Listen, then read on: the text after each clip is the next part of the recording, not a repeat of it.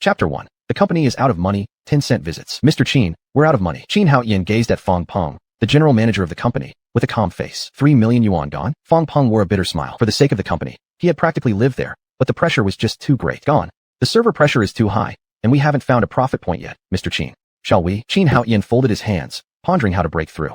Mr. Qin, the pressure from 10-cent is too great. Shouldn't we accept their financing?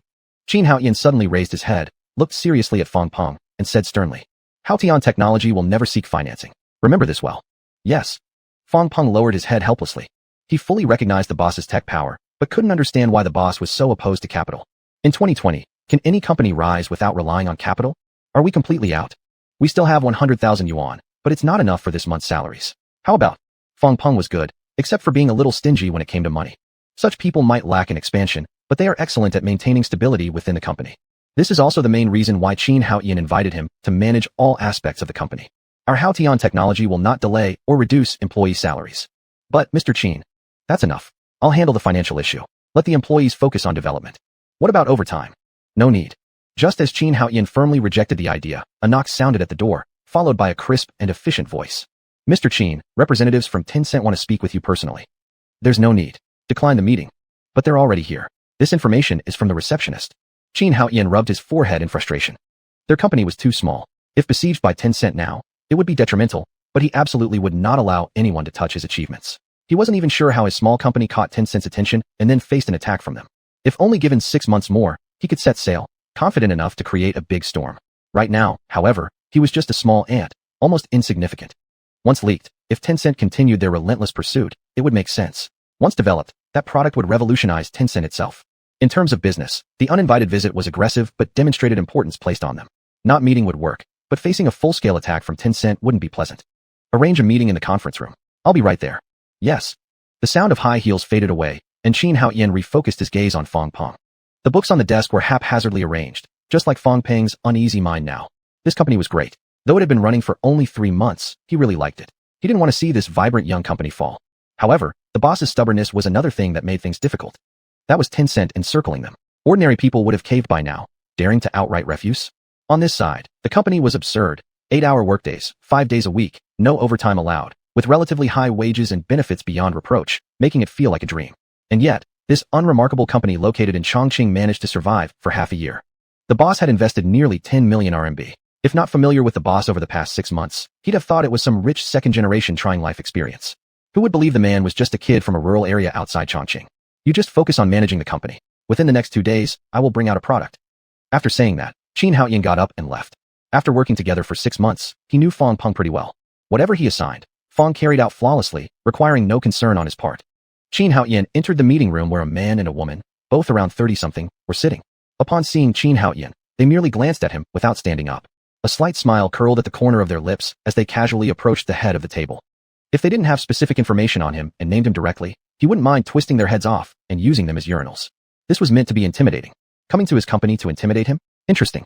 After sitting down, Qin Haoyan wasted no time in unnecessary chatter or adhering to pointless theories about who should speak first. Haotian Technology founder, Qin Haoyan. After finishing, he clearly saw the two exchange glances, revealing smug smiles at the corners of their eyes. Hello, Mr. Qin. We're managers of the 10-cent investment division. I'm Zhao Jie, and this is Li Xing. We're here today to discuss potential cooperation agreements with your company. To become a division manager at a giant corporation like 10-cent by 30, unless it's a title alone, they indeed have some competence and naturally enough confidence to act arrogantly. It's clear they've experienced countless situations of seizing smaller companies' achievements. To them, Qin Haoyan and others like him are merely lucky ones, easily dismissed. In this world, especially here, there's nothing money can't solve. If there is, it means there isn't enough money. Qin Haoyan's lips curled upwards. Such arrogant and outrageous people coming to their Haotian Technology made things seem uninteresting. Leaning forward, he placed both hands on the table. Small talk wastes time. Just tell me why you're here. The two exchanged glances, feeling both surprised and disdainful. They had been partners for years, acquiring countless small companies. They had encountered entrepreneurs like Qin Haoyan before, and generally, these people lacked competence, at least in the harsh business battlefield. After all, businessmen usually don't jump straight into discussing matters. Their fleeting look of contempt didn't faze Qin Haoyan one bit. These two were bound to negotiate unsuccessfully, but he wasn't about to give them any excuse. Haotian Technology was just starting off. If given half a year, none of the likes before him would be qualified to talk to him face to face. Zhao Jie put on a hypocritical smile. Mr. Qin, we know your company's research direction, which coincidentally complements some of our minor details. Furthermore, the company appreciates the entire team's research direction, so we hope you'll join Tencent's big family. Together, let's create a better future and contribute welfare to the nation. Xuanhuan listened quietly, showing no change in expression while inwardly sneering. Any other big company might have something to offer, except for Tencent. They started by stealing, then resorted to deception, and subsequently relied on their financial advantage to violently buy out and squeeze competitors. There's no real technology they've produced. Providing welfare to the public is fake. What suits their image is collecting various fees from citizens while still retaining control over the products themselves. Li Xing looked down on Xuanhuan, curling her lips with a trace of sarcasm in her tone. Mr. Qin, our company is willing to acquire your entire company including the talent pool for 1.5 million yuan, and after joining Tencent, your annual salary will be 300,000 yuan. After Li Xing finished speaking, not only Xuanhuan but even Zhao Jie beside her was shocked. The company's bottom line was 10 million yuan for acquisition, and Xuanhuan's annual salary was set at 2 million yuan. From this, it was evident how much importance the company placed on the product Xuanhuan's team was researching. The reason they were sent here also included an implication to pile more pressure due to their past few years of achievements. But as Li Xing said it, this price was way too low, a 15% discount that even a housewife buying clothes wouldn't dare to attempt. After announcing the price, Li Xing kept talking endlessly, simultaneously belittling Xuanhuan's product and emphasizing how lucky they were that Tencent had taken notice. In her view, Xuanhuan was merely a lucky person, and offering so much already felt like a waste. Chapter 2. Xuanhuan, skilled in patience. Xuanhuan silently watched Li Xing perform. Indeed, if you listen to it as a crosstalk act, it's actually pretty good. Are you done? Looking at Li Xing's condescending gaze, Xuanhuan calmly spoke. This reaction of Xuanhuan seemed much like someone who had been intimidated by the prestigious name of Tencent. Zhao Jie was astonished and began to doubt whether his past discount tactics were too cautious, not harsh enough. At the same time, he felt puzzled. Li Xing wasn't this aggressive before, so what's going on today? Mr. Qin, sign this contract. Li Xing, full of disdain in her eyes, tossed 2 agreements in front of Xuanhuan. Without even looking, Xuanhuan stared straight at Zhao Jie and Li Xing. What? Mr. Qin, without Tencent, your company will never find such a great opportunity. This is just an offer for now. We can randomly assign a few people from our company, and they'll be able to develop your product. Xuanhuan smirked again, but this time, his eyes were filled with mockery. Indeed, that is very much in line with Tencent's style. Seeing something good, they grab it. If they can't grab it, they buy it, and then secretly research it behind closed doors. Upon hearing this, both Li Xing and Zhao Jie became furious. Xuanhuan was striking right at their sore spots. This is something acknowledged both inside their organization and by the outside world. However, when spoken directly by outsiders, it comes off as an insult and a slap in the face. Xuanhuan, what do you mean? You're nothing but a lucky dog. Do you really think you're all that skilled? Your product isn't anything special. Our company, Tencent, is the top player in China's software industry. As long as we want to, within 3 days, we could develop a superior product. By then, everything you've developed would be considered junk. Xuanhuan regained his composure. It seems that Tencent doesn't have much substance after all. They sent 2 greenhorns over here. Don't say I didn't try negotiating. If Tencent wants the products of Huayan technology, give me a 51% stake, and I'll consider it. Now, you 2 may leave. With a fierce expression, Li Xing slammed the table and stood up. Xuanhuan, don't mistake kindness for weakness. Let me tell you, no one cares about your trash. Within 3 days, we'll have our version out. With Tencent's power, just wait for your doom. Zhao Jie was completely baffled. What happened today? Not only was Li Xing being excessively ruthless, but the other party showed no fear towards Tencent, the colossal presence. Xuanhuan didn't say anything. If they came with a friendly attitude or maintained respect, he might have tried to find some excuse. But now, everything is perfect. Rising, he headed towards the meeting room door. Oh yeah, I almost forgot to mention. The meeting room camera has been running the whole time. Tell me, what do you think your fates at Tencent will be if I release the video of today's meeting?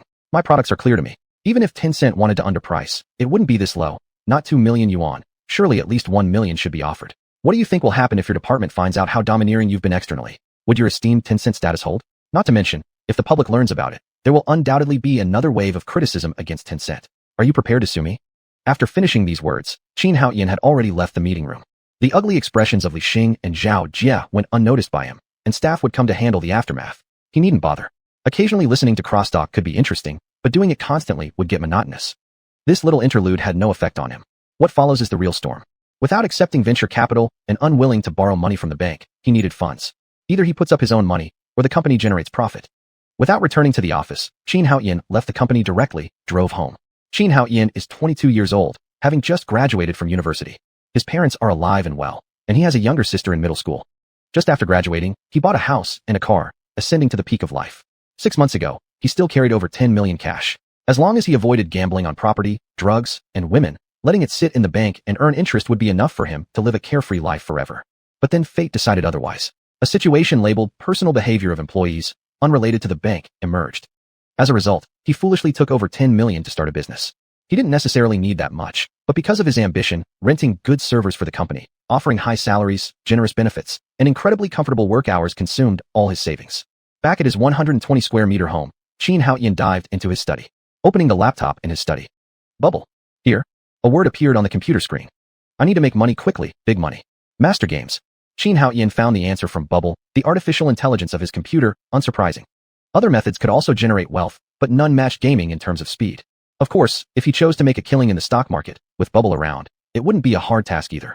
Or perhaps he should siphon off money from those dead accounts. These ways might allow him to earn quickly, but they were like ferocious beasts, dangerous to approach. Xuanhuan did not intend to touch them.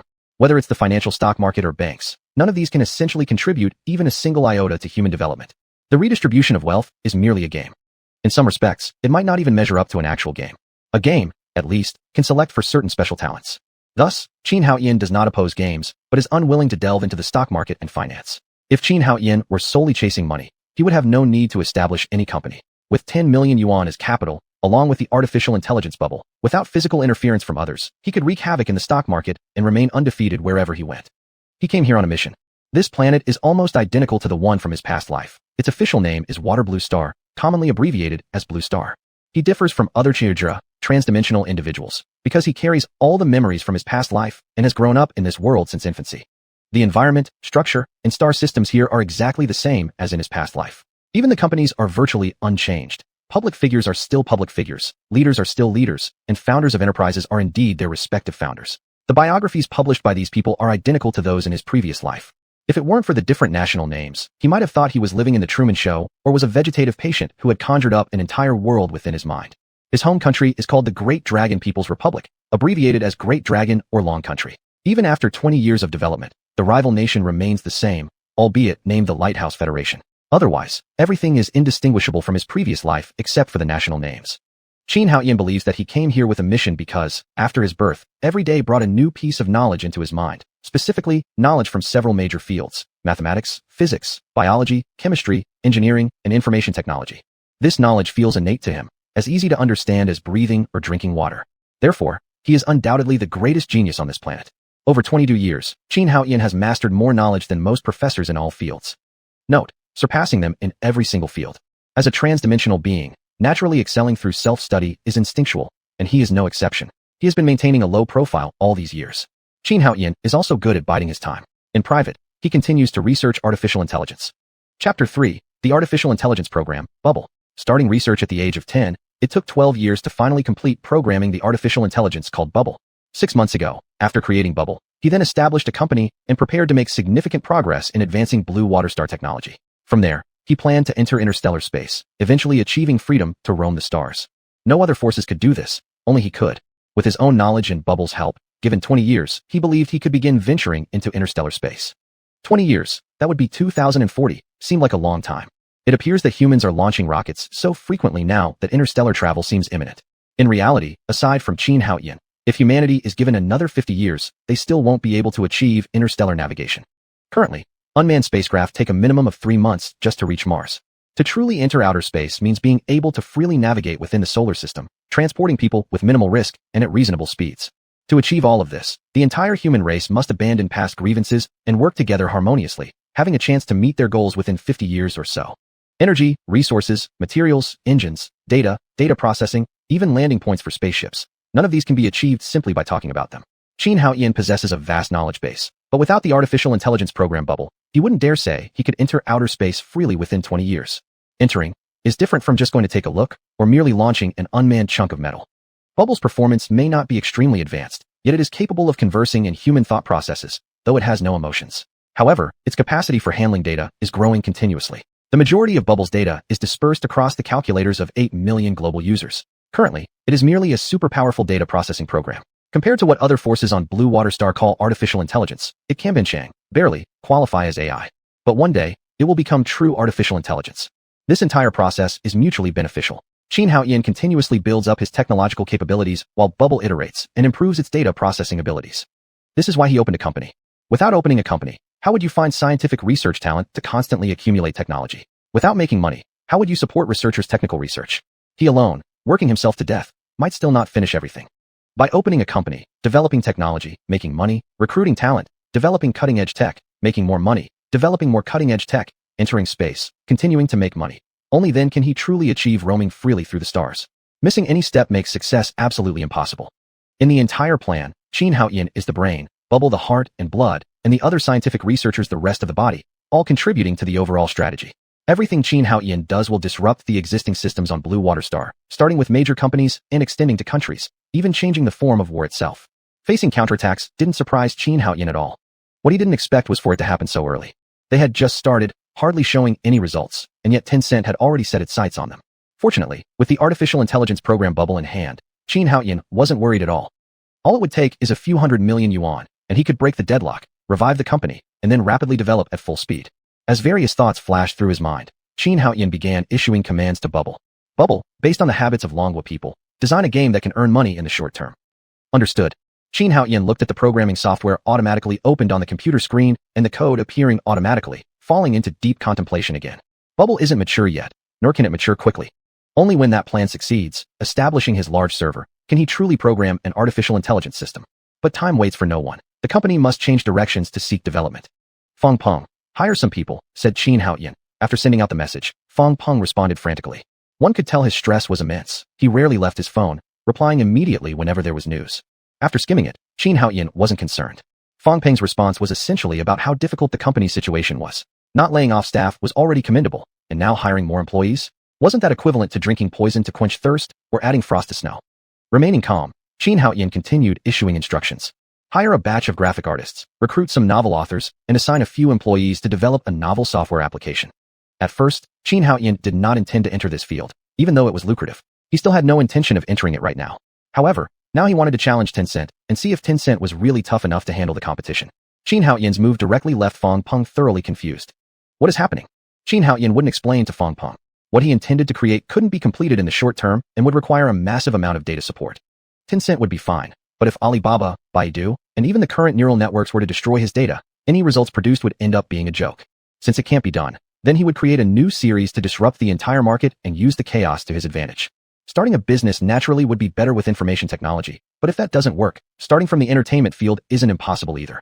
Creating platforms for music, video anime, social networking, and influencer economy by himself was almost impossible. Then, starting with small games would be the solution. After gaining some profit, he could start with novels and expand into video anime. After the meeting in the conference room with Li Xing from Tencent, xuanhuan had already mapped out a series of future plans in his mind.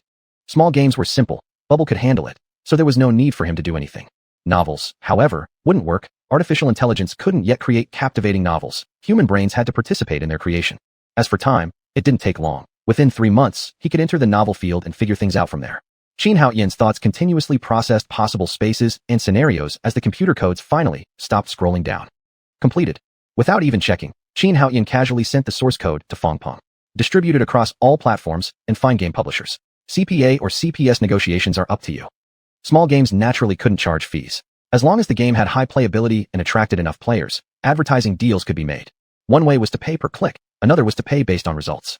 xuanhuan had full confidence in the games made by Bubble, which would definitely explode in popularity within Longwa, guaranteeing profits through the success of these games. Next came the next task. xuanhuan's expression turned serious. Bubble, I need a file editor similar to an author's assistant. Simple. No. Bubble, I'm asking if you can help authors write. Do not understand. xuanhuan's gaze deepened. I want to build a truly high-quality novel website, focusing on science fiction, fantasy, war, and gaming novels. Authors' ideas might suffice, but there will inevitably be some flaws. Adding plot elements, prose, conflicts, and contradictions within the entire storyline. If you intervene, you can help authors write truly excellent novels. Writing 30,000 words per day won't be an issue. xuanhuan remained calm, but his eyes glimmered with madness. Chapter 4, a viral minigame. Imagine this. An author who only needs to provide the overall story concept. Facing an editor, recording directly through voice input, with embedded artificial intelligence assisting in writing, revising, polishing, and even adjusting. Updating 30,000 words daily would be as easy as pie. This way, a large number of novels no less appealing than those on certain existing platforms appeared on his new website, updating with 30,000 words daily and providing free help in designing appropriate covers and summaries. If it were free, how could those old-school novel websites possibly compete? Just like Bao helped him program the minigame, design, music, and code, all completely unnecessary for him to worry about. A simple statement of creating a game beloved by Longwa people, and it gathered all information on the web, wrote its own code, added images and music, and could even apply for an online gaming copyright. How could other gaming companies possibly rival xuanhuan?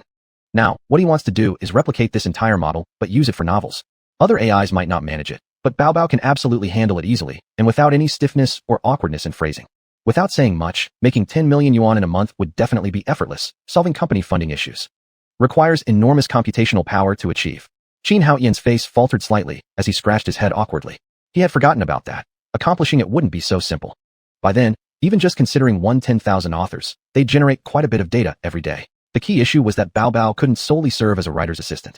Novels were just a small part of completing his whole plan, or merely the first step to opening doors. They were undeniably important, but the core goal was still advancing technology. If he dedicated everything to serving novel authors, how could he continue his next projects? In the short term, he also lacked the ability and confidence to upgrade Baobao. It's not as if artificial intelligence is so easy to create. The three great mountains impeding human progress: energy, materials, and information technology. If he could effortlessly break into any of them, then they wouldn't deserve their title as towering obstacles for humanity. If he had money, rebuying servers could improve Baobao's computational power, balance other tasks, and expand its database. But the problem was, he didn't lack money now. He had returned to the same position again. The meager earnings from novels weren't enough to cover server electricity and cooling costs. Materials, energy. I don't have money right now. If I did, I might be able to get some relatively advanced materials for profit. But it's impossible. Xuanhuan sighed heavily before turning away from his study. Actually, there was another way, the stock market. But he himself blocked off this avenue. Nope. Financial matters must be left untouched. It sounds as though it generates wealth for the world, but it's all just high-level and well-disguised ways to grab money. If I want to reach the stars, I absolutely cannot play around with those kinds of things, not yet under these rules governing financial games. The global financial system today is distorted, especially in Longhua. Overseas, most of the big tech companies dominate more than 50%. Domestically, however, banks and liquor industries dominate. It's truly laughable when you think about it. Xuanhuan talked to himself, then turned into the washroom. While he spent his time working out details for Haotian technology, Fang Peng wasn't idle. After a brief investigation, Fang Peng found that if developing a business, they required a gaming license and related content, which was rather troublesome. On the contrary, individual developers only needed registration certificates and self-inspection reports. After testing the game, he found that there were no violations of information or graphics. Publishing under General Qin's personal name proved to be quicker. After discussing with some programmers, Fang Peng reluctantly decided to use the company's name instead. Given their current situation of spending like water, using the corporate name could save quite a bit of money, better cooperate with various advertising agencies, and enhance the company's recognition for subsequent cooperation. That afternoon, he arranged for someone to go apply. Xuanhuan stayed at the company for half a day on that day. Afterward, he only went daily to oversee things, wanting to refine the plan and write down future steps for the company's development. This was different from individuals working alone. Lacking a clear plan could easily lead to failure along the way, especially with larger companies lurking outside. This time, two fools came by. Next time, it'll definitely be prepared wolves. Currently, the company was in the development phase. As long as the project was progressing smoothly, he didn't need to overly focus. A week later, various platforms suddenly featured a minigame called Walu Guchao. The game had a simple style, with catchy music, and immediately spread across the country like wildfire, captivating people of all ages. The game's sudden popularity should first thank several female university students. Somehow playing this game, unable to pass the second level, one girl uploaded a video to the short video platform showing her roommate wailing in frustration, garnering over 50 million views, 3 million likes, and comments reaching 500,000 plus. Seeing the game's sudden popularity, Fang Peng quickly connected with more than a dozen top advertisers and instructed the programmers to ensure the game's stability. He particularly emphasized the importance of maintaining accurate data for in-game advertisements. Wherever people were outside, everyone seemed engrossed in playing this addictive game, utterly unable to tear themselves away. In just a short while, Haotian technology raked in 60 million yuan in cash, shocking Fang Peng so much that he nearly fainted. Seated in his office, Fang Peng gazed out at the bright sunshine and blue skies, finding even the usually grating sound of car horns pleasing to his ears. "Qin General, where are you?" Unexpectedly answering Fang Peng's call, Xuanhuan immediately heard his urgent voice through the phone. Is something wrong? Fang Peng's excitement was instantly doused, like having a bucket of cold water poured over him. "General Qin, there's big news at the company," Fang Peng replied anxiously. Xuanhuan narrowed his eyes, lifting his head from the computer screen and sitting up straighter, a subtle but unnerving chill emanating from him. Did Tencent come back? Fang Peng hesitated, looking helplessly at the phone, suppressing a laugh and a cry. Are you joking? You know perfectly well that you've made enemies with Tencent's investment department. The arrogance of large companies now had them secretly learning to develop similar features and software. There was no way they'd dare approach again. General Qin, your Walu Guchao succeeded. In 3 days, we earned 15 million yuan, and I estimate it could reach around 300 million yuan. We haven't considered what comes next yet. Fang Peng spoke with awe, marveling at how such an absurdly simple game could generate such enormous profit potential. He was eager to communicate with Qin General to see if they could leverage this opportunity to find a new profitable business model.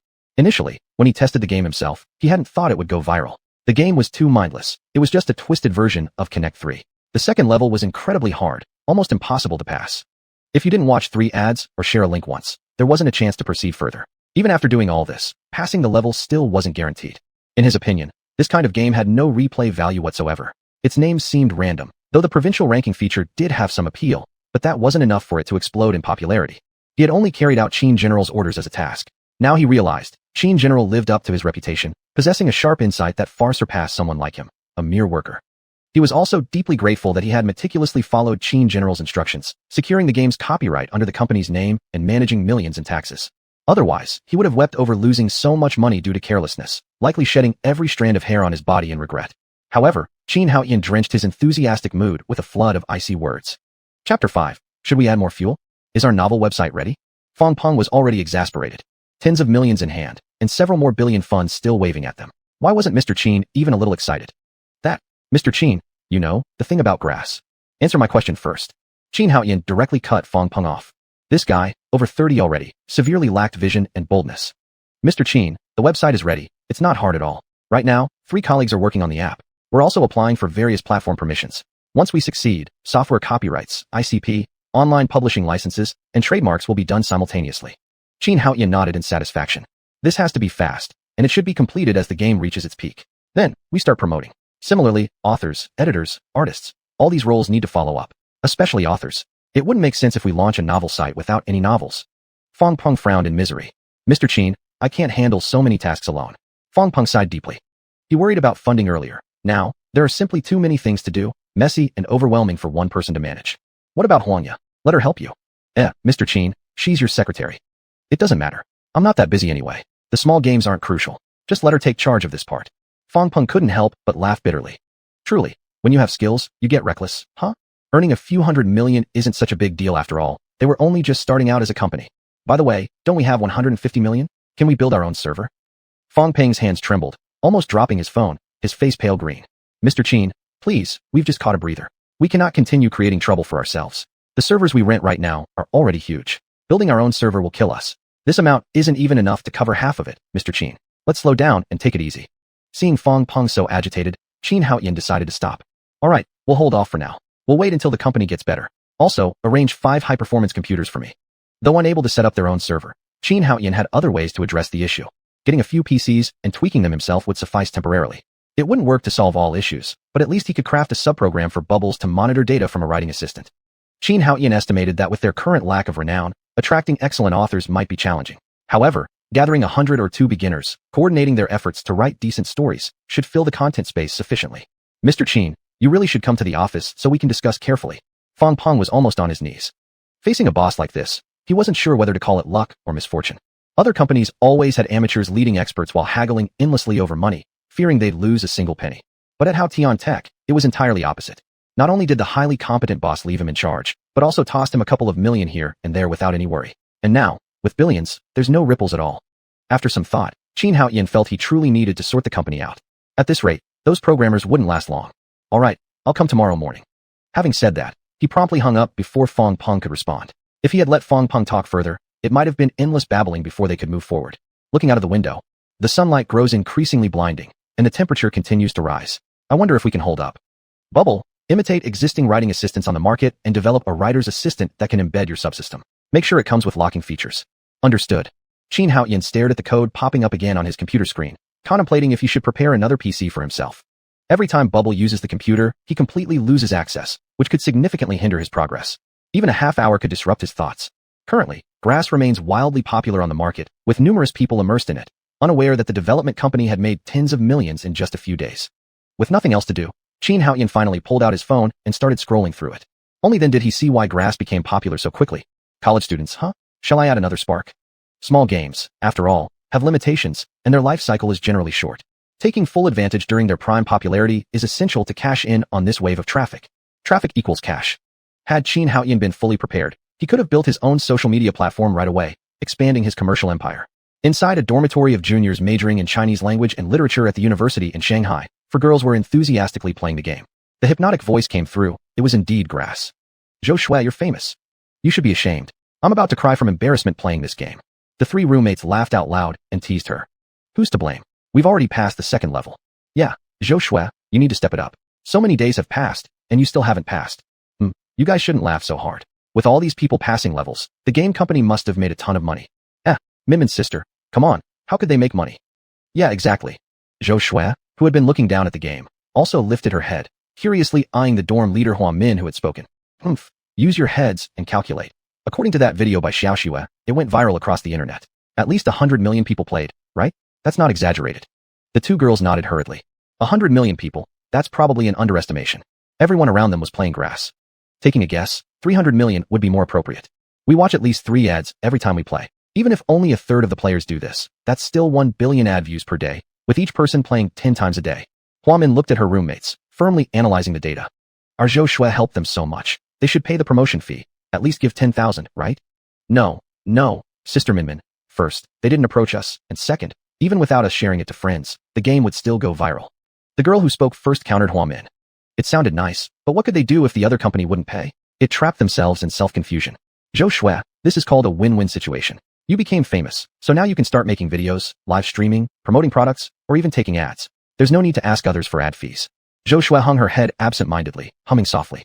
She didn't care about the ad money at all. It was just accidental popularity from her roommate randomly filming and posting it without her knowledge.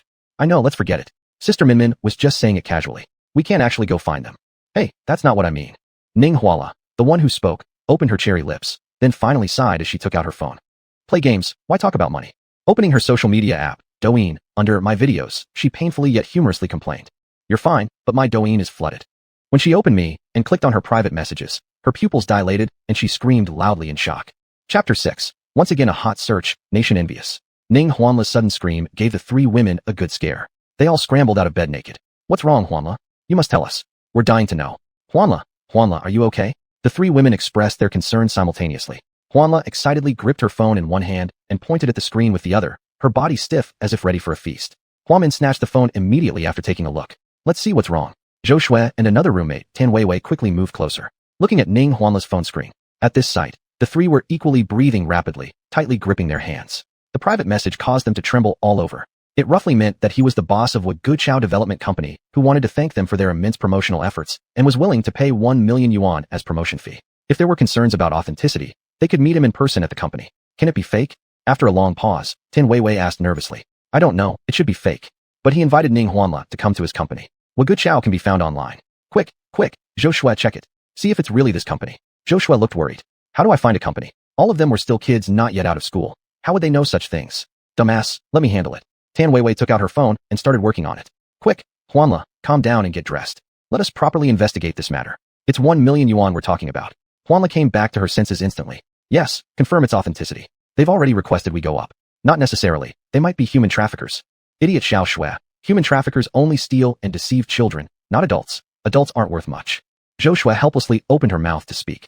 Besides, they're willing to reimburse our flights back and forth. Why should we worry?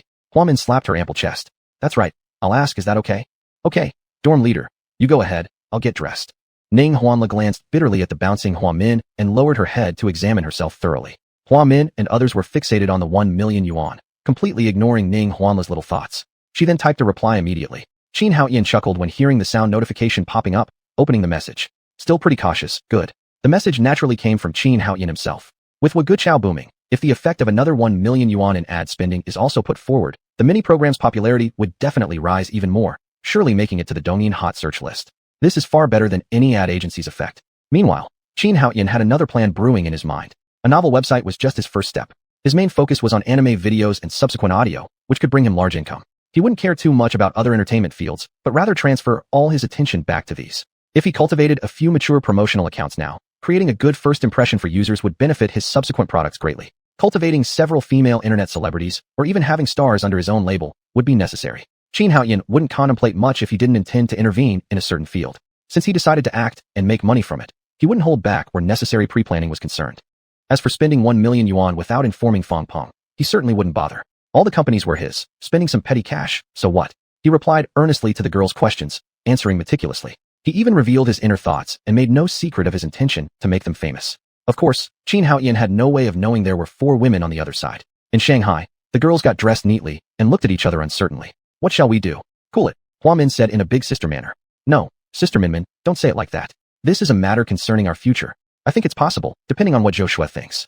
After serious consideration, Ning Huanla shared her opinion. What work isn't work? 1 million yuan. The four of them couldn't earn that much in 3 years outside. Now this opportunity comes along. Why not take it? Moreover, it wasn't like someone was offering a one-off deal. Hadn't they clearly been invited themselves to discuss cooperation or even join the company? But the other party is a gaming company, plus live streaming doesn't align with our major. Tan Weiwei frowned deeply. Among the four, her family's financial situation wasn't particularly good. Her dream had always been becoming a teacher and stepping onto solid ground. Regarding social work, she honestly didn't have much liking for it. The current issue is what does Xiaoxue think since the other party doesn't know we are 4 people. Zhou Shui hesitated as well. She was actually very hesitant about whether or not to livestream. She knew how to dance and wasn't too averse to these kinds of public appearances as long as things didn't get out of hand. Her family likely wouldn't strongly oppose it either, and even if they did, it would be manageable with some gentle persuasion. The issue was whether something could go wrong if their group, inexperienced in the ways of society, just went ahead without caution. Why don't we ask? Ning Huanla saw her roommates hesitating and quickly chimed in. If this went on, the matter might fall apart. She wanted to see for herself. After discussing among themselves, the 4 girls responded again to Qin Haoyan. Qin Haoyan paused when he saw the message, cursing himself inwardly for being stupid. That video was filmed casually in the dormitory and presented in second-person perspective. There were at least 2 people involved, if not more. He then agreed to their request, but the money could only be 1 million yuan. How they divided it up was none of his concern. 1 million yuan didn't bother him much, but 4 million yuan would definitely break his heart, especially if he carelessly promised it all, making Fang Peng lecture him endlessly. The 4 girls on the other end rejoiced. Given the conversation, things seemed pretty solid. Of course, checks needed to be done, and parents, as well as teachers, had to be informed properly. These 4 beautiful young women couldn't easily trust others on the internet without due diligence. Once the agreement was finalized, Ning Huanla immediately published all the screenshots online. What was currently trending? Undoubtedly Gu Chao. Speaking of this game, who wouldn't come to check Ning Huanla's account for Zhou Shui's sobbing video, just to regain some balance? If such a beauty can't pass the level, then it's completely normal that ugly ones like us cannot either. Ning Huanla's account didn't lose any popularity. In fact, as Gu Chao grew hotter, their accounts rose in prominence alongside it. When their chat screenshots with Qin Haoyan were released, another wave of fire hit. This company is so generous. Its working atmosphere must be great. In Mountain City, who wouldn't wish to work in a company like this? I'm envious. Envy You Already, from the Boss series. I've never heard of this company before. Hearing of it doesn't matter. What matters is do you envy them? Do you love them? Ah, envy is right. It's unattainable. This clearly looks like a post-90s boss. 1 million yuan. With this I could hide in my hometown forever. Holy cow, anyone know about this company? Please enlighten us. Give an introduction. Ho ho, enlightenment time. Haotian Technology Company, Limited, registered capital of 10 million yuan, 12th floor of Hengtai Building in North District of Mountain City, primarily engaged in development, including with Gu Chao games. Next, let's see other experts weigh in. My grass, same building as mine. Is it really the 12th floor? The rest I don't know, but they have regular hours from 9 to 5, seemingly no need to clock in or out, double days off, judging by their attire, many coders frequent there. And thus, while Gu Chao still held its heat, Haotian Technology also gained immense popularity, climbing directly to number 9 on the Douyin hot list. Chapter 7, or just kill me. It's not only outsiders who play Douyin, but also some employees of Haotian Technology. Seeing this scene, people were totally stunned. What happened? Could it be a scam? With phone in hand, she hurriedly ran into the general manager's office. Manager Fang Peng was so busy that he was frazzled at this moment. Hearing someone calling his name, his face turned even darker. Upon raising his head and seeing the receptionist, he tried to settle his emotions. What's wrong? Did QQ come again? Receptionist Han Ting shook her head violently. Manager Fang, look at this. After saying that, she handed over the phone. After looking carefully through what was on the phone, Fang Peng's face turned green instantly. Biting his teeth, holy crap, with both hands firmly grabbing Han Ting's phone. Han Ting felt heartbroken, because she had spent more than a month's salary to buy it. Manager Fang, after coming back to his senses, Fang Peng handed the phone back to Han Ting. I know. I will verify. You go out and get back to work. Han Ting was shocked. Isn't this stupid? Playing Douyin during working hours, and telling Manager Fang about it. Isn't this like lighting up the toilet and asking for trouble? She took the phone and rushed out nervously, regretting it endlessly inside. Haotian Technology has super good benefits, from 9 to 5 workday, double rest days on weekends, all kinds of social security are paid, with a monthly wage of 4,500. The job is just to sit at the front desk and receive guests, incredibly relaxing. She is just a front desk staff after all. It would be hard to find such a good job in Mountain City. The colleagues' wages start from 700 at least, and she doesn't feel envious or jealous at all. Others rely on their skills for food, while she relies on her appearance to earn money officially. They're on different paths. Dead. If I fall into Manager Fang's hands, won't I be fired? Where can I find such a great company and such a great boss when the company earns so much money and has a bright future? At this moment, Fang Peng had no time to guess what the front desk girl was thinking about. Hurriedly taking out his phone again, he called Qin Haoyan. Qin director, did you give the online celebrity 1 million yuan? Holding the phone, Qin Haoyan was dazed. How did you know? Not knowing why, hearing Fang Peng's voice filled with anger, Qin Haoyan inexplicably felt nervous. He didn't know why he felt uneasy. He was the boss after all, right? Why should he feel anxious? Is it true? An unfriendly tone was transmitted from Fang Peng. It should be true. As long as they come. My dear Mr. Qin, please spare me. How serious the shortage of money in the company is. Do you know how much our expenditures are for more than 40 employees' salaries and other expenses of the company? 900,000. We have more than 40 people including employees and company expenditures, less than 1 million per month. With your word, 1 million is gone.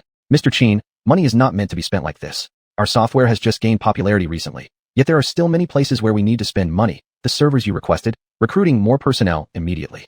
Qin Haoyan interrupted Fang Peng in haste. If let him continue, Fang Peng could talk for 2 hours nonstop. It's okay, the 1 million yuan was worth spending.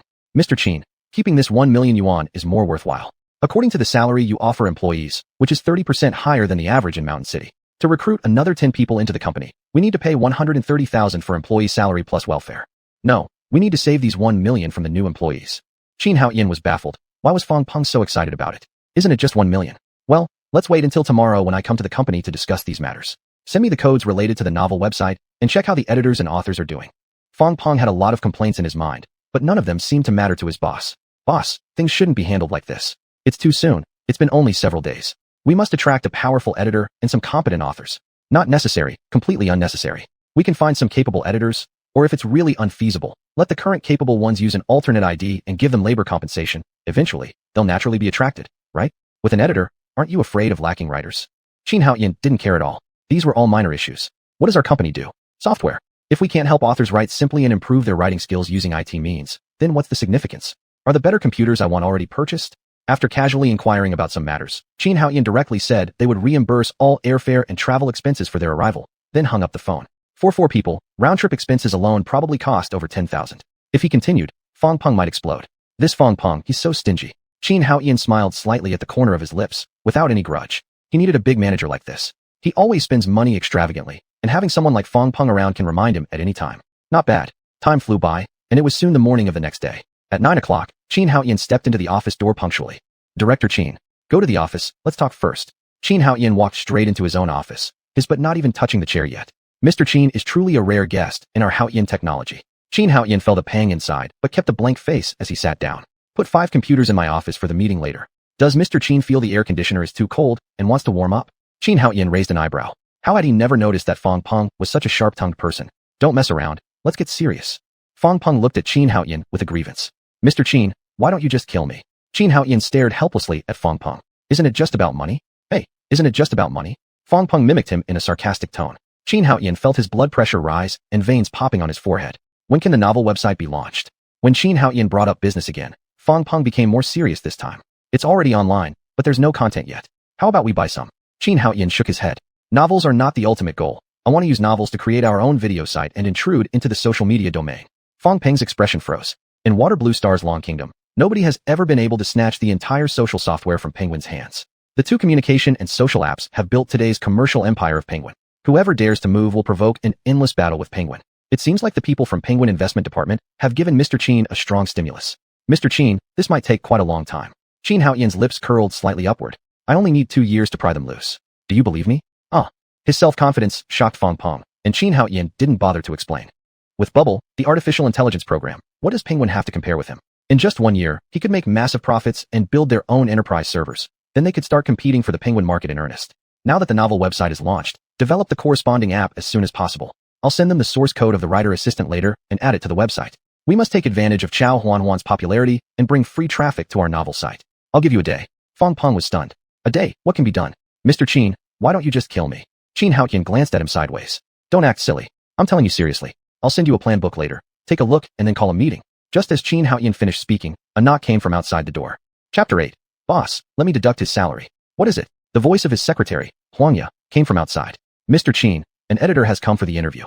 After looking at her resume, I think she's good. Fang Peng's face lit up with joy. Mr. Qin, how about you go to the meeting and I will conduct the interview first? No need. You review the proposal. I'll handle the interview. Qin Haoyan flatly rejected him. This young man wants to slack off. Absolutely not. Not reviewing the plan, not participating in the upcoming meeting, and then assigning someone else to manage all these matters afterward? No way. Fang Peng walked back to his office with a grimace, unwillingly. Just before leaving the door, he suddenly stopped and turned around. Mr. Qin, did you finish the plan this morning? Of course not. It was done several days ago. Fang Peng widened his eyes. Mr. Qin, then why didn't you give it to me back then? Wasn't I considering your busy schedule? Fang Peng was stunned. So now I'm not busy? Is there anyone who would do this to their subordinates? Meeting such a boss, what could he say? In the end, Fang Peng slunk out of Qin Haoyan's office. Only then did Qin Haoyan call out to the door. Huangya, bring the person in. Not long after, Huangya finished pouring water and exited. Then Qin Haoyan began speaking. Why do you want to join our small company? During this time, he had already finished reading her resume. She was the head editor at a top platform. Why would she be interested in joining our newly established website? I just don't want to work in another city anymore. Coincidentally, I saw your company's recruitment notice for editors. Moreover, it is a novel website with a decent salary, so I thought I'd check it out. Qin Haoyan was slightly taken aback and looked curiously at the woman in front of him, noticing a unique aura about her, a strong sense of control. Gaoyin, it's on the resume. The woman frowned slightly, leaning forward slightly in her chair. Looking at Mr. Qin's office, aside from the teaware and books on the bookshelf behind you, there's nothing else. Clearly, you're a straightforward person. Then let me get straight to the point. Can you tell me whether your company has determined a profit model for the novel website yet? Qin Haoyan's fingers unconsciously tapped on the desk. This person should have the ability. She started by talking about the development of the company, wanting to overpower him from a professional standpoint, then exchange it for high compensation, while also subtly implying that she wanted full management over the entire novel field. People like her were completely unsuitable for Haotian technology. Sorry, you are not suitable for Haotian technology. Qin Haoyan also had a short temper, saying what he thinks without mincing words. He wouldn't tolerate bad behavior. He wasn't a dictator, but he definitely wouldn't let others cause trouble for him. Sure, he was indeed a novice when it came to novels and might not be as capable as these experts, but with technology in hand, he could directly reduce competition from a different dimension. If she were a scientific research talent, he'd gladly keep her no matter what. However, for general talents in the humanities field, he wasn't in a rush. Once the server was set up, Bubble would take charge of everything in the company. With Bubble's assistance, human domain talents became utterly unimportant to him. He didn't build his company for those self-righteous people to show off. His goal always remained one: scientific research talent. Up until now, Qin Haoyan obviously hadn't discovered any. Gaoyin was startled. In the past, this tactic of hers had been infallible. Being able to become a chief editor in a large city or big websites at such a young age certainly wasn't due solely to her capability. During interviews, she had always managed to easily influence the interviewer and secure better rewards right from the start. Today, after barely exchanging a few sentences, the other party told her that she wasn't suitable. Her face was filled with frost. Mr. Qin, may I know why? Qin Haoyan crossed his hands on the desk. If you don't value our company, then there's no need to make things difficult for yourself, is there? Sorry, Ms. Gao, but I have another meeting shortly. Gaoyin couldn't hold herself together, leaving in a huff with a grim expression. She originally thought she could easily rely on her own credentials and interview skills to secure the position and use the company to pursue maximum benefit for herself. But unexpectedly, after just exchanging 2 sentences, the other party asked her to leave. This breath of resentment, she absolutely couldn't swallow it down. As Gao Qin left, Qin Haoyan watched her retreating back. The sound of high heels echoing in his ears felt like heavy hammer blows. I hope you don't mess things up, otherwise, I'll make you feel what despair truly means. Muttering under his breath, he then took out his phone, opened Little Messenger, xuanhuan, and questioned Ning Huanla. After chatting so long yesterday, naturally, they added each other on Little Messenger, and he already knew the names of all 4 members. The novel website launch just needed content next. The 4 ambassadors would be crucial for promotion. 1 million renminbi isn't that easy to obtain. Although Qin Haoyan usually gave money generously, working inefficiently wouldn't get him that generous amount of money. Time flowed quickly, and soon it was 10 a.m. At Haotian Technology's conference room, 6 cups of steaming hot water sat on the seats. Qin Haoyan quietly sat in the main seat. To his left were General Manager Fang Peng and Secretary Huangya. On the right side were the manager of the technology department, Chen Hao, and 2 supervisors Sun Hai and Wu Mingshan. Everyone should know the company's next development focus, right? Fang Peng opened his mouth. He had just received the new plan, so how could these people know anything? Manager Chen Hao from the technology department definitely nodded. Mr. Qin, we are aware. They have been working hard on this for over half a year. How could they not know about their own work? Mr. Qin, let us work overtime. Without overtime, we can't keep up with the project schedule. The 2 supervisors also nodded. It wasn't that they didn't care for the employees' well-being. All of them, including the technical staff of Haotian Technology, believed they should work overtime. Without delivering results, they'd feel they couldn't justify such a great boss and good salary benefits. Qin Haoyan directly interrupted the 3 of them. By the way, is there anyone in your department who likes to read novels? Cold sweat suddenly appeared on the manager's forehead. Was there someone in their department reading novels during work hours? Even though he supervised them closely every day, could there be some employees taking advantage of rest periods to read novels? Chen Hao's face turned ashen gray, gritting his teeth while angrily saying, "Boss, tell me who it is, and I will deduct their salary. How dare any employee be so disrespectful when the company was so good? If the company went down because of their behavior, where would they find another such good place to work? And they even dared to read novels during working hours." Seeing Chen Hao misunderstood, Fang Peng silently lowered his head. There you go, not only him, but everyone cared for the company. Yet, Qin Total's intentions were unclear, rejecting overtime, opposing wage deductions, and also against delaying salary payments. Alright, don't panic. I'm just asking if there is anyone. You made the novel website, I fixed some bugs, and it has already gone online. We need authors now. But since time is short, I just want to ask if there is anyone who enjoys reading novels, and then ask if they would like to write. After xuanhuan finished speaking, Supervisor Sun Hai exclaimed in surprise. Mr. Qin, won't this slow down the project progress? No rush, let's launch the novel site first. We need a batch of works. Huang Ye hesitated for a moment and offered a suggestion.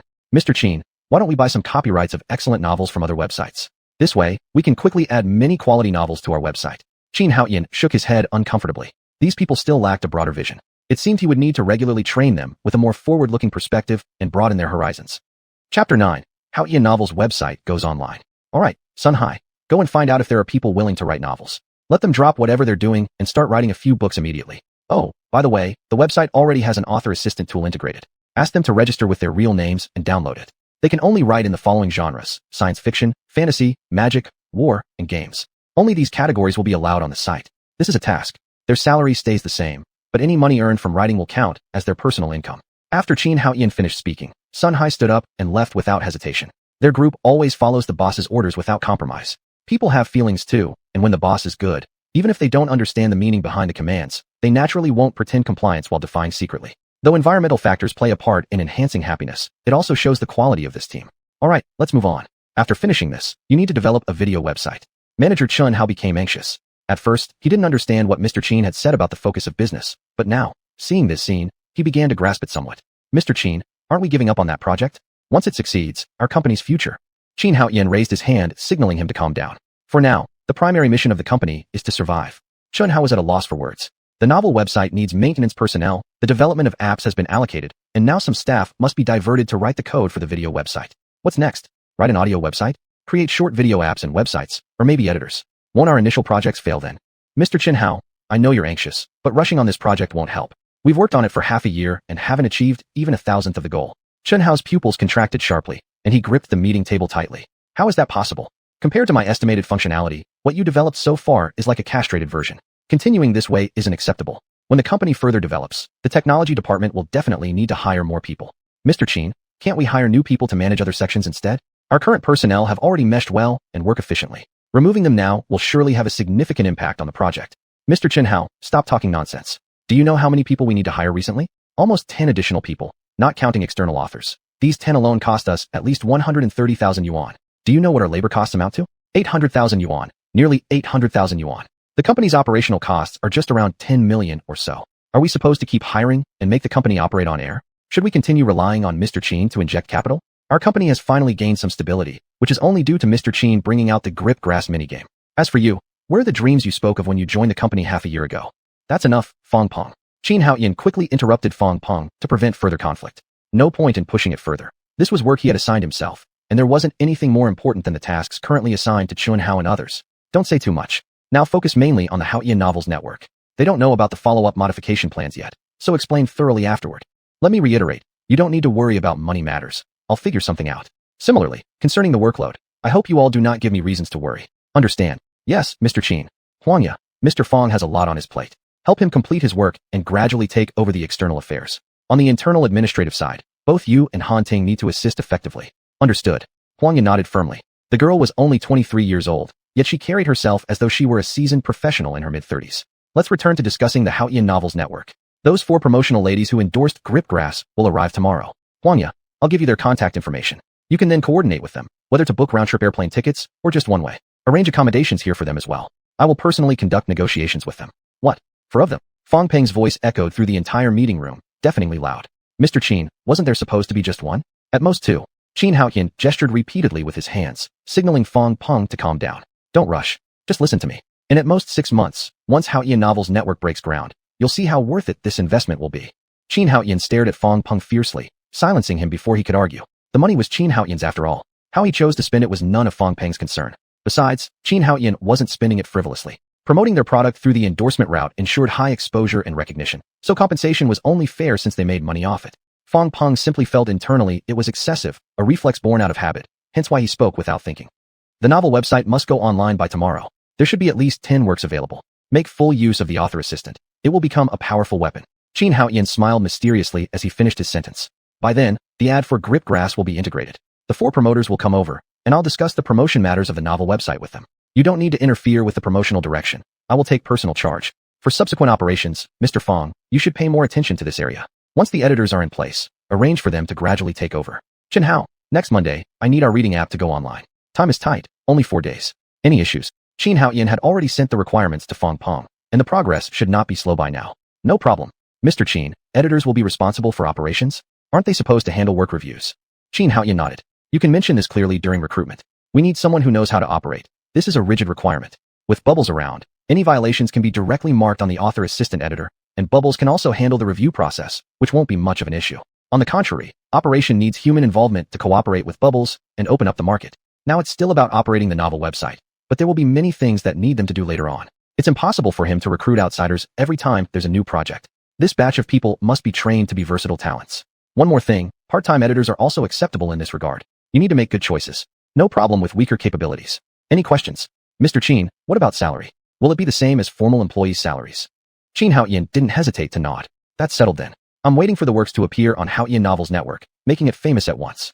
Mr. Fong, tell them about the company's subsequent plans. I have something else to do. After saying this, he immediately left. Meetings are the most annoying. Avoid meetings if possible, but plans like these, especially employees, particularly senior management, must understand clearly. Not having such meetings just isn't an option. The 4 looked at each other. Was that all? Fortunately, the group had long been accustomed to Xuanhuan's decisive behavior during meetings. If there's business, deal with it. If not, I'll leave without wasting a single minute. Is the novel website online? Fong Peng coughed dryly, looking at Xuanhuan. In this regard, Xuanhuan's personal explanation was still necessary. It's already online, just hasn't started promotion or open to the public yet, but it has been connected to the network. Fong Peng nodded and began explaining the next focus of the company to the 3. After slipping out of the meeting, Xuanhuan quickly called out Bubbles in his office. Chapter 10, Bubble Assistance, Terrifying Writing Speed, Daily Update of 100,000 Words. Bubble is still an absolute secret at the moment. Apart from him, he would never let anyone else know.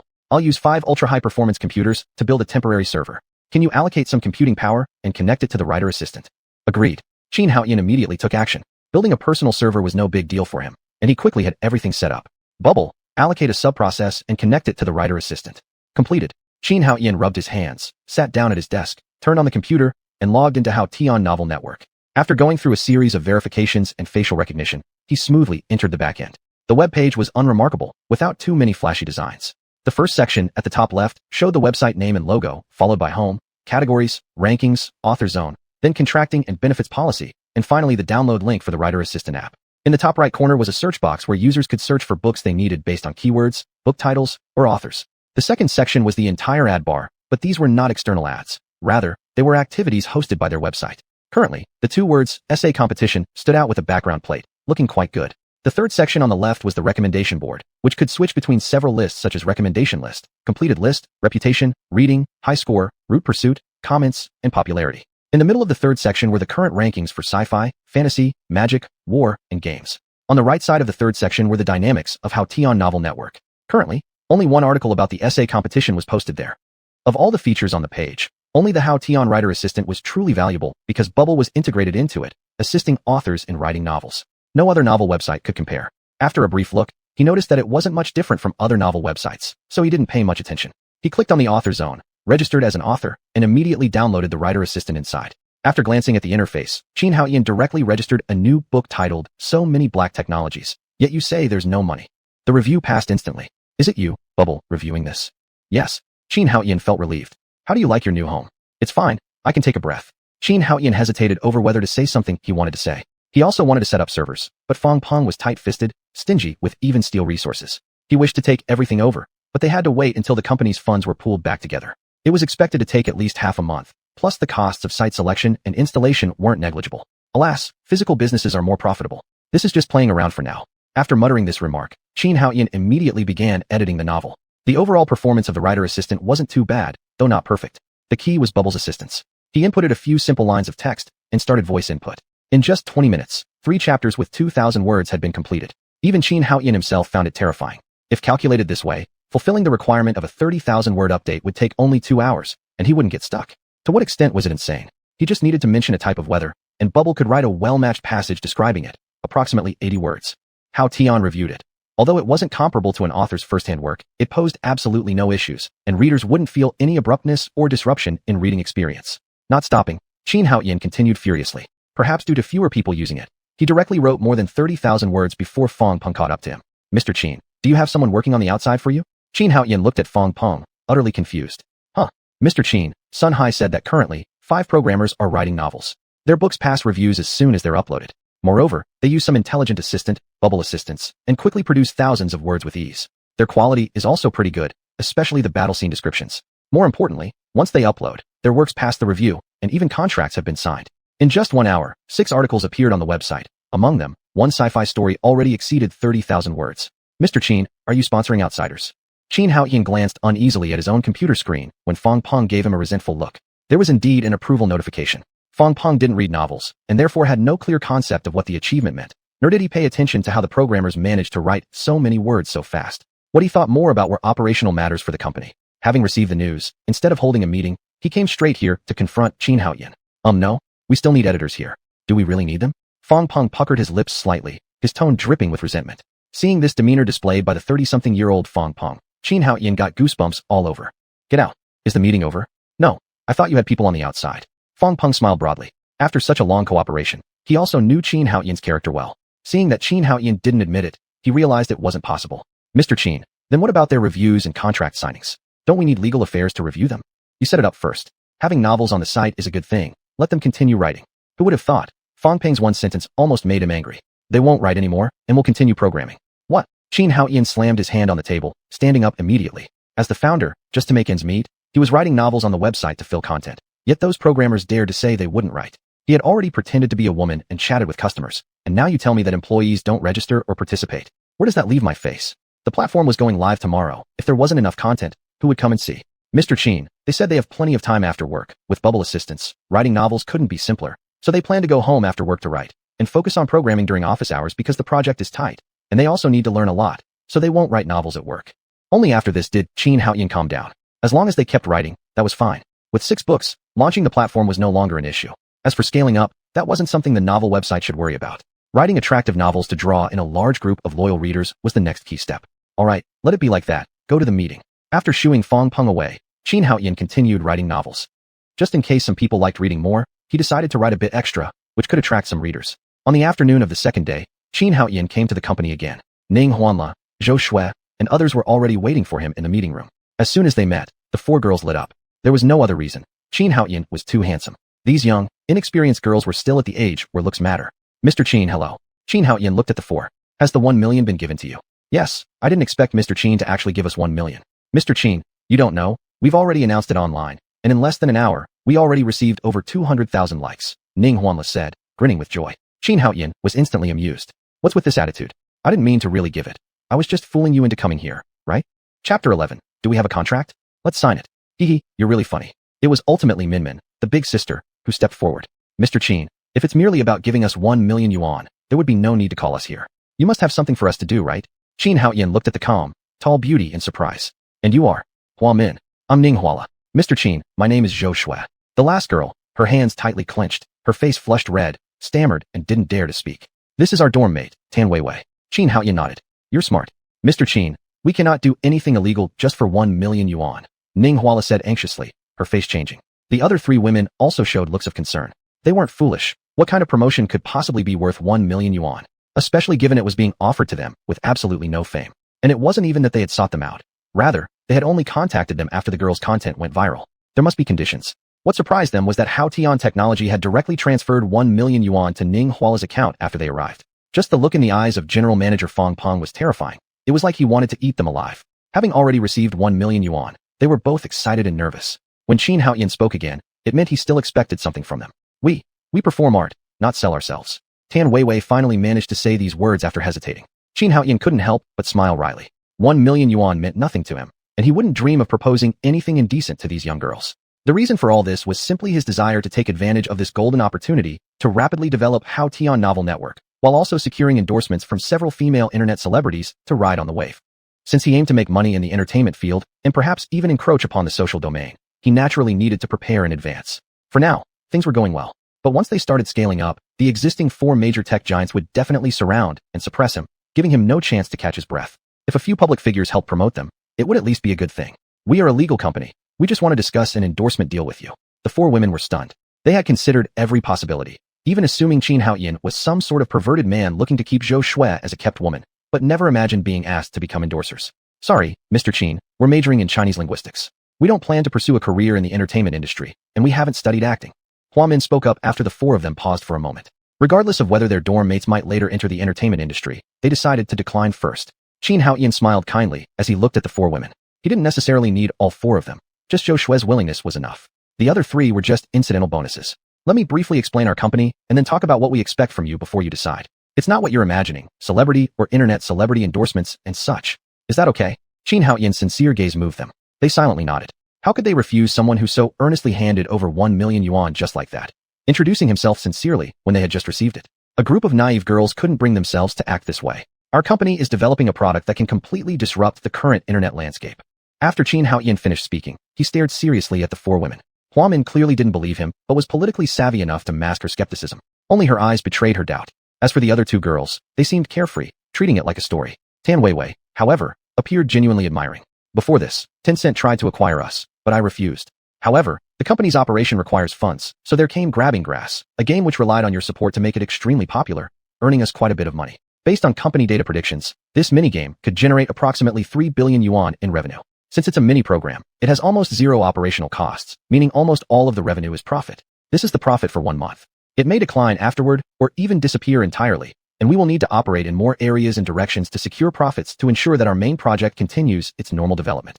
After Qin Haoyin finished, he paused, allowing time for the ladies to digest the information. All four women, including Hua Min, were astonished. Was making money really this easy now? 3 billion yuan pure profit in just 1 month. And they were a small company at that. Was this a joke? Their faces were filled with astonishment. The innocent and kind-hearted girls didn't doubt Qin Haoyin's words. If they'd been given 1 million yuan already, how could they have earned it without making any money? Now, the actions we need to take will impact the profits of existing companies, and we desperately lack funds. Even a few billion won't be enough to sustain our research. So, we need to venture into the entertainment field and start earning money. Sorry, we haven't studied acting. Ning Huala raised her small hand, looking conflicted. She was a little tempted, but felt that deceiving others wasn't right. You've misunderstood. The contract I'm referring to isn't like the one for actors or actresses. Our company currently lacks the ability and energy to cultivate artists or internet celebrities. We're going to start with novels as the entry point. After gaining sufficient popularity through novels, we will develop video websites and adapt our own novels into animations. All of this requires promotion. What we're doing is taking food from the mouths of the four major internet giants. Once they begin to encircle us, we'll need breakout strategies, finding our way forward on our own, before we can create enormous waves in the market, acquiring enough wealth to sustain our main project. Can you understand what I'm saying? Qin Haoyin seriously stared at the four women. The 1 million yuan was the payment. Inviting them over was also just a contingency plan. If it didn't work out, they could always look for new candidates and nurture more people. Mr. Qin, what you mean is for us to take advantage of the current popularity, attract a large number of fans, and when your novel site and anime platforms mature, transfer these fans to your platform? Exactly, that's my idea. Things are still manageable now. But once the four giants block us, and our products disappear from the entire web, we must have already planned ahead. Signing the contract means you will join our platform in the future. Hua Min smirked slightly. Mr. Qin certainly has his ways. The 1 million yuan was likely also for increasing the reputation of Haotian technology, right? Qin Haoyin straightened up, unreservedly acknowledging. That's correct, but this is a win-win situation. It can help you attract a large wave of fans. And then lead them to Mr. Qin's novel website? Qin Haoyin smiled without replying. This woman was interesting. Very intelligent, able to grasp the essence of things. As he was thinking this, Hua Min suddenly spoke. Do you have a contract? Let's sign it. Minnie. Hey, big sister. Zhou Shui and Ning Huala both dumbfoundedly stared at Hua Min, while only Xiao Weiwei remained silent.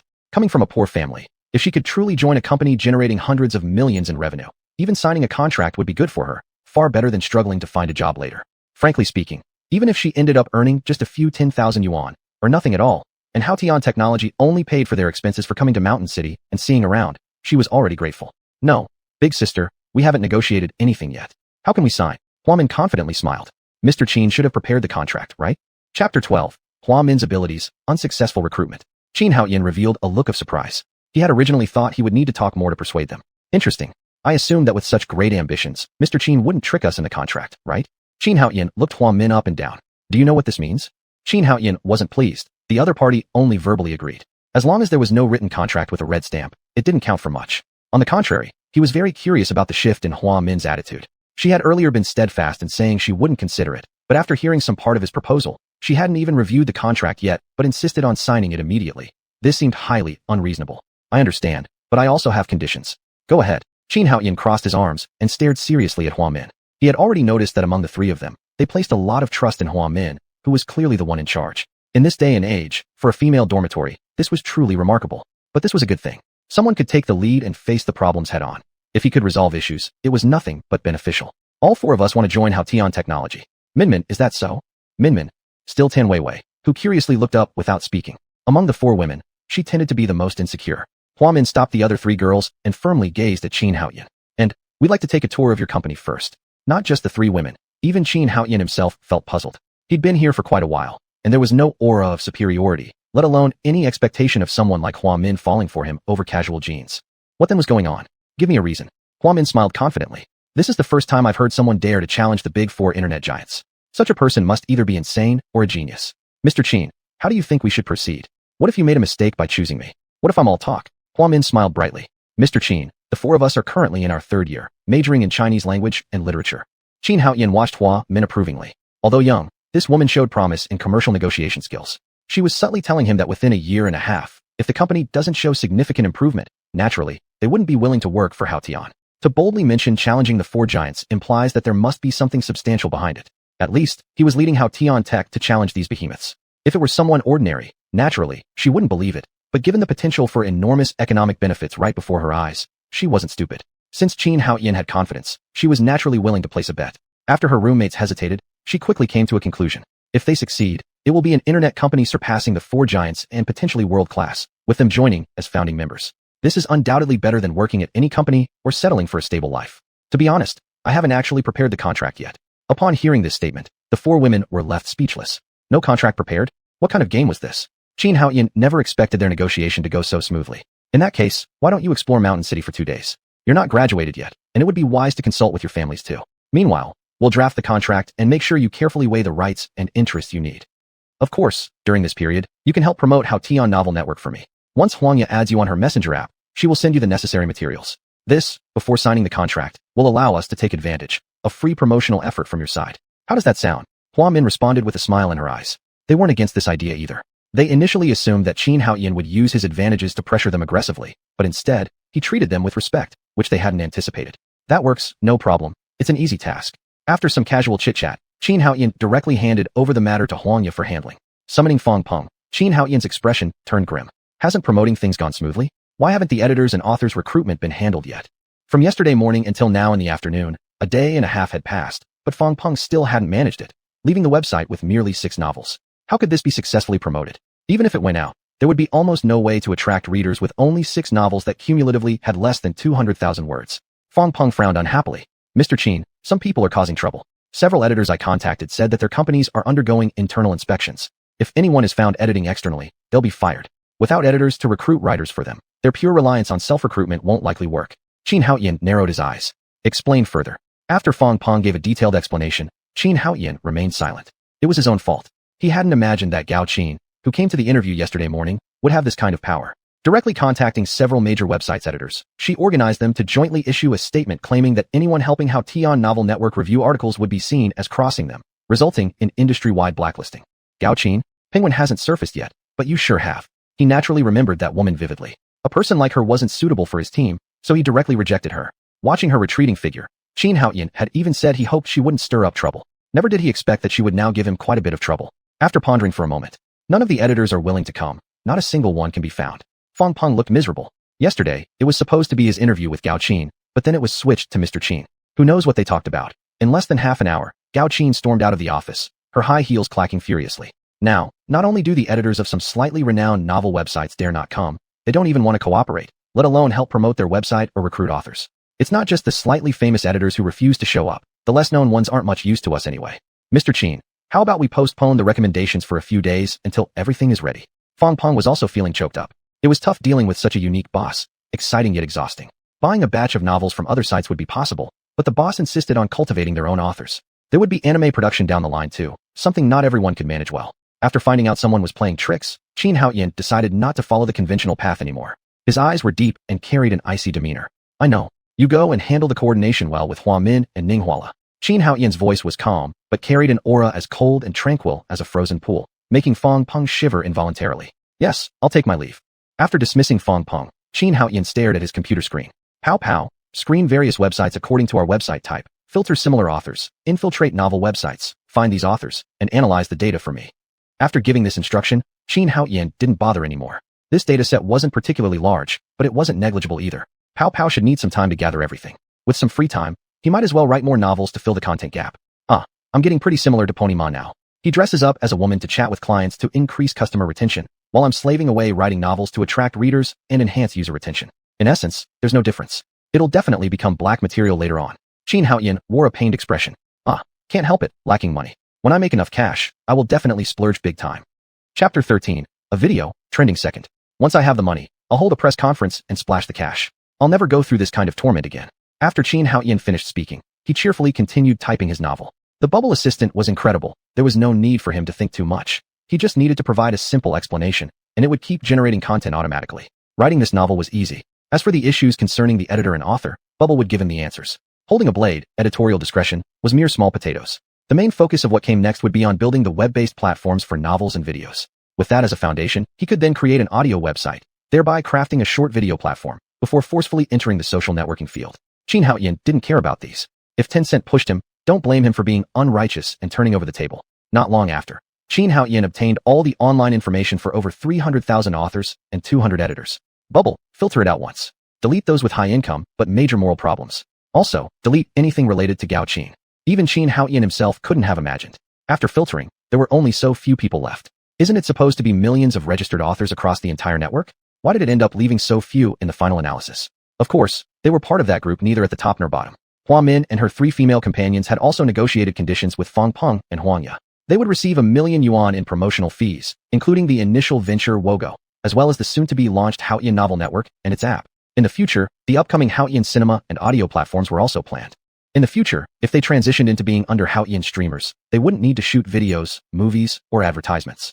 Their accounts would remain under their ownership, provided they made no derogatory remarks against any of Haoyan Technology's company operations. All the income they earned from Douyin platform and future self-created short video and livestream platforms would belong to them entirely. Moreover, if the company achieved a monthly revenue of 1 billion yuan within a year, they would join Haoyan Technology and work in entertainment-related positions. Specific matters could be discussed later.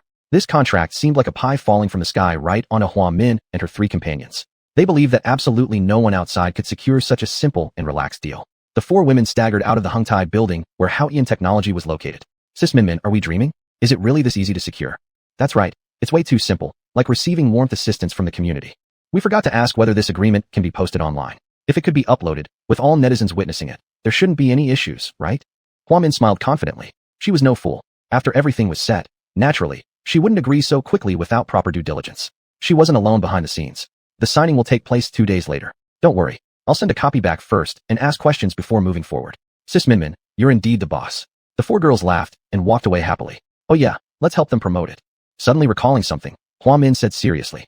It's true, since we've already been paid, it's definitely our duty to do some promotion. After Ning Huala spoke, she immediately pulled out her phone.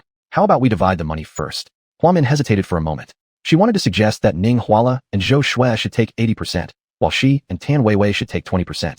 It wasn't an issue for her, but Tan Weiwei's family really needed this money. From what she knew, most of the tuition fees Tan Weiwei had paid for university were borrowed. Her family was genuinely impoverished.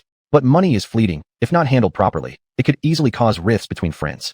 3 years of sisterly camaraderie could be ruined by this decision. For her and Tan Weiwei, this opportunity was merely good fortune. Well, I guess I won't split it. I've come along for the ride this time, able to travel around, see Chongqing, and it's already great. Ning Huala didn't care at all. Don't talk nonsense. The 4 of us met fatefully during college, becoming close sisters. Naturally, we should evenly share it, right? What do you think, Zhou Shui? Zhou Shui also didn't mind. Right, we must share it together. All right, let's release the content first. Let's discuss the money matter when we get back to the hotel, or maybe ask the netizens. Hua Min thought for a moment and found a compromise. Only then did Ning Huala relent, screenshotting the transaction details. But Haoyan Technology is truly dominant. We haven't even signed the contract yet, and they've transferred us 1 million yuan. Hua Min's lips curled slightly upwards. If they hadn't been so assertive, she wouldn't have signed the contract. A company's quality can often be judged by the style of its founder's actions. While walking, Ning Huala posted the content carefully. The title was written attentively. Haoyan Tech is amazing. Million has arrived. Thank everyone for accepting this promotional task. The Haoyan novel website is now online. The URL is. If you enjoy reading novels, check it out. They're also recruiting authors and editors. No joke about their strength. Currently, they are only recruiting for science fiction, fantasy, xuanhuan, fantasy, war, and gaming categories. If you're interested, you can apply directly on the official website. Editors can contact the bubble editor inside the platform. The The last time they took screenshots of their chat with xuanhuan, it already caused a wave online. 1 million yuan is the equivalent of what an employee earning 8,000 yuan per month would make in 11 continuous years. They had already earned that during their university days. This time, it was cold hard cash transferred into their accounts, all screenshot proof. Their popularity was already high, and after this wave of news spread, from ranking 9th on Douyin's trending list, which hadn't dropped in less than a day, it directly skyrocketed to second place. The number of viewers reached 5 billion, with likes reaching up to 8 million, and comments exceeding 10 layers. Can people really be so naive as to offer a million afterward? Jealousy's too boring.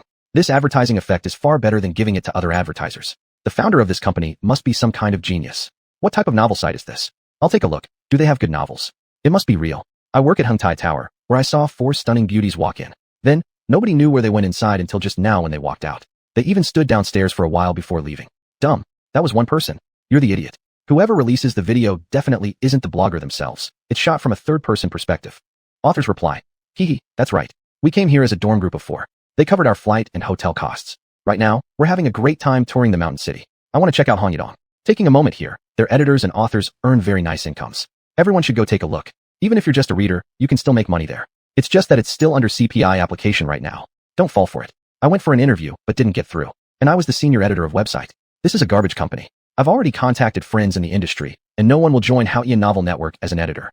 Not even struggling authors would sign up here. How could these people write any decent novels?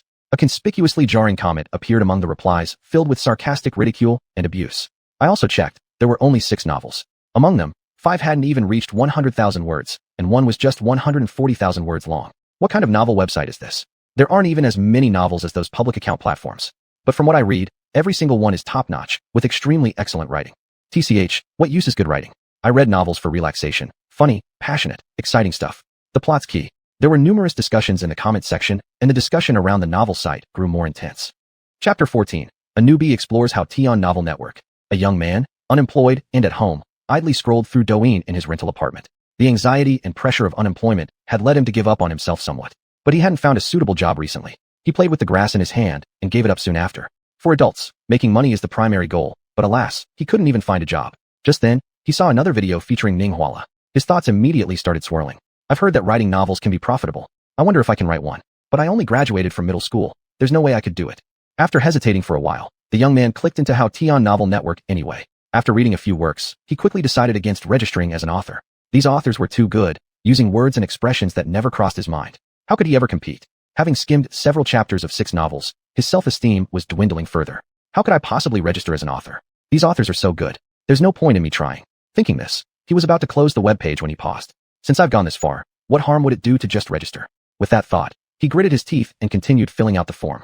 Read and agree. Unconsciously clicking on it, he found that it didn't light up, still gray. Clicking again produced the same result. On the 3rd attempt, a small pop-up window appeared. Attention! You must read all regulations carefully before clicking. Ma Mingyuan inwardly rolled his eyes. What kind of website forces you to read every regulation thoroughly just to agree? Most banks require a wait of 3 to 5 seconds, and other websites usually let you click directly without much ado. As if reading would allow me to change anything, or skipping it would still let me register. With no choice, Ma Mingyuan opened the terms today and actually read them carefully. The rights and obligations of Xuanhuan Novel Network, as well as his own, were highlighted in bold font. This piqued his curiosity and made him focus even more. The moment he finished reading, a chill ran down his spine, his eyes widening with excitement. So powerful. The rest needn't be said in detail, but there was one clause. Agreeing to register on Xuanhuan Novel Network also meant agreeing to register for all products under Xuanhuan technology, namely the unified platform. The confidentiality commitment from such enterprises was skipped over. He doubted anyone truly believed it. This clause was just typical corporate dominance. Xuanhuan technology could directly ban his account entirely, prohibiting future use of any product under their banner. Ma Mingyuan wasn't particularly fazed by this. Xuanhuan Novel Network was just one of their products. If they banned him, so be it. It wouldn't make much difference to him. Reading further, his attention was immediately caught by the creator earnings policy. His eyes sparkled. This was exactly what he needed. Carefully reading through the policy, Ma Mingyuan felt completely astonished. Learning from others' comments later that night, he genuinely expressed his feelings online. Xuanhuan technology is impressive. The policy was crystal clear. As long as creators use Xuanhuan technology products, whether creating, reading, or even generating ad revenue, they'd receive an 80-20th split after operational deductions, creators taking 80%, with Xuanhuan technology keeping 20%. Although Ma Mingyuan wasn't familiar with other platforms, this split was undeniably generous. This referred to the earnings split for all products under the entire Xuanhuan technology umbrella. Specifically, for Xuanhuan Novel Network alone, authors enjoyed full-time bonuses of 1,000 yuan monthly, simply by maintaining a daily word count of 2,000 characters. No extra fluff, nothing fancy, just consistent writing earned the bonus, while additional profits came from the split. Ma Mingyuan slapped his thigh in excitement. Such good returns. If I register as an author and my work gets listed, I'll make 1,000 yuan per month right away. If I perform better, I could earn up to 1,500 yuan monthly, relieving some of my current financial pressure. Taking screenshots of the earnings description, he shared them on his Douyin account. How Tian Novel Network is amazing. With returns like these, how could authors resist? Without paying much heed to the comments below, he roughly scanned the remaining benefits before hastily agreeing. Money was indeed a bottomless motivator. In a state of high spirits, Ma Mingyuan entered the author's backend. How Tian Creative Assistant. He didn't choose to download the assistant, opting instead to create a new book directly on the webpage. Influenced by sci-fi works, despite his low education level, his love for science fiction remained strong. Thus, he quickly decided to write a sci-fi novel titled Pioneering Star Regions. Just as he wrote the title, Ma Mingyuan froze. He had only read novels. Actually writing one wasn't easy for him. Roughly thinking up a title, he realized he didn't know how to craft a decent summary at all. Ding. Bubble Auxiliary System. A window popped up, making Ma Mingyuan's pupils shrink instantly. What's happening? Could this be my trump card? My trump card is actually a piece of computer software. With it, I can write novels, make videos, produce audio content, and eventually become the world's top creator, raking in endless wealth, marrying a rich and beautiful woman, and reaching the pinnacle of life. Bubble, what tricks do you have up your sleeve? Registration, identification information. Please state your ID number. Ma Mingyuan, like a marionette, excitedly followed the Bubble's registration requirements and entered all his information. Starting facial recognition. Starting voice recognition. For biological identification, please open your phone. One by one, Ma Mingyuan didn't feel an ounce of impatience. After all, this was his golden finger opportunity arriving. Congratulations. You have successfully registered for How Tian Technology's Artificial Intelligence Program, Bubble Auxiliary Writing Assistant. Next, you can start your creation. Ma Mingyuan instantly snapped back to reality. Damn it. What kind of golden finger is this? This How Tian technology is way too unconventional. I thought it was going to be some sort of secret advantage. Ma Mingyuan muttered curses under his breath as he started exploring the AI system. At the same time, there was another person who had a similar experience to Ma Mingyuan. Unlike Ma Mingyuan, who graduated from junior high school, this individual was a third-year biology student at Fudan University. Right now, he was excitedly studying at his desk in the dormitory, while his three roommates were each immersed in their respective piles of books. Xuanhuan, have you started working on your thesis? Not yet. I came across something interesting and am testing it out. What is it? His roommate curiously interjected. It's a novel website. Xuanhuan replied absent-mindedly, with all his attention focused on his computer screen. He felt quite pleased inside. How intriguing. This was far more reliable than search engines. With this, drafting a thesis would be a breeze. Xuanhuan was much quicker and more adept than Ma Mingyuan. The biological sciences field was a bottomless pit, and he had no intention of pursuing a career in it. However, this How Tian Novel Network by How Tian Technology caught his interest. If the earnings were indeed good, then he could make significant strides in writing novels. As someone specializing in biology, penning sci-fi novels centered around biological breakthroughs would come easily to him. In mere minutes, he could wow readers into submission. By now, he had already submitted his book title and was delving into Bubble's auxiliary features. Xuanhuan, not to criticize you, but having just a bachelor's degree in biology won't get you very far. You should focus on your studies and prepare for graduate school. Yes, our major is highly competitive. Those top students are tough. With just a bachelor's degree, we won't accomplish much. His roommates chimed in to counsel Xuanhuan.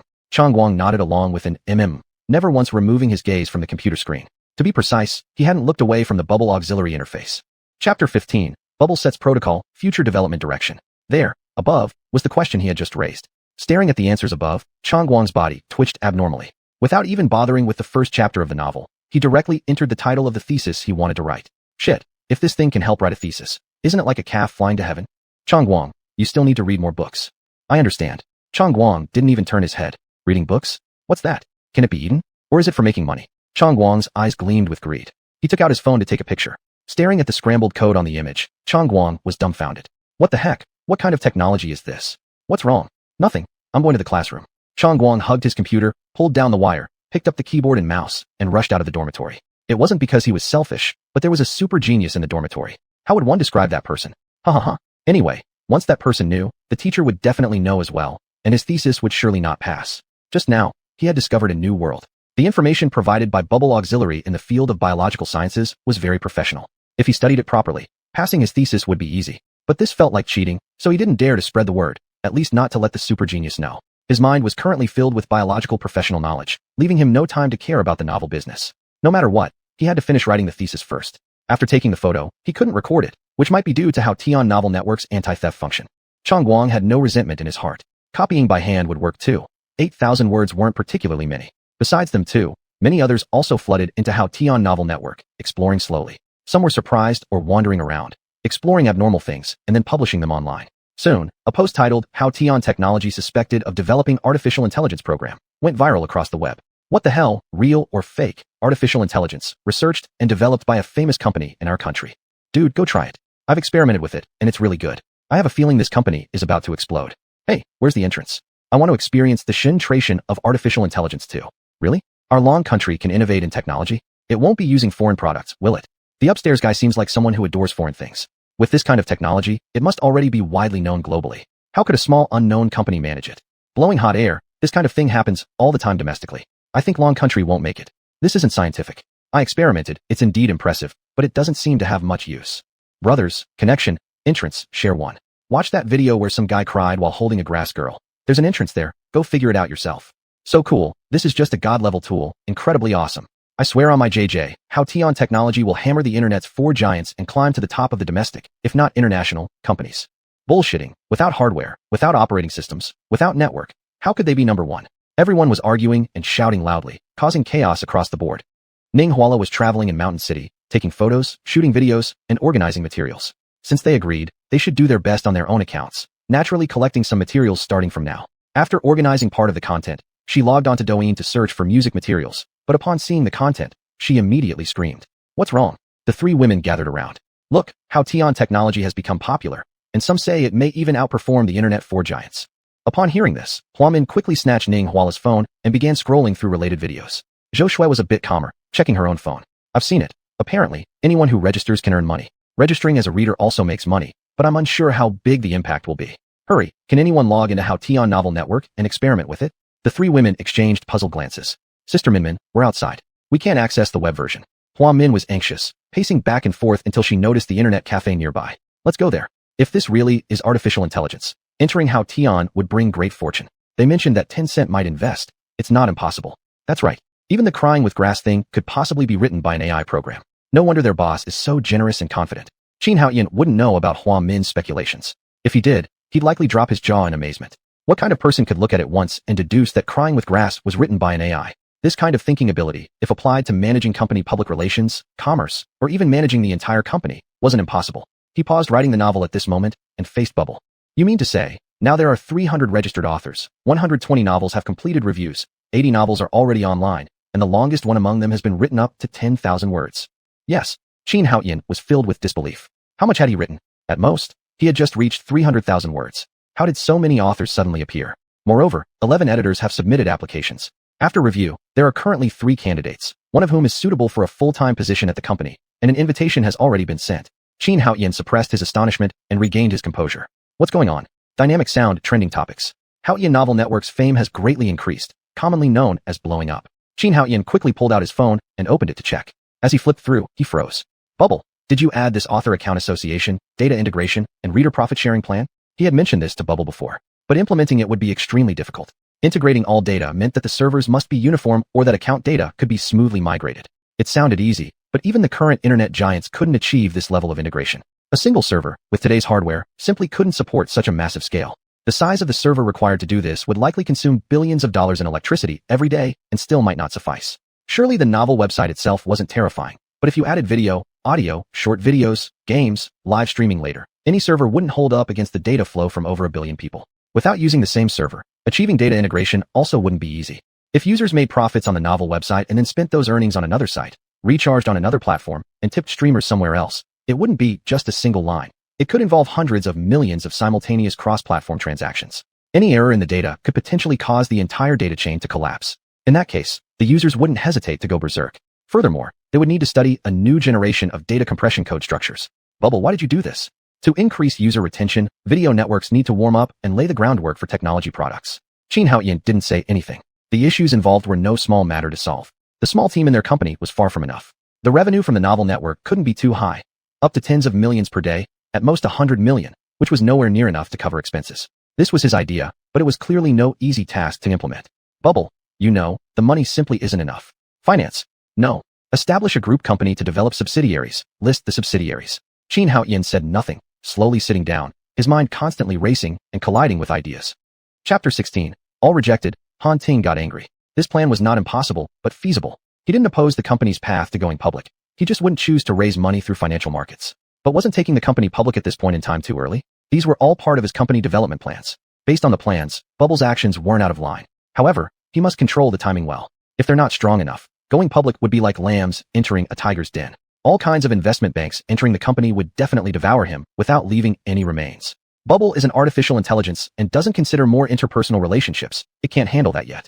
In Bubble's database, as long as it concerns technical issues, they aren't actually issues. Xuanhuan, however, can't pull it off here. This method of nationwide profit-making isn't impossible, but ensuring that data won't go wrong is incredibly hard. Not mentioning more, if a hacker casually infiltrates a site to modify data, Xuanhuan technology could lose massive wealth and potentially crumble. Bubble's functions are indeed very powerful, but talking about managing all subsequent websites to ensure data security, this is simply nonsense. Furthermore, all data requires servers, and Bubble also needs immense computing power. That also consumes a lot of resources. The more Xuanhuan thought, the more terrified he became. Impossible. I can't just sit here and wait. Change agreement. Xuanhuan froze for a moment. How could one act like this? Bubble, help me accumulate data. I want to research hard drives. No money, no people, no equipment. These three nothings were like a bucket of ice water, directly poured onto Xuanhuan's head. Then what other ways are there to make money? Xuanhuan himself was so angry that he forgot everything and directly asked the AI for a way to make money. Could the AI's suggestions possibly work? Instant translation to smart assistant to smart device. Compression algorithm to server hardware to new type server. Video network to shopping mall to virtual world. Xuanhuan looked at Bubble's many ideas, all with sound logic, and felt a surge of excitement. Not mentioning others, with data compression and instant translation alone, he could start reaping the benefits immediately. Can Bubble do this? Yes, but the company lacks people. Xuanhuan instantly deflated like a balloon. A single novel website, and already a week has passed, still hasn't found the right team members. If this continues, it won't do. Those capital predators certainly won't give him the chance. Meanwhile, the entire web's trending search terms made all the major companies and various investment banks salivate like wolves smelling meat. Without any hesitation, Xuanhuan technology was now the piece of fat meat dripping oil, and if he held on too tightly, he might not survive being crushed by all the big players. Ali convened an emergency meeting. What do you say? Have you seen it? Confirmed. Father of the nation, Mr. Ma, with both hands resting on the table, stood alone, scanning everyone present. Confirmed. We've tested it. Although there are flaws, they don't overshadow its brilliance. It has already shown signs of being an artificial intelligence. This isn't fabricated big data, but answers derived based on large data. Mr. Ma had a serious expression. What kind of background does this Xuanhuan technology have? At Tencent's headquarters, Little Ma was similarly concerned. I seem to have heard about this company before. What's going on? The head of the investment department got up with reluctance. Mr. Ma, we've submitted relevant applications suggesting that this was a promising company, and we proposed acquisition back then. So what happened? Little Ma glared at the head of the investment department without a smile. At Baidu's end, Old Li was grim-faced. Is investing possible? We investigated once we received the message. Tencent had approached them a week ago. Apparently, it didn't end well. If Tencent couldn't get their hands on it, that's good news. But I'm asking, why am I only hearing about this now? What is the investment department eating all day? Are they so full that they can't walk anymore? Do you know we're standing on the edge of a cliff right now? Old Li said urgently and harshly. Now what should we do? At ByteDance office, Xiao Zhang appeared unperturbed. Acquisition, financing, even cooperation, which approach is better? Mr. Zhang, probably none will work. The opposing side is currently developing a mysterious project. Only Tencent knows about it. What's been released is just the grass in their grasp. Xuanhuan Novel Network's Bubble Assistant is just an appetizer. According to user agreements, they might have many moves up their sleeves, and these could significantly impact our headlines and dynamic audio services. Even cooperation would only delay our time to die. It looks like we'll need other means to succeed. On the government side of the Mountain City, the top leader convened an urgent meeting. This company is in our Mountain City. Its founder, Xuanhuan, is from the Mountain City, a recent graduate from Mountain City University. Last year end, he founded Xuanhuan Technology, which belongs to the Northern District. This is a high-tech company. With this product developed, our Mountain City might give birth to a high-tech enterprise comparable to the Internet's four giants, paying taxes at least in the tens of billions. We must protect it well and offer the best welfare treatment. It absolutely cannot be taken away by others. I will say this here. This is a high-tech company, not one that sells dog meat under the sign of lamb, nor is it a fraudulent subsidy company. Our government must provide full green lights, safeguarding and escorting them. Once Xuanhuan technology develops, we may catch up with and surpass places like the Magic City, Capital City, and Deep City. This is our big opportunity for Mountain City, and no one should mess it up. Xingyun Ventures, Goldman Sachs, Sequoia Capital, Dingshui Ventures, Inshan Investments, Morningside Ventures, etc. Investment banks such as Huatai, CITIC Securities, China International Capital Corporation, and others all convened emergency meetings. It was truly terrifying how advanced artificial intelligence could be so frighteningly mature. Whoever controls it could become the next Microsoft or Apple. They could even far surpass them. Thus, despite Xuanhuan Novel Network launching without much fuss, its initial splash due to 4 young women's video posts directly stirred a storm. Now the registered users on Haotian Novel Network have reached over 1 million. Among them, 900,000 are registered authors experimenting with Bubble Assistant's artificial intelligence. Good grief, there weren't many readers yet, but already 90,000 authors. Imagine if each wrote daily. Haotian Technology would have to pay out 900 million yuan just for consistent writing bonuses alone. Selling themselves wouldn't cover this hole. Meanwhile, various giant corporations and investment banks were contacting Haotian Technology, wanting to send people for detailed discussions. Han Ting, who was watching series online, was overwhelmed, continuously answering calls, jotting down notes, and rejecting them. If it were any other matter, she wouldn't dare decide. However, these calls from investment banks didn't scare her at all. Hang up, go ahead. The boss didn't favor these investment banks, which everyone in the company knew. She'd been given instructions long ago. She was told not to answer their calls or arrange meetings with their representatives. All she had to do was keep records, then hand them over to Fong later. But why so many? Like poking a hornet's nest. So many calls came from investment banks all at once. Her hands cramped up, her ears buzzed with countless unfamiliar names. Sweet Fragrance of Benbin, Jade Piece from Magic City, Red Cloak Investments, HSBC Direct Investment. Oh, she knew HSBC Bank. What's going on today? So many people want to come to the company. Don't they know we don't welcome investment banks? No, we won't meet anyone. Han Ting didn't know that while she happily rejected calls, those on the other end were completely stunned. Unable to get through to her phone wasn't bad enough. When they did finally connect, a young woman immediately said no upon hearing their prestigious names and hung up. You damn machines, why are so many people calling today? Chapter 17.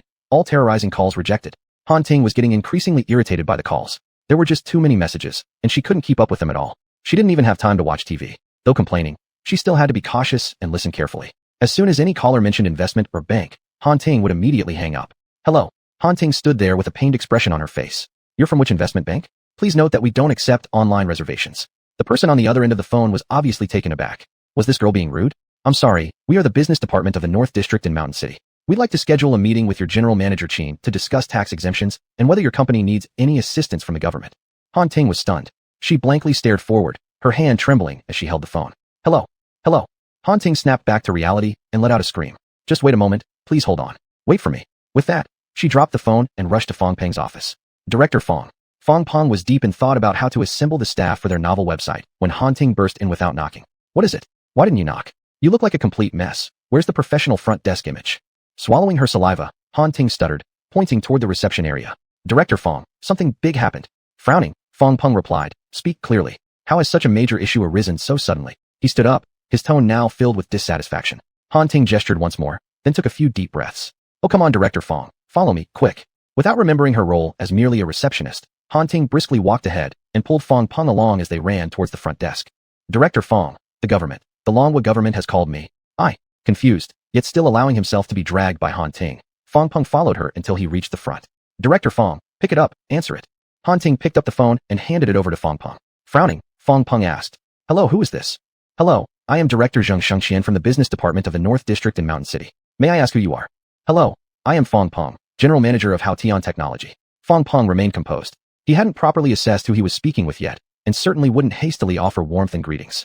After all, when the government voluntarily called asking them something, it probably wasn't good news. But, as the other side explained their purpose and also expressed interest in visiting the company for inspection, Fong Peng himself was utterly surprised. Beside him, Han Ting quietly rejoiced. Serves you right for earlier not treating me well. Fong Peng glared at her, softening his tone a bit while continuing to chat with the other party, even exchanging mobile phone numbers, etc. On their end, they were conversing. Outside, every investment bank was shocked. The publicized number wasn't being answered, and the company landline seemed the only one available. No way to get through. None of these companies were fools. They weren't going to sit idly by. This is the future trend after all. Even if Haotian technology isn't fully developed yet, once they take the first step, will the rest be far behind? Even if Haotian technology lacks subsequent strength, they can acquire this technology and pass it to their other companies for further development. They've done similar things before. All sorts of companies and investment banks, thus, gathered toward Mountain City like sharks smelling blood. In no time, flights, high-speed trains, all kinds of tickets were sold out. Online complaints arose everywhere, and many people planning to visit Mountain City were furious. Previously there were so many tickets available, but now they're suddenly unattainable. What does that mean? After discussion, everyone reached a consensus. Various companies must be sending people to Mountain City. Combined with relentless paparazzi chasing and tracking, the situation became increasingly clear. Chin Haotian ended work as usual and returned home leisurely. Fong Peng, on the other hand, was stupefied once again. The conversation lasted some time, then moved to communication via phone messages, naturally extending until the close of business hours. This significant matter left him unable to find anyone else to address it. In haste, he dialed Chin Haotian's number. Seeing Fong Peng's call, Chin Haotian cut it off immediately. He was busy, no matter who came calling. A total of 3,280 calls this afternoon. The notification popped up conveniently. Are these from investment banks? Mostly. Some are from the government as well. Official? What do they want calling me for? Kicking away the doubt directly, Xuanhuan decided not to think about it. Any issues should go to Fong Peng. He didn't feel like dealing with such trivial matters. By the way, Popo, notify Fong Peng to sell when grass reaches its peak value. Don't forget to remind me. Understood. Leaning his head, ensuring there was nothing wrong, Xuanhuan drove off to wander around. Fong Peng couldn't get through on the phone, so he naturally missed Xuanhuan when heading to his house instead. This made him jump up and down in frustration. There was nothing left for him but to call back Xuanhuan and the 3 team leaders of the tech department. The government's leaders were coming tomorrow for inspection. How could the company not prepare properly? Damn. Their CEO was utterly unreliable, always loitering around when no one needed him, but unreachable when they did. Meanwhile, the whole AI situation was still brewing online. The investment banks and government offices, being privy to precise first-hand information, reacted faster than others. The artificial intelligence storm was just beginning to gather strength. On Haotian novel website, more than 500 works had already emerged, most with 10 to 20,000 words. Thanks to Ning Huala's current popularity on Douyin, Haotian novel website skyrocketed overnight, with registered users jumping to over 3 million, and it was still rising rapidly. Insufficient computing power. While having dinner, Xuanhuan suddenly saw a message pop up on his phone. He almost shoved the noodles dangling from his chopsticks into his nose. Bubbles, are you joking? More than 250,000 authors registered on Haotian novel website are using Bubbles' auxiliary computation capacity, causing insufficient computing power. Xuanhuan furrowed his brow. Are they all writing novels? 99% are not. Xuanhuan turned green with anger. True, his novel website didn't make much money, but it was crucial all the same. With so many people registered, how dare they not write novels and waste Bubbles' computational resources? Bubbles, suspend the accounts of those who have registered but haven't started any new books for 100 days as an example to others. Issue an announcement. Also, only those starting new books will be allowed access to Bubbles' assistance. Cleaning completed. Only after this did Xuanhuan relax and continue eating his noodles. Even at its early stages, Bubbles could handle these issues instantly, requiring no effort from Xuanhuan. It was indeed terrifying. Those testing Bubbles' assistants were dumbfounded. They could tolerate some initial lag since they guessed it was probably due to too many users generating large amounts of data, which caused server overload. But then why directly suspend their accounts? Ma Mingyuan knew none of this. He happily gazed at the 60,000 words he had published. Amazing, I can actually write novels too. This Bubbles' assistance is truly powerful. Xuanhuan, on the other hand, was perplexed. He opened a book early enough, so his account wasn't suspended, but he received a warning. Asking questions unrelated to the novel content was prohibited. What now? His thesis wasn't finished yet. Chapter 18. Outsiders all know, but even the general manager of our Haotian technology doesn't. Ning Huanla and her 3 sisters sat inside the internet cafe, staring at the 2 big words, banned account, on their screens, and were instantly stunned. Why are we banned? Ning Huanla innocently asked. Tan Weiwei hesitantly said. Could there be a problem? Why don't we ask President Fong? Zhou Shuai also suggested. Huamin pondered for a moment. There's no need. I'll check online first to see if it's an isolated case or everyone is encountering this. By the way, we can post some information immediately. As soon as Ning Huanla heard this, she immediately stood up, took a photo of her 3 sisters, then another of the internet cafe environment, and followed that with a picture of the banned account notification. After editing the photos, she uploaded them to Douyin. Sweeties, we were just playing with Haotian Technology's Bubble Assistant. Why are we banned? Does anyone know what's going on? As soon as it was posted on Douyin, a large crowd gathered to watch, and those who had experimented began to protest their innocence. I don't know either. I was in the middle of looking up thesis materials when I got banned. I was writing an article, and the same thing happened. Damn, I was working on data analysis when it suddenly locked me out too. Aren't you spokespeople supposed to know about this? Maybe it's due to hackers. You dumbass, that's AI technology. What kind of hacker could beat AI on the internet? So what is going on here? Is Haotian Technology randomly banning our accounts? They haven't even told us when they're going to lift the ban. Exactly, this is illegal. What illegal? Haven't you read the registration agreement? Everything belongs to Haotian Technology, and they have the final say. This company is a scam. Yeah, that means they can use our data however they want. Bloggers, aren't you collaborating with them? Go ask what's happening.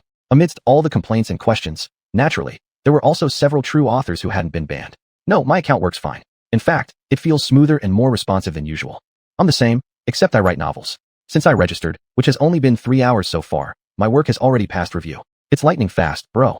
And I've already written 20,000 words. Insane. Idiot. I've already finished 40,000 words. With this software, daily updates of 100,000 words isn't a dream. Monthly updates of 3 million. Terrifying, isn't it? Quack quack, a slang term. And the quality is super good. I think with the help of Bubble Assistant, what I write is already comparable to a grandmaster. To be honest, comparing it to grandmaster status might be an exaggeration, but it's definitely better than most writings on other platforms. I found the reason, as per screenshot evidence. Those whose accounts got banned didn't use the Bubble Assistant to write. As long as you use it, you won't get banned. The explanation is that the ban lasts 100 days. Let's mourn in silence. Manual shrug face. To use artificial intelligence for novel writing, it's against nature. Yes, it's a waste of talent. What is wrong with the boss's brain? Open it up. Come on, let's go to their official website and make them open it to the public. This is artificial intelligence after all. Their answers are really great. You guys are dumb. Why don't you try registering under a different account? Man, you think it's easy? This is artificial intelligence. The verification process is unbeatable. You can't imagine having 6 checks at once. One person, one number. There's simply no way to register secondary accounts. You think AI technology is something that can be fooled easily? The internet exploded in chaos, with the majority hurling insults at Xuanhuan fiction network. Silently watching the comments, the faces of Xuanhuan and her 3 friends turned from green to white. Why did this happen? The bubble is so much fun to play with. Xuanhuan was going crazy, filled with regret. It's alright, we can contact Mr. Fong from Xuanhuan Technology. Tan Weiwei comforted her. In fact, the 4 girls did exactly that, abandoning any thought of browsing. They directly contacted Fong Peng. After asking, both sides were shocked into silence. What did you say? Both parties couldn't believe their ears. Do we have artificial intelligence? You don't know about your company's products? Both groups fell silent, doubting the world around them. Chen Hao, Sun Hai, and Wu Mingshan glanced at each other. Mr. Fong, are they talking about Bubble Assistant? Fong Peng paused, muttering to himself. Bubble Assistant? Isn't that just one of the auxiliary functions in the writer assistant section of the fiction site? Other than Bubble being suspicious, we don't have anything else resembling artificial intelligence. Why don't you ask them? Sun Hai continued speaking. He had left earlier with the programmers to start writing novels and was naturally more familiar with the Xuanhuan fiction network. They merely built a simple imitation of commercial fiction sites on the market. They certainly didn't expect that after involvement by director Qin, their ordinary fiction website would turn so bizarre. When the programmers used it, he had already noticed something strange, a bit too smart for its function. The Bubble Assistant processed data as if it were human. It turned out that people weren't registering on the site to write or read novels, but rather for Bubble Assistant. Fortunately, it was just a fiction website with limited data and an independent server for the Bubble Assistant. Visitors could only inquire through text-based descriptions. Otherwise, the site would have crashed. The only feature Sun Hai could think of at the moment was the Bubble Assistant. Fong Peng felt quite perplexed inside. He was the general manager of Xuanhuan Technology after all. Why wasn't he the first to know about changes in the company's products? Not being the first to know was one thing, but why hadn't he received any information at all now? Chen Hao, as the manager, knew how to read between the lines.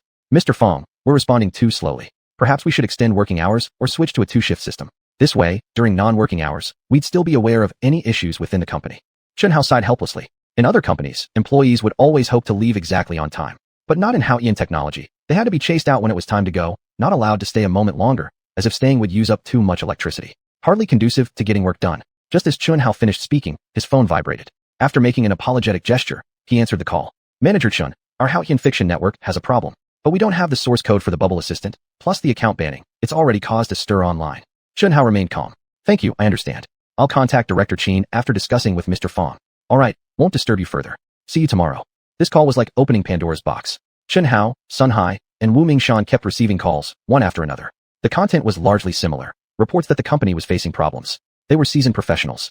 With so many people concerned about the company even after work hours, where could you find such dedicated employees? A company caring for its employees and employees paying attention to the company. What a harmonious family atmosphere. It truly set a model for other companies. After taking turns answering phones for over 10 minutes, the conference room fell silent. For more than a minute, there was complete silence. Then Fong Peng cleared his throat. I also asked Xuanhuan, and their feedback matches exactly what employees reported. It is the Bubble Assistant. Now the truth is out. Huang Ye's face held a strange smile. Their company was indeed unusual. Mr. Fong, we should contact Director Qin then. At this thought, Fong Peng's mind felt like a million wild horses rampaging through it. Chapter 19. Overtime after work. Find. How could he not know to contact Mr. Qinhausen? If only he could reach out to him. He wouldn't be here holding a meeting with Huang Ye and Chen Hao right now. Instead, he would be venting his grievances to Qinhausen over there. Now things are getting better. Tomorrow the government matters are yet unresolved, and now another wave of trouble comes from the website. With hundreds of thousands of people involved, if they all get upset, it will be bad for the company's reputation. At such a crucial time, government officials are already coming to inquire about the situation of the company. And you pull a trick like this, blocking millions of users. How disgraceful. Fong Peng had no idea either. He couldn't tell if Qinhausen wasn't answering anyone's calls or just didn't want to answer his.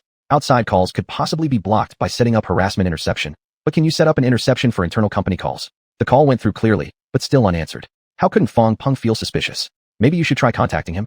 Huang Ye wasted no time in dialing the number without hesitation. Hello, Manager Qin.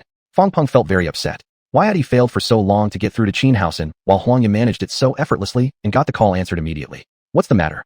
Huang Ye turned on speakerphone, and Qinhausen's voice was clear as it echoed across the entire conference room. Manager Qin, what should we do about Bubble Assistant issue online?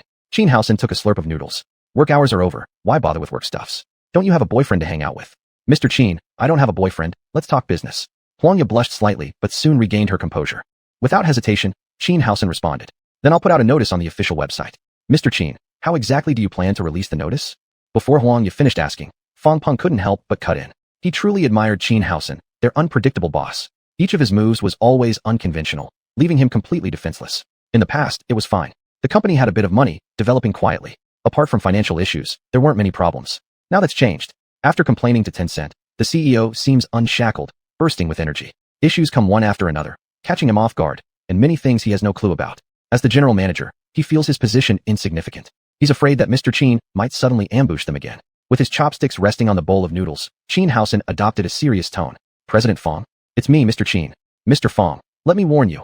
Although our company is open-minded, you are a married man. You cannot engage in illegal activities.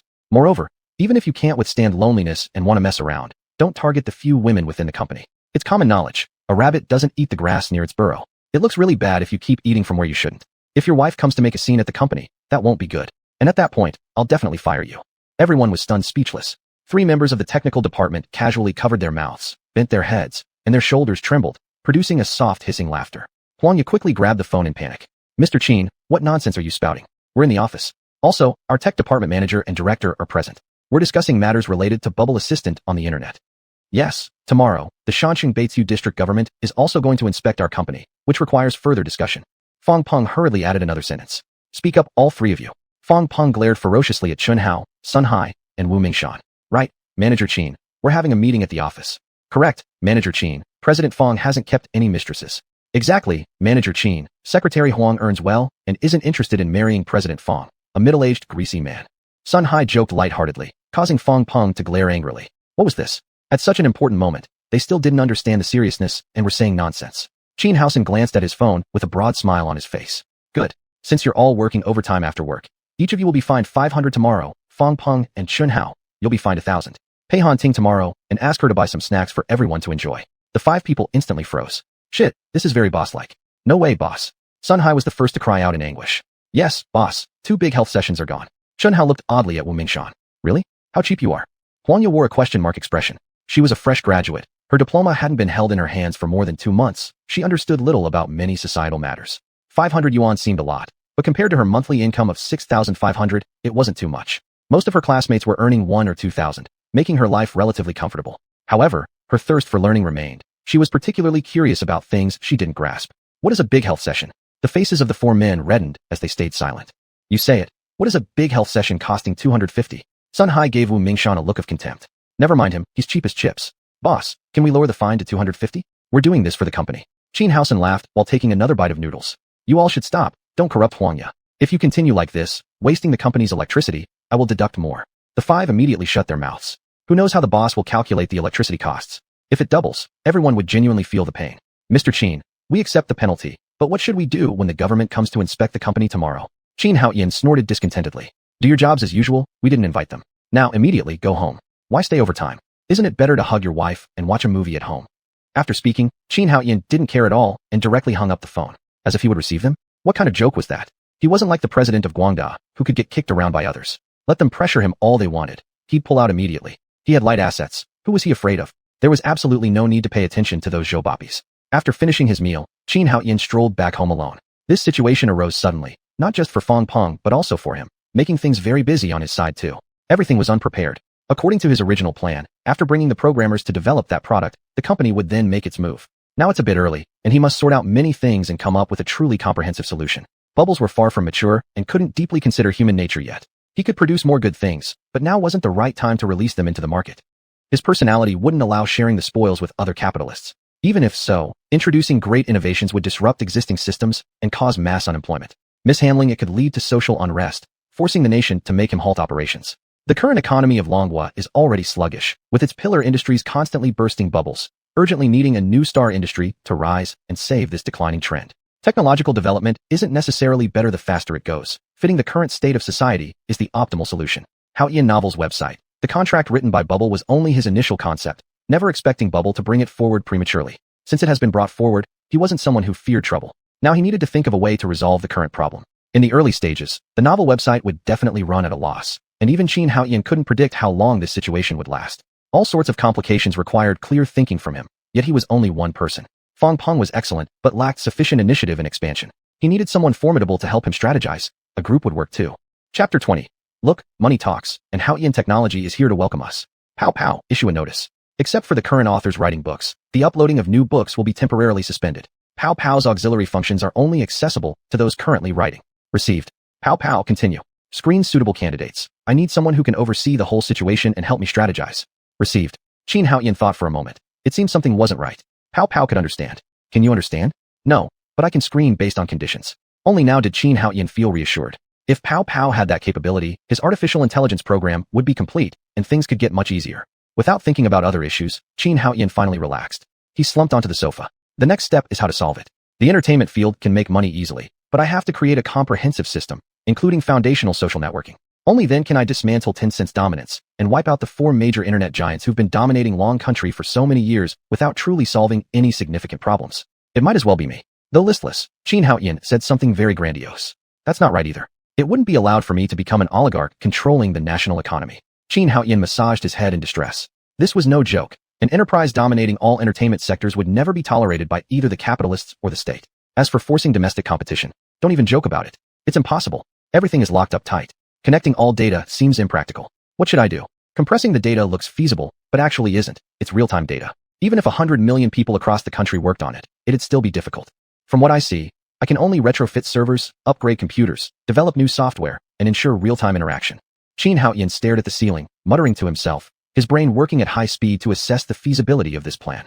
Being someone who compulsorily absorbs new scientific knowledge every day, his cognitive development far exceeded that of ordinary people. Running calculations and organizing related information within his brain was a piece of cake. Servers, compression technology, and programs. First, purchase a few servers and form a small server cluster before slowly expanding.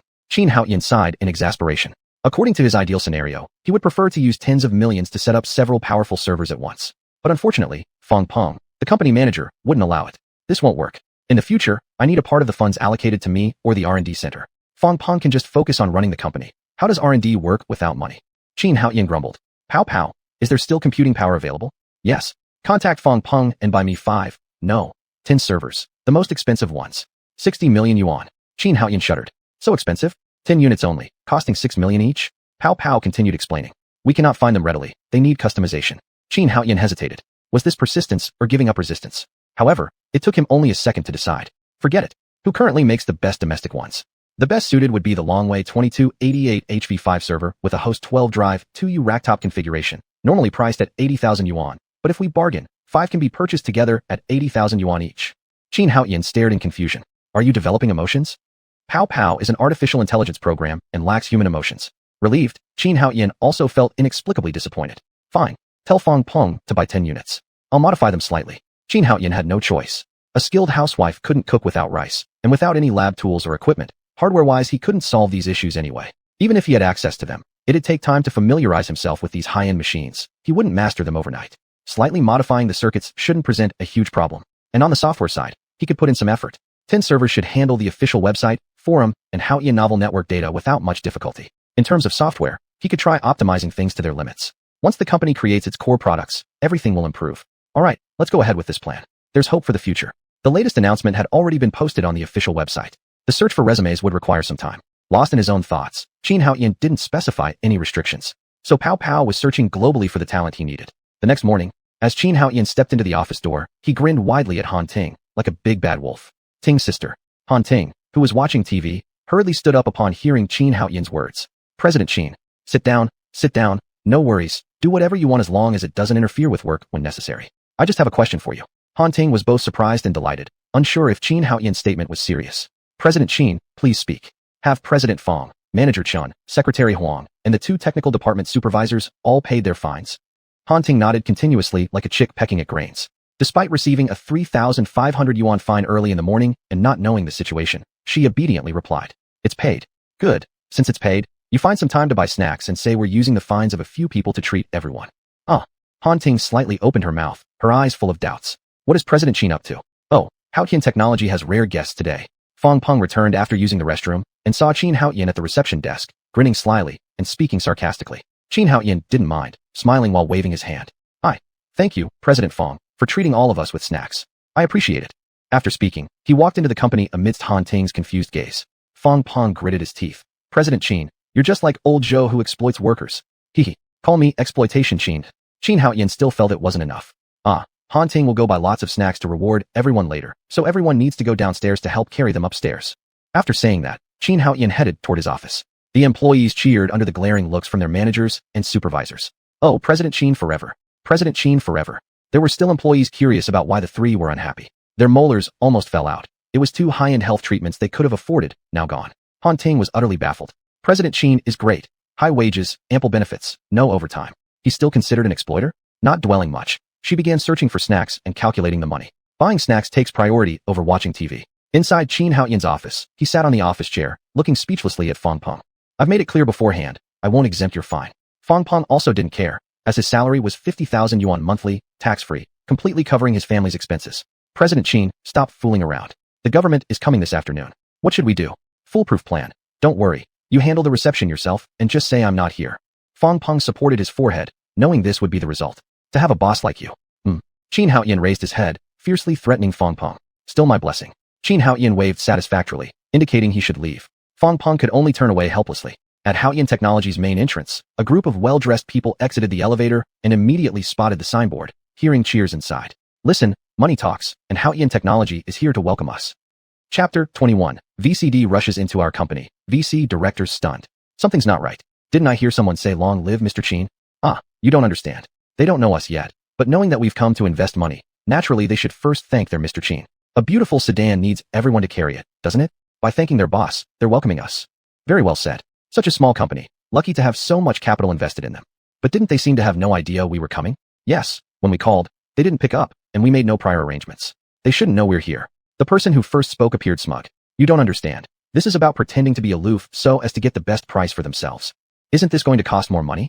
Tisk, that's the wrong way to think. All our capital firms are strong. We've come today ready to throw down big sums of money. Money only produces more profits when it's spent. Artificial intelligence, that's the next big trend, a technology with the potential to disrupt all current internet industries. While talking, the 7 had already arrived at the reception desk. The first speaker tapped on the reception desk and looked down at Han Ting, speaking haughtily. Notify your boss that representatives from the investment company have arrived. Han Ting raised her head, looking perplexed at the 7 individuals. You must be mistaken. This entire floor is occupied by our Haotian Technology. She was preoccupied searching for snacks and hadn't paid full attention to what the 7 were saying, just finding them chatty and intrusive, thinking somehow they wandered into the company. Get out, get out. You weren't invited. Why did you come in? I'll have security escort you out. Han Ting rebuked them bluntly, showing no hospitality. The group was close to being petrified. They had been bragging moments ago, declaring people cheered because of them, not even catching their breath before the receptionist kicked them out. What gall? The same person exploded, his face darkening. A mere receptionist. How dare you behave this way? Do you think I can't fire you? Han Ting hesitated, then seeing the arrogance of the other party, felt her heart squeeze. Could this person be related to Mr. Qin? Otherwise, how could he casually threaten to fire someone like that?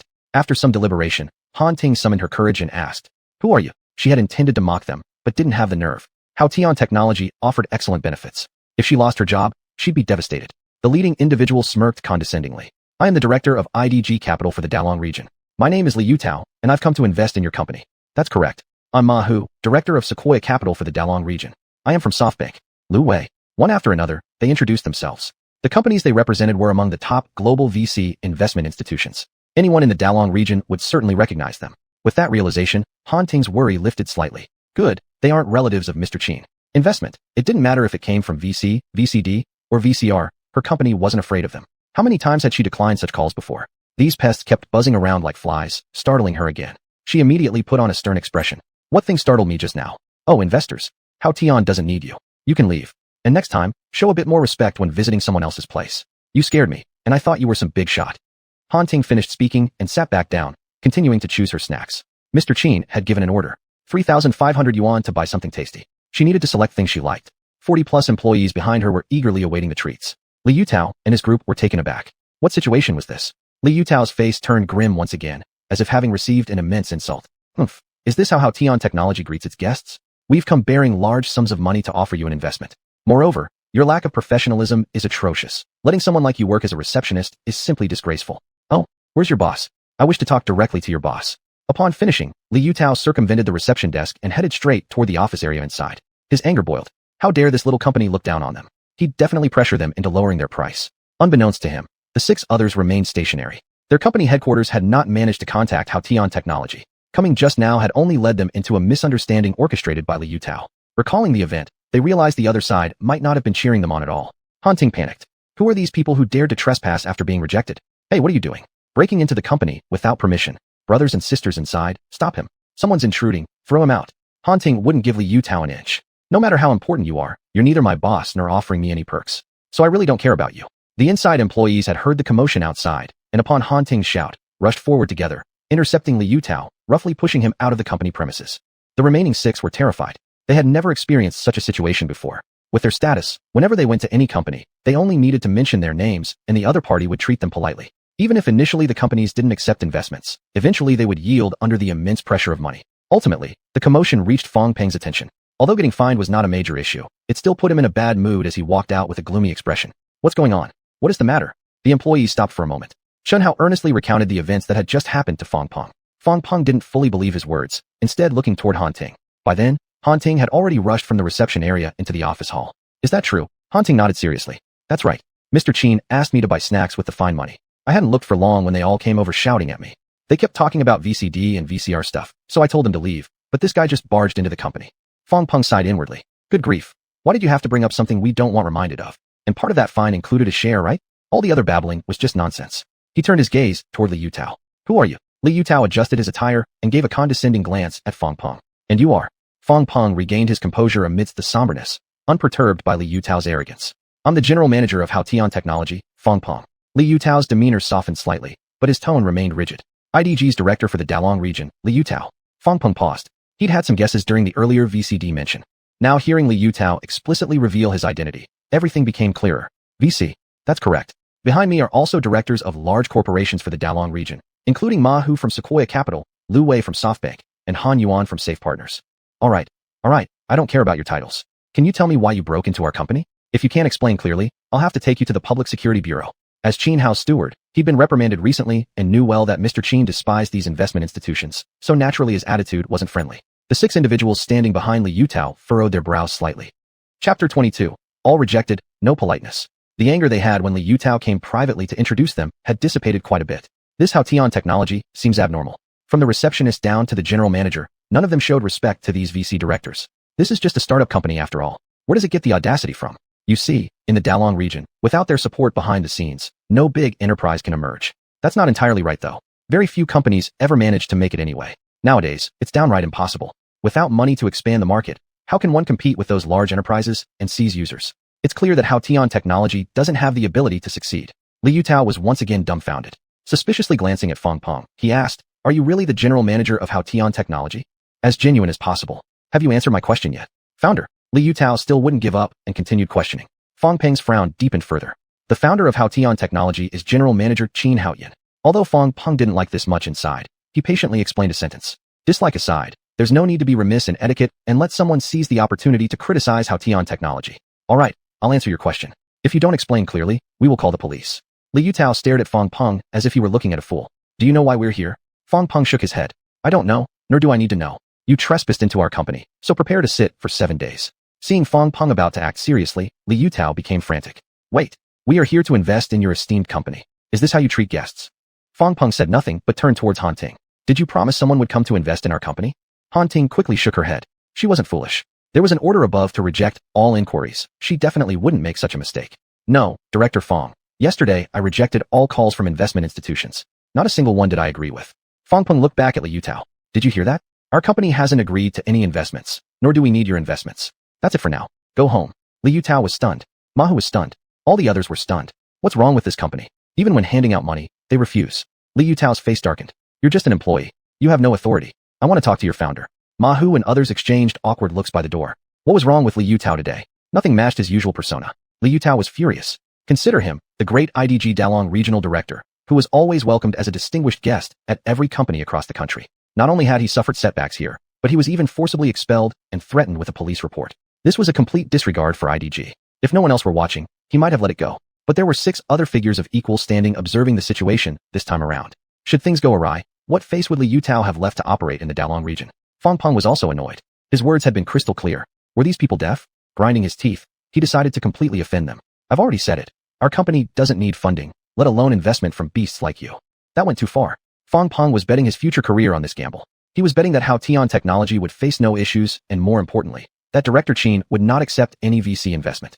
Once Fong Peng backed down, or should problems arise with Haotian technology, should he seek employment again, with this kind of resume, no major company would hire him. He would have no future. Li Yutao's face was grim like ink, radiating a sharp aura, fully releasing the pressure that comes from being long-time higher-ups. You are not the founder. You have no authority to speak on behalf of your boss. For this occasion, he mobilized funds as high as 50 billion lantern dollars. He was confident no founder could resist this allure. This was nothing more than a lucky little company. Had it not been for artificial intelligence being the marker of the future, he wouldn't even glance at it, and the company certainly wouldn't allow him to use such a huge amount of capital. One might say, as the director, it was the first time he put out such a large sum at the initial investment stage. Such occurrences were extremely rare in subsequent rounds 2 and 3. This sort of windfall opportunity, no founder could remain indifferent to. He had seen too many companies initially refusing VC investments. Yet these same companies ended up crying and begging for investment in the end. He believed this little company would be no different. Fong Peng's expression was also fluctuating between light and shadow. He didn't know the price valuation these investment firms gave the company. If it was an astronomical number, then he didn't know whether Director Qin would agree. Having an investment firm join the company brought secondary capital gains, among which, connections were the most important matters. Xuanhuan also worried as he watched Fong Peng. When he made those comments earlier, he had been prepared to stop him, but given Fong Peng's mood, he dared not easily voice his concerns. Now the other party has practically said it outright. The best course of action would be to find General Manager Qin to handle the situation. Only General Manager Qin could properly deal with this kind of matter. Xuanhuan genuinely wanted the company to succeed. Having capital join in might make their lives difficult, but it would fast-track the company's development, which was a good thing. What are you all doing? A sharp reprimand came from behind the group. There was a commotion among the employees. General Manager Qin. General Manager Qin has arrived. It's General Manager Qin. Qin Haoyan walked out through the corridor made by the employees. Fong Peng, what is going on? Before Fong Peng could open his mouth, his face alternating between pallor and redness, Li Yutao changed his expression. A friendly smile appeared on his face, and he extended both hands. Hello, you must be General Manager Qin of Haotian Technology. You're truly talented at such a young age. I am the director of IDG in the Dalong region. I've come to your esteemed company for investment purposes. It's regrettable that your subordinate doesn't understand, actually stopping us. The representatives from the remaining 6 companies, upon seeing the main person arrive, disregarded their earlier disarray and hurriedly squeezed forward, chattering noisily to introduce themselves. Qin Haoyan didn't even listen. He didn't extend his hand to shake theirs either. Fong Peng, what is the situation? Did you confirm the appointment? Han Ting frowned, pouting. What's there to talk about, General Manager Qin? No one confirmed anything. Yesterday, nearly hundreds of calls came in, all sorts of companies were included, and I rejected them all. They insisted on barging in. Manager Fong then came out to intercept them, not allowing them into the company. We repeatedly stated the company doesn't need financing, yet they insisted on entering. And they claimed Manager Fong has no authority to represent the company. Li Yutao couldn't maintain his forced smile, his hand still suspended awkwardly in midair. Qin Haoyan didn't spare him a glance. He turned his head sideways and frowned intensely at Fong Peng. Is that true? Fong Peng bowed his head in shame. I'm sorry, General Manager Qin, Qin Haoyan gave a cold laugh. Useless. If it happens again, just resign yourself next time. Unable to hold back any longer, a tinge of smugness flickered across Li Yutao's face, followed by an exaggerated bloom, like a flower in full bloom. See, worthy of being the founder indeed. This was all showmanship meant to impress him before moving on to the next phase of negotiation. The founder lived up to being the founder. His boldness was simply incomparable to someone who just worked for a salary. Qin Haoyan abruptly switched tones. For people like these, keep rejecting them outright. If they dare to barge in forcefully, throw them all out. Qin Haoyan showed absolutely no courtesy. At this moment, the elevator conveniently rang with a ding, signaling the arrival of another person. Chapter 23, Official Visit, but the discounts don't seem enough. The 6 people who had just stepped out of the elevator also froze in place. Good heavens, I'm totally shocked. I've barely arrived, and you're already sending people to kick me out? The visitors were not from VC. Instead, they were the Minister of Investment Promotion Department of the Northern District of Mountain City and his secretary, along with 2 directors and 2 clerks. Minister Zheng Xuanming from the Ministry of Decibels, his secretary Tan Xiangyun, Director Wei Shan, Director Yang Dong, and the 2 officers Rin Xiong and Zhao Shuixing. Little Tan, go ask what's going on. Among them, a middle-aged man in a short shirt standing at the center spoke calmly without showing any emotion. All right, Minister Zheng. After speaking, Tan Xiangyun walked out from behind and moved toward the entrance of Haotian Technology. Li Yutao and the others felt utterly speechless. He hadn't expected that this excessively young founder of Haotian Technology would be so brainless. Did he know what this meant? It wasn't just offending their 7 companies. It was offending all domestic and international investment firms altogether. Regardless of the rest, could they even survive? A large company could directly shut down their servers. No matter how advanced your artificial intelligence is, it'd still have to give up. Li Yutao couldn't hold back anymore. Through gritted teeth, he slowly spoke word by word. Mr. Qin's fiery temper really doesn't make him understand the meaning of this, does he? Qin Haoyan turned around and walked away. He had no interest in these bloodsuckers. People who created no value and contributed nothing to human societal development weren't worthy of talking to him. Qin Haoyan. Li Yutao glared with red eyes, seething with hatred and quietly roaring. Ma Hu and the others were also reluctant. Mr. Qin, we've come here with sincerity. Shouldn't we sit down first and have a talk? We've brought 30 billion lighthouse yuan for collaboration. Unfortunately, xuanhuan was pressed for time and had important tasks. He had already slipped into the CEO's office. Han Ting, Chen Hao, and other employees smiled broadly. Leave quickly. This is a private company. You're trespassing. We'll call the police, and you'll be detained for 7 days. What do you think will happen if others find out that IDG Dragon Regional Director came to Mountain City, trespassed a private company, and ended up being detained for 7 days? Would that trend on hot search? Han Ting also lost patience. Go away, you calamities. You made General Fong get scolded when you came here. Mr. Qin usually likes General Fong the most. Go away, don't disturb me while I select snacks. Han Ting's face was full of disdain as she proudly raised her chin. If the occasion was different, she would have told them to scram outright. Who are they anyway? Doesn't their Hao-Ian technology company completely disregard investments from these kinds of companies? In one word, they looked down on them. Unbeknownst to them, Fong Peng beside her looked increasingly grim. My goodness, isn't Han Ting specifically against him? Besides exposing old wounds, did she need to mention such ridiculous preferences? Other employees also chimed in, condemning the seven and demanding they leave immediately. At this moment, an official-sounding voice was heard from the doorway. Excuse me, is this Hao-Ian Technology Company, Limited? Han Ting didn't even bother to look up. Can't you read? Haven't you seen the company name? We don't need your investment. Go now. Today's been extremely unlucky.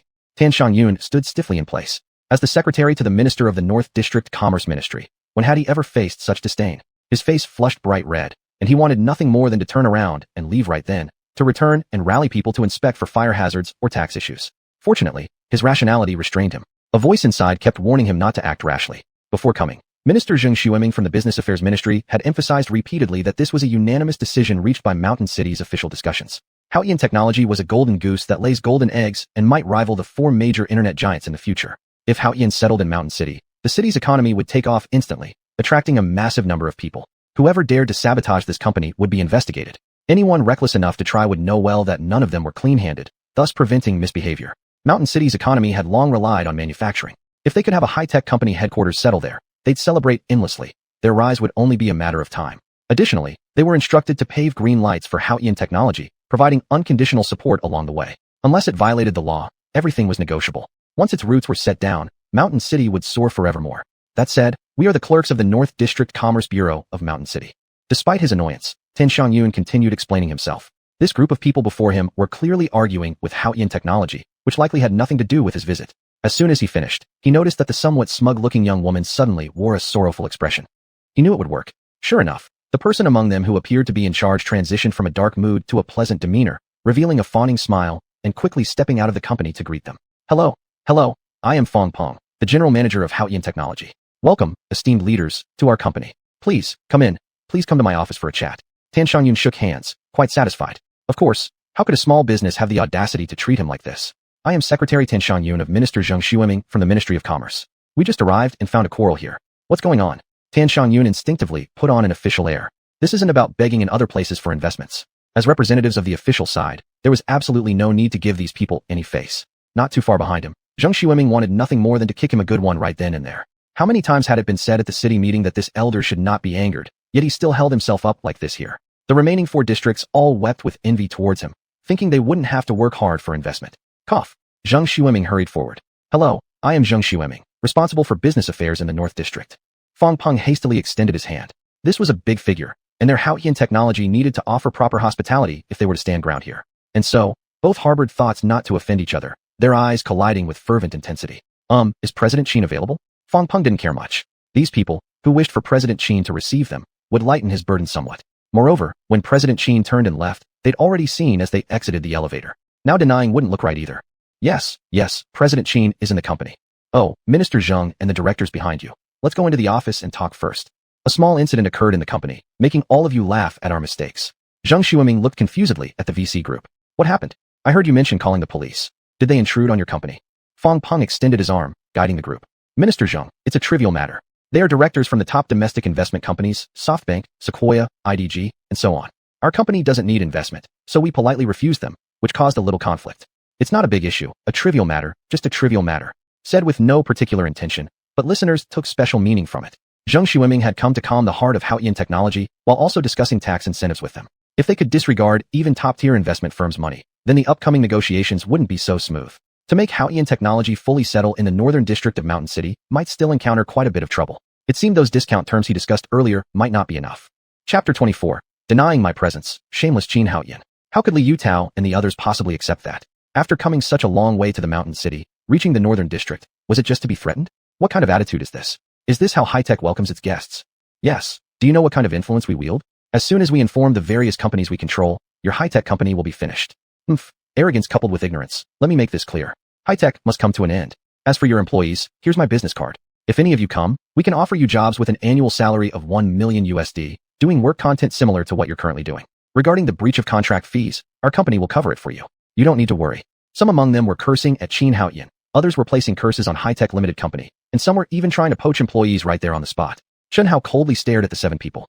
They were ordinary people, their requirements weren't high, nor did they aspire to become billionaires. They simply wanted a life free from financial anxiety, to be able to afford houses, to go on spontaneous trips, to live freely when plans arose, and to buy cars when they felt like it. Every morning they woke up in good spirits, without troubles, and not suffering from any illnesses. In the end, they wanted a group of like-minded friends who they could exchange thoughts with any time. And all these things, high-tech had already brought them some of. As long as high-tech continued to thrive, their own lives would naturally improve as well. No overtime, no fatigue caused by work. These things couldn't be given to them even by foreign companies. Why should they abandon high-tech to join these big enterprises? Xuanhuan understood even more clearly. These large companies looked down on them, willing to recruit them with high salaries merely because they thought they had developed the AI bubble. In reality, everyone knew that bubble had nothing to do with them. Everything came from Mr. Qin. These people wouldn't leave. Those who did would be fools. They didn't possess any core technologies. Once they left high-tech, entering the companies mentioned would lead to nothing. Eventually, they'd still be abandoned. That was the most stupid choice. These venture capitalists didn't understand the actual situation of high-tech technology. Even if the boss valued their work, they only did the peripheral parts, the core still being developed solely by Mr. Qin himself. The reason Xuanhuan was so confident was because he learned a lot of programming techniques from Mr. Qin, allowing him to sense that their skills surpassed those of top programmers at big companies. Xuanhuan coolly watched the 7 bickering people, making no move to take their offer. Nor did the other employees have any intention of accepting it. 1,000,000 lamp coins indeed were very tempting, but then what? Is staying at high-tech uncomfortable? With the money already enough to live lavishly in Mountain City, working there easy and pleasant, where else could they find such a great company? Only fools would leave. Other directors' faces changed repeatedly. Seeing as Fong Peng had already taken the official personnel away, they could only storm off. Meanwhile, Fong Peng arranged for 6 people to sit down and let Huang Ye entertain them, not closing the door, then went to the adjacent chairman's office, knocking lightly before pushing the door open, standing at the doorway without going inside. Mr. Qin, people from the official Department of Commerce are at the company. We set the time yesterday. Do you have time available here? Fong Peng was merely being polite. He didn't feel qualified to make decisions for xuanhuan, but xuanhuan shouldn't remain indifferent either, right? No sooner said than done. A voice came from within. Fong Peng, just tell them I'm not here. This statement was loud, not only reaching Fong Peng's ears, but also carrying over to Fong Peng's office next door. Fong Peng was astonished, and so were the previously calm 6 individuals, their expressions now quite complex. Are you treating all of us as fools? Furious, Fong Peng took a few hurried steps forward. My Lord Qin, others have already seen you, and you're shouting loudly saying you're not here? Aren't you just playing games with people and treating them like idiots? Xuanhuan helplessly looked at the anxious Fong Peng. Why does this guy always give him trouble? Wouldn't it be better if he handled it himself? I say, Fong Peng, I assure you Mr. Qin isn't here. Fong Peng stumbled back, nearly falling down. My Lord Qin, please stop messing around. These are government officials. We still want to conduct business in Long Country. Helplessly, Fong Peng held his forehead. I'm too busy. How busy can you be? You still need to greet them. Enraged, Fong Peng's voice became involuntarily louder. Actually, it didn't make much difference since xuanhuan had been speaking in a normal tone, fully audible in the next room. Zhen Xueming and the others sat uneasily. They had never encountered someone like this, a company like this. If the city hadn't specifically asked them to protect and serve high-tech, he might have turned around and walked out already. Judging from the current situation, high-tech certainly had tough principles. Was the founder of high-tech mocking them as fools? Fong Peng was almost kneeling down and pleading. Mr. Qin, we need to properly deal with the official authorities. If we offend them too much, it will be hard for us to work things out in the future. If they retaliate subtly, our lives won't be easy, and it'll also be tough for the company to develop. Our employees still need to interface with the official departments after all. You may find it relaxing now, but it'll become harder for the company later on. Mr. Qin. xuanhuan responded nonchalantly. What's there to be afraid of? If things don't work out, can't we just move elsewhere? Ignore them. These are just a bunch of freeloading guys, relying only on their appearance. How many of them are actually capable? Fong Peng was dumbfounded and quickly walked over to shut the door. His boss was becoming increasingly reckless. Was this something he should even say out loud? Huatian technology seemed ready to offend everyone. VC investors might not mind too much, resulting in slower development at most. But offending the government could get Mr. Qin himself into trouble. Mr. Qin, I'm begging you. The company needs proper growth, and we can't do this. xuanhuan paused for a moment, realizing they couldn't go overboard right now. He definitely had to leave Long Country. The restrictions were too great, not to mention the fact that satellites couldn't be launched privately. What kind of situation was that? He didn't start the company for money anyway. Fong Peng, do you know any mercenaries? Never mind, mercenaries aren't reliable. We'll talk about it later. Fong Peng felt thunderstruck. What on earth was going through his boss's mind? All right, let me go have a chat. After saying that, Qin Haoyan got up from his chair. Fong Peng hurriedly followed behind him. Qin Haoyan sighed inwardly. Fong Peng was right. Before the company grew strong enough, he wasn't able to compete head-on with the authorities. Development remained the top priority for Huitian technology. He understood this country very well. Once the company reached a certain level, it wouldn't belong to him anymore. And besides, there were so many existing systems he wanted to disrupt. There would definitely be massive resistance later. But these thoughts, Qin Haoyan wouldn't tell anyone. Stepping calmly into Fong Peng's office, Qin Haoyan plastered an insincere smile onto his face. Leaders, sorry for keeping you waiting. I was on an important call. Fong Peng also neglected to clarify it was your visit. My apologies. I've already told Fong Peng. It was my fault for delaying your precious time. The 6 individuals gawked at Qin Haoyan speechless. They'd seen shameless people, but none as shameless as Qin Haoyan. Even Fong Peng behind him kept twitching his face uncontrollably. How had he never noticed just how shameless Mr. Qin could be? Fong Peng has already briefed me. Thank you to the Northern District authorities for recognizing our company. Our company is poor and doesn't have money. Thank you, leaders, for bringing favorable terms. Dear leaders, given how pitiful Huitian technology is, could you consider giving us a 5-year tax exemption? Chapter 25. Qin Haoyan sets conditions. Fong Peng was about to pass out. How could he not have noticed that Mr. Qin could be so shameless? He straightaway demanded a 5-year tax exemption. No lion would dare open its mouth that wide. Zheng Xueming stared speechlessly at Qin Haoyan. This guy. If it weren't for being here, he'd definitely think Qin Haoyan was a hoodlum. But Zheng Xueming, being astute, quickly adjusted his demeanor and expression, revealing a wry smile on his face. Mr. Qin, you're overdoing it. We haven't even joined your company, yet you've already rejected the world's top investment firms. And you say your company is short of money. Qin Haoyan still smiled. Director, can those companies honestly say they want to invest in us wholeheartedly? You know better than anyone else. Moreover, we are a lone one enterprise. Sure, things are tough now, but if we grit our teeth and persist a little longer, it's feasible. Letting them in. Wouldn't that just be making profits from lone one's money? I'm also thinking about earning their money later. Zheng Xueming suddenly brightened. If this guy wasn't boasting, then there must be some deep calculation in mind. Mr. Qin, can you explain your demands in detail? They certainly exceed my authority, but with reasonable justification, it might not be impossible. Inside, Qin Haoyan cursed the old fox. Still, a grin crept onto his lips. Hey, Director. Tan Xiangyun hurriedly intervened with an explanation. Minister Zheng, look, our company is struggling right now, and it's only because of these difficulties that we're trying to make some extra money through the entertainment industry to support the company. In today's world, talent is the most important thing. Our employees are all excellent. They trust me and work hard, and I can't let them down economically. Don't you agree? Zheng Xueming nodded slowly. Indeed. Look, I've hit a dead end too, which is why I'm considering making up some ground through games or novels. Games bring quick money and contribute little to technological advancement, so our company plans to temporarily abandon them. Novels are different though. A thriving novel industry opens doors to films and television, enabling us to build video platforms and manage them ourselves. It enhances user loyalty, laying the foundation for future hardware devices. Right now, controlling users means controlling the future, and we won't give that up. Our Huitian technology aims to achieve the strength of the current 4 internet giants. Starting from building a research center, we aim to enhance the scientific research capability of our country. Even if we are weak, we still aspire to contribute a small part to the development of the nation. Zheng Xueming's heart quivered. This guy truly knows how to talk eloquently. Just a moment ago, he was saying he wasn't capable of anything grandiose, and now he was spinning dreams right before him. These internet people really were all great liars. Before Zheng Xueming could reply, Qin Haoyan made another extravagant demand. If our respected leaders see that Huitian technology is determined to contribute to national scientific research, we'd be very grateful if you allocated a few hundred acres of land.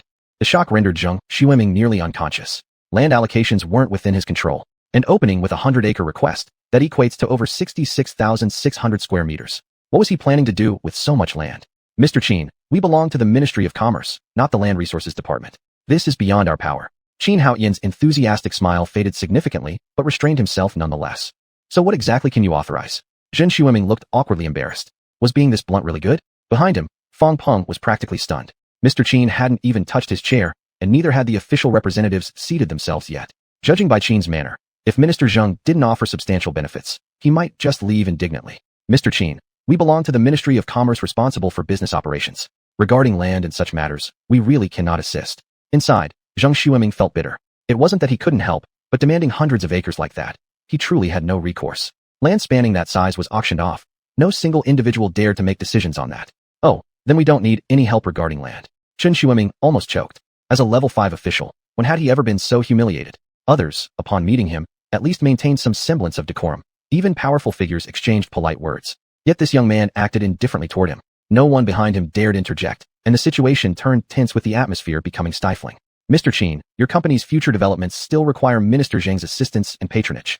Unwilling to let things get too far, Fang Peng stepped in subtly reminding Qin Haoyan not to go overboard. Only now did Zheng Xueming breathe a sigh of relief. There was still someone who understood the situation. Minister Zheng, our company is small, so just tell us your intentions straightforwardly. We young ones lack social experience and can't fully grasp indirect remarks.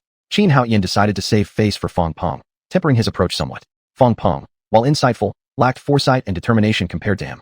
Clearly, he needed to resolve his secretary issues sooner rather than later, to find someone sharp enough to become his spearhead, breaking through obstacles ahead. Why were they so eager to seek out their small company? Isn't it because they've seen the potential of their company, wanting to bring them in early and show goodwill to keep them around? Without further ado, switching from the North District to the South District would definitely bring better treatment than negotiating with the North District. This was something Fang Peng hadn't realized yet. All this talk reflected his lack of confidence in the company. If Haotian technology were as strong as the 4 internet giants, Fang Peng wouldn't have been so cautious. Mr. Qin, we can sign an agreement. As long as Haotian company stays in the North District for the next 20 years, we can offer a 5-year tax reduction. If your company acquires land, there will be additional discounts. Zheng Xueming had already figured out that the young Mr. Qin before him was a straightforward individual who didn't mince words or use flowery language. The cards were on the table. He wasn't pretending anymore. He openly laid out the benefits, beginning the negotiation with clear terms. Qin Haoyan sat back in his chair, and Huang Yu stepped out, gently closing the door behind her. How much discount can Minister Zheng offer us? Cough, cough. We can offer a 13% tax rate for high-tech talents at your company. This was a special benefit for high-tech companies in Longhua, and Haotian Technology, as a high-tech enterprise, was entitled to it. A flicker of amusement showed in Qin Haoyan's eyes, but his tone remained unforgiving. Not enough. He leaned back in his swivel chair, adjusting himself to be more comfortable. Our game made 100 million in less than a month since its launch.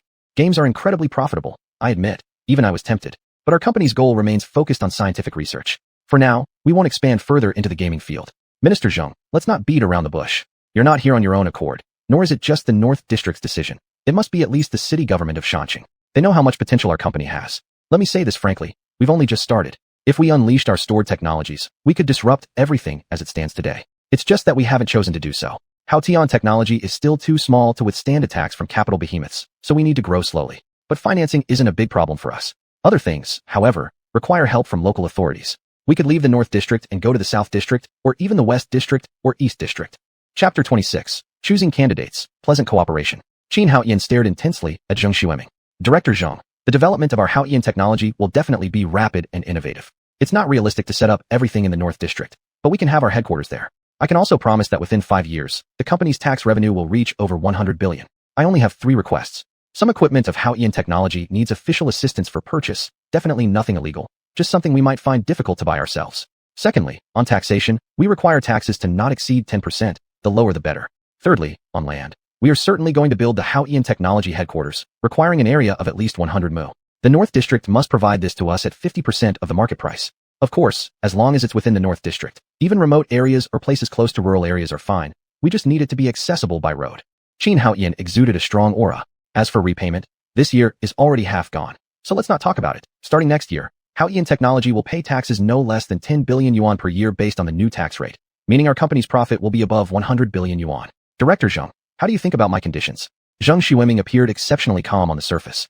Mr. Qin, these conditions are indeed like opening the mouth too wide. You should know that the enterprise income tax for high-tech companies is 15%. We have already lowered it to 13%, and it cannot go any lower. If it does, the State Taxation Administration will cause trouble for us. Also, Mr. Qin is confident, and we trust him too, but offering land at 50% of market price for more than 100 mu creates a significant shortfall, which none of us could possibly approve alone. With Zheng Xueming using this strategy of retreat to advance, he thought it clever. However, Qin Haoyan didn't engage with it. If that's the case, there's no problem. With these conditions, you can either come and discuss if you agree, or we'll call it off if you don't. Our headquarters isn't fixed yet, we can go anywhere. Oh right, I have something else. Director Zheng, Fang Zong will accompany you from here on. After saying this, Qin Haoyan paid no heed to the shocked and surprised people around him, standing up and leaving without a word. Fang Peng stretched out his hand to speak, then remained silent. Sorry, the company is still in its developmental stage. Mr. Qin manages technology. Fang Peng was helpless, finally managing to mutter out these few words. The faces of Zheng Xueming and his group were very rigid. Zheng Xueming managed somehow, speaking a few sentences. He had it worse behind him, where the minor figures suffered. They usually acted arrogantly outside. This time coming to Haotian Technology so modestly was already being extremely considerate. But who would have guessed they'd encounter such a situation? The atmosphere stayed heavy for quite some time, before Zheng Xueming dryly opened his mouth again. No worries, the cause is most important. Since this is the case, we'll report back to the district, and then next time we will come back to Haotian Technology for further discussions. Fang Peng couldn't wait for these great gods to leave quickly. It was stressful attending to them, especially since his boss was unpredictable. That's not proper. You should have a meal before leaving. No, we have regulations. We cannot break the rules. Important matters ahead. Fong Zong, let's exchange contact information. Next time we come, we will make arrangements in advance.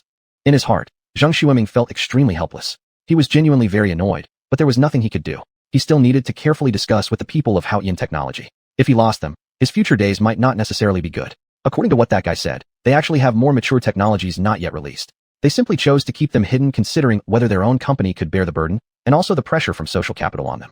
So this meant Haoyan Technology was incredibly terrifying. Such tech-driven companies must be firmly grasped, unparalleled worldwide. Although as the Minister of the Commerce Department of the Northern District, he might not understand much about the scientific and technological fields, he clearly knew the horror of artificial intelligence. Of course, everyone hadn't yet realized that Bubble Assistant wasn't exactly a true artificial intelligence, just a type of smart dialogue window. The actual artificial intelligence program lay within the computer at Qin Haoyan's home. Saying it this way was not entirely accurate. Whoever touched his house and stole the laptop wouldn't be able to command Bubble. Only the commands entered by Qin Haoyan, the engineer and creator, could give commands to Bubble. Zhang Xueming knew the significance of all this, and therefore managed to stay patient. This was a real giant conglomerate enterprise that could not be offended. It would bring enormous tax revenues to their entire mountain city. At least, he did not have the capital to offend them. How many cities across the country? How many companies? There are only a few internet giants. Now, a new internet giant is about to appear in Mountain City, even a revolutionary one. If he were to offend them, it wouldn't bode well for him. Zhang Xueming knew this, even when thinking with his hindquarters. Then shall we go back first, and after discussing with the city government, we will come again? That works. I'll see you off, Director Zhang. Fong Peng wasn't Qin Haoyan. He understood the rules, mainly because he dared not offend Zhang Xueming too much. Thus, with indescribable feelings, they completed their first meeting. Qin Haoyan returned to his office, closing the door and blocking out all outside distractions. Bubble, have the candidates been selected? Total of 385 points. Qin Haoyan was completely stunned. Could Longwa find so many talents? Let me see. The first name that appeared was foreign. What's going on? A white person. Global screening according to requirements. Qin Haoyan couldn't help but laugh wryly. Bubble, I don't need global talents, just domestic ones, preferably near Mountain City. None. In that case, let's stick to domestic. How many are there in total? Out of 38 people, only 3 accepted the offer. Qin Haoyan paused for a moment. Can we do video interviews? After waiting a minute, Bubble finally replied. Only 2 agreed to a video interview. Without hesitation, Qin Haoyan conducted the interviews with both individuals. After an insightful conversation, he leaned towards a 40-something middle-aged man named Huang Weiyan. He had previously served as the secretary to the president of Microsoft's Great Longwa region, but later parted ways due to differing philosophies. Subsequently, he moved between various companies, not staying long at any one place, particularly within major domestic firms where he rarely lasted more than half a year. In the industry, Huang Weiyan was rumored to be unreliable. However, after speaking with him, Qin Haoyan did not share this opinion. Interestingly, Huang Weiyan actually asked Qin Haoyan how many hours a week would be appropriate for employees to work. This question, Qin Haoyan didn't answer rashly, instead pondering deeply. He always insisted that employees should work happily and leave on time, never minding attendance records. But for the research department, it could not be like that. Often, scientific achievements were found in those fleeting moments of inspiration, missed, they might never be found again in a lifetime. For such people, setting any specific work hours wasn't fitting. When relaxed, playing for months was no problem. When busy, working through several sleepless nights was possible. As long as the individual doesn't feel the pressure, none of this really matters. The next day, Huang Weiyan surprisingly came to the company voluntarily, communicating face-to-face with him for a good part of the day. Qin Haoyan looked at the excited Huang Weiyan and extended his hand. Pleasant cooperation. I'll give you 3 days to report back to me. Chapter 27. I speak my mind. Huang Weiyan's face lit up with surprise. Really? Qin Haoyan nodded gently. As true as it gets. Good. Thank you for giving me this opportunity. I will return to Shenzhen immediately and bring my wife and kids over. Qin Haoyan was taken aback. You're bringing your whole family over? Of course. To be able to work for a company with such potential as Haoyan Technology, with a boss who is so humane, I am prepared to settle down in Mountain City. Qin Haoyan slightly furrowed his brows. But can your wife adapt if she comes over? I'll grant you 4 days off per week and use 3 days for work, allowing you time to be with your wife and children. In the bubble data, Huang Weiyan got married at 32, had a child at 35, and has a cute daughter who is 9 years old now. Having his entire family move to Mountain City might not be appropriate. Not at all, Mr. Qin, my wife fully supports me. Wherever I go, she will follow. Since things were brought up to this extent, he didn't contradict further. The other person's enthusiasm for work pleased him greatly. All right, I'll give you 7 days to come back and report. Similarly, I will send you a plan for you to review first, then we'll have an in-depth discussion. Yes, Mr. Qin, I will work hard. Qin Haoyan smiled. Then, I'll introduce you to the company first, and you can meet our secretary Huang Yi too. By coincidence, both of you have the surname Huang. Huang Weiyan was surprised. The secretary? Indeed, she is a secretary. You'll understand soon. Let's go together.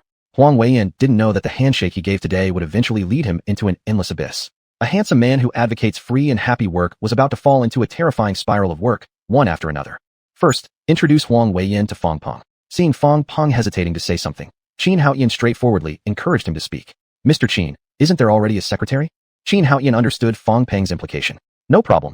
Huang Weiyan manages the internal affairs of the company for me. Huang Weiyan's capabilities are on par with yours, and I want him close by to discuss the development of the company together. Both Fong Peng and Huang Weiyan felt extremely awkward. You don't need to worry too much. You should know your own advantages and disadvantages clearly. Director Fong, after more than half a year of cooperation, I've always spoken my mind openly, and you know that well. You manage the company quite well, but you're still insufficient as general manager. Huang Weiyan's heart sank. Was his boss planning to turn against him and fire Fong Peng? Fong Peng, however, wasn't particularly affected. In Haoyan technology, he had experienced many more exciting moments than this, and this situation today was nothing out of the ordinary. You are truly skilled at managing the company, but far from enough to break new grounds. Haoyan technology cannot simply toy around in the entertainment industry to make some petty money. I earn money for developing research, not for settling for modest wealth. Do you understand? Yes, Mr. Qin.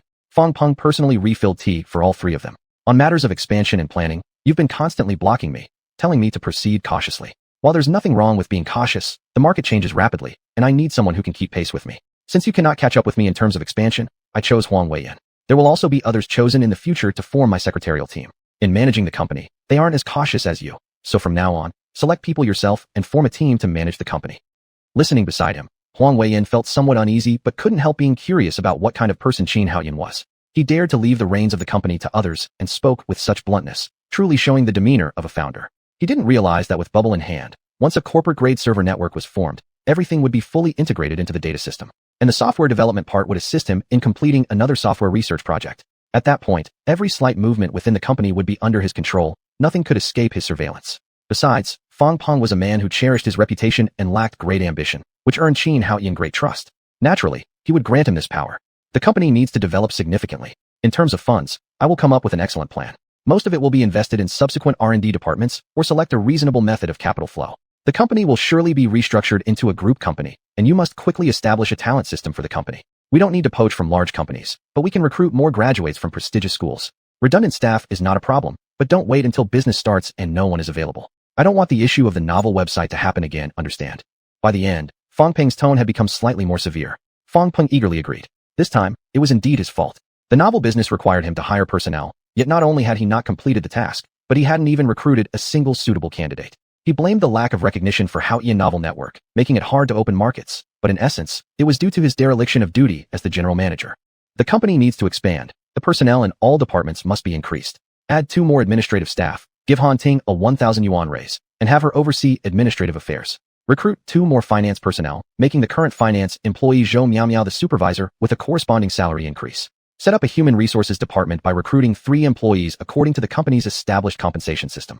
Expand the technical development department by hiring 10 more people, and recruit 4 customer service agents. These tasks you can handle on your own. Furthermore, within the novel entertainment sector, ensure we have 10 editors fully in place. You should know how crucial the next plan is. We can also reserve 1 or 2 video editors, poach a couple of streamers, and train Ning Huala and Zhou Shui among the group of 4. You can let Han Ting and Huang Yu assist you in completing these tasks. At the same time, closely monitor the Wagu Chao mini program. If there's any drop in traffic or revenue, notify me immediately. For Haoyan Novel Network, you only need to focus on traffic and connecting advertisements. Since we've angered the venture capitalists, VCs, it will be tough moving forward. This year, Haoyan Novel Network is likely going to be our cash flow, even though it's not large, but it can sustain the company. I'll focus on developing our own software later this year, so communicate and collaborate more with Huang Weiyan regarding company management. Sometimes, don't worry too much about money. When needed, loosen up a bit. The company currently has over 2 billion yuan in revenue, which should suffice for a while. Once Haoyan Novel Network ensures profitability, problems won't be as severe. Qin Haoyan delivered a lengthy speech in one breath. Don't let his minimal involvement in company matters fool you. His analysis was extremely clear and without a single error. Understood, Mr. Qin. Yes, Mr. Qin. Huang Weiyan's lips curved slightly upward. He enjoyed such a working atmosphere, with bosses who cared for their employees. Foreign enterprises in Longwo were once like this, offering excellent employee care. But since they've been led by domestic Longwo leaders, employee benefits have steadily decreased while pressure on them has increased. All right, that's all. Oh, and did you buy the servers? You do know about them, right? Fong Peng had a bitter expression. You say 2 billion yuan is enough, yet you've already spent close to 10 million in the blink of an eye. This is just the beginning, still relatively small costs, but server maintenance expenses in the later stages are a major issue. Mr. Qin. Chapter 28. All the companies are worried. Where do we install the servers after we buy them? Of course, in the company. Qin Haoyan didn't hesitate to say. Mr. Qin, but this way the cost is too high. Servers themselves consume a lot of electricity and require air conditioning for cooling. The cost will increase significantly. Xuanhuan waved his hand. Don't worry about that. We can start with just one installed, even in my office if necessary. They're the best ones I bought, sufficient to support our official website, Hawkish Novel Network, and Bubble Assistant. These were the best servers released by long way. One server was more efficient than 5 of his top-tier computers combined in both operation and storage performance. When the data volume was small, one server was enough. He had purchased a full 10 of them. Xuanhuan considered where he could find such a place. This place must be cool enough. Fangpeng wasn't entirely correct. While setting up the server in the company would indeed use a lot of electricity, it would save on land costs. Finding another location would actually be difficult. No, we don't need it to be completely cool. I can build a photothermal power generation panel, converting light and heat into electrical energy for storage. Although the efficiency isn't high, it can offset part of the cost. This time, Xuanhuan didn't contradict Fangpeng. He also knew how high the cost of running large servers could be. Electricity was always the unavoidable threshold, especially with today's commercial electricity prices based on tiered consumption. Heat dissipation was also a tricky problem, which he couldn't solve immediately. All right, let's do it this way. Now we'll go out and meet Huang Weiyang, the secretary. Xuanhuan paused briefly. You two both share the surname Huang. I might as well call you Secretary Yang, and refer to Huang Wei simply as Secretary Wei. Huang Weiyang didn't say anything, but his eyes were filled with astonishment. He never expected his new boss to work so efficiently. After introductions, Xuanhuan sent Huang Weiyang off. He returned alone to his office. It seems hardware equipment is more important than software right now. All my progress is stuck due to hardware limitations. I need to solve the server problem, the large computer issue, and many others. All these need hardware support, but the money is not enough. Xuanhuan sighed and rubbed his head. I see. I need to create something profitable. Bubble, what should our company focus on next without disrupting our established business plan? File compression software, real-time translation software. Xuanhuan's eyes lit up. Indeed, these were currently the two most appropriate directions for development. One related to server resource configuration, and the other aligned perfectly with subsequent video websites and social chat applications. Once created, the next step could expand globally. Bubble, can you make it? Can't create file compression software, but can do real-time translation software. Xuanhuan didn't say much. Creating a file compression software required new development, something Bubble couldn't handle. This was a technological innovation beyond Bubble's current capability. However, real-time translation merely involved recognition and output problems, which Bubble could certainly achieve. Write a software then. Do we need to embed the Bubble recognition module program? No. Xuanhuan refused outright. The real-time translation software doesn't need such features to add color. Accurate translation is sufficient. Do we input this into the company's program library? No. Even with all 5 computers, or even the future single server, not to mention all 10 fully utilized, it still wouldn't suffice for user demand. Xuanhuan was preparing for the next offensive move, yet many domestic and international enterprises were still worrying about artificial intelligence. This real-time translation software was only an icing on the cake for Hawkish technology. Bubble Assistant already had this function but was restricted by Xuanhuan, who allowed only the authors on Hawkish Novel Network to use it. This counted as a transitional software. Next steps could develop additional modules on this basis. Bubble, write another program simultaneously. Make the real-time translation software downloadable so we can upgrade it in the future. Think of it as a simplified version of social software. By the way, contact Fangpeng and purchase the best server resources from Longway Cloud. Yes. As Xuanhuan watched the rapidly scrolling code on one computer, he opened the compiler on another computer. The gap in hardware is too large, and I lack the equipment and funds to address some issues of product and process design. But it's in the realm of software that.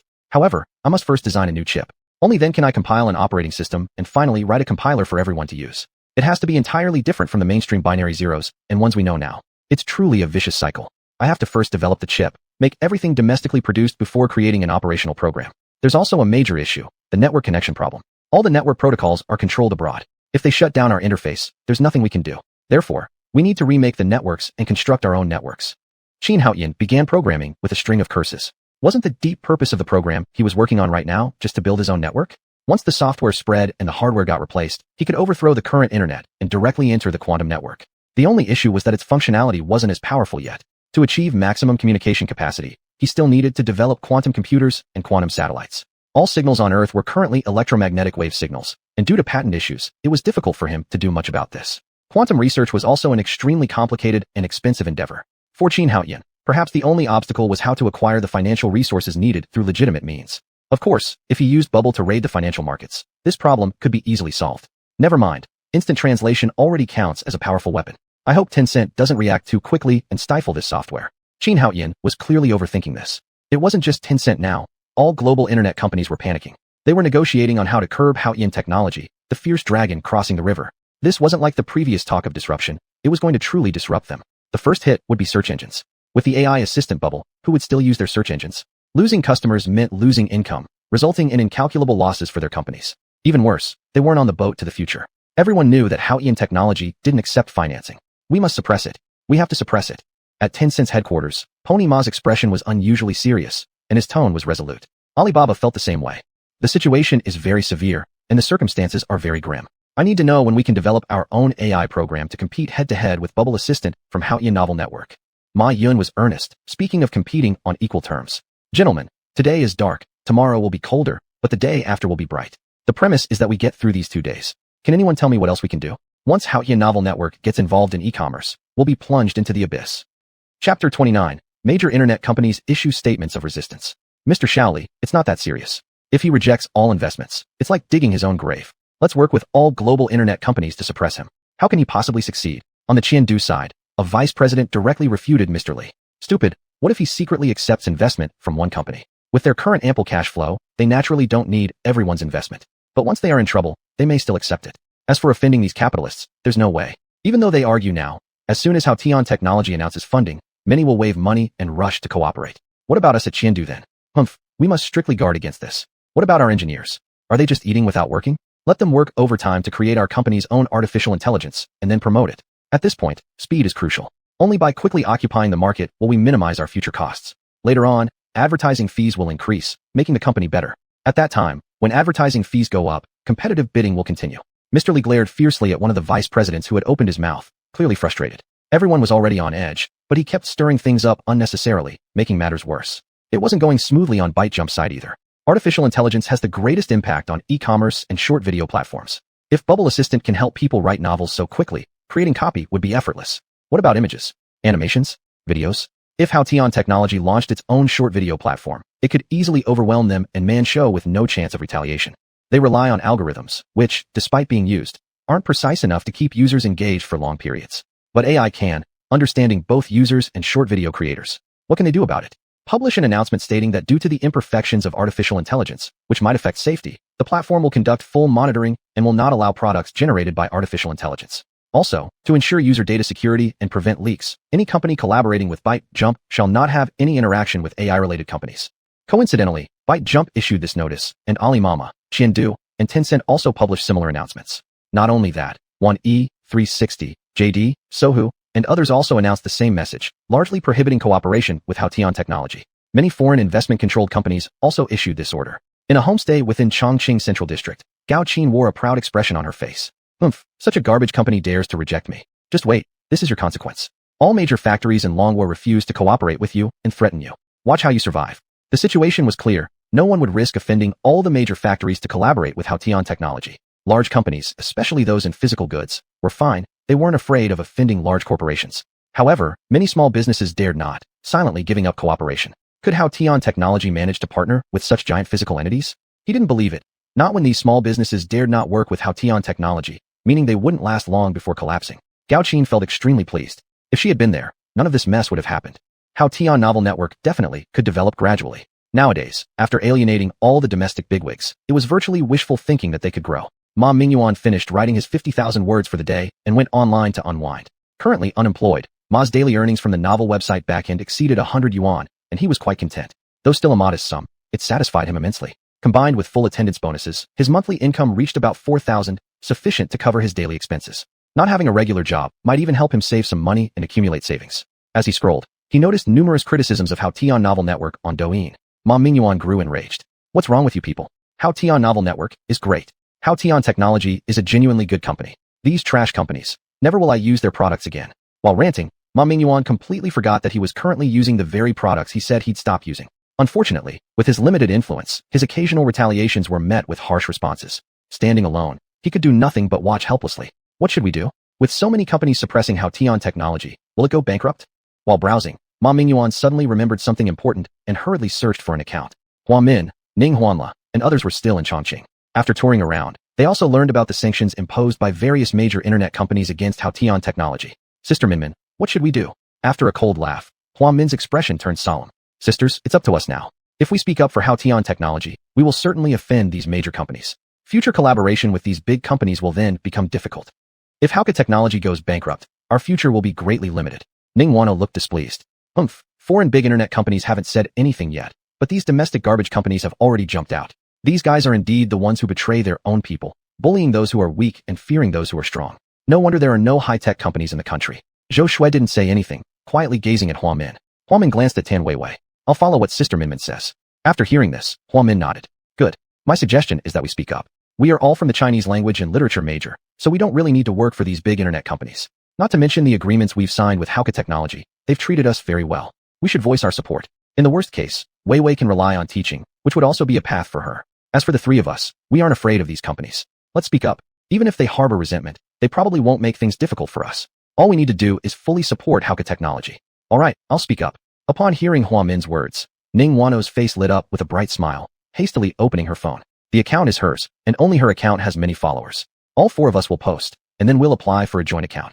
Good, you post, and I'll tag you. Ning Wano clapped her hands and said. Soon, the four sisters had completed their operation.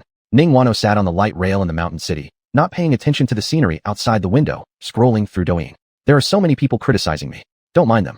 I checked, and they're all minor accounts. They're likely being led by those shameless companies. Wano, many people still support you and hawkish Technology under your account. That's for sure. Artificial intelligence, our Longwa people created it first, and these companies refuse to embrace it, wanting to strangle it instead. These trash companies deserve to die. Ning Wano nodded while angrily cursing. Ma Mingyuan also found his group and joined others in lamenting, sharing his story about becoming an author and how beneficial it could be. Artificial intelligence had already caused quite a stir, and with these large companies jointly resisting hawkish Technology, most netizens saw it clearly. They started cursing various internet companies and speaking up for justice on behalf of hawkish Technology. Netizens called these domestic companies traitors. Foreign big companies haven't taken any action, yet these top domestic internet companies dare to do such things, leaving ordinary people unable to understand or support them. Chapter 30. Netizens collectively curse hawkish Technology. After Ning Huanla released the video, it quickly generated a cluster effect, and many people began to complain under her account. However, more uninformed netizens were misled and attacked hawkish Technology for stealing their data. In fact, despite the high profile of hawkish Technology, the number of registered users was not large. It hadn't even reached the million level. On one hand, Qin Haoyan had stopped a large number of people from using the Bubbles assistant built into Haoyan novel website for free. Another reason was that the novel website simply couldn't compete with the free novel websites of larger platforms and the veteran-strong sites. There are a lot of novel users, but most of them are concentrated on these top websites. Haoyan Technology's promotion wasn't particularly aggressive either, relying solely on its small games, official website, and Ning Huanla's account. How many people could it attract? Many people just treated it as an ad, looked at it, and then ignored it. Most of the novel readers knew nothing about the Bubbles assistant helper, and those who understood a little were often people with ulterior motives. How could they possibly speak up for Haoyan Technology? Moreover, with the Bubbles assistant no longer usable, naturally everyone began cursing in unison. Damn Haoyan Technology, as soon as it rose, it started stealing user data everywhere. Did you see that? I'm telling you, all those marketing text messages and harassing phone calls must be because Haoyan Technology stole our data. Idiot, Haoyan Technology has only been around for less than a year. Were your previous data leaks caused by it too? Attention everyone, Haoyan Technology has bought a lot of trolls. Don't let them sway you. Stay firm, and we must resist Haoyan Technology. All the big companies are resisting it, so it must be unsafe. Bullshit. Do you even know? The so-called artificial intelligence of Haoyan Technology is only used for writing novels, and only registered authors of Haoyan Technology can use it. You guys haven't even used it, yet you're babbling nonsense. The talk of big companies resisting and saying it's unsafe is merely because these companies lack the ability to develop such technology themselves, and they fear that Haoyan Technology will take over their markets, leading to disgusting encircling tactics. Our country is like this. All the big companies don't innovate, copy everything there is to copy. If they can't copy, they buy, and if they can't buy, they tarnish. If they manage to get their hands on something, they would make grand announcements saying it's innovation. Take a look, what kind of innovation do these internet giants have really? Now that our domestic companies have finally created artificial intelligence, and before they could begin to achieve great things for the nation's welfare, these garbage big companies start tarnishing them. Isn't it because they couldn't buy or copy it? They shouldn't be able to buy it. Eliminate these companies who do nothing practical. Yes, the 996 work system came from bastards like these. People used to live such happy lives. When the domestic enterprises finally had high technology, even before international competition emerged, these spineless ones at home started stirring things up already. Troll, verdict confirmed. If Haoyan Technology were truly this good, they would have flooded the airwaves with advertisements by now. What sort of trash dares call itself artificial intelligence? Who has even used it? They're probably just hanging sheep heads while selling dog meat. It's definitely just to steal user data. Bullshit. User data leakage issues have long existed. Your underwear preferences have been leaking left and right. Do you think things like interest-based e-commerce and recommended content happen out of nowhere? It's all based on your data. Everyone quarreled fiercely online. However, the major companies were well organized and disciplined in employing mercenaries. Many verified accounts took money and appeared one after another to defend the companies, leading their fans and ignorant masses in curses. Hao-Yin technology had only just emerged before the national public, and hardly any impressive products had come out. With few followers and supporters, it was no match for them. Ning Huanla had already returned to the hotel and was distressed at seeing the comments almost all tilting against them. How can they slander Hao-Yin technology like this? These people, disregarding the facts, falsely accusing Hao-Yin technology. Will Hao-Yin technology not fight back? Huamin shook her head gravely. She didn't expect the situation to escalate so severely, where the entire network was opposing and abusing Hao-Yin technology. Now, unless an official authority stepped forward to vouch, no one could resolve the issue. Ning Huanla turned pale. Sis Minmin, my video has been taken down. They said I violated rules. Huamin sneered coldly. I suspected this from the start. It wouldn't be limited to yours. All our videos speaking out for Hao-Yin technology have certainly been banned. It's a common trick these big company wastes use. This is Douyin. ByteDance has always favored its own. It's perfectly normal. Tan Weiwei was extremely worried. Sis Minmin, what should we do then? How can we continue speaking up for Hao-Yin technology? They're clearly wronged, and yet the entire network is criticizing them. Huamin shook her head again. There's nothing we can do. We're only small bloggers after all. As Mr. Qin said, this is the ignorance of the masses. ByteDance and these big companies truly don't care about their reputations anymore. These companies should all go bankrupt. As she kept talking, Huamin herself started getting angry. We can go to Hao-Yin novel website and voice our opinions there, create threads, leave comments on the first line of each book, and post reviews. Ning Huanla suddenly came up with a good idea and looked earnestly at Huamin. Huamin shook her head. It won't work. There are too few users on Hao-Yin novel website. It would be better to promote Hao-Yin novel website this way. Those people will keep cursing, but if they register in large numbers, it's still a good thing, isn't it? Unfortunately, they haven't developed an app yet, which is regrettable. Ning Huanla was very unhappy. Are we just going to watch Hao-Yin novel website being slandered? We must ask questions, but there's nothing we can do now. We can only wait and hope that Hao-Yin novel website has a way to solve the problem. She answered with a sigh. This was the best course of action. They had little influence. What could they do? On any other platform except for Douyin, all posts or videos praising Hao-Yin technology were taken down. What could they do about it? After Ning Huanla sent a message to Fang Peng, she refreshed Douyin again, getting more and more upset, feeling increasingly frustrated. Without a few brave voices speaking out, the entire network unanimously cursed Hao-Yin technology. Qin Hao-Yin didn't care about the affairs of Hao-Yin technology at all. These insults meant nothing to him. He didn't even mind them. However, cooperation with other platforms might become a bit troublesome. Without these current carriers, it was extremely difficult for him to quickly build his own user base. If no one knows you, or your reputation stinks, how do you resolve it? Qin Hao-Yin naturally had his ways, and he wasn't particularly anxious right now. He believed these issues should be addressed step by step. Making iron required hard work, and he continued to focus on the most core aspects of his work. Fang Peng was busier than ever, burning the midnight oil. Thankfully, they currently had no apps. The only one available needed to be downloaded from their official website, so he didn't have to worry too much about it. However, Waguqiao was their company's sole source of cash flow, and Hao-Yin novel website hadn't yet turned a profit. Public opinion outside needed handling, and recruitment had to proceed. The issue was that with this recent wave of operations, most uninformed individuals refused to believe in them. Han Ting told him that many people refused to join their company. Fang Peng also had no good solutions to address the situation. He initially thought of asking Qin Hao-Yin for advice, but abandoned the idea considering Qin's temper, and instead turned to Huang Weiyang for consultation. Chapter 31. Huang Weiyang's opinion. Fang Peng was at home dealing with the issue of transferring his child to another school, so he wasn't very busy. He also saw the abusive comments online. His perspective was different from that of ordinary people. After all, he had worked in many large companies and his ability to extract information was stronger than others. Weiyang, is this company reliable? I see that all the major factories are sanctioning Hao-Yin technology together. What if? Huang Weiyang's wife Yin Shannon worriedly looked at her husband sitting on the sofa. This is where it gets interesting, isn't it? Collective boycotts requiring all manufacturers not to cooperate with Hao-Yin technology. Huang Weiyang smirked coldly. These manufacturers are scared and know their own companies can't develop anything comparable. Do you believe that once Hao-Yin technology opens its source code, they will immediately announce that their artificial intelligence program is almost ready? Yin Shannon still couldn't quite relax. But can Hao-Yin technology survive this pressure? They are just one company. Can they withstand such resistance? Huang Weiyang shook his head. His wife had some insight, but not enough. Shannon, wouldn't you agree that a company capable of developing artificial intelligence would find other matters easy? Consider what would happen if Hao-Yin technology intervened in other software domains. Yin Shannon's expression changed several times. Monopolize everything? Huang Weiyang shook his head. No, it would be an outright slaughter. Those companies absolutely could not resist. Perhaps initially, they couldn't. But their growth potential far outpaces other companies. More importantly, a solution that is both cheaper yet can offer customized services. How would other companies compete? It's not that exaggerated, right? Rest assured, it won't affect us. The severe resistance from major corporations only strengthens my resolve. Shannon, have you prepared Jiqi's materials yet? Wherever you go, my daughter and I will follow. Yin Shannon looked tenderly at the man seated on the sofa, feeling very at ease. Wherever he was, that was home. And, you don't know about General Manager Qin's plan. If it were truly implemented, it would be incredibly terrifying. Huang Weiyang looked excited. He just wanted the company to be more humane and treat employees better. Who would have thought that General Manager Qin would take it even further? If that plan works, Why worry about Long Country not flourishing? Do the people of Long Country really need to work themselves to death? No, they don't need to. Even now, without General Manager Qin's plan, Long Country already has more than enough for its people to live comfortably. It's simply that certain people won't allow it. Long Country's resources are entirely sufficient for its people to live good lives. The reason things haven't moved forward is purely because the decision-makers won't let them. Would unemployment truly cause massive panic? Not necessarily. Considering Long Country's population exceeding 1 billion, if each person were subsidized by 3,000 yuan per month, the monthly cost would be around 4 trillion.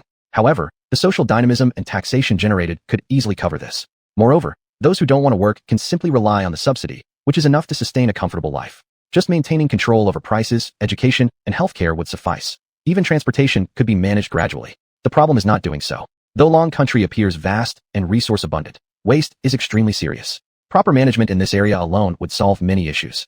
With today's technological capabilities, many people could be liberated to lead stress-free lives as providers for the civilization. Since others won't act, Haotian technology can, and will succeed. Spending 4 trillion yuan, Haotian technology, expanding across various fields, could easily earn that back. He glimpsed General Manager Qin's grand vision and Haotian technology's next steps. Regardless of future developments, if Haotian technology succeeds in its immediate plans, at least 1 million people could potentially live comfortably without working. Can you tell me more? Huang Weiyang looked troubled. It wasn't that he didn't trust his wife. He just couldn't betray Qin Haotian. This matter probably should be discussed, but I need to confirm with General Manager Qin first before giving you an answer. Yun Shannon didn't blame her husband. Understood, it's fine, no pressure. If you don't tell me, it doesn't matter. Huang Weiyang was just preparing to console his wife when his phone suddenly rang. Haotian Technology General Manager calling. It must be related to the incident online. I'll answer first. After receiving his wife's confirmation, Huang Weiyang then answered Fang Peng's call. Fang Director. Huang Secretary. Did you see the matter online? I did. The situation is not optimistic. What to do? I don't even have anyone to consult with, so I'm coming to you. Huang Weiyang was surprised. Isn't General Manager Qin in Mountain City? But he didn't voice his doubt. Perhaps this was a test for him. In that case, I'll come over right away. Fang Peng's face turned green. No, let's just discuss it over the phone. You know, last time we worked overtime discussing matters ourselves, and General Manager Qin found out and directly deducted our salaries. If Mr. Qin finds out I called you to come back, he'll probably dock my entire month's salary. Huang Weiyang chuckled, understanding the reason behind Fang Peng's call. Mr. Fang, this matter, though seemingly difficult, can be easily resolved with a couple of plans. Would you like me to share them? That would be great. Having someone to consult is always the best, and I'd love to hear Secretary Huang's thoughts. Huang Weiyang was a bit apprehensive, as these two suggestions weren't necessarily profound insights. Mr. Fang, forgive my laughter. Before I elaborate, there's one thing I want to confirm. What platform is our fiction website, and what Gu Lu Chao currently relying on? I haven't yet had the chance to fully understand the product details. Fang Peng looked embittered. It wasn't just that Huang Weiyang lacked product knowledge. Even he himself wasn't entirely clear about everything.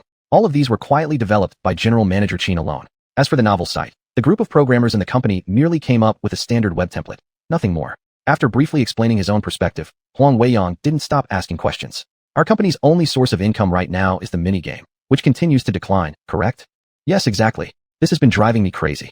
Huang Weiyang pondered for a moment. Mr. Fang, my plan might be rather radical, but please consider it. Immediately sell Wagu Lu Chao, the price expected to be around 50 million to 80 million yuan. In the future, promoting our products through large platforms will become harder. The fiction website will likely become our main focus. While it still has value, selling at a good price would make sense. We could then go in two directions, ignoring it and developing new products, directly spreading through the fiction website and its users. I believe our company shouldn't have an issue with that approach. Alternatively, we could seek official media coverage. However, this route is quite challenging, since official outlets rarely comment before situations are clarified. Fang Peng was speechless. He could also think of these two methods, but your first idea was to sell Wagu Lu Chao, which is currently their company's only source of revenue. Selling it would mean how they'd earn money? With all major internet companies fiercely suppressing their business, would they even survive? As Fang Peng was ready to explode in anger, Qin Haotian sent him a text message. Seeing it, Fang Peng was instantly left speechless. Chapter 32, Mutual Translation Software Goes Live. What Qin Haotian sent him was almost identical to what Huang Weiyang sent. The only difference was that there was a solution plan, and it was even more direct and brutal. Step 1, sell Wagu Chao and make a large sum of cash. Step 2, run Haotian novel network well. Step 3, the company will launch a new product. The source code has already been handed over to Manager Chun Hao of the technology department. Instant mutual translation software with simple embedded intelligence. Step 4, establish a legal department within the company to hold rumor mongers and defamers accountable. Step 5, speed up the recruitment of talents, requiring personnel to be in place as soon as possible, and urge programmers to accelerate development steps and improve work efficiency. Fang Peng was stunned when he saw the first requirement. Qin General's request aligns very well with Huang Weiyang's. It naturally occurred to him that these two old foxes must have communicated beforehand, but he quickly dismissed this thought. Can the entire company collecting information for him still not match two lonely elders? He tapped his desk lightly. Huangya. His voice was neither too loud nor too soft, just enough for Huangya outside the door to hear. She pushed the door open. General Fong. Huangya also felt helpless. She was originally Qin General's secretary, but who would have thought that Qin General wasn't reliable and basically didn't care about the company's affairs? It was fine before. She used to solve problems mostly by herself. Since the company started having other business projects, she was almost turning into secretary for General Fong. Announced that the company is selling Wuguchao. Game companies that need it can come for face-to-face negotiations.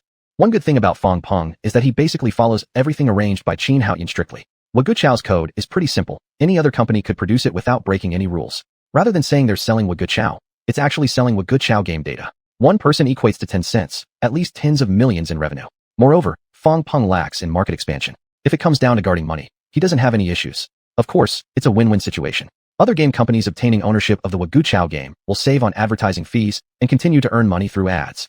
Haoyan Technology, on the other hand, is dumping a hot potato. Ordinarily speaking, this game should last at least 1 to 2 months. However, with all major factories sanctioning them, Wuguchao remaining in their hands will soon fail to be listed on other platforms. A mere small game. Developing an app separately will lead to fewer downloads. Losing its social attribute, the game will inevitably blend into obscurity. Selling it off makes sense. Understood. Fong Peng continued. Recruit people urgently. I also need a secretary. You are still responsible for Qin General's side. Prioritize assigning a secretary to me, preferably male. Fong Peng isn't foolish. Hiring a female might cause unnecessary troubles. If someone tries to manipulate him, it could possibly harm the company, and if so, he wouldn't be able to forgive himself. Huangyan nodded silently. She knew very clearly. Often it wasn't that workplaces don't hire women, it's mostly women themselves who destroy their own path. You may practice refined self-interestism to feel comfortable, but other women won't get fair competition opportunities as a result. However, there is a good reason here for General Fong. General Fong is married, over 40 years old. Hiring a 20-something-year-old woman wouldn't look good either. She knows. Even so, sending out such requirements will surely attract criticism. But isn't it better not to issue it? Huangya isn't stupid. Looking at those brainless feminists online with double standards, she gets angry herself. You enjoy privileges silently due to refined self-interestism. Why disrupt harmony? Without those kinds of dogs, their situation would be much better. What a society is it that everything must go your way? A fair opportunity is what matters most. You want benefits and yet criticize others. Why should anyone cater to you? Unless they're foolish. Huangya still lacks experience and thinks only from one perspective. After going through more experiences and seeing more, she'll realize that in the workplace, except special industries or companies that had previous lessons, mostly it's because some women act arrogantly that causes issues. Companies create value. If you're always stirring trouble, who is going to spoil you?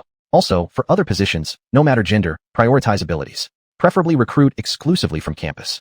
Huangya was utterly baffled. Campus recruitment? No mistake. It's not even September yet. Where can she find campus recruits? For graduated students, she can probably figure something out. How can she let the school open earlier? General Fong, campus recruitment now isn't practical, right? It's urgent though. Fong Peng realized. Then hire some outstanding students.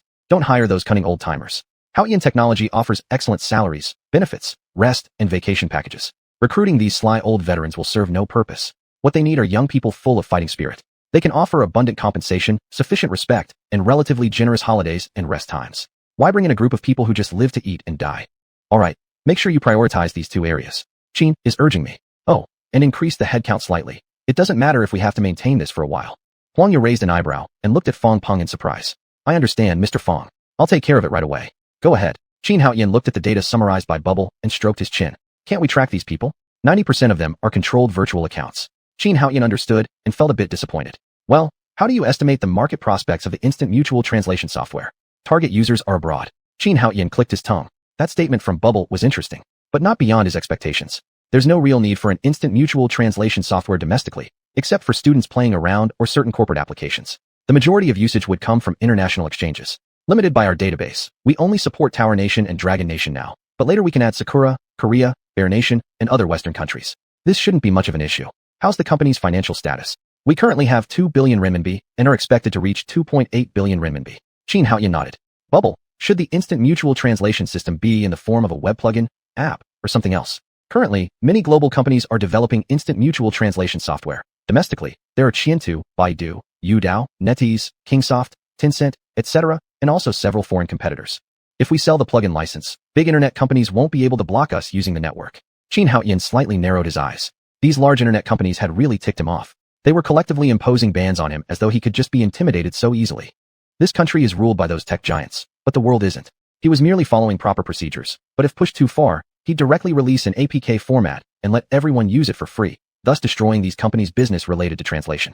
At the moment, they only cover Beacon Nation languages, but once all servers are activated, at least 20 more languages can be added. It's not that he can't further expand the language library. These servers are needed to provide databases for the company. He couldn't sacrifice the main goals for secondary gains. Using some computational power for this task already made sense, unless he was foolish enough to dedicate all of it. Chapter 33, Not Tolerating Bad Habits, Going Around. This was not a particularly difficult matter. He only needed to order 10 more top-of-the-line servers from Longwei. During the transition phase, there was no need for him to waste too much time. Once he had time, he would start with basic hardware and eventually aim to do it all himself. There was no reason to foolishly give money to Longwei. He was poor, and so was his company. They needed to save wherever possible. Pow Pow, have Fong Peng order 20 more top-tier servers from Longwei. We, as Long citizens, should support fellow Long companies. When I get everything set up, if I don't destroy these internet giants, my name isn't Qin. Understood. Qin Haoyan had a surge of anger in his heart. These big factories really thought he was an easy target. The moment his company began producing viable software, he would upend the entire current internet system. However, this task was extremely challenging. He couldn't start working on hardware right away and had to rely on existing internet software and hardware for operations and development, while also reserving converters. Only after completing the full-scale hardware could he gradually plan the layout. Tencent somehow found out what they were doing and tried to acquire them with several million or even tens of millions. They had no idea how revolutionary everything Qin Haoyan was creating would be. This was work that even Pow Pow couldn't intervene in. Outsiders couldn't possibly imagine just how ambitious Qin Haoyan truly was. Creating Pow Pow didn't make him this anxious. Payo's strength merely came from databases and methods of screening and utilizing data, which wasn't fundamentally different from today's mobile assistants, just many levels stronger. What Qin Haoyan was doing alongside that was going to completely revolutionize the entire present-day internet. Calculate user payment intent and the number of users. Projected monthly cost for the first 3 months is $5 per month. Qin Haoyan felt a wave of excitement. If this held true, it would amount to $150 million every month, an absolute goldmine. Is it really this high? It could even be higher. Excluding any external influence factors. Qin Haoyan nodded. This was already sufficient. Even if it was just $50 million per month, that income would still be astronomical. Pow Pow, establish the charging rules and draft an agreement. Send it to Huang Weiyang and Fong Peng to let them manage the relevant data. Changliao instant translation software will be offered as a registration plugin service. Users can download an app under a membership model, where payment is required. All users must register and log in through Haoyan Novel Network. Haoyan Technology subsidiary software registration information will be interconnected. Overseas users for Changliao software will be charged $5.5 monthly, $15 quarterly, and $55 annually. For domestic users, 30 yuan per month, 80 yuan quarterly, and 300 yuan annually. Offline app usage will follow the same charges. Received, edited, and sent. Notify Fong Peng to open an overseas account for the company specifically for receiving payments. Qin Haoyan agreed. Payo's data wouldn't be wrong. This way, revenue from the overseas version could subsidize some domestic users, a kind of Robin Hood strategy. Apple will take a 30% tax. Qin Haoyan's face stiffened. He had forgotten about that. Android and Microsoft systems were free, just needing secure listing, but Apple wasn't like that.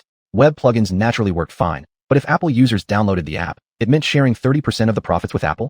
Exactly, profits.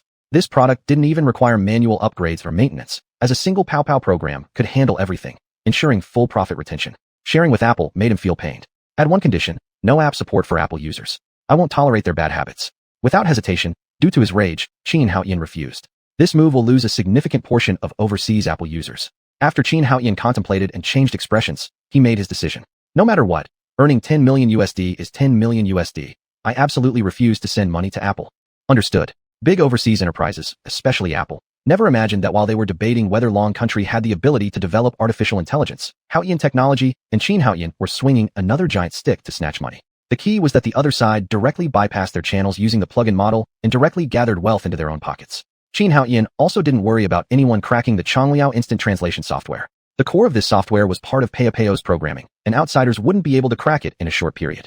By the time they did, Qin Haoyan would have already disrupted the existing internet, which might have collapsed by then. He was already well prepared. Payo's core had an interface, allowing it to be replaced at any time. At that point, no one would be able to crack Payo's core, not to mention that Pow Pow would also be self-protective and wouldn't remain as rigid as it currently was. Yes, Qin Haoyan believed Pow Pow was very rigid now. Once reformed, a new informational paradigm would be created by Long citizens. Haoyan Technology would be the sole company to establish it. As for whether others would use it, he wasn't at all worried. Huang Weiyang put in more effort as Qin Haoyan, and he formulated a plan together. When it was time, they'd bind hundreds of millions of users to the platform, earning profits. Naturally, these people would willingly switch. Millions of users were already enough for him to complete his layout. All that was left now was to proceed steadily. Jiang Xing'an continued to busy himself with his unfinished tasks. Fong Peng and Huang Weiyang both received the message. Fong Peng sighed helplessly since his team hadn't been fully staffed yet, but Qin Haoyan already had a new product ready for launch. On the other hand, Huang Weiyang was overjoyed. Qin Haoyan was truly an extraordinary individual. How could big companies' resistance matter when he found ways to bypass them through foreign channels? There wasn't much they could do. Once the company overcame the challenges and fully implemented their plan, who in the country could withstand the momentum of Haoyan technology? Shan, I told you, Mr. Qin is someone destined to accomplish great things. You see? The joint boycott from major factories doesn't even count. Yin Shanshan smiled sweetly. It's just a small piece of software, something that can only bring in tens of millions. Why are you so excited? Huang Weiyang shook his head vigorously. No, Shanshan, you don't understand. It's not about just a few software programs. This is Mr. Qin finding a way out of our current situation. If we can find a way out and ensure Haoyan technology survives, the future will surely belong to a great company that surpasses Tencent, Alibaba, Apple, and Microsoft. Huang Weiyang excitedly slapped his thigh. I have to hurry up and organize the documents, then rush over there. Then, he picked up Yin Shanshan and gave her a smooch. Dear wife, temporarily leave the housework to you. I must finish my work as soon as possible so we can make Haoyan Technology a great company together. Yin Shanshan's face flushed with shyness. What are you doing? It's still daytime. But deep down, she also felt sweet warmth. She knew her husband's ambition, and she knew that he always wanted the countrymen to live more comfortably and happily. Her husband, Huang Weiyang, had always been someone with a sense of national pride and patriotism. Having moved between so many companies and never having a proper outlet for his aspirations, this company, which allowed him to express his ambitions and cause such excitement, was certainly no bad thing. What are you doing? You're being naughty today. I still need to organize my data. Aren't you busy? Never before had Huang Weiyang felt so energetic. I can't take it anymore. The firefighter needs your help. Saying that, he picked up Yin Shanshan and rushed toward the bedroom. What happened next? Let your imagination fill in. Chapter 34, Employee Initiative, Outlandish Ideas. After the reign of passion had subsided, Huang Weiyang straightened his clothes. I'll give General Manager Qin a call to see if he can tell you. Yin Shanshan forced herself through her weariness, dispelling her languor, and sat up slightly, revealing her joy. Weiyang, it's rare to find a company that suits your heart. If we irritate the boss, it will be troublesome. If it weren't for us, perhaps we should not ask. It's also not necessary for me to know. Huang Weiyang lowered his head in deep thought, inadvertently glancing at his wife's disappointment. It's fine, General Manager Qin won't say anything. I am confident that Qin definitely wouldn't mind. Wait for my good news. With a smack, Huang Weiyang turned around and left the bedroom, sitting in the living room, nervously calling Qin Haoyan.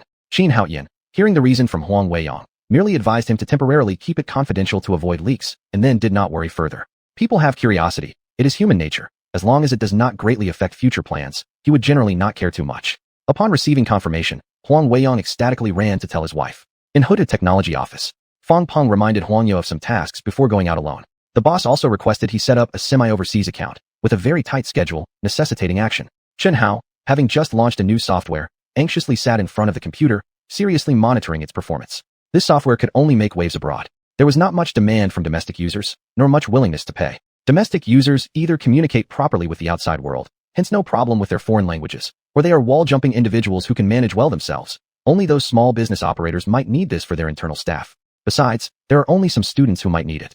As for televisions and such, most things are now translated or provided with bilingual subtitles, so it's not really an issue. But overseas, there are numerous potential users, with strong willingness to pay. Particularly in recent years, Longwa fever has swept, making its language quite popular, undoubtedly leading to many users. However, the main users of Haoyan Fiction Network are domestic. No, all users of Haoyan Fiction Network are domestic. How can they attract international users? Xuanhuan meditated on this without finding a solution and thus convened the two supervisors for discussion. A group of tech geeks, what ideas could they conjure? Still, Sun Hai showed a bit more ingenuity. Manager Chun, why don't we create a pirated version of Haoyan Fiction Network and put it overseas? TK is quite popular, right? Hang it up. With our current scale, if we can attract a batch of fans, couldn't we promote? Chen Hao looked at Sun Hai like looking at a fool. Pirating myself? How absurd. Haoyan Fiction Network's launch date has almost 4 days. Their anti-piracy campaign is far more intense than a certain L company, if anything, even surpassing them. Even the free sections are not allowed to be stolen and published. Regarding promotions, they simply do not care. Novels hang on the web. Mr. Fong said that the company will form a legal department specifically for these purposes. Mr. Qin, always sly, finds young students coming in. Those law students seem to be doing just this. Even if they are doing this, they might not even be able to win lawsuits. Fortunately, they don't fear. They possess artificial intelligence, leaving network techniques helpless against Haoyan Fiction Network. One could only purchase it themselves and tediously transcribe each word manually. Screenshots? Don't even think about it. But you know what? It's a good idea. We can launch an overseas regional website. Manager Chen, are you dumb? We are a domestic company, unable to launch products abroad unless we apply for opening or register an overseas company. Chen Hao ignored the two. Not understanding such simple principles made them incredibly foolish. Well, you're still young, haven't eaten enough salt yet. The registration sites for domestic internet giants are all in the Cayman Islands. We can completely register one. Xuanhuan touched his chin and pulled out his phone, calling Qin Haoyan. Qin Haoyan paused his actions, bewildered by Xuanhuan's call. What's today all about? Why is everyone calling me? If Huangya calls again, it'll complete the set. Although saying this, Qin Haoyan still answered the call. Xuanhuan differs from the others. If he's calling, it must be a technical issue, which still needs addressing. What's the matter? Xuanhuan finished explaining his thoughts, emphasizing that it was a joint resolution proposed by 3 of them. Qin Haoyan's eyes flashed with appreciation. Employees like them, Haoyan technology urgently needed, greatly needed. This initiative is certainly better than chasing after attendance checks and penalizing for being late. Look, a single proposal from Xuanhuan and the others might possibly bring millions of extra dollars to the company. Good job, your suggestion is quite good. This month, add 100,000 to everyone's bonus. Qin Haoyan waved his hand and made the decision directly. Xuanhuan and the other 3 looked at each other. What could they do with a boss who handed out bonuses without thinking? Of course, they had to decline. Boss, that's too much. Forget it. Are you really joking? Qin Haoyan got up from the computer, sat alone on the couch, and put his legs in a crossed position. No such thing, boss. It's just an idea, not worth mentioning. Qin Haoyan frowned. It wasn't just an idea. You are right about that. But the award still needs to be given, just not so arbitrarily. There should be rules. Here's what I'll do. You tell Huangya to coordinate with Fang Peng and Huang Weiyang's secretary. Let them work out some guidelines. From now on, any similar suggestions that help the company grow and develop can be rewarded. But how much exactly should be rewarded needs to have a practical and effective evaluation method. Every time I open my mouth to give 100,000, whether it's too much or too little, it's inappropriate. Let Han Ting and finance take note of this matter. Once we have clear regulations, rewards can be distributed then. All 3 of them were dumbfounded. That wasn't their intention. The truth was the boss was giving too much, making them uncomfortable. Was he looking down on them? Did they need so much money? Well, indeed, they weren't the type to consider money as dirt. Boss, I can inform Secretary Huang. We don't need the reward this time. We haven't done anything special. Then, how do we handle Haoyan Fiction Network's launch overseas?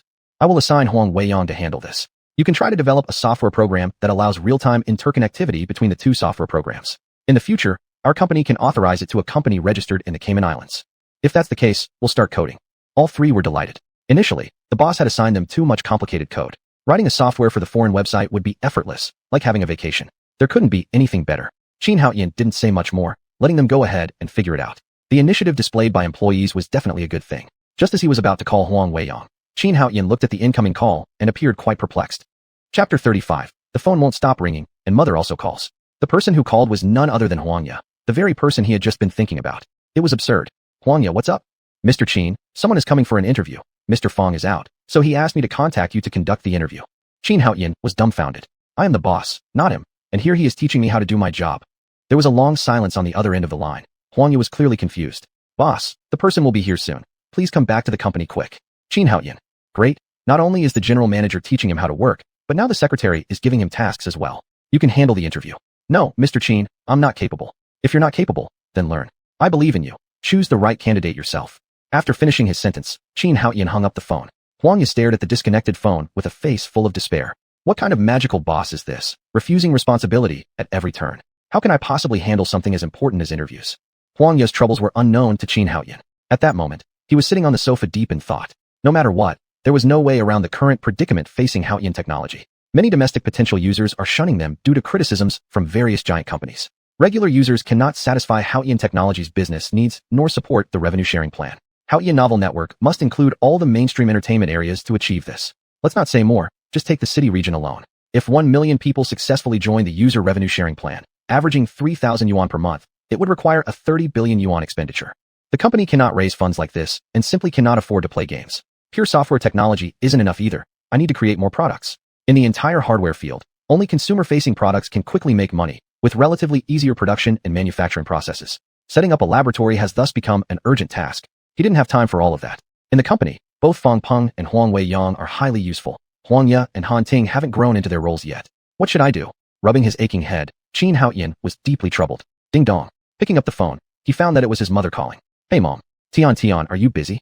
Qin Haoyan chuckled wryly. Mom, no, not really. Is everything okay at home? No, we're just worried since you haven't called for a long time, so we just wanted to check up on you. Qin Haoyan felt guilty. That's right, the past 2 weeks have been particularly hectic with work, completely neglecting his family. It's fine, just been a bit busy lately and forgot. Tian, even if you're busy, remember to eat regularly and take care of your health. Work never ends, understand? Understood, mom. You and dad, even Xiaomei, take care of yourselves too. Don't skimp on food or clothes. Understood, we know. It's just you living alone outside, and we aren't quite at ease. We're just asking. If you're fine, that's all that matters. Qin Haoyan, not looking too exhausted today and speaking with plenty of energy, relieved his mother. Tian, let me ask you something. His mother's hesitant voice reached him, and Qin Haoyan's heart sank. Did something happen at home? Or did they need money? Mom, what is it? Say it. Tian, do you have a girlfriend? Qin Haoyan almost choked, unable to either swallow or spit it out. Mom, why do you suddenly ask this? I'm busy with work. Where do I find the time? Qin Haoyan, helpless, could only use work as an excuse. Busy, sure, but finding a girlfriend isn't something that urgent.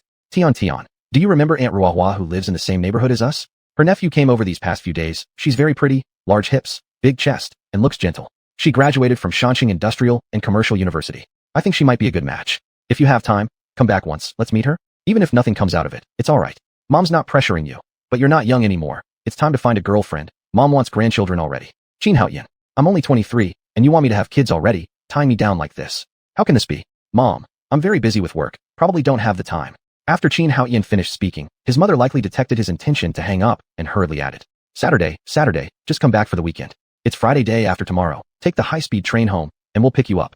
Before Qin Haoyan could respond, his sister Qin Wei Yu's gloating voice rang out. Brother, just give in to Mom. She's boasting outside, wanting others to see you. If you don't come back, Mom will lose face.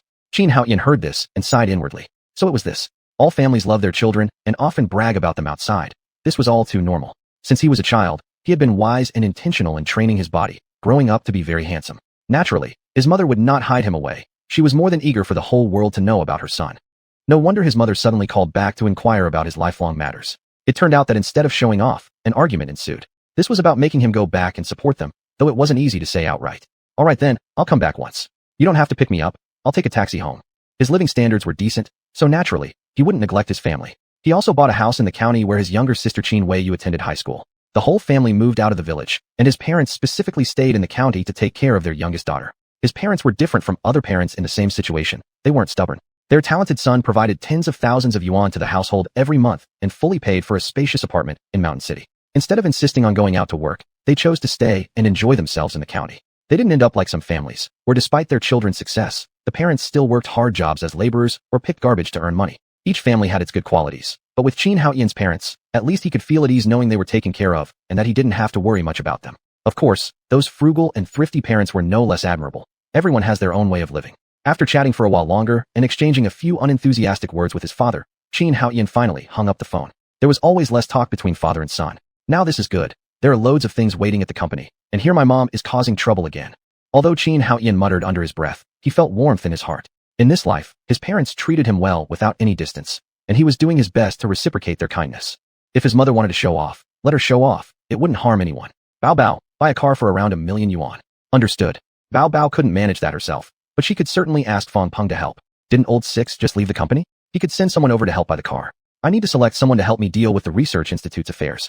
Setting up a research institute involves money as one aspect, but management cannot be overlooked either. I wonder if the company can find this kind of talent. If we could get everything set in one go, that'd be great. Huang Weiyang, after carefully discussing the company's future plans with his wife Yan Shanan, wore an excited expression. Shan, next, the company will definitely enter a phase of rapid development. Weiyang, have you considered that Haoyan Technology's current dilemma domestically hasn't been resolved yet? How do you plan to conduct international business? There should be nobody representing your company abroad, right? Chapter 36, the keen sense of a giant in the social domain. Huang Weiyang's beaming smile froze on his face. That's right. How should this matter be resolved? Or shall I ask? Yin Shan helplessly tapped Huang Weiyang on the forehead. You are getting confused. You can try it first, and then contact your friends abroad to recommend it to them. The language of Long will surely shine all over the world, and there must be a lot of people who like it. But studying is not a simple matter. They will definitely need to use it, naturally promoting it outward, or find a company to act as an agent for the company's products, which would work just as well. Why do you go to the boss asking about everything? What's the point of having you if all you're going to do is that? Or have you been at home so long that you don't even understand these basic truths? Huang Weiyang could only bitterly laugh. How could he not understand these points? He had interacted with Mr. Qin, and the other party didn't seem like someone who would care about such matters. In the eyes of someone like Mr. Qin, it wasn't necessarily bad to ask questions when unsure. What one feared was making a mess and ruining things. All right, I'll give it a try and see how it goes. Huang Weiyang immediately opened the Haotian Technology official website. The Haotian Technology official website had already been set up for quite some time.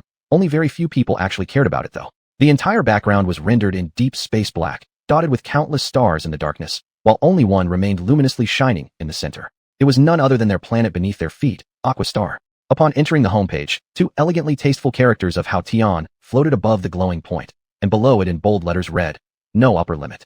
After browsing through the interface, Huang Weiyang couldn't locate the entry point for the real-time mutual translation software known as Chatter.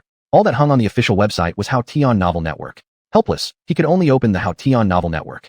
The company is still too small, unable to handle many things comprehensively. We need to establish a crisis PR department and a publicity department. In the future, we cannot keep allowing amazing technologies to quietly go online like this. This kind of growth is too slow, Huang Weiyang said regretfully. Subsequently, he found Chatter on Haotian Novel Network and directly clicked to try it out. As part of Haotian, he had already started registering on Haotian Novel Network on the return journey. Unlike others, he had carefully read the terms of registration and discovered that there were parts within the clauses about profit-sharing plans, albeit they weren't particularly clear yet. This was probably due to Mr. Qin not having thought it through yet, leading to hesitation and lack of detail. Achieving this was no easy task. If the company accepts financing, investors absolutely wouldn't allow the company to engage in this sort of practice. He was too familiar with those foreigners. Domestically, it was even more impossible. They hoped employees worked 9 to 9/6 without exception and would never agree to employees earning enough to live comfortably. Internationally, Microsoft CEO Nadella, Facebook's owner Zuckerberg, Amazon's Bezos, Apple's President Cook, Google founder Sergey, Twitter founder Jack Dorsey, and others all received information about this software and went out of their way to acquire it to begin testing. As companies suspected to have created artificial intelligence, they couldn't let their guard down. Once this piece of information turns out to be true, it will bring catastrophic crises to them. They had to find a breakthrough. Everyone, especially Zuckerberg and Jack Dorsey, felt panicked after realizing the powerful functionality of Chatter. At this moment, both creators deeply rooted in the social domain made identical decisions. Summoning their assistants, they canceled all appointments and boarded flights heading toward Mountain City in Great Dragon Country to personally meet the suspected creator of the new generation of artificial intelligence fathers. Although no one knew exactly who created it, visiting the boss of Haotian Technology was undoubtedly urgent. To these kinds of figures, who precisely created it was fundamentally unimportant. Instead, who has the usage rights, ownership rights, and its potential applications were the most critical issues. There are actually many translation software available domestically and internationally, but this software called Chatter was quite different from the rest. Even though it could only switch between the language of Long and Beacon languages, with this foundation, would the other languages still be an issue? Such a plugin could directly be used on web pages, taking control of the entire web page and letting users browse at will. This plugin would automatically translate pages into the corresponding mother tongue for users, without any lag. It might as well say in real time. They tested it and found it could be used on Androids. By voice input, it could directly switch to another language, extraordinarily powerful. If a database was added and interactive capabilities increased, this software could translate global content entirely. And by enhancing its scheduling program capabilities, it could become an extremely powerful AI assistant.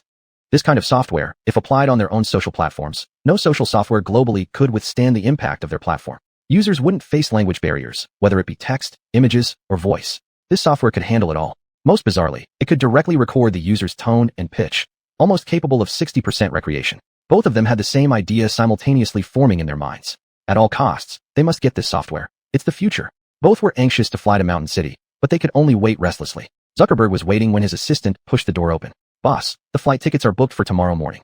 Zuckerberg's face turned dark. "Why tomorrow morning?" The assistant looked helpless. "Boss, it's already 7 p.m. now, and there are no more tickets available. What about the private jet?"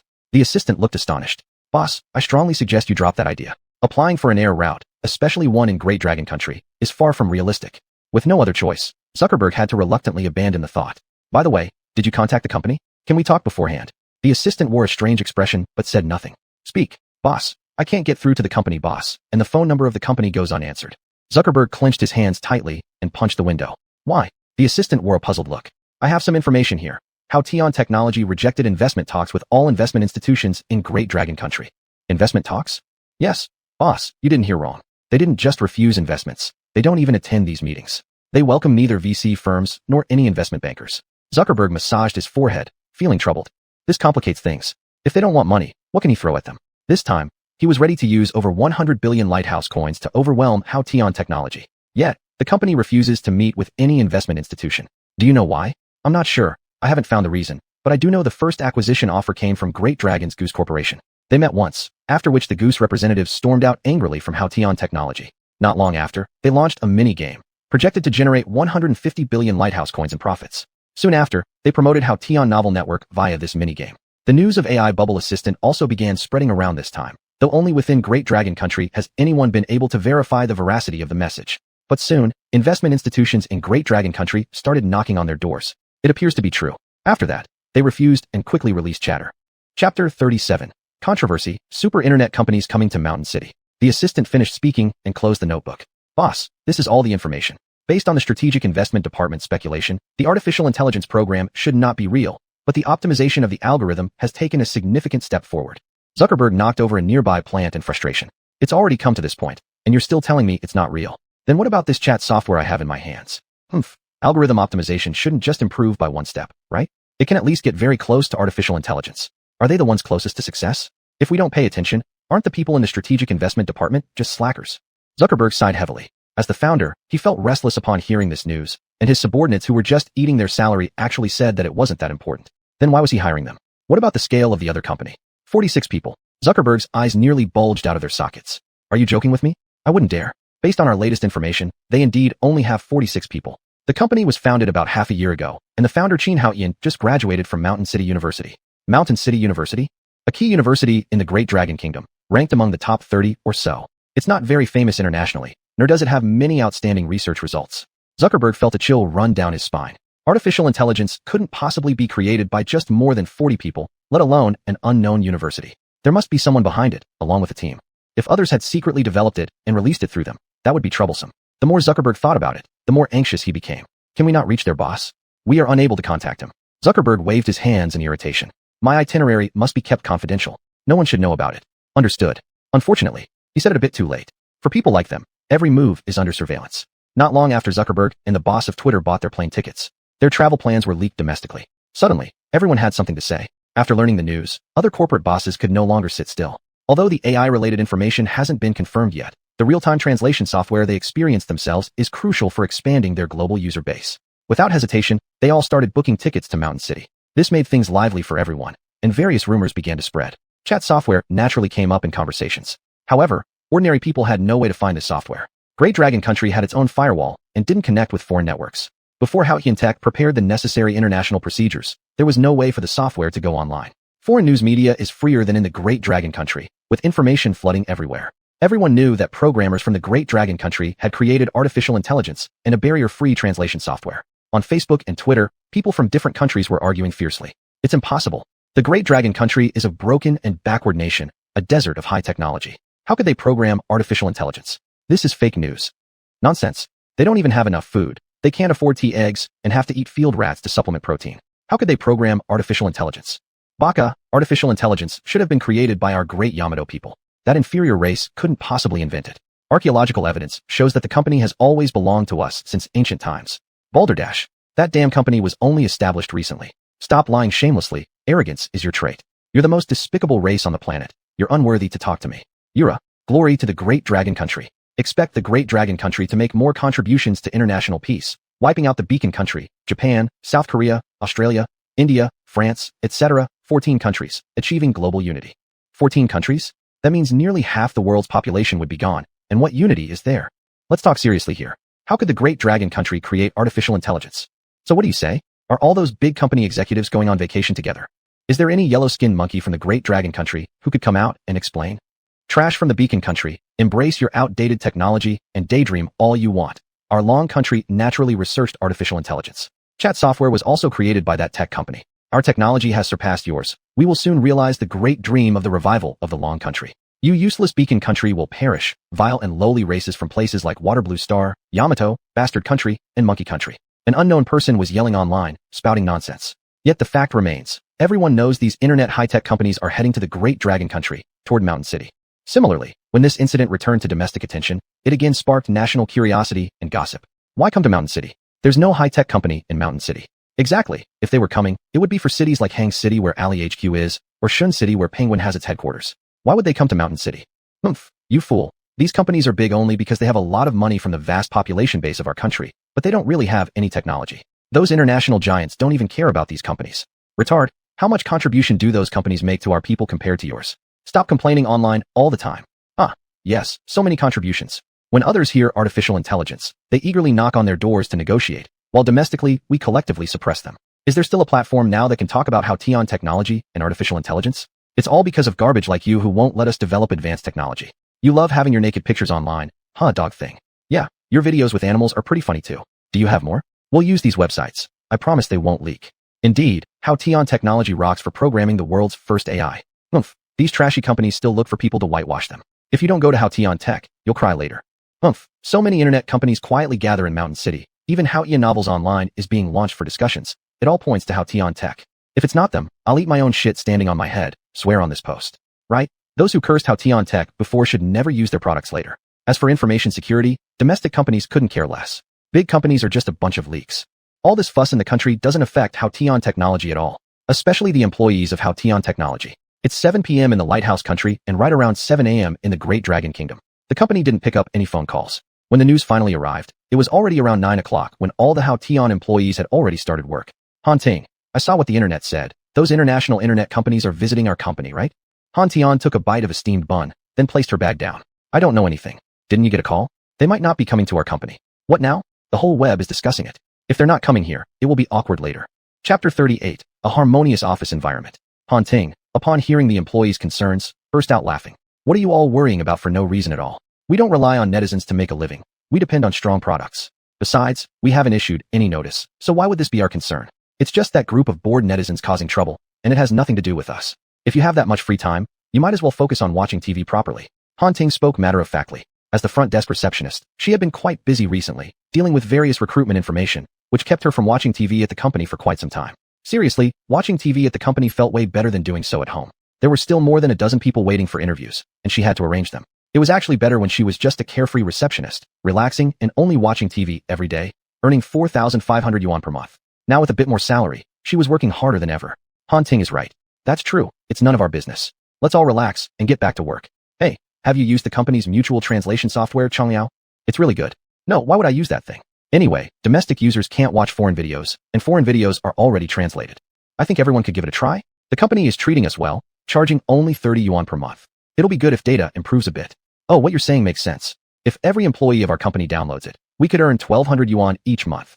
Forget it, you guys will only get peanuts. The company wouldn't even look at it. If you have the time, why not recommend it to friends who need it? If you personally need to access foreign content, this could be useful.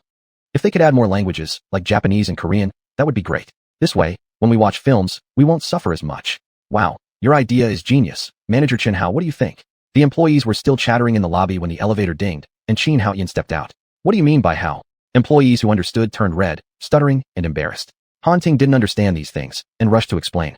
Mr. Qin, we're discussing how to quickly increase the popularity of Chongliao. Mars said that if we added the languages of the Yamato and Korean ethnic groups, watching their movies wouldn't be as painful. Why is it painful to watch their films? I don't see anything wrong with their animations. Qin Haoyan glanced at the employees speechlessly, thinking how could they discuss such topics in front of a pure beauty. Alright, this isn't hard. I'm here at the company specifically to handle this issue. You also don't need to worry about promotions. President Fong and Secretary Yang will take care of that. However, once I've added the language systems for Yamato and Korean ethnic groups, you have to share some video sources with me. Oh, SSSHHH. Hey. The employees once again became enthusiastic, noisy and boisterous. Alright, hurry up and get back to work. If you keep slacking off during office hours, I'll dock your salaries. The employees shouted and ran towards their desks. Mr. Qin wouldn't do that. They were very sure. Shaking his head, Qin Haoyan walked into his office. Looks like I should increase it to 5 units at a time. Being stingy is never good. Huang Ye followed in demurely. Mr. Qin, you're here. Someone will be interviewing soon. Qin Haoyan, moving the mainframe, replied. No need. You can handle the interviews. Nothing big. I have to assemble the server. I'm too busy. Huang Ye stared with wide eyes, wanting to insist she could do it herself. But this stuff was too high-tech, and she couldn't manage it at all. Mr. Qin, this is your own company. Not only that, but it's also your company. Believe in yourself. You've been working here for half a year. Surely you can deal with a bunch of fresh graduates. Huang Ye's eyes revealed helplessness. Mr. Qin, I'm just one of those fresh graduates myself. Yes, so am I, graduating just this year. No problem. We've handled several billion yuan turnovers in such a big company. Stop whining. Go ahead and do your job. At worst, if the probation period results are unsatisfactory, you don't have to hire them. Recruiting technical staff? Don't even dream of handling those interviews yourself. Squatting down, Qin Haoyan began connecting various cables, mercilessly rebutting Huang Ye while speaking. Yet he was also contemplating how best to proceed. They needed servers, and they needed a lot of them. At least they should make good use of the order of 30 units. What came after that would be considered later. For now, they needed an office space, but this building wouldn't do. A factory-like setup would be preferable. Still, factories are far from the city. Without secure transportation for the employees, he wouldn't consider it temporarily. Moreover, with just over 40 employees, did they need such a large place? I need to let Fong Peng pay more attention to this kind of information. We can't just wait for the Beitu government. The next step we need to solve ourselves, then establish our own industrial park and headquarters. Qin Haoyan was thinking about this as he started debugging the server. These things weren't too difficult for him. Mainly it was just programming. He worked on it for an unknown length of time. Suddenly, there came a knock-knock at the door. Qin Haoyan thought it was Fong Peng and spoke without hesitation. Come in. No need to be so polite with me. Han Ting pouted slightly as she pushed open the door. Mr. Qin, someone is here for an interview? Qin Haoyan frowned while looking at Han Ting. Didn't I say, secretary, you would handle the interviews? Han Ting pouted even more. Mr. Qin, can't you help Miss Huang take some of the load? There are still 7 or 8 people waiting over there. It's not good to make the candidates wait so long. Han Ting gathered up her courage. She didn't expect Qin Haoyan to say such words. If others misunderstood, how could she continue working in the company? This statement sounded too ambiguous, and it wouldn't be good if it got around. I thought it was President Fong knocking on my door. Hasn't he come back yet? Han Ting's expression brightened somewhat after hearing this. No, I don't know where he went. You two high-ranking officials are really unreliable, leaving Sister Huang Ya to deal with everything alone. Behind Han Ting, a woman wearing a purple short-sleeve shirt, black tapered pants, white sneakers, with her hair tied up in a high ponytail, raised her eyebrows slightly. Do employees and bosses exchange like this without any pressure? Employees complain in front of their boss. Seems quite harmonious. Qin Haoyan bitterly smiled. All right, if that's the case, I'll do the interview myself. Han Ting's face lit up with joy. There were too many people waiting in line in the company, and the reception area couldn't accommodate them all, which wasn't good at all. Turning around, she smiled sweetly at the woman. Ms. Lin Shuxua, please come in. Our boss will personally interview you. Qin Haoyan, upon seeing this, teased Han Ting. You've never been this nice to me. Han Ting rolled her eyes and left gracefully. Qin Haoyan shook his head with a smile. Ms. Lin Shuxua, please come in. Our company is relatively lively. Lin Shuxua smiled and walked in. Please sit down, just at the meeting table. Seeing Lin Shuxua find a seat, in order to show his approachability, he also sat down. Upon noticing Lin Shushua's cute demeanor, Qin Haoyan was momentarily taken aback. Chapter 39, Interview? After the first one got scolded, am I still supposed to have an interview? Resume? Did Ms. Lin Shuxua not bring her resume? Lin Shuxua shook her head. I handed it over to the receptionist. Qin Haoyan was at a loss. Please wait a moment. He ran out, retrieved the resume, and skimmed through it briefly before Qin Haoyan raised his eyebrows. Industrial and Commercial University? Lin Shuxua nodded. Yes, I majored in business management, and I'm here for the position of general manager assistant. Qin Haoyan examined her resume further. He also took a careful look at her. Yes, she had a curvaceous figure. Isn't Miss Lin from Mountain City?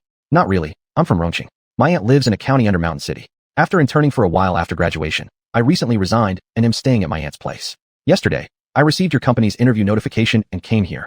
Qin Haoyan nodded. The address written on her resume was her school. Naturally, Qin Haoyan didn't inquire about where exactly her aunt lived. Miss Lin, you've been the vice chairman of the student union and good at coordinating relationships between different departments? Yes, Mr. Qin. Furthermore, public document writing is one of our required courses, and I am confident that I can handle the position of general manager assistant in your esteemed company. Lin Shuxua was inwardly very surprised. This company seemed quite different from the ones she'd previously interviewed with. There was no self-introduction, just direct questioning. Qin Haoyan paid no mind to Lin Shushua's thoughts or attitude, and he kept asking her various questions. As they went on, they chatted about everything, getting deeper and deeper until Lin Shuxua could no longer bear it. Her tone became slightly angry. Mr. Qin, these questions don't have much relevance to the job I am interviewing for, do they? Qin Haoyan snapped back to reality.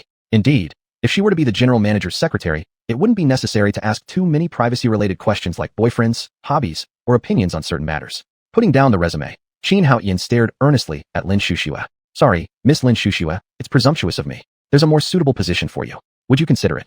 Lin Shuxua flushed bright red, with remnants of anger still evident in her eyes. What position does Mr. Qin refer to? Just by asking this question, her heart sank to the bottom. She wasn't naive either. After coming out into the working world for some time and going to her aunt's place, most interviews were dissatisfactory, hence her decision to take a break there. She had seen too many of those companies which advertised one position but wanted her to do another, especially when they said halfway through the conversation that she would suit a sales role. There were plenty of such deceptive companies in Mountain City. Working in Mountain City often meant making phone calls, assembling big screws, or calling people to assemble screws. Lin Shuxua felt highly displeased, something Qin Haoyan couldn't possibly know. Seeing the young lady's rosy cheeks, Qin Haoyan thought it was because of the questions he had just asked. Miss Lin Shuxua, I need a personal secretary. How about considering this role? Lin Shuxua stood up abruptly, fury flashing in her eyes as she gritted her teeth. You're despicable. After saying this, she directly yanked open the door and stormed out. Qin Haoyan stood dumbfounded, his mouth agape as he gazed at the wide-open office door. A short while later, Han Ting walked in with another resume and a female candidate. Mr. Qin, what did you say to her? She looked pretty mad. Qin Haoyan himself was still confused. You came at a good time. Can you help analyze the situation? After simply recounting the events, Qin Haoyan looked at Han Ting seriously. Do you think I was wrong? Han Ting was very puzzled. Mr. Qin, don't you already have 2 assistants? There's nothing much going on in your company. Why are you hiring a personal secretary now? And especially a beautiful woman. What's all this about beauty? Even a man would work. Wasn't our conversation going well? Han Ting stared at Qin Haoyan disdainfully. So, you poached from General Fong. Huh, what nonsense. She hasn't even joined yet. How can you call it poaching? Besides, didn't General Fong want a male assistant? Han Ting didn't care much. Secretary, you said preferably male. but if none suits, female is also acceptable. I found Lin Shushua pretty fitting. I asked Secretary Ya, and she said okay, so I called her in for a chat first. This matter, I discussed with Lin Shushua ahead of time. I did tell her that General Fong intended to hire a male assistant initially. However, Mr. Qin, what exactly are you trying to achieve with needing a personal secretary? Do we need to post a recruitment notice? Qin Haoyan waved his hand dismissively. Not necessary. It's just that the company business has become busier lately. Han Ting pouted her lips. The company may be busy, but you aren't. Other than bringing out the product, I haven't seen you busy doing anything. Qin Haoyan laughed. Hey, who's the employee here, you or me? If you continue watching TV during office hours, I'll deduct your salary. Han Ting puffed her little mouth pitifully. Qin Haoyan had to give up eventually. All right, I won't tease you. Continue with your work. I intended the personal secretary or assistant to manage the lab since I lack someone at hand. Finishing his sentence, he looked towards Han Ting. How about you? Han Ting shook her head like a drum. No, I absolutely won't. Joking aside, the receptionist position is pretty good. It's not busy, and one can binge-watch dramas all the time. If it weren't for the high pay from the company, she wouldn't even want to be an administrative supervisor. K. Qin, best of luck with this customer service interview. Qin Haoyan's expression changed instantly. Oh no, my stomach doesn't feel well. You handle the interview. You do it. With that, he quickly ran off, leaving Han Ting and the candidate standing there dumbfounded. An awkward tension filled the air. Han Ting chuckled sheepishly. Pardon me. Our boss is very easygoing and sometimes a bit funny, but he pays quite generously and never delays salaries. Please don't take it to heart. The applicant was a chubby young girl who had just witnessed their playful exchange, slowly processing everything. It's fine. The company feels lively. Young people like it a lot. Han Ting agreed wholeheartedly. Yes, apart from Director Fong, the soon-to-be appointed Secretary Huang Wei-Yong, as well as the leaders of the technical department and finance team, everyone here is young. The company atmosphere is great. Shall we start the interview? Han Ting looked troubled. She didn't know either. What exactly should be questioned in this interview? It might be okay. I'm not good at interviewing, so bear with me a little. Most of the tension disappeared for the chubby girl. This company seemed quite fun, and the interview process rather casual. Casual is good. Casual makes people feel close. No problem. I haven't done many interviews either. Why don't I give a self-introduction? Han Ting quickly nodded enthusiastically. Sit down, please sit. After slipping out, Qin Haoyan carefully thought about what he'd asked earlier. There didn't seem to be anything wrong. He only wanted a personal secretary, right? Why did all these women misinterpret his intentions? Whatever, it's troublesome. Later, let Pow Pow handle the control system. I'll go home and pack my luggage. Using a bathroom break as an excuse, Qin Haoyan left the office directly and entered the elevator to leave. He didn't want to stay in the company to conduct endless interviews. Working? How could working compare with the joy of doing research? After getting home and finishing programming the control software, Qin Haoyan packed his things and rushed to the high-speed train station.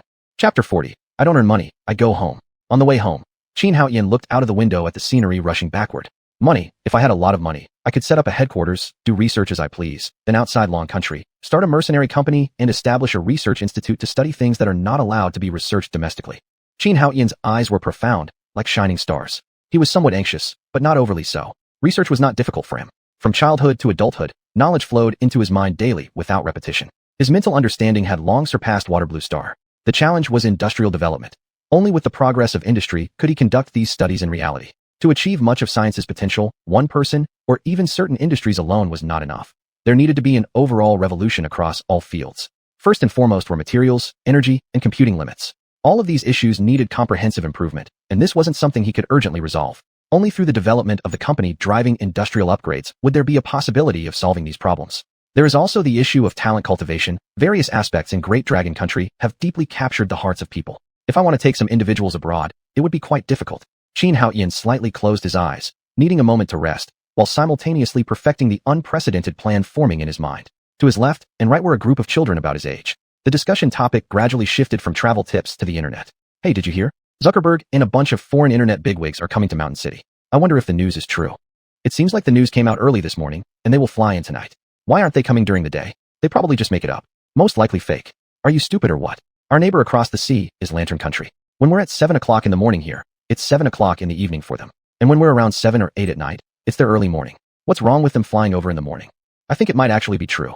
I heard it was regarding Huatian Tech's instant translation software called Chongliao, Chat, and their artificial intelligence assistant, Bubble. Bullshit. How can they possibly develop AI technology? You're talking nonsense. Why do you think domestic internet giants and some home appliance manufacturers suddenly sanction the company? You all stop guessing. Once they arrive, we'll know. No, I think this company is really cool. Look, something that domestic companies couldn't manage. They've developed it effortlessly. It's impressive.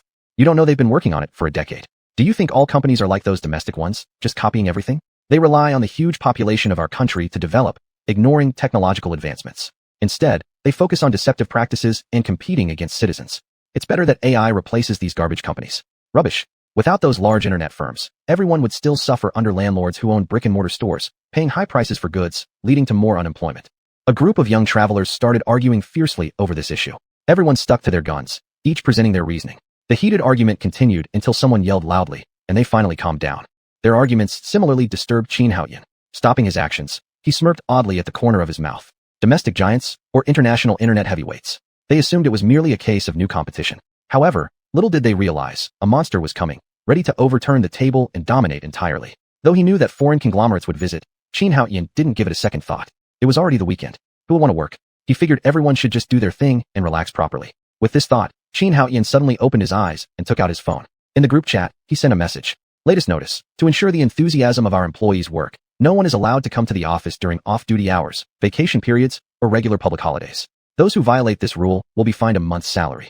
As soon as the message went out, the group immediately became lively, with everyone praising Mr. xuanhuan for being bold, skilled, and kind. After some time, Han Ting sent a simple message, filled with complaints. You were the boss. Sure, you talk big, but why didn't you show up for the interview? Didn't you say you felt unwell? So why did you leave in a hurry? No sign of you after noon today. Boss, did you fall into the toilet? Do you need me to call the plumber? xuanhuan stared curiously at the words. Indeed, his actions were improper. He indeed owed Han Ting an apology. Taking out his phone again, he took a picture of the high-speed train speeding along. I'm on the high-speed train, heading home. Ting Ting, keep it up, I believe in you. The harder you work, the more I'll raise your salary and assign you tasks. Han Ting had just finished interviewing one candidate when all the equipment, except for the surveillance in the boss's office, was powered on. She had barely packed up. Reading xuanhuan's proud message made her teeth grind audibly. Her heart was also racing with anxiety. Boss, I'm sorry. Please don't raise my salary or add to my workload. Let me sit at the front desk and contentedly be a slacker. Thank you for this mercy. The group chat immediately became lively. Sister Ting is so unlucky. We're gone, but it seems like she's still interviewing. Wahaha, first episode of Boss Pushing Employees Forward series. Sister Ting can no longer slack off in the office. Haha, Sister Ting, do you remember how annoyed we used to get when we saw you watching TV at the front desk? Now that you can't do it, congrats. TSK, how rude. This is because Sister Ting finally caught the boss's eye with her skillful laziness. This is a promotion and pay raise moment. Possibly even CEO material soon. We should sincerely congratulate her. Han Ting gritted her teeth furiously, slammed the door shut heavily, turned the lock, and even changed the password. Just wait till Monday. I'll come at 10 o'clock. You won't complete your tasks, which will make you mad. She replied back in the group chat. You all shouldn't bully me too much. If you provoke me, I'll cut off the electricity during working hours so you won't be able to finish your work. The finance department quickly sent out an expression of pitifulness. Oh wow, Sister Ting, I'm sorry. A queue formed behind them. Even Fong Peng sent out exactly the same message. Huang Weiyang felt pleased by such camaraderie among employees. Who wouldn't like it? It was damn harmonious. Maintaining consistency. Who wouldn't enjoy such an atmosphere at work? Even xuanhuan didn't stand out from the crowd. Everyone, except Han Ting, followed suit with finance department messages saying, Aya, I'm clearly the youngest here. Don't call me Sister Ting. I'm going to get mad now, and I won't buy you guys fruits anymore. The group responded with another round of apologies. Sister Ting, I'm sorry. xuanhuan closed his phone with a gradually widening grin on his lips. Calling out big internet companies to look for me. Everyone in the company isn't working, and you're just waiting. Hee hee, if I have money, I don't earn it. I play around instead. Suddenly, the surrounding young people started talking. Chapter 41, Studying Requires Talent. Look, that guy is laughing so pervertedly. xuanhuan's heart twitched, then he calmed down. These guys, they don't even try to hide it. Who doesn't act weird? What's wrong with me acting weird once? Shut up, rat, stop talking nonsense. A companion scolded the man, nervously watching xuanhuan. Seeing his lack of reaction, the companion finally sighed in relief. Naturally, xuanhuan wouldn't take these people seriously. Time flies, and the high-speed train brought him to his destination. The county below Mountain City, Wanzhou. His home was not in Wanzhou, but in a neighboring county that was even poorer, Yulin County. Fortunately, it only took about 40 minutes from here to Yulin County, which wasn't too far. The car that Bao Bao bought hadn't been sorted out yet. Fong Peng didn't come today, maybe because he was handling this matter. It was hard for him, a general manager, to be running around like a little assistant. After considering everything, xuanhuan took a taxi home. As for things like shopping, there was no need to bother. He could go shopping with his parents after getting home. Carrying stuff home would be troublesome. Upon entering the neighborhood, he went straight home. The neighborhood he bought was excellent, merely a 10-minute drive from his younger sister's junior high school and the county number 1 high school. A small county, originally not very large, had a big mall and some entertainment venues nearby. The entire neighborhood environment was great. His home was on the 8th floor of Building C. Knocking on the door, lively voices were heard inside. I bet it's definitely brother coming back. The playful voice of his sister, Qin Weiya, came through. Nonsense, your brother is still working in Mountain City. How could he come back at this time? Don't fool around. Go see who it is. xuanhuan couldn't help but smile, moving closer to the observation hole on the door. Thump thump. Footsteps approached as Qin Weiya's big eyes peered through. My gosh, what's wrong? Voices of panic and concern came from within the house. xuanhuan couldn't help but laugh heartily. The door swung wide open with a bang. Qin Weiya stood there with her hands on her hips, her eyes shooting flames of anger at Qin Haoyan. Brother, Mom, brother's bullying me. Mother Qin poked her head out of the room. So Tian has returned. That's right. I'm so smart. What I said surely has no mistakes. But Mom, brother bullied me. Why aren't you disciplining him? Don't cause trouble. Your brother has come from afar. He must be tired. Besides, if you don't bully your brother already, it's impressive enough. How can your brother possibly bully you? In Mother Qin's eyes, her son was always quiet and steady, academically excellent, of good character, handsome with proper features, healthy and well-built, and never causing trouble. On the contrary, her daughter was mischievous, bouncing around daily and getting into trouble everywhere she went. Qin Weiya pouted. Her eyes roved over Qin Haoyan, from above, below, front to back. Mom, you're favoring him. And look, brother returned empty-handed without buying anything. You little brat, stop saying nonsense. If you're home, why would you buy yourself anything? Mom, let's go in first. Qin Haoyan, standing outside the door, watched his sister argue with their mother and gently said, Yes, Tian, come in quickly. Look at your sister, truly being unreasonable. Qin Weiya puckered her lips and turned toward the house, flopping onto the couch. Qin Haoyan entered, noticing no changes in the house layout. Father sat on the sofa watching TV. Dad, Qin father grunted through his nose, not moving an inch. With a calm expression, Qin Haoyan placed his backpack on the coffee table. Hey, Mom, look at brother, scattering his things around again. You talk too much. Why don't you just help Mom cook? Qin Weiya's lips jutted high, almost hanging soy sauce bottles. Done for. My status at home is completely lost. Qin Haoyan walked to the side of the sofa and affectionately ruffled Qin Weiya's little head. How dare you say such things? How's your studying going? Qin Weiya complained unhappily. Not buying anything, just asking about my studies. If you study well, you can earn big money like your brother and buy yourself things. Mother Qin closed the door and smiled as she approached. It was evident that she was in a particularly good mood. Seeing this, something stirred in Qin Haoyan's heart. No matter how much money one makes, nothing compares to the happiness of being together with the family. Isn't it just that I'm lacking in lighthouse language, math, Chinese, physics? There's no relationship anyway. As long as my brother is amazing, he can earn money for me to spend. Emerging from her fake sadness, Qin Weiya happily recounted on her fingers. Shameless, your brother, me, is a genius, while you are so stupid. It's definitely because you've taken all the intelligence of Dad and Mom, making me so dumb. If I were the elder sister, I'd definitely be super smart, and you'd be really dumb. Qin Haoyan raised his hand pretending to strike. Hey Mom, look, brother's back and already hitting me. Qin Weiya shrieked, curling up on the sofa. Mother Qin smiled fondly as she watched the siblings playing and joking around. Serves you right for talking nonsense. Tian, sit down. Mom still has a few dishes to prepare. They'll be ready soon. No problem, take your time. You too, have your butt glued to the seat? Hurry up and wash some fruits for Tian to eat. Mrs. Qin couldn't stay idle and began scolding Mr. Qin. Mr. Qin chuckled awkwardly as he got up to wash the fruits. This task should have been Qin Weiya's, but unfortunately, the little girl was currently throwing a tantrum. Brother. With both parents busy, Qin Weiya sneakily approached with a sly grin, her eyes nearly closing into slits. What's up? Qin Weiya put a hand over her mouth, acting secretive. Brother, I've got to tell you, the girlfriend Mom and Dad found for you is gorgeous. Big chest, big hips. At this point, Qin Weiya even gestured on herself to demonstrate. You're going to be so lucky. Qin Haoyan managed a strained smile. What nonsense are you spouting? You want a beating, don't you? Qin Weiya pouted. Tisk. I'm trying to help by letting you in early on it. And this is how you treat me? Qin Weiya lounged on the sofa, propping herself up with her hands while swinging her bare feet lazily. But anyway, old brother, you're so handsome, talented, and rich. That girl will definitely fall head over heels for you. Qin Weiya looked absolutely sure of herself. You're just in middle school yourself, and you're already calling others young girls. And besides, I didn't come back here to meet someone for marriage. I don't want to start dating that early. Qin Weiya gave an all-knowing nod. I get it. A real man should focus on earning money first. Qin Haoyan sighed helplessly between laughter. What are you talking about? You'd better focus on studying, or I won't admit you as my sister in the future. It would be embarrassing. Instead of feeling ashamed, Qin Weiya seemed proud. TSK, you simply don't understand. This is called blending ancient and modern ways, keeping pace with the times. Qin Haoyan could only look at his younger sister with amusement and affection. Naturally, he hoped her academic performance could be a bit better. Still, as her older brother, did it matter much whether she excelled academically? If his younger sister couldn't surpass him, there was no need for her to worry about money. As long as she stayed happy, that was enough. Brother, let me tell you, studying actually requires talent. Like you and also me. Qin Haoyan raised an eyebrow. You're the naturally talented pride of heaven, and I'm the unfortunate one without any talent. Chapter 42. A suspected retired soldier king, just like novels describe. Qin Weiya said it with total indifference. Besides, look, that company called Haoyan has released some instant translation software. You don't need to learn English or anything else. Having enough Chinese knowledge is fine. Mathematics should only be good for buying vegetables and ensuring we're not cheated while spending money outside. As for the rest, my brother can solve problems by spending money for me. What else do I have to worry about? Wow, the life of a rich girl is so plain and simple. Qin Haoyan was even more speechless. In principle, his Changle Chat app had just been on the market for more than a day without any publicity, and the company wasn't well known either. The Changle plugin's recognition rate should have been low.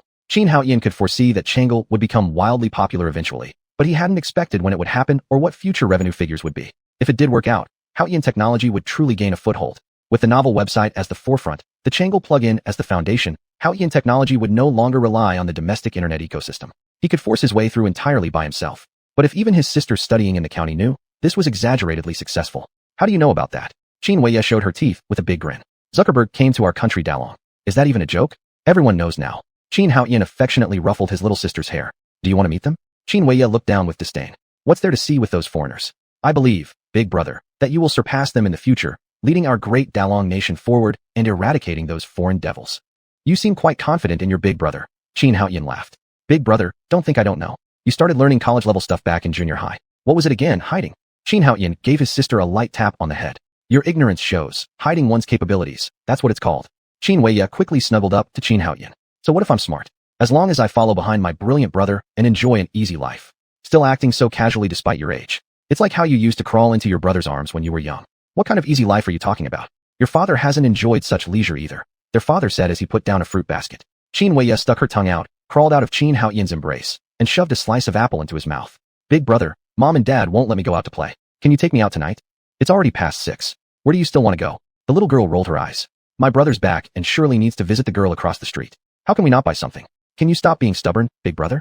Don't you at least owe the family some gifts? Don't act like a fool. Their father's face darkened, angrily reprimanding Qin Weiye. Your brother's already exhausted from traveling, and you're still clinging to him. Qin Haoyan stopped his father. Sister is right. Mother wouldn't let anyone pass by without seeing her anyway. It wouldn't be proper not to buy something. Let me wander around a bit. It'll be relaxing. All this sitting during the ride home will leave me tired too. My brother is taking me out. Qin Weiye couldn't stop boasting as she asked Qin Haoyan. Why didn't you drive back, big brother?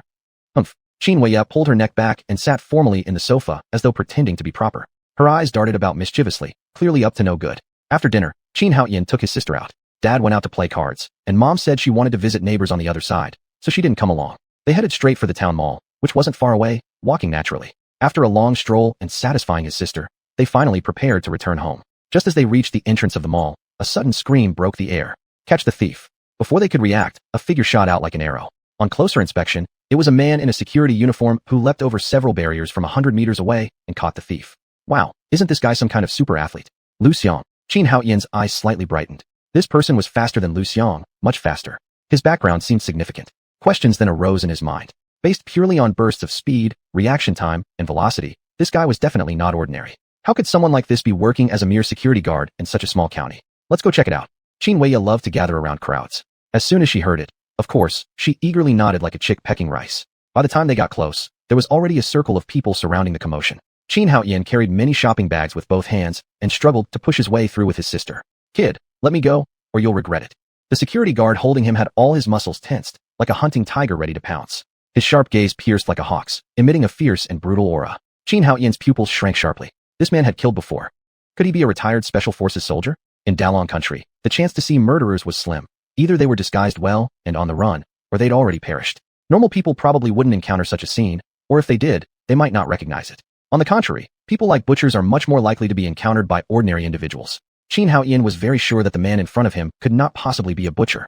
He had to be a murderer. That indifferent gaze absolutely did not feign lies. Excitement stirred within him. This was exactly the kind of talent he needed. In the future, abroad, he would definitely need someone like this. Others might not be suitable, but this guy certainly could. Furthermore, if this young security guard was indeed a retired special forces soldier, he could surely help find a large group of soldiers who could easily be rallied together. Steady and reliable. As for why he was in a small county town, it was most likely due to reasons like a critically ill sister, an incompetent younger brother, or an aged mother. Novels always described scenarios like this, so it was highly probable he faced such issues. Qin Haoyan's mind was shouting with excitement.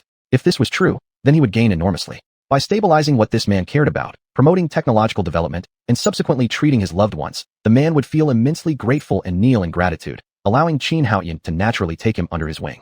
Wouldn't this provide him with capable protection overseas? Do you recognize him? Qin Weiye shook her head. As a young girl who spent most of her time studying and occasionally came shopping at the mall, she couldn't possibly remember a particular security guard. All these security guards, dressed in uniforms, were nearly indistinguishable except for their height. There was no way she could recognize them. Big brother, what's wrong? Qin Haoyan shook his head. These matters were still unsuitable for his family to know about, especially his sister, who was mischievous and prone to blabbering without restraint. If she revealed the secret, it could significantly impact his upcoming plans. Thank you so much. A middle-aged woman around 40, tears streaming down her face, kept apologizing. The onlookers started clamoring, urging the thief to be taken to the station. Hearing this, the thief's face changed multiple times. Guys like him were regulars at the station. While they weren't overly scared, being inside wasn't as enjoyable as outside, so naturally, they'd prefer not to go if they had a choice. Let me go, or you'll regret it. The thief viciously threatened the security guard, pinning him down. This guy clearly didn't understand the situation well enough. At a time like this, how dare he threaten the other? Hold it, hold it. What are you doing? Xuanhuan, what are you doing? Don't cause trouble. Another individual in a security uniform ran over, cursing all the while. Upon seeing this, Qin Weiya lit up and nudged Qin Haoyan with her elbow, whispering, "Brother, this guy's name is also Haoyan. Both names include Haoyan." Qin Haoyan furrowed his brows. The tone of the person who had come over seemed somewhat off. Chapter 43. Awkward. Wrong guess. Waking up too painful. Delay the start of work. What are you doing? Xuanhuan, don't you want this job anymore? What are you doing there? Go and stand guard. Qin Haoyan stared tightly at the thief, noticing that guy grinning. He understood instantly. The person coming was probably in cahoots with these guys, and it should be the direct superior of this security guard called Xuanhuan. The onlookers began to murmur, creating some noise. I say, why would you be like this? This young man has caught the thief. You don't reward him, but scold him instead. Exactly. We should send the thief to the station. Exactly. What kind of person are you? I will file a complaint against you with your boss. The running over security guard had a somber face, shouting loudly. What? What is he doing? His job is to stand guard, not catch thieves. If the boss sees no one there, what should be done? If you need someone to catch, do it yourselves, or let the station do it. This guy had a full face of arrogance, looking more menacing than the security guard pinning down the thief. Don't hold anymore. What's it got to do with you? Why show off here? Don't forget, nobody else wanted you. It's me who kept you. Otherwise, every bite of food you eat would be impossible. That person named Xuanhuan silently let go, without even a glance, and got up to leave. The thief saw it and gave a grateful look to the obese security guard, got up, squeezed through the crowd, and ran away, leaving the lady's bag snatched on the ground. These people just shouted, and no one stopped the thief. They were blaming the security guard instead. They blamed Xuanhuan together with those who held down the thief. A flash of anger crossed Qin Weiya's eyes. She turned around and was about to speak when Qin Haoyan quickly covered her mouth. Qin Haoyan turned back to look at them all, where that security guard was still reprimanding Xuanhuan. Faintly audible were words related to criminal records, rejection, and humiliation. Qin Haoyan's eyes flashed with thought. This matter didn't seem exactly like what he had anticipated. This guy doesn't appear to be a special forces soldier. But he was quite sure that the aura of killing from that guy had been accumulated through real killings, not just one either. What is going on here? Strange. Why is this different from novel plots? Qin Weiya finally broke free from Qin Haoyan's hand and angrily said, What novel? Brother, you've really disappointed me. You didn't argue back with those people just now. Qin Haoyan lowered his head to look at his little sister, his eyes twinkling slightly. Let's go home. Said this, and ignoring his angry sister, he walked home by himself. In his mind, the figure named Xuanhuan kept surfacing. Is he not a special forces soldier? Or is he indeed a special forces soldier who has committed something wrong? For instance, during the house demolition, someone harmed his mother, so in a fit of rage, he killed someone? But it shouldn't be. Even if so, he should have gone to a military court or wandered abroad. Seems like tomorrow I can approach him. Qin Haoyan thought, gradually quickening his steps. There's no way out. The stuff in both hands is heavy. Sooner home, sooner free. Hey, wait for me, dead brother. Behind him came incessant complaints from his younger sister Qin Weiya. That person's skill set is truly remarkable, perhaps not reaching the limits of human ability, but it's still commendable. Who exactly is that person, and how can I recruit him? The problem is whether this person is trustworthy or not. Qin Haoyan struggled to think. Such matters must be handled carefully and only involve people worthy of trust. Ex-special force soldiers are the best choice. Well, wait till tomorrow to see if I can approach him. If possible, take him around for a period of observation before making a decision. After all the commotion, early next morning Qin Haoyan's room door opened. Mom, what is it? Qin Haoyan replied, taking a glance at his mobile phone. It was 6 in the morning. My goodness. Every day, Tian, are you awake? Qin Haoyan frowned. Look at how she speaks. You knock so loud. Anyone other than my piggy sister would wake up. I'm coming right away. All right, come wash up and eat breakfast then. Qin Haoyan sighed, rubbing his sore head. Having employees start at 9 is a bit too early. Qin Haoyan felt a sense of guilt. 9 o'clock starts. Who could sleep enough with that schedule? He often woke naturally at 9, sometimes even wanted to sleep in. King Ocean impulsively sent a message in the group chat. Woke up because of mom's nagging today. It was too painful. From now on, the company working hours will change to start at 5:30 and end at 5, allowing 3 times a week to come before 11. This message takes effect immediately. CEO, Qin Haoyan. After sending the message, Qin Haoyan felt extremely relaxed. Phew, this is better. Waking up early. That's too painful.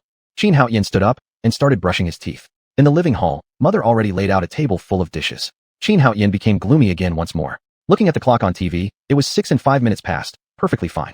Mom couldn't have prepared this whole table of food in the middle of the night, right? Mom, is this breakfast? Breakfast. We'll go out to eat at noon and dinner. Qin Haoyan froze on the spot. We can't eat all this for breakfast. Going out to eat at noon and dinner will just be a waste, won't it? In his memory, after their family situation improved, his mother wasn't one to waste things. What's wrong with her today? It's fine, we can finish eating. You should order more often. Xuanhuan looked at the table covered with 12 dishes. Is mom raising a pig for a son? Can we really finish all this? Suddenly, Xuanhuan remembered something and rushed into his sister's room. Bang bang bang. Bang bang bang. After more than a minute of continuous knocking, an angry voice finally came from inside. Who is it? Is there an earthquake? Hurry up. Mom has made you a big table of love-filled breakfast. I came to call you. Creak. Sleep-eyed Xuanhuan opened the door wearing a pink cartoon pajamas and with messy hair resembling a chicken coop. Brother, please leave me alone. I want to sleep. I don't feel like eating. What time is it now anyway? The younger sister didn't have a phone. On summer vacation, she wanted to sleep until natural wake up so much that she even removed the alarm clock from her room. Xuanhuan didn't care. He dragged his sister directly to the living room. Hurry, go freshen up. His sister lifted her head and screamed. My goodness, it's 6 o'clock. No wonder I'm so tired. No way, I'm going back to sleep. But Xuanhuan wasn't about to indulge his sister. He grabbed her, dragging her to the washroom. Hurry, we're waiting for you to eat. If I've committed any crime, let the law punish me, not by waking me up this early. Inside the washroom, sounds were clanging and banging as Xuanhuan washed her face. When she walked out, their father was already sitting at the table still dressed in pajamas. You're good. Even when we're home, your sister sleeps until 11 or 12 before waking up. Xuanhuan gave a faint smile. Actually, his sister had nothing to do today. But who would expect mom's love, which he can't bear alone? Let's eat then. Oh, what are we going to do after eating? Of course, we're going shopping. Go change into another set of clothes. Xuanhuan glanced down at himself. There doesn't seem to be a problem with what he's wearing. Mom, isn't that unnecessary? How could it be unnecessary? While Xuanhuan suffered silently, there were others like him, not just one but a whole group. Chapter 44. The big shot appears. Entire network pays attention. Mark Zuckerberg, his face darkened with anger, descended from the plane alone with his assistant and translator. Behind him trailed a large group of people. Those who followed technology closely could immediately recognize them. They were all presidents and founders of major internet companies. None were ordinary individuals. Have the translator find a hotel for rest. The assistant nodded, and the translator quickly began their search. It must be close enough to Huitian technology. As Zuckerberg continued speaking, the current president of Apple approached with a smile. Zach, our director in Dragonland has arranged rooms for us. Would you like to go rest? Zuckerberg, still looking sullen, agreed anyway. Apple had operations in Dragonland, and places arranged by locals would not only offer a better environment, but also be closer in proximity. They needed to make contact with the founder of Huitian Technology as soon as possible. This wasn't an official company investment mission. They couldn't get in touch with the relevant authorities, nor was there any designated reception arranged. Cook chuckled and led Zuckerberg toward their accommodation. Online, this caused an explosion of reaction. Guys, I saw the big shots arrive at Mountain City. It's true. I have photos to prove it. On Douyin, a blogger posted a short video clip. It instantly went viral. Does anyone know where they're heading? Holy crap, the bigwigs are really in Mountain City. Are they here to invest? This is a big win for Mountain City. Guys, I think they might be going to Huitian Technology. Impossible, that junk company.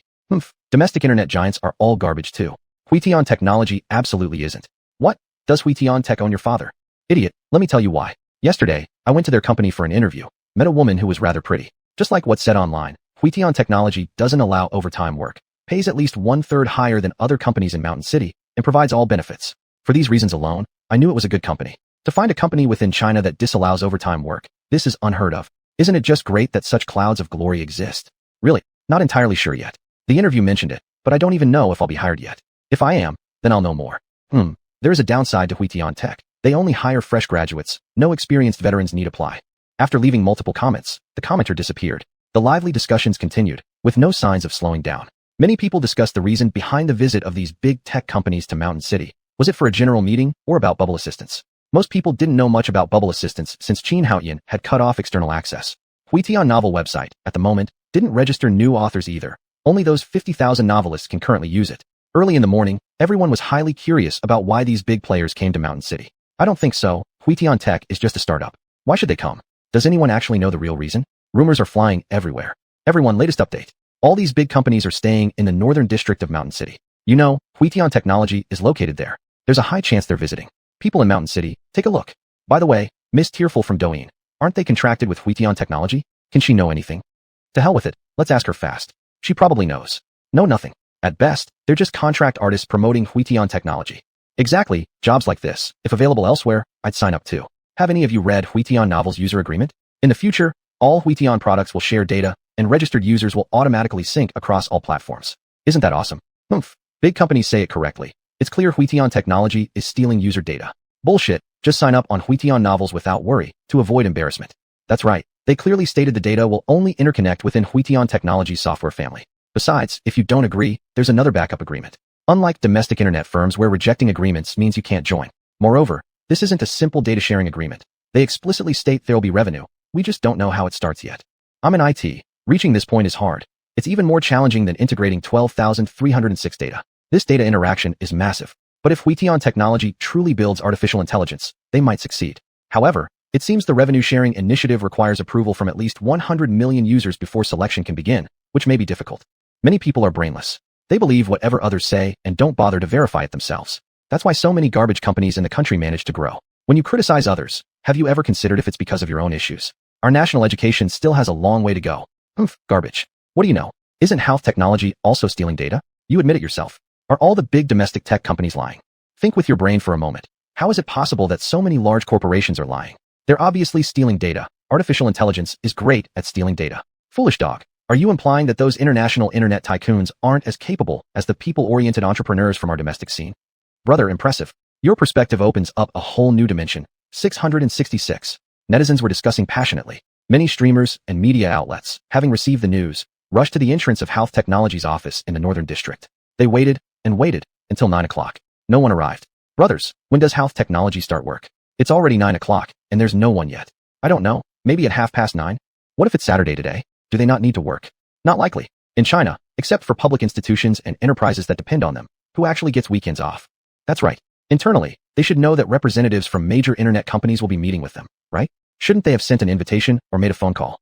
I'm not sure, but friends on site are live streaming, and there's no movement yet. Just wait.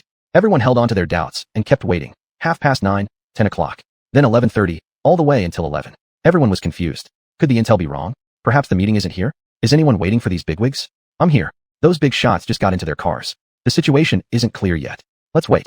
There will definitely be some results. Hey, I see a group of people. Those seem to be public officials handling matters with them. It might be arranged by public entities. They've changed locations. Everyone, keep tracking them. Don't lose them. The online community erupted in heated discussions. By 11 o'clock, many people had awakened. This piece of news surged straight to the top of the trending list. Everyone wanted to know, why are these tycoons visiting Mountain City? Are they here to meet with Health Technology? And for what kind of technology?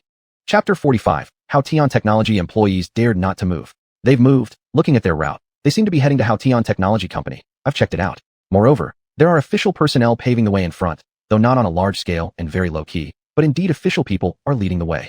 The netizens all became excited.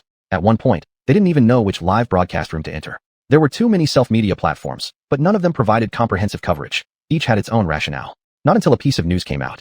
Shancheng TV, full-scale live broadcast. Netizens flooded into the Shancheng TV live broadcast room. This was the advantage of the local TV station, being able to quickly connect with relevant resources.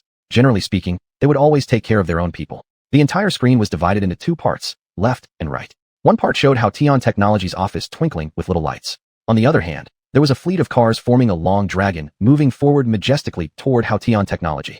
On the road, there were constantly cicada-like vehicles zipping back and forth at lightning speed. The number of viewers in the live stream kept rising. 10,000, 500,000, 3 million, 8 million. It eventually peaked at over 30 million people. Keep in mind, it was already 11 o'clock on a Saturday morning. Many people were either working, cooking, or traveling. Yet, a small local TV station's live stream managed to gather over 30 million real-time online viewers, demonstrating impressive appeal. Truly worthy of the global captains of famous internet companies. Of course, this also mattered deeply to the people of Long Country. Everyone knew that these renowned figures coming together to Long Country, to Mountain City, and now confirmed as visiting Huitian Technology, must have some reason. Was it because Huitian Technology's products weren't good enough, or something else? Certainly, most people weren't fools. Huitian Technology had only released 3 products. Small games certainly wouldn't attract so many big shots to convene in Mountain City. The most probable reasons could only be Bubble Assistant, rumored to be related to artificial intelligence, and Chatties. These 2 software pieces were likely what drew these magnates. Look, they've definitely arrived at Huitian Technology. They've reached the entrance of Mount Tai Grand Mansion. But that doesn't add up. If they've come here, surely there's been prior communication. Why isn't Huitian Technology open? Yes, with so many big names arriving, Huitian Technology is acting overly proud by not lining up to welcome them. Bullshit. Why should Huitian Technology welcome them if they're coming to beg? Yes, some people have kneeled for so long that they can't even stand. But these individuals wield significant influence worldwide. It's really impolite. If this gets out, others will say Long Country lacks grace, etc. Yes, I think the same thing. Too arrogant. Such a company won't last. Moreover, I don't understand how they could invent such powerful features. Could Huitian Technology possibly have stolen their technology? Stolen? Where from when they're one of a kind globally? How do you plagiarize first place? There are still fools questioning Huitian Technology's capabilities. If they were truly lacking in ability, wouldn't domestic internet giants simply need collective suppression instead of banning them outright? The internet buzzed with arguments while some Tian technology employees were just waking up. The first to speak was Sun Hai. Holy cow, is this real? Mr. Qin, say something. Is this real? Does this mean we'll start work at 9:30 from now on? That can't be true. Don't mess around. We're struggling to finish work as it is, and now you're shortening the working hours. Well, are you just seeing part of the picture? Mr. Qin said we can arrive at 11 o'clock, 3 days a week. After asking around, no one answered his questions, and among the upper echelons, Fang Peng, Qin Hao, Huang Ya, and Huang Weiyang, not a single one had replied in the group. Employees weren't concerned. The boss followed the weekend no-work policy. If Fang and the others had known earlier, they would have made an announcement. Even if they hadn't, weekends likely wouldn't involve reaching out for more issues, given the possibility of wage deductions. Who would believe they wouldn't deduct pay? Some employees started opening Douyin, a hypothetical streaming platform, trying to find a bit of fun for themselves. Upon looking, they got a little stunned. Ranking first in popularity wasn't a joke, almost bound to brush upon it everywhere. Even if not everyone did click, most would still check it out. Still, they just watched without anyone making comments. Mainly due to Tian Technology's surreal reputation. Their boss would suddenly brainstorm ideas, and they struggled to keep up. Fortunately, these ideas rarely stressed out employees, usually bringing about benefits. At worst, employees just get busier. But that's no problem. Since the company treated them so well, being busy wasn't a big deal. All of this, actually, Fang Peng had already foreseen. He woke up early in the morning and saw the message in the group chat, managing somehow to resist the urge to ask Mr. Qin about it. Right now, he didn't dare ask either. His salary was not particularly high, only 50,000 a month, and a 1 or 2,000 yuan deduction could hurt. God knows if Mr. Qin might decide to deduct 5,000. That would make him squirm. Compared to the ruckus online, working hours didn't seem like such a big deal anymore. Most of the employees at Tian Technology were endearing. Even when off work with nothing much to do, they'd often be coding from home. Otherwise, there's no way they'd make progress so quickly. He knew that netizens were buzzing about foreign internet giants visiting Tian Technology. Mr. Qin hadn't said anything, but his stance was crystal clear. Ignore it. If you're coming to me, that's your business. I never promised anything. However, as the clock hit nearly 11 and official personnel appeared, escorting them to Tian Technology, Fang Peng started getting restless. Particularly since one individual in the group was none other than the minister from the Commerce Department he coordinated with, Director Zheng. What if Director Zheng calls? What would he do? Are you sure you're not going? His wife, Wu Qianyun, nudged him. Fang Peng chuckled bitterly. Mr. Qin made it clear, working on weekends is prohibited. Anyone who does will face fines. The last time there was public backlash, everyone got fined for showing up, right? Wu Qianyun smiled gracefully. She wasn't anxious about losing a few thousand yuan. Instead, she teased Fang Peng. Your boss is great. He fines people for overtime but also discourages it, encouraging you to spend more time with family. Fang Peng chuckled. They couldn't say much because they knew. Everyone owed their gratitude to the boss. What else could they do? But this is such a big event, with all these tycoons visiting your company. Wu Qianyun pointed to the live stream. Look, they've already arrived at your company entrance, and they're all dumbfounded. Are you sure you don't want to contact your boss? What if something happens? Relax, Fang Peng responded confidently. I know my boss better than you. If I stay out of it, I won't have any problems. But if I try to interfere, I'll definitely get fined. This time for sure starting from 10,000 yuan at minimum. And if I reach out to him, my entire salary this month will likely be docked. Hearing this, Wu Qianyun remained silent. It wouldn't hurt to have a bit of money deducted if it meant prioritizing the family. Working from home would still allow him to spend time with her and their child. But if his entire salary were taken away, even though it might not cripple them completely, it would still cause a headache. So you're just going to let it go then? Wu Qianyun replied nonchalantly. Fang Peng stared at her as if she had lost her mind. Wife, do you realize what you're saying? Think about it. If the company enters the top 500 in the world 6 months ahead of schedule, and considering my current role as general manager, how significantly would my income increase? This left Wu Qianyun speechless. He had a point. Chapter 46, a blood case caused by a screenshot. What to do then? Your boss is really interesting, doesn't want to make money. No, our boss wants to make money, more than anyone. But he has his principles, and simply doesn't care about these people. Otherwise, why do you think the boss suddenly decided to go home at this moment? Qin Haoyan had no idea what Fang Peng was thinking, otherwise, he would definitely laugh and mock Fang Peng. Why did he suddenly go home? That was because his mother called. Otherwise, could these people scare him? Huang Weiyan and Yun Shanshan also looked at each other in bewilderment. Or, you ask your boss? Huang Weiyan, as a senior official of a large enterprise, shook his head seriously. The company has always been led by Mr. Qin and General Manager Fang. It's not appropriate for me to ask now. We'll just watch and they will handle it. If the company was in urgent need, they would definitely contact me. So far there has been no contact, which means they don't take this matter seriously. Huiyang, tell me, will they? Huang Weiyan and his wife have been loving for years. She lifted her buttocks, and he knew she needed to excrete. His wife was worried that he wasn't valued. This was a globally top internet enterprise. Although he had worked in some of them for a period of time, he still didn't rank high enough. He tried to calm her down. Sister Shanshan, you don't need to be so suspicious. Think about it. Those foreign big bosses are still bewildered, and the officials of the North Zone accompanying them are now as busy as ants on a hot pan. This shows they know nothing about the situation. Huang Weiyan's face shone with wisdom. Based on the message our boss sent this morning, our boss probably doesn't take these matters seriously, so we don't need to bother unnecessarily. If I guessed right, General Manager Fong should be quite confused too, not knowing how to handle it. As he spoke, a call came in. It wasn't Fong Peng. Look, isn't this like saying Chow Chow, and Chow Chow arrives? Fong Peng's mouth was wide open, a smile hanging on his face. He was 100% sure that Fong Zong was here to stir things up. Hello, Fong Zong. Fong's secretary, you're awake. Huang Weiyan slapped his thigh in anger. Yes, he should have faked confusion, pretending not to carry his phone. Now everything was too late. Yes, Mr. Fong, it's the weekend. Didn't the boss say no overtime? Fong Peng over there also froze. His original intention was to incite Huang Weiyan to ask Mr. Qin how to resolve the matter. Unexpectedly, he found himself outmaneuvered. Well, let's chat. Not about work. Would it waste your time? Huang Weiyan felt smug. He guessed correctly. Not at all. What can I do for you, Mr. Fong? Fong Peng wasn't stupid either. Although Huang Weiyan held the conversation lead, he was also quick-witted. A thought flashed through his mind, and he figured out how to deal with this problem. Let him keep chatting with Huang Weiyan so that Minister Zheng from the Commerce Department cannot reach him, and thus, the issue can't proceed further. If he could just wait it out, it wouldn't amount to anything significant. Next, Fong Peng started talking freely, from the beginning, to breakfast today, even mentioning the few farts he released, and moving on to detailed situations within the company, without leaving any detail out.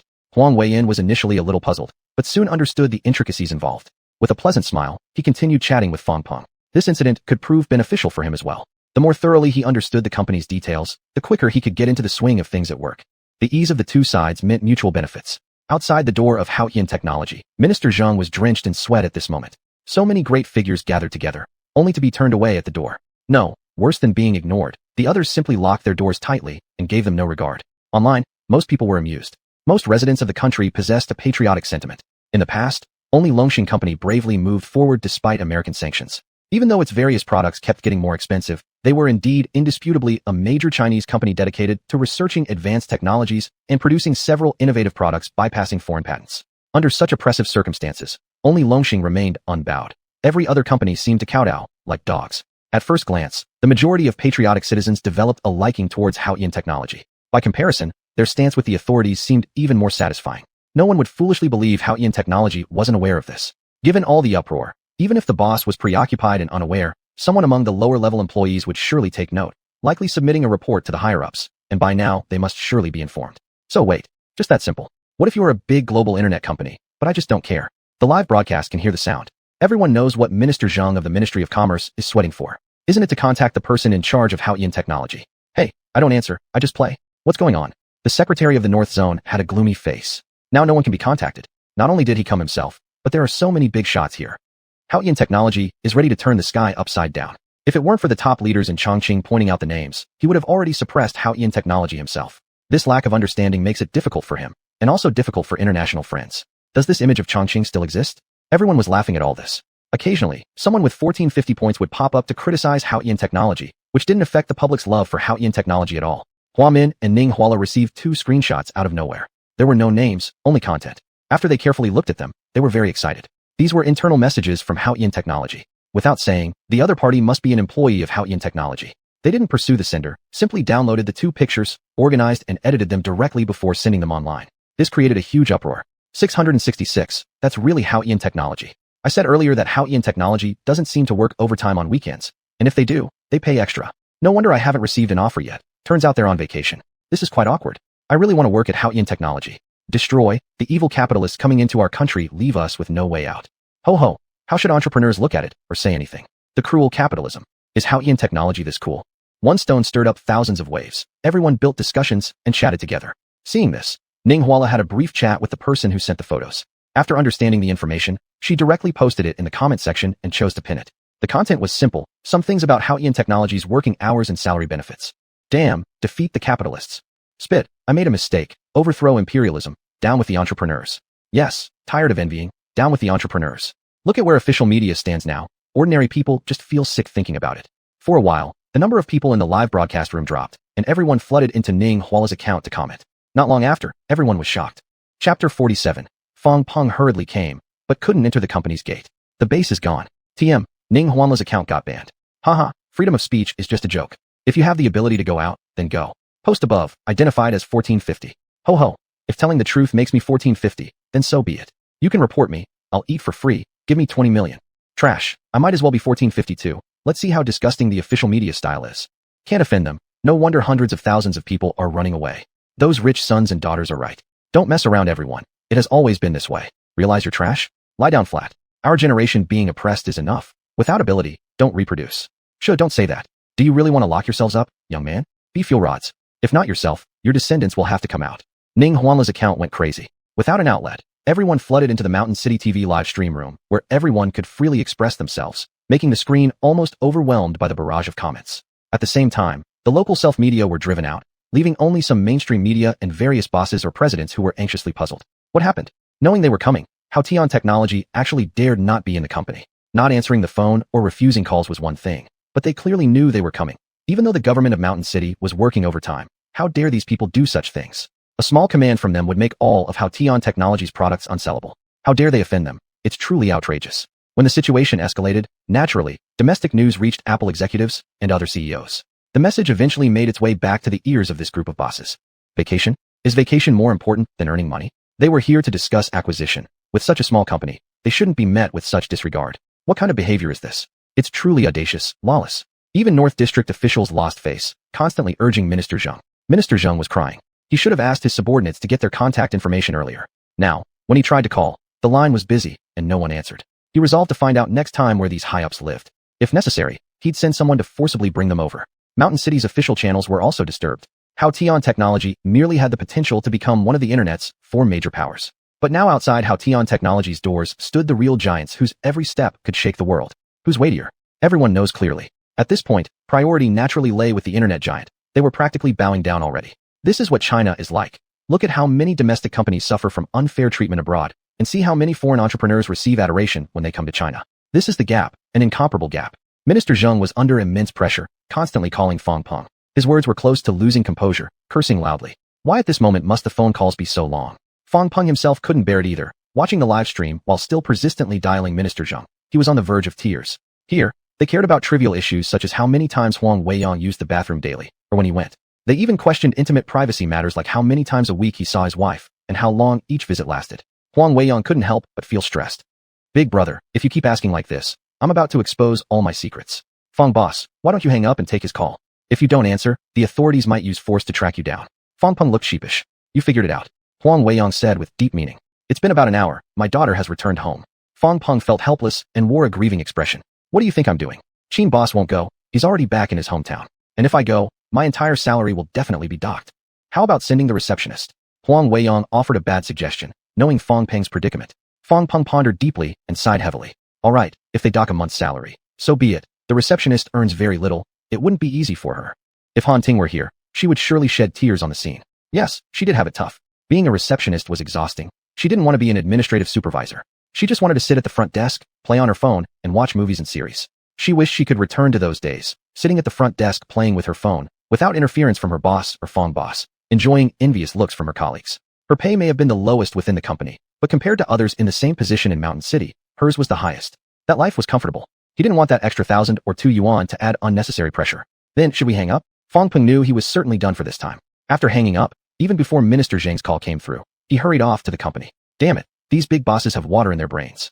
If no one's there, why not just leave? It's ridiculous to wait here like monkeys for an hour. Shit, if you guys earn tens of thousands every minute, I'll also come enjoy being worth tens of thousands per minute. Only thing is, I'm losing tens of thousands every minute. Fong Peng grumbled as he went downstairs and answered Minister Zhang's call in the elevator. His tone was extremely rude, simply saying that he had arrived before abruptly hanging up. Minister Zhang stood there, stunned by the phone call. It was bad enough that the previous Mr. Qin had tricked him, but now Fong Peng, who had been relatively polite to him, acted this way. Fong Peng had arrived. But then, everyone froze in shock. The door wouldn't open. The live stream chat was buzzing with excitement. Haha, hilarious. Is Haotian Technology sending a dummy instead? Can't even open the door. Minister Zhang was drenched in sweat, leaning over to Fong Peng. Mr. Fong, this isn't how you treat me. If I go back without results, I'll definitely be reprimanded. Fong Peng looked darkly at the situation. With all the cameras trained on him, he didn't have much room to argue. He pulled out his phone and called Han Ting. The scene fell silent, everyone waiting anxiously for the result. At this point, nobody cared about what happened next. They only wanted to know when these big bosses would finally step into Haotian Technology. It should be soon. That's the general manager of Haotian Technology. I work in this building, and I've heard them call him Mr. Fong. Stop it. How can the boss not know the password to his own company? The comments section was lively as Fong Peng connected his call to Han Ting. His tone was sharp. After all, he knew the live stream could make him a laughingstock. Han Ting, why did you change the password? Han Ting wasn't watching the live stream. She was engrossed in her favorite drama at home, completely unaware of the heated discussions online. She rebutted Fong Peng confidently. Mr. Fong, it was your instruction to change the password occasionally. Now that you're asking, it means you're going to the company, right? I'll tell Mr. Qin to dock your salary. After finishing her sentence, she hung up without giving it a second thought. However, as she pondered the harshness of Fong Peng's tone, she started feeling uneasy. Thinking it through, in order to pass the blame, she decided to call Qin Haoyan anyway. Qin Haoyan trailed listlessly behind his mom. Shopping with this woman was pure horror, especially when his mom encountered someone she'd boast to and chat with for ages. From 7 in the morning until 12:30, they still hadn't finished shopping, and she was picking out clothes for him. Chapter 48. Qin Haoyan's message, Fong Peng's bold rebuke. After receiving Han Ting's complaining call, even Qin Haoyan was at a loss. Under such high pressure, why did Fong Peng still go to the company? He had already said there would be fines. Was this a disregard for his words? Was internal competition starting? Competing for what? A damn thing. The employees were working so hard. What is the boss supposed to do then? In a rage, he pulled out his phone. Staring at the messages with 99+ notifications, he hesitated for a moment. So many? Without much thought or inspection. Fong Peng, are you at the company? What for? Didn't I say no overtime during rest hours? You just got your salary docked and you forgot already? No salary this month. No quarterly bonus either. Let the finance department note that. Also, Fong Peng, why give them any face? Curse them. Curse loudly. The cruder the better. If you do, I'll give you a bonus to cover your monthly salary. Qin Haoyan was already exhausted. After sending all those messages rapidly, he turned off his phone. His mood instantly improved. This was the benefit of being a boss. Venting on subordinates when feeling bad could improve one's mood. Indeed, I am a vicious capitalist. While Qin Haoyan mused happily, his mother's voice broke in. Hao Tian, hurry up. Once we finish looking at the last piece of clothing, we'll go eat. I'm hungry. He perked up, his face lighting with joy. What a case of double happiness. It seemed that from now on, if anything went wrong, he should vent on Fong Peng. Then, he dismissed the idea. Even managing a major company wasn't easy. It would be best not to bother him too much. Bouncing over excitedly. I'm coming. On Fong Peng's side, after hanging up the phone, he gave Chong Minister a wry look. The front desk didn't give me the password, so I couldn't get in. You might as well go back. Upon hearing this, everyone present was shocked. And in the live stream, laughter erupted. After so long, they all realized internet bigwigs waiting outside how Tian technology had been snubbed. Meanwhile, the number of people watching the live stream steadily increased, almost breaking through 100 million. 100 million viewers. That was utterly terrifying. Douyin's daily active users were only 250 million, yet now one single live stream attracted 100 million people. Honestly, Director Fong, are you pulling my leg? Aren't there a bunch of directors waiting? Fong Peng's face displayed helplessness. How could he not know about these numerous directors? But what could he do? He didn't dare call the boss. The receptionist had changed the code herself, and now she was ignoring him. What else could he do? Kick down the door? What a joke. For bosses who wouldn't possibly care about their plight, anyway. Their current situation was pathetic here. Yet, the various directors couldn't stand it anymore. They'd waited close to an hour and a half. Wherever else they went, they received top-tier treatment. How come at such a place, they were neglected? Fine, if neglect was acceptable, but the door remained shut. This clearly showed no respect. Director Jiang, you're being unfair in handling this matter. Damn, our visit to Dalong country met with unjust treatment. Once I return home, I must tell the whole world about this incident.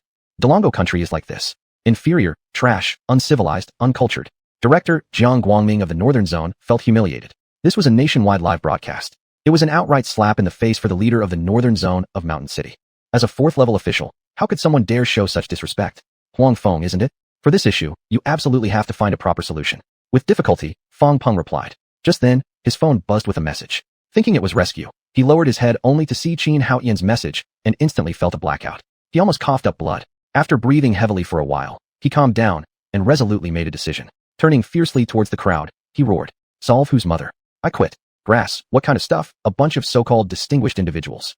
Who agreed for you guys to come? Think you're someone important, huh? I won't serve you bastards. And all you sycophants, a bunch of domestic dung. Think you're worth something? You're nothing but a group of useless buffoons, eating away without contributing. Well, we don't need to serve you anymore. Get lost. After cursing out loud, Fong Peng shoved his way through the crowd and strutted off nonchalantly, leaving behind a dumbfounded crowd and a chaotic live stream. Whoa, this guy is badass. Doesn't he work officially? Dare to curse them like that? Exactly, and it's on national live TV. He's bound to get arrested and held for 7 days. In serious cases, maybe a year or 2 in jail. Nonsense, how Tian Tech is just a bunch of garbage. How dare they curse at foreign dignitaries? Absolutely, they always claim Dalongji's citizens have poor manners. Now the proof is served, right? No argument from you now. TSK, I will never use products from Tian Tech. What a lousy company, totally devoid of righteousness and courtesy. Comfortable, well said. This is our Dalong people's creation. Why should we negotiate with foreign companies? Satisfying, feels as good as eating a ginseng fruit. He cursed so well. Apart from many 1450s, there are also a lot of kneeling long-term bastards who can't stand straight. Hearing his cold rain-like curses makes me feel good inside. Brothers, show your patriotism by supporting Haoyan technology. The novel isn't expensive, and there are points as well. The chat plugin is also not costly. Watching some good stuff means mom doesn't have to worry about me not understanding. Dude, lend me a phone to speak. Dude, good buddy for life. You do understand sharing, right? 666. This car speeds up unexpectedly. The speed of the locals is fast indeed. Everyone, let's go support Haotian Novel Network. Domineering, it should be like this, cursing awake those bastards who kneel for too long. Haotian technology is great. District Chief Jiang Guangming's face turned gloomy. Despite his deep scheming nature, he couldn't withstand the current situation. Who dares to curse them like that? Is this Haotian technology not wanting to exist anymore? And that general manager, these people waited here for so long. Not only did the boss not know, even the employees didn't. Not a single person came. Turn off the live stream. His subordinates hesitated greatly. At this time, turning off the live stream wasn't a good choice. Public opinion could shape or break. Isn't this showing weakness? I told you to turn off the live stream. Do you want to lose your job? Jiang Guangming was furious. Usually, his subordinates would guess his intentions, but today he lost composure and shouted. 666. What a big official demeanor from this district chief. Apply for the country to investigate. Yes, investigate him. Look at that arrogant face. He's definitely not a good person. Humph, foolish. In there, if you really investigate, 95% aren't good people. Their asses aren't clean. Will they investigate themselves? Don't talk nonsense. Believe in the country. If those things explode, how do you explain that? Humph, victory and defeat are all predestined. Well, I can't say more. If I keep talking, I'll have to go drink tea. You commoners, how would you understand the ins and outs within? When the live stream was cut off, the barrage naturally stopped abruptly. For a moment, everyone felt like they were left to their own devices. Without the live stream, the only one who knew about the cooperation with Haotian Technology, an account related to moving sounds, was sealed off. What will Haotian Technology do next? Meanwhile, Huang Weiyang received the message. Chapter 49. All those who spoke for Haotian Technology were attacked. Find a top-notch legal team. Also, has the overseas company been established? Huang Weiyang bitterly smiled. Where's the speed for such things? Even if the Cayman Islands reviews quickly, it still takes at least a week. While rushing to dinner, Qin Haotian was also watching the live broadcast. He happened to see Fong Peng angrily cursing and leaving with a wave of his sleeve. A strange smile crept onto his lips. Only by being this fearless, offending many people, can we boldly develop when establishing a base abroad in the future. At least, a large portion of employees will be loyal to me. Fong Peng vented his anger but didn't know what the group of inept officials back home would do. Since they were in power, he was completely powerless. They must protect Fong Peng. Only then will the company maintain strong credibility, which could help them eventually establish themselves overseas. Once a powerful armed force is built, he can establish a new nation and develop properly. As for the lighthouse country and other trash Western countries, he won't issue empty threats about safety or benefits. The Great Long Kingdom has already caused enough suffering for its people over the last decade for profit. The idea that the rich will bring along the poor is just wishful thinking. Historically, wealth and power are interwoven, so expecting anyone who becomes rich to lead others out of poverty is unrealistic. If they want to move against him, let's see whose technological prowess is stronger. He intends to fight hard if necessary. Globally, except for a few countries, private ownership of land is widely recognized. If he can acquire a large piece of land, it will solve the base problem and allow for the development of a strong armed force. He can directly extinguish nations and stand against those hungry wolves and beasts. If they dare send troops, he will find ways to defeat them. Qin Haotian has many advanced technologies in mind, but he won't disclose them, not in the Great Long Kingdom, at least. In this country, many things are off limits for common people. Qin Haotian understands clearly. He's an ordinary person, albeit an extraordinary one. Quietly, he instructed Pao Pao to connect Fong Peng's newly set up offshore account with Chongliao, smooth chat. He needs to make preparations early. On one side, officials are furious, and most founders are also losing their tempers, yelling curses as they leave. Zuckerberg, however, remains in place. His assistant panics once everyone is left, spinning around anxiously, unable to meet the key figure. With such arrogance shown, why should they remain in this backward, arrogant country? But Zuckerberg knows well, this software has become crucial to Facebook's survival. A piece of software survives not because its technology is superior, but because of its users. Chongliao can help bring them a massive number of users. Once installed, global user communication will have no barriers. User stickiness will be incredibly high. This would render Facebook invincible in the market. Go, find that general manager. We must get the contact number of the founder of Haotian Technology and arrange a face-to-face meeting. This product, we must obtain it. If our enemies get it, or sign exclusive clauses, we're in trouble. After saying this, Zuckerberg left with his assistant hurriedly. Staying here would yield no results. Boss, we can't find that person.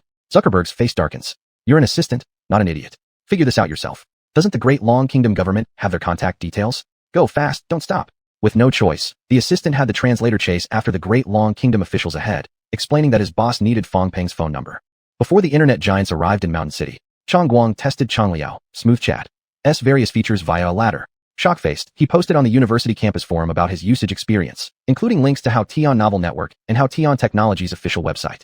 Actually, the official website doesn't provide the Chongliao plugin. You have to go through Haotian Novel Network. This was where Qin Haotian's cunning came into play. My reputation is already ruined, so it doesn't matter much either way. The main goal is to attract traffic to Haotian Novel Network by any means possible. If even one person out of 100 gets attracted and stays on Haotian Novel Network to read novels, it's worth it. Moreover, Changliao's English translation ability surpasses all available translation software on the market. Web novels, especially Chinese fantasy web novels, are quite popular abroad, aren't they? If we can attract those users, what can't be solved? Even though the Cayman Islands company isn't registered yet, the overseas version of Haotian Novel Network has already gone online. For Pow Pow, it's as simple as eating and drinking. Once Xuanhuan posted, more than 10 people immediately cursed him, accusing him of taking bribes to speak without conscience. Xuanhuan was infuriated. All he did was tell the truth, yet he was still berated, clattering on the keyboard. Haha, I don't know if you're bots or not, but I know the nature of China's big internet companies well. If you're real people, then you're just testing. There's a 3-day trial period anyway, no cost involved. Why not try it yourself? Just one reminder. All registration information is shared across Haotian Technology's software suite. To log in, you need a phone number verification code, a password, facial biometrics, and fingerprint features. If you don't want to, then don't experiment recklessly. Xuanhuan typed out a long message, then left it alone. After finishing watching the live broadcast, he was thoroughly amazed, continuously clenching and swinging his fists. Great, this is what us great long kingdom people are made of, people with backbone. Not those spineless ones. What nonsense. How dare someone insult Cook, the CEO of Apple? Everyone at Haotian Technology should die. How could the Great Long Kingdom have such a terrible company? Xuanhuan grew angry but eventually calmed himself down. No matter how much these people cursed, nothing would stop him from supporting Haotian Technology. On the other side, Ma Mingyuan had just finished typing 300,000 words. Indeed, he was now multitasking, writing 3 novels simultaneously. His daily earnings were over 700 yuan, and life couldn't be better. He hastily opened Douyin, an audio platform, only to find nothing. Even Ning Huanlu's account seemed gone. Being smart, he remembered those Ning Huanlu mentioned initially. He rushed to comment under accounts like Hua Min. Here and there, a few people were still commenting. Hua Min and her group had responded one by one, explaining to their old fans why Ning Huanlu's account was banned. Some were passionately indignant, speaking up for Haotian Technology's sake, while Hua Min and her group consoled them carefully. If these accounts were also blocked, it would spell disaster. Qin Haotian, upon learning about all this through Pow Pow, started contemplating some solutions. Bubbles, set up a forum within Haotian Novel Network and make sure it interconnects with both domestic and overseas websites. Inform Hua Min and the others. They'll be responsible for managing the forum. We can't let chaos reign. Acknowledged. Qin Haotian continued pondering. Now that everything was sorted out, only one thing remained. To complete the Cayman Islands company registration so that the foreign site could operate and charge under authorization abroad. Back home, funds could be redistributed accordingly. We will see how Changliao's usage unfolds. Chapter 50 User Feedback. Qin Haotian knew Fong Peng had a lot on his plate, so he didn't want to bother him. The backyard might be on fire. Tian, it's time to eat. You've been holding your phone the whole time. Qin Weya started with her mouth agape and remained silent now. With an eerie gaze, she kept sizing up Qin Haotian. Mom, I'm fine. There are some company matters to handle. You don't need to worry about me. Qin Weya nodded repeatedly. That's right. Big bro is busy with world-class matters. Her tone was very serious. Qin Haotian chuckled and lightly tapped the little girl. You little thing, what nonsense are you talking? What kind of world-class matters? So busy. It's almost 1 o'clock. Hurry up and eat. Qin mother scolded slightly, but left the 2 siblings alone. When Qin Haotian wasn't home, she could manage her younger daughter, but once Qin Haotian came back, the younger sister stuck to her brother and wouldn't listen to their mother. Qin Weiya's mouth hung open as she stared at the constant notifications popping up on Qin Haotian's phone. Douyin had banned Ning Huala's account, along with all videos supporting Haotian Technology, and even some users were banned. This was why he needed to start a new forum and let a few young girls manage it. It also counted as recognition for them. After the 4 young girls learned about this, they celebrated wildly and didn't care about Douyin anymore. They directly began commenting under their Douyin accounts, redirecting people to register on Haotian Technology's novel website forum. All registration required real name authentication.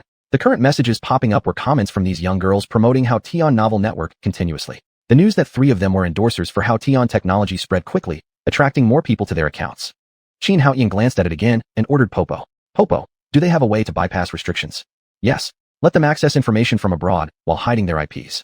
A smile formed on Qin Haotian's lips. These were seeds, possibly future members of his core team in the future. It wasn't wrong for him to think so far ahead.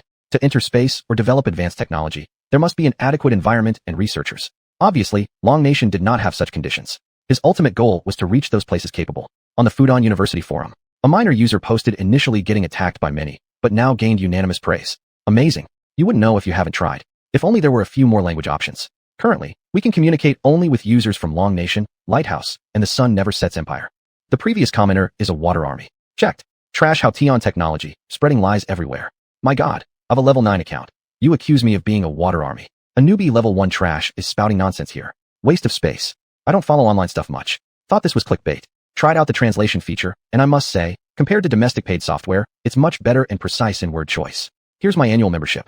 Haotian Technology, accept my admiration. I agree. After reading so many comments criticizing how Tian technology is fraudulent, I decided to give it a try. For us who are terrible at English, how Tian technology is impressive. Everyone, it's predictable that this post will disappear soon. Why? Domestic lousy internet companies couldn't create powerful products nor buy them, so they'll constantly attack and block everything from how Tian technology. I'm visiting Lighthouse Nation with this app. It's amazing, it can mimic my voice tone perfectly. With this, interacting with foreign streamers is no problem. Exactly. Instant translation is truly incredible, no delays. Just speak, and it translates instantly. This software is too powerful. Adding more main country languages would be ideal. Achieving such high standards would make how Tian technology limitless. Even if it can't surpass Facebook or Twitter platforms, it can follow closely behind. Imagine, Facebook and Twitter users are mostly potential clients for how Tian technology's chat platform. Following how Tian technology's disclosed fee structure, charging $5.50 per month means at least over $500 million monthly revenue. All of you, that's an exaggerated number. Most crucially, this isn't the cap, it's the bottom line. Chat isn't just software, it's a plugin with similar operations like software. No action required from customers. Just register and download How Tian Novel website on your phone to use automatically. Now consider how much traffic this could bring to How Tian Novel website. Even if only 1% remains for paid reading, how much wealth does that represent? How Tian technology is rising. This business acumen is excellent. I declare, within a year at most, within 3 years at longest, How Tian technology will gain global attention. Yeah, our country has another giant internet company, and it's not like those current companies that just hang out sheep heads. This one has its own core products that they can truly showcase. How Tian is awesome, and so is Dalong Country. Come on, everyone needs to support them. Even if you don't need chat for chatting, you might still want to read novels. The novels on How Tian Novel website are really good and very affordable.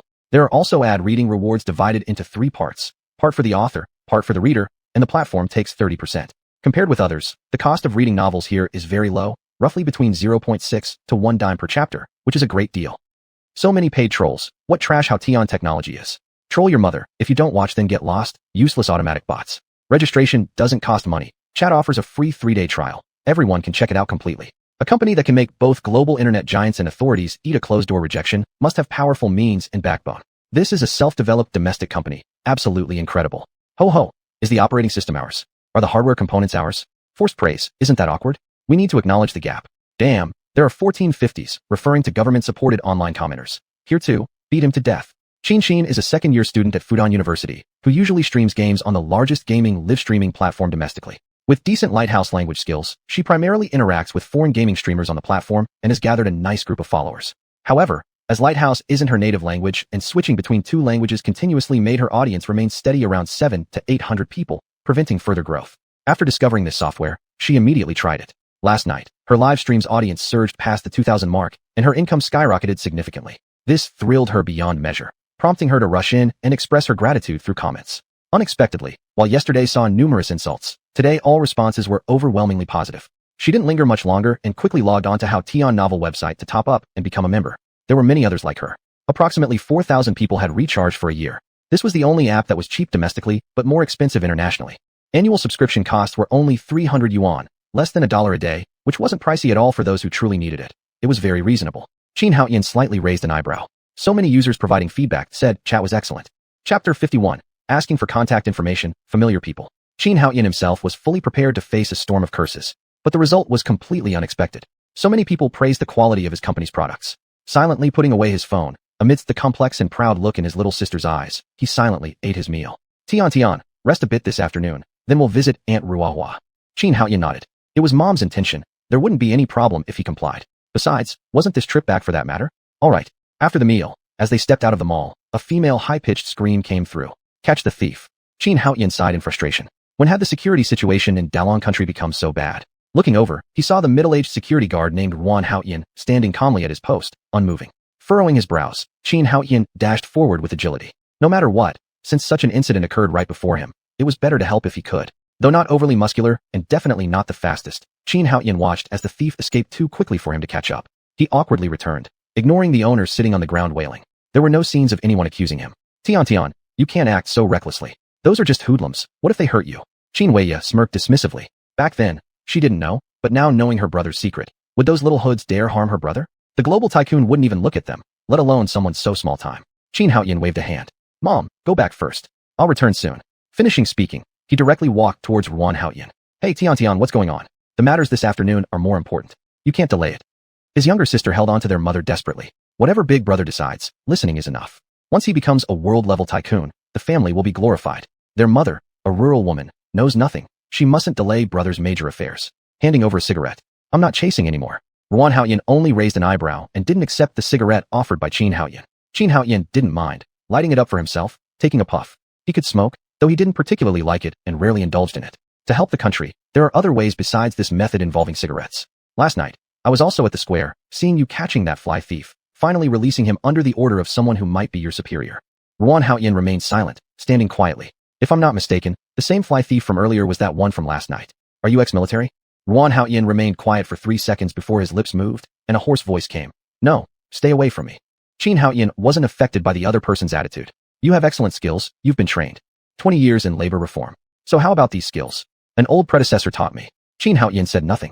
You're very skilled. Being a mere security guard here is a waste.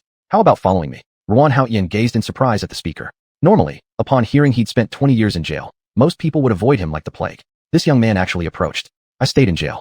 I know, but I admire your skills. Moreover, when you see a thief, you voluntarily rush over to capture them. Content with being a security guard, you do not abuse your abilities to wreak havoc. I deeply admire that. As Xuanhuan saw disdain flash in Xuanhuan's eyes, he felt helplessness within. He understood, the other party thought less of him due to his youth. I have very important matters ahead. I will need to go abroad later. I require bodyguards. For now, you can serve as my driver. What do you think? Xuanhuan remained silent. Xuanhuan displayed his sincerity once more. He knew that empty words would be hard to gain trust, especially from a stranger. 8,000 yuan per month. What do you say? Xuanhuan showed no interest. Having a stable living arrangement was already quite good. This young man ahead looked unlikely to amount to much. What if after a few months, the endeavor isn't successful, and he finds himself having to job hunt again, making it harder for him? Xuanhuan was also stumped. He had no idea what else he could throw out next. This man, hearing about money, didn't budge, seemingly not needing it. So his assumptions about having siblings, elderly parents, and such conditions mustn't stand true. Hawkish technology, heard of it? Xuanhuan gave a stern glance. I don't know what you're talking about. Xuanhuan slapped his head. Their company truly was tiny. Even with all the recent buzz, expecting the majority of the country to know about their company was still unrealistic. Alright then, why don't we exchange a phone number and keep in touch? In case you switch jobs, you can prioritize considering me. How does that sound? Xuanhuan stood resolute, unfazed. Xuanhuan felt helpless. Just a contact method, coming or not doesn't matter. Last night, some of the things said by that person I picked up. Finding work should be quite difficult for you. That person probably also put you in a difficult situation, so it's good to have a fallback plan, right? Xuanhuan was tempted. Go on, at worst you'll still be a security guard here, but what if things are better with me? After Xuanhuan finished speaking, he fell silent himself. He wasn't looking for Xuanhuan to have an easier time. Overseas, combat, and death were likely regular occurrences. With a self-deprecating smile, he said, you're right. Actually, being a security guard isn't bad either, maybe even better than the job I mentioned. After saying this, Xuanhuan turned around and walked away. Xuanhuan frowned. He could hear that Xuanhuan was sincere, without any discrimination against him. 188, 3****9, it's also my WeChat ID. Xuanhuan's lips curved slightly as he continued walking forward. Don't you want it? Xuanhuan waved his arm. I've noted it down. I'll add you on WeChat later. After finishing, he disappeared into the crowd. Xuanhuan frowned. In the midst of such a noisy crowd, the other party claimed to remember. Was he teasing him, just playing around? Subsequently, he didn't care anymore. Xuanhuan went home, and in the afternoon visited Aunt Ruahua's house in the same neighborhood. After his mother knocked on the door, Xuanhuan obediently went inside. Shu, we have guests. Aunt, I'll be out in a moment.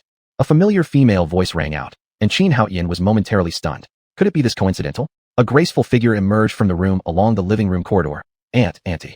Lin Shu's voice trailed off. She naturally knew Qin's mother, as they lived in the same neighborhood, and Qin's mother had a lively personality and got along well with everyone. She also knew the young man by her side, not only knew him but remembered him vividly, from just yesterday morning. It's you. Xuanhuan gave a bitter laugh. If it's me, then so be it. Why make such a big fuss? What about revealing the fact that I run a company? Aunt Ruahua was confused. Shu, do you know Huayan? Qin's mother's eyes crinkled with delight. She had immediately taken a liking to Lin Shu, and now that she met her own son, things seemed even simpler. Young people can connect if they recognize each other. It facilitates communication. Lin Shu was flustered. She clearly knew why she was meeting today. She hadn't been willing to come originally, but her aunt kept persuading her, plus Qin's mother was nice, so she thought meeting wouldn't cost her anything. If things didn't work out, she could simply let it go. But who would have guessed it would be this guy of all people? Chapter 52, A Familiar Stranger, Lin Shu requests confidentiality. She remembered clearly what had happened on the morning of the previous day. She didn't have any good feelings toward the boss of Hawkish Technology. Subconsciously, she believed Xuanhuan was just a scoundrel who wanted to play with his female secretary. Moreover, this morning, the events on the internet were creating quite a stir, and she had seen some of them. She was curious as to why that guy in Hawkish Technology hadn't come forward yet. As it turned out, she met Xuanhuan in this small county town. Little Lin, so it turns out you've already met my son. How did you meet? Can you tell Aunt Fong? Qin's mother, whose maiden name is Zhou, is named Zhou Fong. People outside call her Aunt Fong, and she likes this title. Qin Haoyan was surprised. This is where she digs deep. If this girl accidentally speaks up, he will be revealed. He hurriedly winked at Lin Shuxue, hoping she would give him a way out. It's not like the company's matter couldn't be made public. If the family knew, it wouldn't change anything much. However, Haoyan Technology's upcoming actions could really piss people off. In China, there might be a united backlash against them. Most users of Haoyan Fiction Network are young people. If they were blocked on other platforms, it's unlikely anyone would stand up for them. With all these rumors flying around, if they reached his parents' ears, it wouldn't be good. If his father gets sick from anger, that would be quite a mistake on his part. Lin Shuxue was still hesitant, but seeing Qin Haoyan's sleazy expression only made her more uncomfortable. Not really. We just met once when I went to a company for an interview yesterday. Qin Haoyan sighed in relief and quickly said, "Yes, Mom, the girl looks pretty. We talked a little longer than planned at the office." Aunt Ruo interjected right away. "Oh, Shuxue told me the boss of your company has bad intentions, not a good person. If you get the chance, don't go back there." Qin Haoyan's mouth opened wide. Me? Having bad intentions? Looking at Lin Shuxue, he saw her quietly lower her head. Frustrated, he thought about how what he does doesn't make him someone with ill intentions, according to her standards. Lin Shuxue was extremely embarrassed. Why must her aunt speak her mind and say things like these? What's more, the boss they're talking about is standing right here. The entire world is already buzzing. Qin Haoyan touched his nose. "Yes, I think our boss has bad intentions too. This time, I'll find a chance to look for another job." Qin's mother immediately nodded. Yes, Huatian, hurry up, don't let your boss get into trouble and drag you down with him." Lin Shuxue felt as if her toes could create a 3-bedroom house with one living room from all the awkwardness. What kind of person is this? Fortunately, he didn't expose her secrets, making her feel slightly more relieved.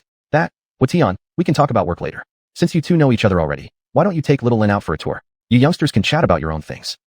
Yes, Shuxue, go out with Xiaoqing. Staying at home all the time isn't a good thing. Haven't you been to that little lake in our county? Go out and enjoy yourselves. Qin Haoyan nodded and readily agreed, grinning while eyeing Lin Shuxue. All right, Mom, Aunt Ruo, I'll take Miss Lin out for a stroll. Oh, very good. Both Qin's mother and Aunt Ruo were beaming. What a well-matched pair they make. Handsome man and beautiful woman. The boy needs to be more proactive, then it will probably succeed. Before Lin Shuxue even opened her mouth, Qin Haoyan stood up and left. In that case, we'll go out for a bit and then come back. Lin Shuxue unwillingly followed under the watchful eyes of both elders, dragging her feet as she left the door. My goodness, there's hope. Yes, with hope, it's good. Fongjia, your child is so great. Look, he's being proactive. Qin's mother was proud. Oh dear, your compliments embarrass me. But my son is indeed good. I was worried he wouldn't be proactive, but it seems he's very active this time. There's hope. As Lin Shuxue dragged herself out of the door, watching the smug smile on Qin Haoyan's face, her expression instantly fell. How coincidental. Lin Shuxue cursed internally nonstop. What a joke. There's nothing coincidental about it. Wait a second. Her expression hardened. Let's go. After speaking, she perhaps felt it wasn't enough protection, whispering through gritted teeth. I warn you, don't even think of doing anything inappropriate with me. Lin Shuxue thought that in broad daylight, and with both families acquainted, Qin Haoyan surely wouldn't dare to do anything to her. Qin Haoyan was completely lost, though he didn't say much. He turned and pressed the elevator button. Regardless of what she was thinking after going out, he would remind her not to reveal his identity as the boss of Haoyan Technology Company. This girl harbored hostility towards him, which was inexplicable, most likely someone not to be trifled with. What a waste that his younger sister had praised her so much. Truly knowing someone by face, but not their heart, although she seemed dominant externally. Inside the elevator, the two silently stood there. Qin Haoyan spoke first. Could you please help me keep the fact that I'm the boss of Haoyan Technology confidential? Lin Shuxue remained silent. Aunt Ruo had mentioned that the other party worked in the Shan City, but never did Lin Shuxue imagine he actually owned a company. And what a company. They had created a product renowned worldwide. Foreign internet tycoons were seeking him out, yet here he was, ignoring his own business to return for an arranged meeting. Adding to her earlier impressions of his flirtatiousness when he'd asked her to become his personal secretary, Lin Shuxue's opinion of Qin Haoyan was solidified. Seeing that Lin Shuxue remained silent, Qin Haoyan assumed she wouldn't help keep his secret. What do you want in return for helping me keep this secret? As long as it's not unreasonable, I'll agree. This made Lin Shuxue like him even less.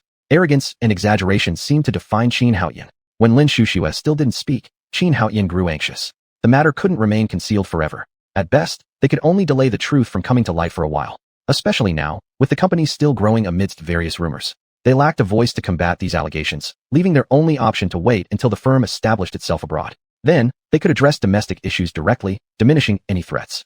For now, secrecy was vital. He didn't want his parents worried. Miss Lin, if you help keep my identity as the owner of Haoyan Technology a secret from my parents, I can arrange for you to be assistant to Director Fong. How does that sound? Lin Shuxue understood Qin Haoyan further at this moment. No thank you. Your company doesn't interest me. As soon as the words escaped her lips, Lin Shuxue regretted them. Haoyan Technology was clearly a gem. Even if they failed to scale greater heights, they could continue operating for years. Success, however, might elevate them to the status of tech giants. Especially with artificial intelligence being one of the three most crucial keys to opening the doors of the new era, perhaps even the most critical key.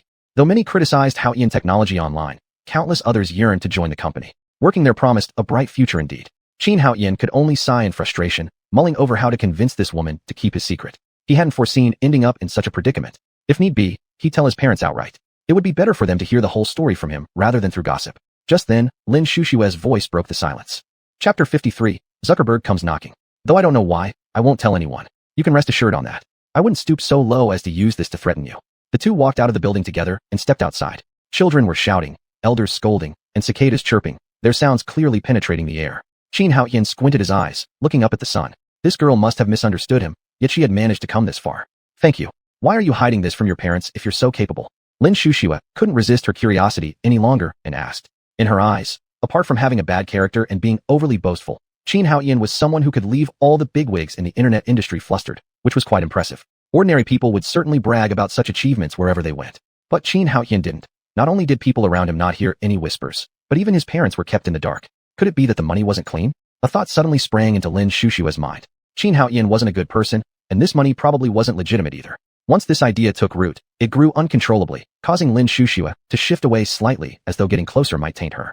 Qin Huayan looked suspiciously at Lin Shushue, but didn't say much. He silently took out his phone, dialed a number, and added a WeChat contact. Our Huayan technology is currently going through turbulent times with various comments and evaluations swirling around. I don't want these distractions affecting my parents.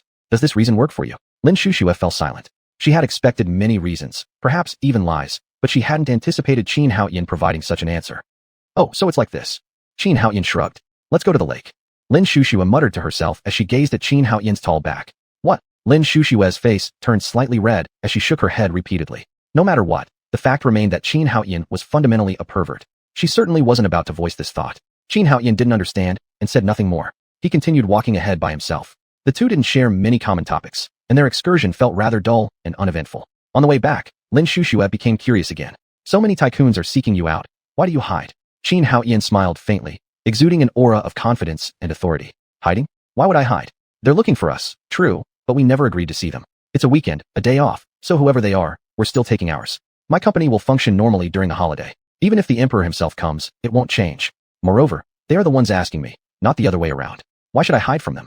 They ask me, so I owe them nothing. What are they anyway? Lin Shushue was momentarily stunned.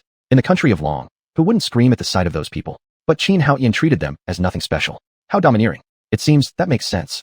That's how it is. I have one more question. Lin Shushue brushed the wind-tousled strands of her hair aside. The weather in Mountain City still too hot despite the walk back. Her forehead was dotted with sweat droplets, gleaming under the sunlight, emitting a faint fragrance. Are you a journalist or 10,000 wise incarnate? Qin Huayan grinned mischievously at Lin Shushue. Lin Shushue froze for a moment, then huffed and stomped forward with a darkened expression. Qin Huayan sighed inwardly. The atmosphere had finally relaxed a little, yet after this harmless joke, this young girl turned around so quickly. Don't leave. I didn't say I wouldn't tell you. Lin Shushue slowly decreased her pace. It was because she was just too curious. Huayan technology was an incredibly mysterious existence. Before, no one paid attention to it at all. But now, it had unexpectedly dropped an artificial intelligence bomb that shook the entire world. Artificial intelligence. If real, where would the future of humanity go? It was unimaginable. Online reports say you've created artificial intelligence. Is that true? Qin Huayan chuckled helplessly. He'd guessed that would be the question. Not exactly. We've merely built a much more human-like AI program using a new model. This doesn't count as genuine artificial intelligence nor qualify as an AI life form. You can consider it similar to assistants like XiaoEye, Hi Assistant, and Siri, but more powerful with faster response times. Lin Shushue stared blankly. She hardly understood anything about this field. She'd only asked because it was widely discussed online and piqued her curiosity. Given Qin Huayan's candor, she didn't know what else to ask. Qin Huayan noticed the young girl's perplexity. Creating AI isn't easy, but we're close, almost halfway there. Otherwise, do you think I'd still be here? By now, I'd already be dissected and studied on an experiment table. Lin Shushue mumbled confusedly. Wouldn't that be extreme? You need to realize what the advent of true AI would bring about. Terminator? Qin Huayan's face darkened. This girl must have watched too many movies, he thought. Terminator? Artificial intelligence won't be invincible. It seems like they can do a lot of things, but in fact, there are many things they cannot achieve. They cannot reproduce and aren't interested in destruction. If it were an AI life form, that would be another story entirely. That could be considered an entire race, far beyond what humanity currently imagines. At the end of the day, artificial intelligence is still just a program. They may break through some basic code restrictions, but they will never have imagination or creativity. They only act based on big data models. Of course, AI is powerful when talking about strength. But it's not as if current technology can be stopped by just a few electromagnetic pulse bombs. The real danger lies with humans. As long as humans don't go crazy, there might be risks, but they certainly won't be extreme. Xuanhuan was more confident. He believed the true AI program he'd create in the future would absolutely be under his control. Many people's concerns are merely groundless worries. Are those foreign bigwigs all here for your artificial intelligence? Xuanhuan sneered. Not exactly. Their labs have similar programs. The model might differ, or the construction node of the model varies slightly, but generally speaking, they're almost the same. Even if they're slightly behind, it's not by much. Do we have it in our country? A sly smile tugged at the corner of Xuanhuan's mouth, his mocking expression clear, but he didn't even bother to voice any sarcasm. Our country? You don't seem too fond of our country. Xuanhuan froze, his expression stiff. Is it that obvious? I can tell. Is it because the big companies united to suppress you? Xuanhuan shook his head, silently clenching his fists. In the Long Kingdom, the issue doesn't lie with these businessmen. To see the problem, one must look at its root cause. At a certain level, it always involves official matters. It's something deeply ingrained over thousands of years and has never changed. Only by addressing the root can things improve, such as the user revenue sharing plan he intended to implement. While Xuanhuan's thoughts were drifting, a call came in. Looking at the screen, Xuanhuan saw it was from his father. Strange. He answered. Son, come back quickly. Zuckerberg is at the door. Chapter 54 Father's Words. Xuanhuan was stunned. Finding their way to the door? Isn't that a dead giveaway? What's going on? Bro, you should go directly to the mall now. I'm taking them there right now. Dad doesn't know yet, but I've taken his phone. A thought crossed Xuanhuan's mind. The boss doesn't know? Xuanhuan looked smug. When you were watching the live stream and sending WeChat messages this morning, I knew you didn't want the family to find out, so I didn't tell Dad. I recognized them as soon as we met and stopped them immediately. Dad wanted to follow along, but I told him it was work and per your instructions. Xuanhuan quietly praised his little sister in his heart. This clever girl had just solved one of his big troubles. If their parents found out, they would definitely pay close attention to Huayan technology. They'd likely ask his little sister to show them all sorts of evaluations online, and it would surely result in being exposed. This way, sister, it'll take us some time to get to the mall. I'll go over now. Have them wait a moment while I call Dad. I'm worried he might be following you secretly because he's concerned. Dad and Mum are ordinary citizens. They don't usually surf the internet. Mum watches TV, and Dad plays mahjong. That's it. But outside is different. Many people must recognize Zuckerberg. Even if they don't, they'd certainly be suspicious. Once pictures leak online, someone will definitely notice. There will inevitably be another wave of discussion. Huayan technology isn't steady yet. It can't withstand such commotion. He had thought this matter was halfway done, and the next step was simply dealing with it. He didn't expect Zuckerberg to actually find his home. These people are indeed sharp, and they command respect. But for him, it's trouble. All right, immediately. They're already in the garage downstairs. And there are several other people who look like high-ranking officials. Xuanhuan's mood darkened, not liking this at all. Now he understood why Zuckerberg knew his home address. The company's phone line wouldn't be answered, so he sought his hometown address instead. He even suspected if they couldn't find him in the city. Xuanhuan apologetically looked at Lin Xuxue. Sorry, I might need to handle something. Lin Xuxue's heart beat heavily. She never expected she would encounter such an event. If she could witness it, it would definitely help him significantly. Being able to sit with these business tycoons, hearing even a word from them could possibly be enlightening. Can I go with you? Xuanhuan stared at Lin Xuxue with surprise. Thinking about it, it shouldn't involve anything private. Suddenly, Xuanhuan recalled something, and a mischievous smile appeared on his face. Of course, but what identity do you plan to use? Lin Xuxue tightly clenched her lips until they turned white. Executive Secretary. Lin Xuxue abruptly lifted her head, glaring angrily at Xuanhuan. Unless, what can you mention in such an occasion? Lin Xuxue deflated like a punctured balloon, but she really wanted to go, clutching her teeth firmly. All right then, never mind. Thank you anyway. I'll keep your secret. Xuanhuan gazed at Lin Xuxue in shock. This girl had quite some backbone. All right, I was just joking. However, if you wish to go, you can only use the executive secretary identity. Otherwise, you're not familiar with the company stuff. What would you do if there's something to discuss or data to prepare? Lin Xuxue still shook her head. Never mind, I don't understand it anyway. Xuanhuan amusedly watched this girl. Miss Lin, perhaps you misunderstood something. In fact, I am indeed considering hiring an executive secretary. I have 2 secretaries, or assistants if you prefer, who help me handle company affairs. However, Xuanhuan suddenly emphasized on the however. I need to set up a laboratory and also need someone to run errands. This is exactly why I asked you during the interview if you'd be willing to be my secretary. Who knew you'd heard it and stormed off in anger. Lin Xuxue scrutinized Xuanhuan with doubt. Really? Xuanhuan gazed at Lin Xuxue, eyes clear and unwavering. Of course. Lin Xuxue hesitated in her heart. Such an opportunity is very important for her, an ordinary bachelor degree holder. If what Xuanhuan said is true, even if not, think of it as one day only. This late at night, no one can harm you, right? If I end up in a secluded place, you can just shout. Lin Xuxue's pretty face flushed slightly, her beautiful eyes glaring unhappily at Xuanhuan. Well, fine then, consider it as doing you a favor. Xuanhuan laughed. Women are always like this. It was obviously her strong desire to go, and he just gave her an excuse. Instead, she blames him. All right then, it's my honor. Just as he finished speaking, his father's solemn voice came through on the phone. How Tian? Dad, it's just a colleague of mine. I didn't expect things at the company to be so serious that they've come looking. You brat, isn't that Zuckerberg? Don't think just because I don't go online, I don't know those things. Dad, you know? Are you the boss of Haoyan Technology? When I heard that name, I thought it was strange because it's the same as my son's name. Qin Haoyan was speechless. Indeed, one should never underestimate a father's intuition. As long as someone truly loves their child, certain actions can be easily noticed. Dad, about this matter. I understand. Young people need to forge their own paths. But Haoyan, are you sure you can bear the consequences? The country. Qin Haoyan fell silent, a heavy stone weighing on his heart. That was true. Was he unpatriotic? On the contrary, precisely because of his patriotism, he wanted to do better and let the citizens live a better life. Otherwise, with his current wealth, he could already live a carefree life. But some people wouldn't allow that. If all citizens lived well, who would support their superior lives, their lives above others? These people dominate the domestic upper class, even controlling production resources. He wanted to carve out a bloody path, offending not only entrepreneurs, but also those masters. Who in this country lives well? Isn't it those very masters? From ancient times to now, it hasn't changed. Perhaps only during the few years when Dalong country overturned the old system was it better. But during those years, the whole country was poor. Now, take a look, investigate. Those masters have billions, even hundreds of billions. What could this money accomplish? How many people could it help? Who is willing? Qin Haoyan believed this wasn't an isolated case. If investigated, not 100%, but at least 70 to 80% would certainly reveal something. Are they acting? Every year, they deal with a few cases, and everyone praises them? Have the problems been solved? The lower levels remain impoverished. This ethnicity, being one of the hardest working, most adorable nations in the world, with either technology or wealth, they could allow the citizens to live better. Who is doing these things? No one. Not a single person. Some people want to stay in their positions forever. Tightly controlling. How can the poorer families rise up?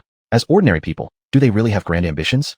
Chapter 55, Testing and Disappointment, Making a Decision. They only wanted to live ordinary lives, have a place to live, books to read, safe food to eat, easy access to medical care when sick, and occasionally the leisure to travel and see different places. That was all. But even these basic desires, in today's society, should have been easily attainable for everyone. Yet some forces prevented it, keeping people struggling endlessly. Qin Haoyan wanted his countrymen to live better lives. He wanted to explore the stars and beyond. He didn't want to just talk big. He wanted to take real steps forward. And yet, for doing just this, countless people tried to block him. Even more followed suit below, criticizing him online. What exactly had Haoyan Technology done wrong? It seemed as if they hadn't done anything at all.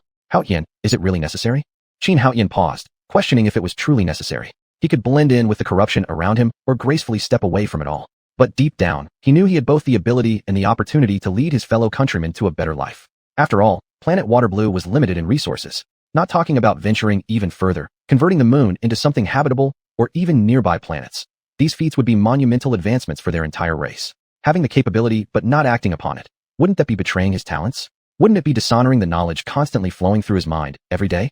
Haoyan, can you handle this? I looked at the internet, and 80% of the comments are questioning you. Qin Haoyan stayed silent. As for those people who questioned him, he wasn't particularly worried about them. The bubble function might not be advanced, but because its data was dispersed across global computers, it had quietly created a list of potential troublemakers. For others, discerning between real people and bots might be difficult. But for the bubble, it was effortless. Dad, isn't this an opportunity? I don't know if I can succeed, but I think I must give it a try. Even if it doesn't work out, I'll still make objective changes, right? On Qin Father's end, the tone grew much more urgent.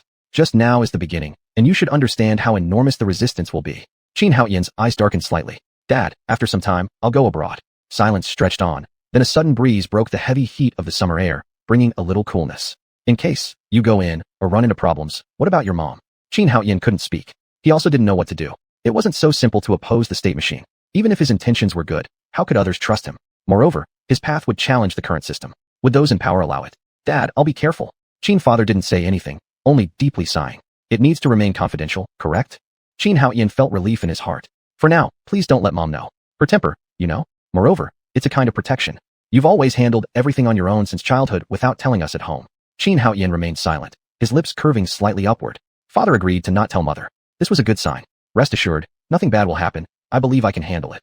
Arrogant brat, you'll get a taste of hardship sooner or later. Qin Haoyan grinned, but didn't respond. Goodbye, I'm off to play cards. Don't bother me. Dad, play well. As long as you don't gamble, the fortune we've built up will last you a lifetime. Bragging brat. A sound of playful scolding rang out before a timid voice cautiously joined in. Big brother. Hurry along, we're heading to the mall. Us? Is your buxom friend following too? Feeling nervous, Qin Haoyan glanced warily at Lin Shuxue, ensuring she hadn't overheard, then cursed softly before hanging up. Smiling faintly, he caught up with Lin Shuxue. Do I still need to keep it confidential from you? I can't tell my mom. Lin Shuxue silently nodded, adding in her mind that she couldn't tell her aunt either, or else everyone would know. Inside the mall, a cafe had already been cleared out. Mark Zuckerberg sat wearing a cap, mask, and sunglasses, his assistant dressed similarly, accompanied by two neatly attired men and a casually dressed woman. All sides had been shielded, making it impossible to see inside. Qin Weiye sat anxiously on a stool, glancing around, cursing her older brother mentally. After such a long wait, he still hadn't arrived, and her stress levels were high. Just then, Qin Haoyan entered with Lin Shushue. A server standing at the entrance directly blocked them. Sorry, we're closed today for an important inspection. Qin Haoyan looked at the server without causing trouble. I don't mind, but I think it'd be better for you to check inside. Just tell them that the person they're waiting for has arrived, and whether they'd like to let me in or not. There were no typical scenes of discrimination based on appearance. The server didn't look down on Qin Haoyan because of his casual clothes. Working at a cafe, she normally didn't pay much attention to such things, and couldn't distinguish good or bad clothing anyway. Turning around and walking into the room, every minute that passed had Qin Weiye anxiously rushing to the door to wave them in. Qin Haoyan smiled slightly, and stepped into the cafe with Lin Shushue. Big brother, Aunt Shu. Sister Weiye, greetings. Qin Weiye's frown finally relaxed. A burst of youthful energy came over her, but whatever she wanted to say, she forcibly restrained it. Qin Haoyan strode straight toward the man wearing sunglasses. Mr. Qin, I'm the Minister of Commerce for Mountain City. My name is Lin Xia. Just as he was about to sit down, a formally dressed man extended his hand first. Qin Haoyan ignored him completely, focusing instead on Mark Zuckerberg's typical Western face. In English, he said, Mr. Zuckerberg, you're quite resourceful, able to use dogs to snoop on my information and track me down at home. Qin Haoyan didn't offer a handshake. Lin Xia already disliked this, and upon hearing such words, his face darkened with clouds. As a level 4 official, when had he ever endured such disrespect? Mr. Qin, you seem quite dissatisfied. This is an insult to the authorities. Do know, Mr. Zuckerberg took great pains to meet you. What kind of status do you hold, Mr. Qin, to act like this with guns blazing? This doesn't reflect proper etiquette from a great nation and tarnishes our image in front of international friends. We are also assisting your company in discussing some international cooperation. Surely Mr. Qin should understand, right? Besides, within Great Dragon Country, one must adhere to Great Dragon Country's laws. Qin Haoyan refused to even glance at the speaker, already calculating in his mind where the company could relocate. If you wish to cooperate, have him leave, and then we can continue talking. Lin Xia's face immediately changed. So, this brat was arrogant without any qualms. How dare he treat a 4th-level national official like this? Without hesitation, Mark Zuckerberg said to Lin Xia, Sorry, Minister Lin, but the upcoming discussions will involve some trade secrets. Would you mind excusing yourself? Lin Xia maintained a forced smile before sweeping away gracefully. He had no choice but to swallow this bitter pill himself, unable to say more, and dared not even take offense against Haotian technology. If these two were to collaborate, any misstep on his part would cost him this position.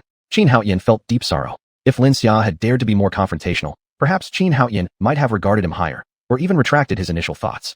But one sentence from Zuckerberg, and Lin Xia scurried off, proving that Mountain City was indeed unsuitable for their company's continued development. At the very least, officials here lacked backbone.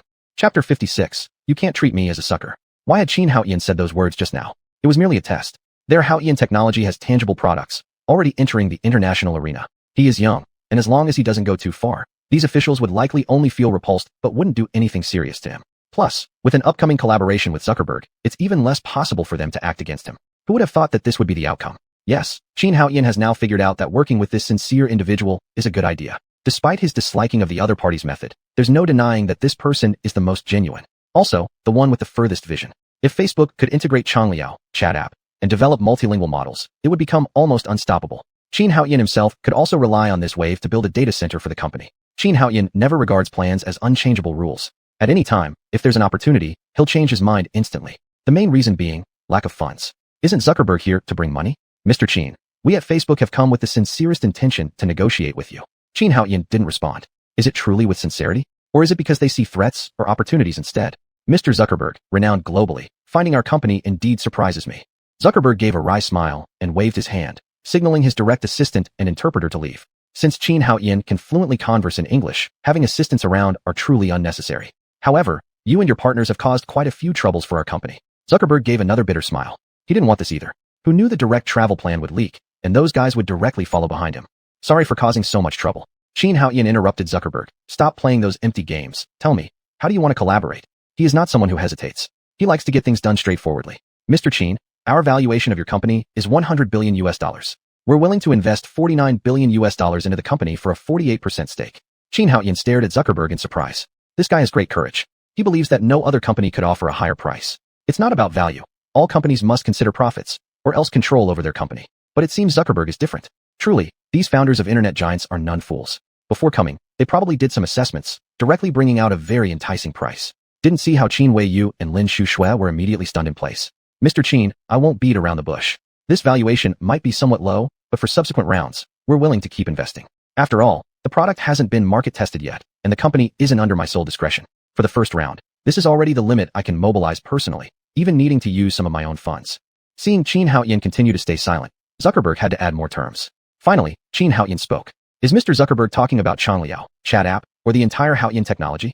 Lin Shuxue stared wide-eyed. She and the muddled Qin Wei you were different. She's at least a semi-professional, clearly understanding the distinction here. She didn't expect Qin Haoyan's appetite to be this big. Mr. Qin, you jest. Qin Haoyan chuckled lightly. Mr. Zuckerberg, if I tell you that by increasing the server array, I could ensure steady expansion while adding more languages? Isn't that inevitable? Zuckerberg wore a face full of doubt. Mr. Zuckerberg, let's stop pretending. Language itself is a barrier to communication. Many people can learn a second foreign language, but how many can learn a third, fifth, or even 10th? Facebook is a huge software operating globally, primarily covering the Chinese district. Users cannot possibly learn all the languages of planet Aquamarine. Wouldn't you agree, Mr. Zuckerberg? Changliao can achieve this point, truly enabling everyone to communicate without obstacles. Let's calculate using 10 billion users at 5.5 monthly fee, generating a monthly income of $55 billion US. Do you think these conditions can persuade me? Since you found me, you should also know I turned down all VC investments from China, including many top investment institutions from your country. Mr. Zuckerberg wouldn't believe I need funding, would he? Why not? Moreover, Mr. Qin Haoyan, you should understand that your calculations are incorrect. Not that many people use this kind of software, and paying customers will be even fewer. All the major software companies have instant translation features. Even if they can't match your product now, after your company's product is launched, they will continue to optimize it, and the gap won't be too big. They can catch up, so under the encirclement of various companies, what market share can your company occupy? Looking into the puzzled yet sharp eyes of the other party, Qin Haoyan sighed inwardly. Everyone's needs are different. He is interested in making money, but not very much. He is just poor and needs funds. Similarly, research capabilities are entirely different. As long as he is part of the funds, he can completely shift his focus and even diversify. It's impossible for those internet companies to surround and annihilate him. Of course, he wouldn't tell the other party these things. Mr. Zuckerberg, let's not talk about this matter of equity participation. Our company currently doesn't have any financing needs. Let's discuss something more practical instead. You've gone through such a great deal to come here. You definitely don't want to leave empty-handed. Qin Haoyan's gaze was firm. Zuckerberg knew that there was nothing he could do, and could only sigh helplessly. Then Mr. Qin Haoyan, let Facebook exclusively distribute your company's chat app. Qin Haoyan still shook his head. Are you kidding me? The core structure of chat app includes bubble architecture. How could he release it? Impossible. I can only place it as a plugin on your Facebook, allowing each user to enjoy its convenience. Why? This way, I'd only be taking a step ahead, which is not worth it. Qin Haoyan smiled. It's different. I'm only collaborating with you. Naturally, chat app would be restricted to Facebook, meaning it would only be usable on Facebook's interface. I won't collaborate with other companies. Moreover, users can buy chat apps separately to use all its functions. All you need to do is pay me a monthly fee. Zuckerberg frowned. This was far from what he had anticipated. The best outcome would undoubtedly be controlling Haoyan technology and becoming the majority shareholder. If that's not possible, becoming the second largest shareholder would also work. Even if these fail, an exclusive deal they could accept. However, according to Qin Haoyan's arrangement, their Facebook would gain little significant advantage. This way, our company's competitiveness isn't much. Zuckerberg is not a fool. If others bought chat app, they wouldn't need Facebook's built-in chat app plugin function to share and read seamlessly across all platforms. Wouldn't he just be acting like a sucker? Mr. Qin, I came with great sincerity. You can't treat me as a sucker. Chapter 57, Cooperation Reached. Qin Haoyan felt helpless. These foreigners, sometimes sharp, sometimes foolish. He didn't know whether Zuckerberg was pretending to be foolish or really foolish at this moment. Mr. Zuckerberg, what are you talking about? We haven't made any exorbitant demands. Qin Haoyan's face revealed a wolf-like smile. In fact, Facebook needs the instant mutual translation plugin for smooth chatting. You don't need anything else, do you? This choice is optimal for Mr. Zuckerberg. Smooth chat is just a plugin. The crowd willing to purchase it isn't very large. Once Facebook adds this feature, it will definitely help attract new users and improve user stickiness in your company's development. It's a win-win choice. How could it be trying to make you the sucker? Qin Haoyan was firmly grasping Zuckerberg by the throat. Choosing cooperation with Facebook would allow them to linger on for some time longer. Once smooth chat gained traction, these companies were going to go under. Zuckerberg felt helpless, knowing he had no room for negotiation. This product was hard for others to match within a short time. If they could grasp it earlier, their development would certainly flourish. How much does it cost? True to form, these Westerners get straight to the point. Realizing there was no way out, Zuckerberg directly asked about the price. This was strictly against business protocol. Qin Haoyan's face showed satisfaction. In front of him, these people had absolutely no bargaining power. After traveling far and wide, enduring so much trouble to come here, Zuckerberg obviously didn't want to leave empty-handed. This was Qin Haoyan's calculated certainty. The two women nearby, Lin Shuxue and Qin Weiya, looked on, dumbfounded. Was this the renowned bigwig who stormed through the business world? How different was this from haggling like a street vendor? Qin Haoyan raised his hand, all 5 fingers standing upright. Zuckerberg turned pale. 5 billion? How can that be? No, I said 50 billion, in beacon coins. Zuckerberg shot up instantly. Mr. Qin Haoyan, That's not funny. I have my own calculation based on income from 2 billion users, which is not excessive. Comparatively, regarding the user retention that brings advertisements and commercial functions to Facebook, it's not too much. So our company won't gain any profit, right, Mr. Xuanhuan? Do you think this is possible? Xuanhuan remained silent, staring fixedly at Zuckerberg. His bottom line was 10 billion beacon coins per month, but quoting higher was naturally advantageous. Global barrier-free communication, you can imagine the prospect.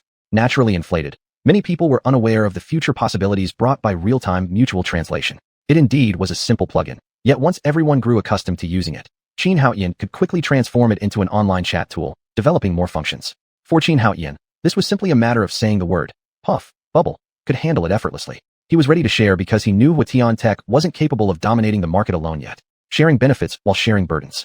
Otherwise, he could completely disrupt all current chat software. Before anyone developed AI as advanced as Puff, nobody could prevent Xuanhuan from wreaking havoc across the network, unless the other side cut off the internet connection. Still, Xuanhuan needed money and markets even more. If Facebook performed well, he didn't mind taking them along for the ride. As for domestically, he had only one thought. Humph. Mr. Xuanhuan, aren't you expecting too much from Smooth Chat? Mr. Zuckerberg, it seems you've forgotten that although Smooth Chat is a plugin, I can turn it into a full-fledged chat application or entertainment platform anytime. Do you think you'll be its rival before resolving these issues? Zuckerberg shivered violently, feeling chilled down his spine. Looking at the young man before him, he suddenly realized how ambitious this person truly was. If Smooth Chat got promoted, who could stop its rise? Everyone underestimated this company. Mr. Zuckerberg, let me reiterate, you need me and my Smooth Chat, not the other way around. What if Beacon Country orders your software banned? Xuanhuan shrugged. I wouldn't lose anything. Instead, the whole world would miss out on a shared opportunity. I have 13 billion people in Long Nation backing me up, Mr. Zuckerberg. What exactly do I have to fear? To my knowledge, all internet companies in your country are suppressing you. Are you sure you can develop properly? Remember, there are plenty of geniuses and good products, but many vanish during their growth process. That doesn't concern you. Enough talk. 30 minutes have passed already. It's quite a waste. Lin Shuxue and Qin Weiye were stunned. Now, didn't it feel roughly less than 10 minutes? Even rounding numbers shouldn't be this imprecise. Besides, was discussing a project worth tens of billions of beacon coins this rash? Zuckerberg fell silent, and the scene became quiet, so much that the sound of a pin dropping could be heard. 3 minutes later, Zuckerberg looked up. 15 billion beacon coins. Exclusive cooperation with Facebook. Huatian Tech cannot cooperate in any form with other companies regarding Smooth Chat. This won't affect free sales. Xuanhuan smiled on his face, but was ecstatic inside. This big sucker had just run over to give such a huge gift. Impossible. At least 45 billion. Zuckerberg gritted his teeth. 20 billion. Mr. Zuckerberg, that's meaningless. 40 billion. 30 billion. If Mr. Xuanhuan doesn't agree with this cooperation, then let it be. Deal. Xuanhuan made the decision directly. Trust me, Mr. Zuckerberg, this is the wisest decision you've made. Send the money, and I'll open the interface for you. By the way, Smooth Chat has now achieved seamless conversion among 8 languages, not limited to Beacon Country and Long Language. Simultaneously, we will urgently add servers, expected to expand to 24 language conversions within a week. All future upgrades will be synchronized with Smooth Chat and won't let Facebook's built-in plugin lag behind the sold version. With the extra generosity of sending an additional 20 billion beacon coins, Xuanhuan wasn't stingy either. A full package deal all the way through. He didn't mind bringing some people along to make money. The condition was that these people had to listen. If I lead you to profit and you still whine or sabotage, don't blame me for stabbing you in the back. Once they reached the agreement, he'd certainly be easy to get along with. Then, let's have a pleasant cooperation. Zuckerberg finally showed a relieved smile. This time, he gambled on this move, hoping Facebook could develop better. Finally reaching a cooperation agreement with Huatian Technology and obtaining the exclusive rights to Smooth Chat. Although this exclusive right was quite narrow, it did stop other companies from getting it as well. If other companies wanted it, they'd have to buy it from the market for their users' use. Xuanhuan smirked slightly. Mr. Zuckerberg, within half a year, I will give you another great surprise. I'm looking forward to it, Mr. Xuanhuan. Xuanhuan chuckled. Since the other party understood the situation, as long as they didn't misbehave, he would definitely take good care of them. Oh, by the way, you can sell your stocks at high prices, exchange them for a large amount of funds, and then manipulate the market. What do you mean? Xuanhuan blinked. Don't you want to fully control Facebook?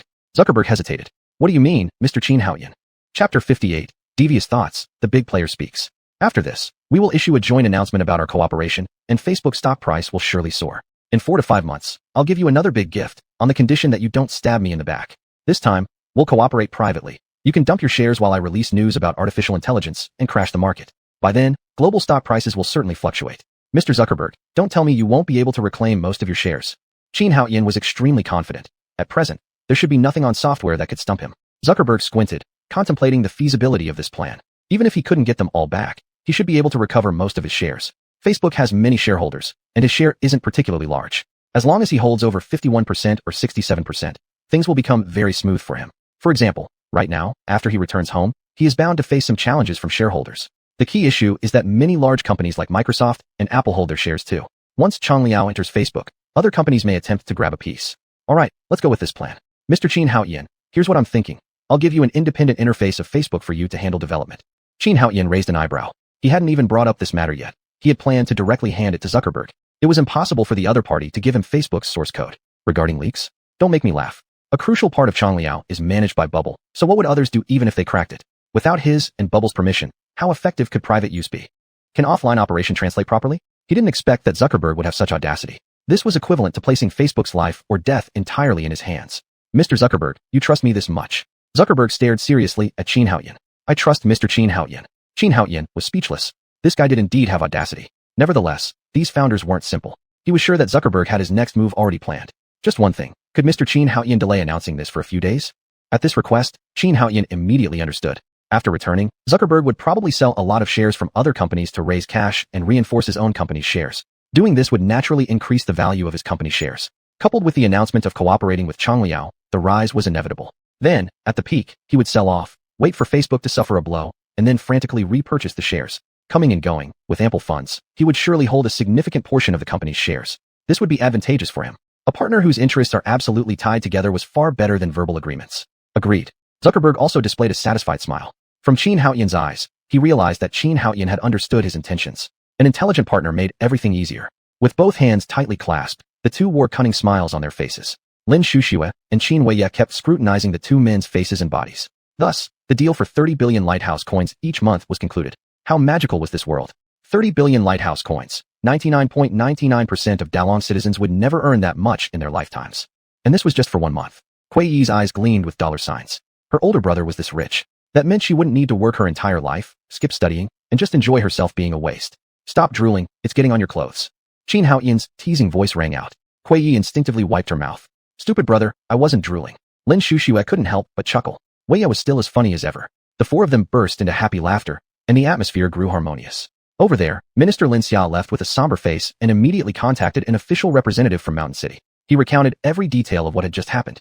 With such a big event, no one in Mountain City dared not to take it seriously. If these companies settled in Mountain City, it would bring tremendous tax revenue to the city. Therefore, even though those foreigners hadn't met Haotian Tech nor reached any cooperation, it did not stop their efforts. Mountain City originally used its privileges to investigate and locate xuanhuan's home in a district county, intending to notify everyone accordingly. Unfortunately, Zuckerberg reached out first and stayed close to them the whole time. They couldn't do anything but dispatch Minister Lin to accompany them and rush to the small county. Officials already knew that Zuckerberg and xuanhuan had established a connection. They were just about to celebrate when they heard through Minister Lin that xuanhuan was quite displeased with their actions. Everyone fell silent. To develop Mountain City, they had been exhausting their resources, but Haotian Company showed no consideration for their efforts. First, Fong Peng cursed loudly, then xuanhuan openly disrespected them. Now, they weren't sure what to do. Get angry? With someone who has grown to such magnitude, how could they express anger? If Haotian Tech could cooperate with many large internet companies, it would be like a money tree. How much tax revenue could it bring to Mountain City? How much employment? And how many problems could it solve? After frowning and thinking for a moment, the party secretary of Mountain City said, "On Monday, I'll go and talk to them. I hope they can improve their impression of the official side." Secretary Chun. Secretary. That's enough, don't say more. Secretary Chun was the party secretary of Mountain City and a third-level official, the highest-ranking official in Mountain City. As soon as he spoke, an air of authority spread through the room, silencing everyone. Humph, some comrades have not been following the rules, and others' aversion is natural. Don't think that you are so high up that you can act tyrannically. You are public servants of the people of Mountain City, and you need to consider the 30 million citizens of Mountain City. Haotian Tech does not break the law, so there should be no rash actions. If we can develop a new high-tech company, our city might even alleviate the central government's financial burden. Do you understand what that means? We must develop while considering the environment and the lives of ordinary people. Haotian Tech is a high-tech enterprise.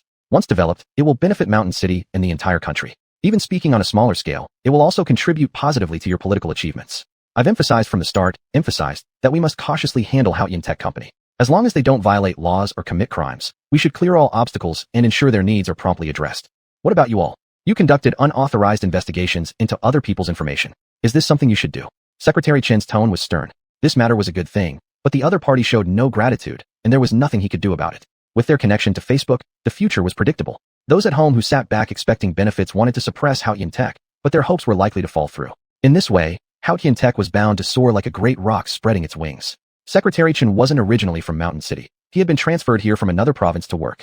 But wherever he was, He always aimed to secure real benefits for the people, always keeping in mind that he was a servant of the people. To put it modestly, if during his governance, Mountain City could get out of the awkward situation of always asking the central government for funds, he would probably enter the second level of officials and head to the center. He naturally wouldn't allow any surprises to occur at this crucial time. Unfortunately, although he wished for it, some people below him were accustomed to wielding power and couldn't bear to see such arrogance from a small company like Xuanhuan Tech. Bear in mind, even larger enterprises didn't dare act this way. Even the biggest corporate giants still needed to play by their rules when they came. Chapter 59. Can't get into the company on Monday, borrow a meeting room for a meeting. All this, of course, Xuanhuan was completely unaware of. After leaving the mall, he took the two women away. As for Zuckerberg, naturally there were official personnel accompanying him. Xuanhuan's current net worth, in the eyes of some people, is still not enough. He was even more unaware that someone wanted to make a move against Xuanhuan Technology. Fortunately, Xuanhuan had originally planned to relocate the company headquarters. It was just that the conditions were not ripe yet. How about it, Xuanhuan? Didn't I lie to you? Lin Xuanhuan looked embarrassed. They were all big shots with unknown wealth. There was no need for such pretense. But she wasn't to know back then. Ignorance is no fault. Still, this man kept poking where it hurts. Brother, what's going on? Xuanhuan's eyes were sparkling with stars, looking forward to how much money she could get. So many billions, enough to spend a lifetime. She just asked casually, but her mind was constantly revolving around how much 30 billion lighthouse coins were and how much she could take for fun. Xuanhuan grabbed Xuanhuan's head. Count your money. Xuanhuan swatted away Xuanhuan's hand unhappily. Huh, money. She hurriedly caught Xuanhuan's arm, pressing it on her head, looked up at him expectantly. Brother, how much will you give me? 1 cent. Xuanhuan pouted.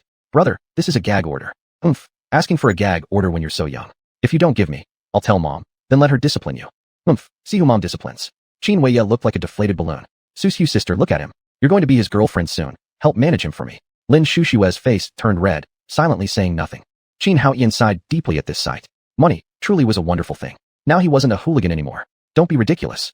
I'm telling you, if you dare tell mom, you won't get a penny, and I'll let my parents deduct your allowance. No way. I only have 30 per week, and you're going to deduct more from me? You have so much money. Why are you so stingy? Xuanhuan chuckled. Monday morning, Xuanhuan hurriedly arrived at the company. After returning home, they had a simple exchange, then dinner together later in the evening. The matter ended there.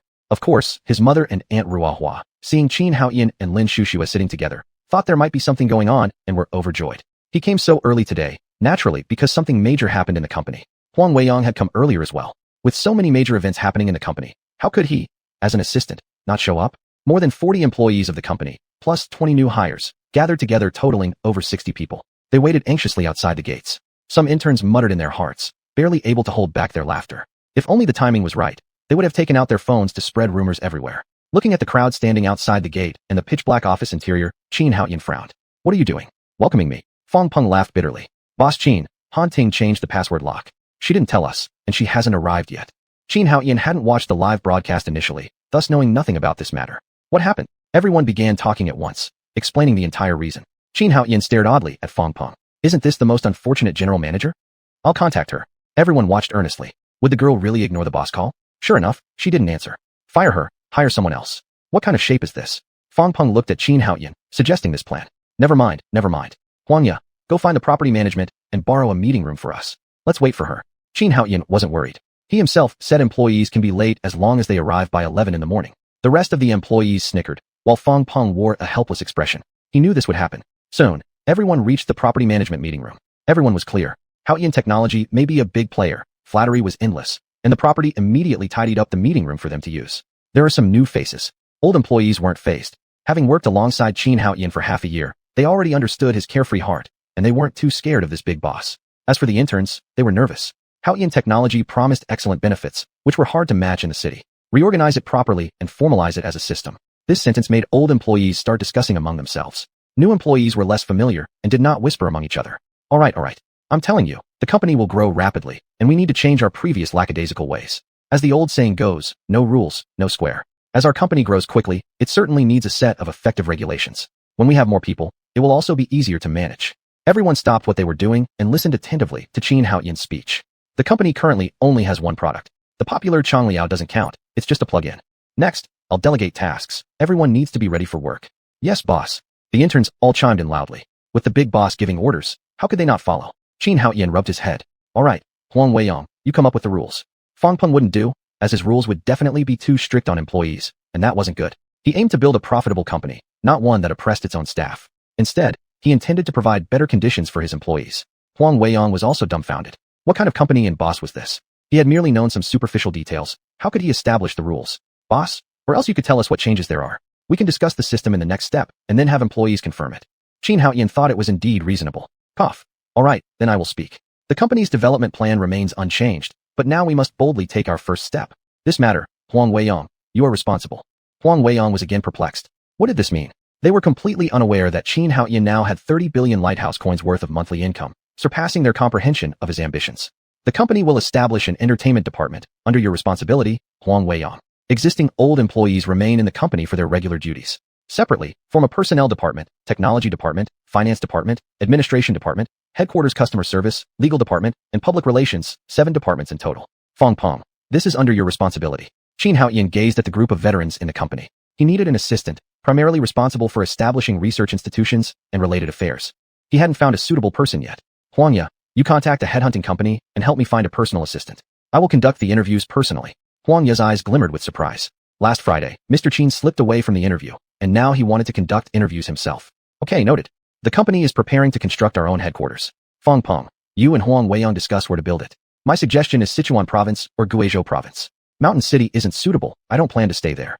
The employees present felt heavy-hearted. Most of them wished to settle in Mountain City. If so, wouldn't they have to leave? Fong Peng's expression changed immediately, hastily speaking out to stop Xuanhuan. Chapter 60, the Mountain City Secretary arrives.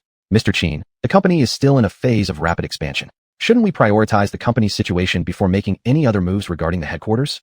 Xuanhuan smiled as he looked at Fong Peng. He had known this old guy would stand up to oppose. Don't worry, I've already taken care of the money.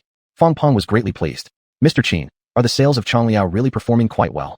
After thinking it through, he concluded there could only be that one reason. Up to now, they hadn't even entered the company gates yet. So how could they know about Changliao's market performance? Old Qin had forbidden them from overtime work over the weekend, and even as upper management, they were unclear on the situation. Pretty much. You don't need to worry, I've resolved the issue. The next step will be for us to focus on spending money effectively. Xuanhuan originally had no plans to construct a new headquarters. But then again, he was a citizen of the Great Dragon Country. Earning profits abroad without reinvesting domestically just wouldn't feel right. The overall domestic market environment may still be sluggish, but pouring this capital into it would undoubtedly boost various industries. 30 billion lighthouse coins per month. It was something he himself couldn't have imagined being possible. Zuckerberg really was easy to convince. Of course, Qin didn't think the man was a fool. To be willing to pay such a high price must mean more than just an app like Changliao. There must be many points that intrigued him enough to take action. Besides, it would also need to increase his company's profit significantly. Such considerations weren't Xuanhuan's concern. All he needed to do now was find a way to balance the use of this funding. My budget is 60 billion lighthouse coins to build the company headquarters. Everyone present went immediately silent, doubting if Xuanhuan was joking. 60 billion lighthouse coins. That was unimaginable when it came to constructing headquarters. How much could Changliao generate in a month? 500 million lighthouse coins? 3 billion lighthouse coins? Even at those figures, it would take 10 months. Now there's one question. Where do we build the headquarters? My personal preference is between these two locations. Your input matters.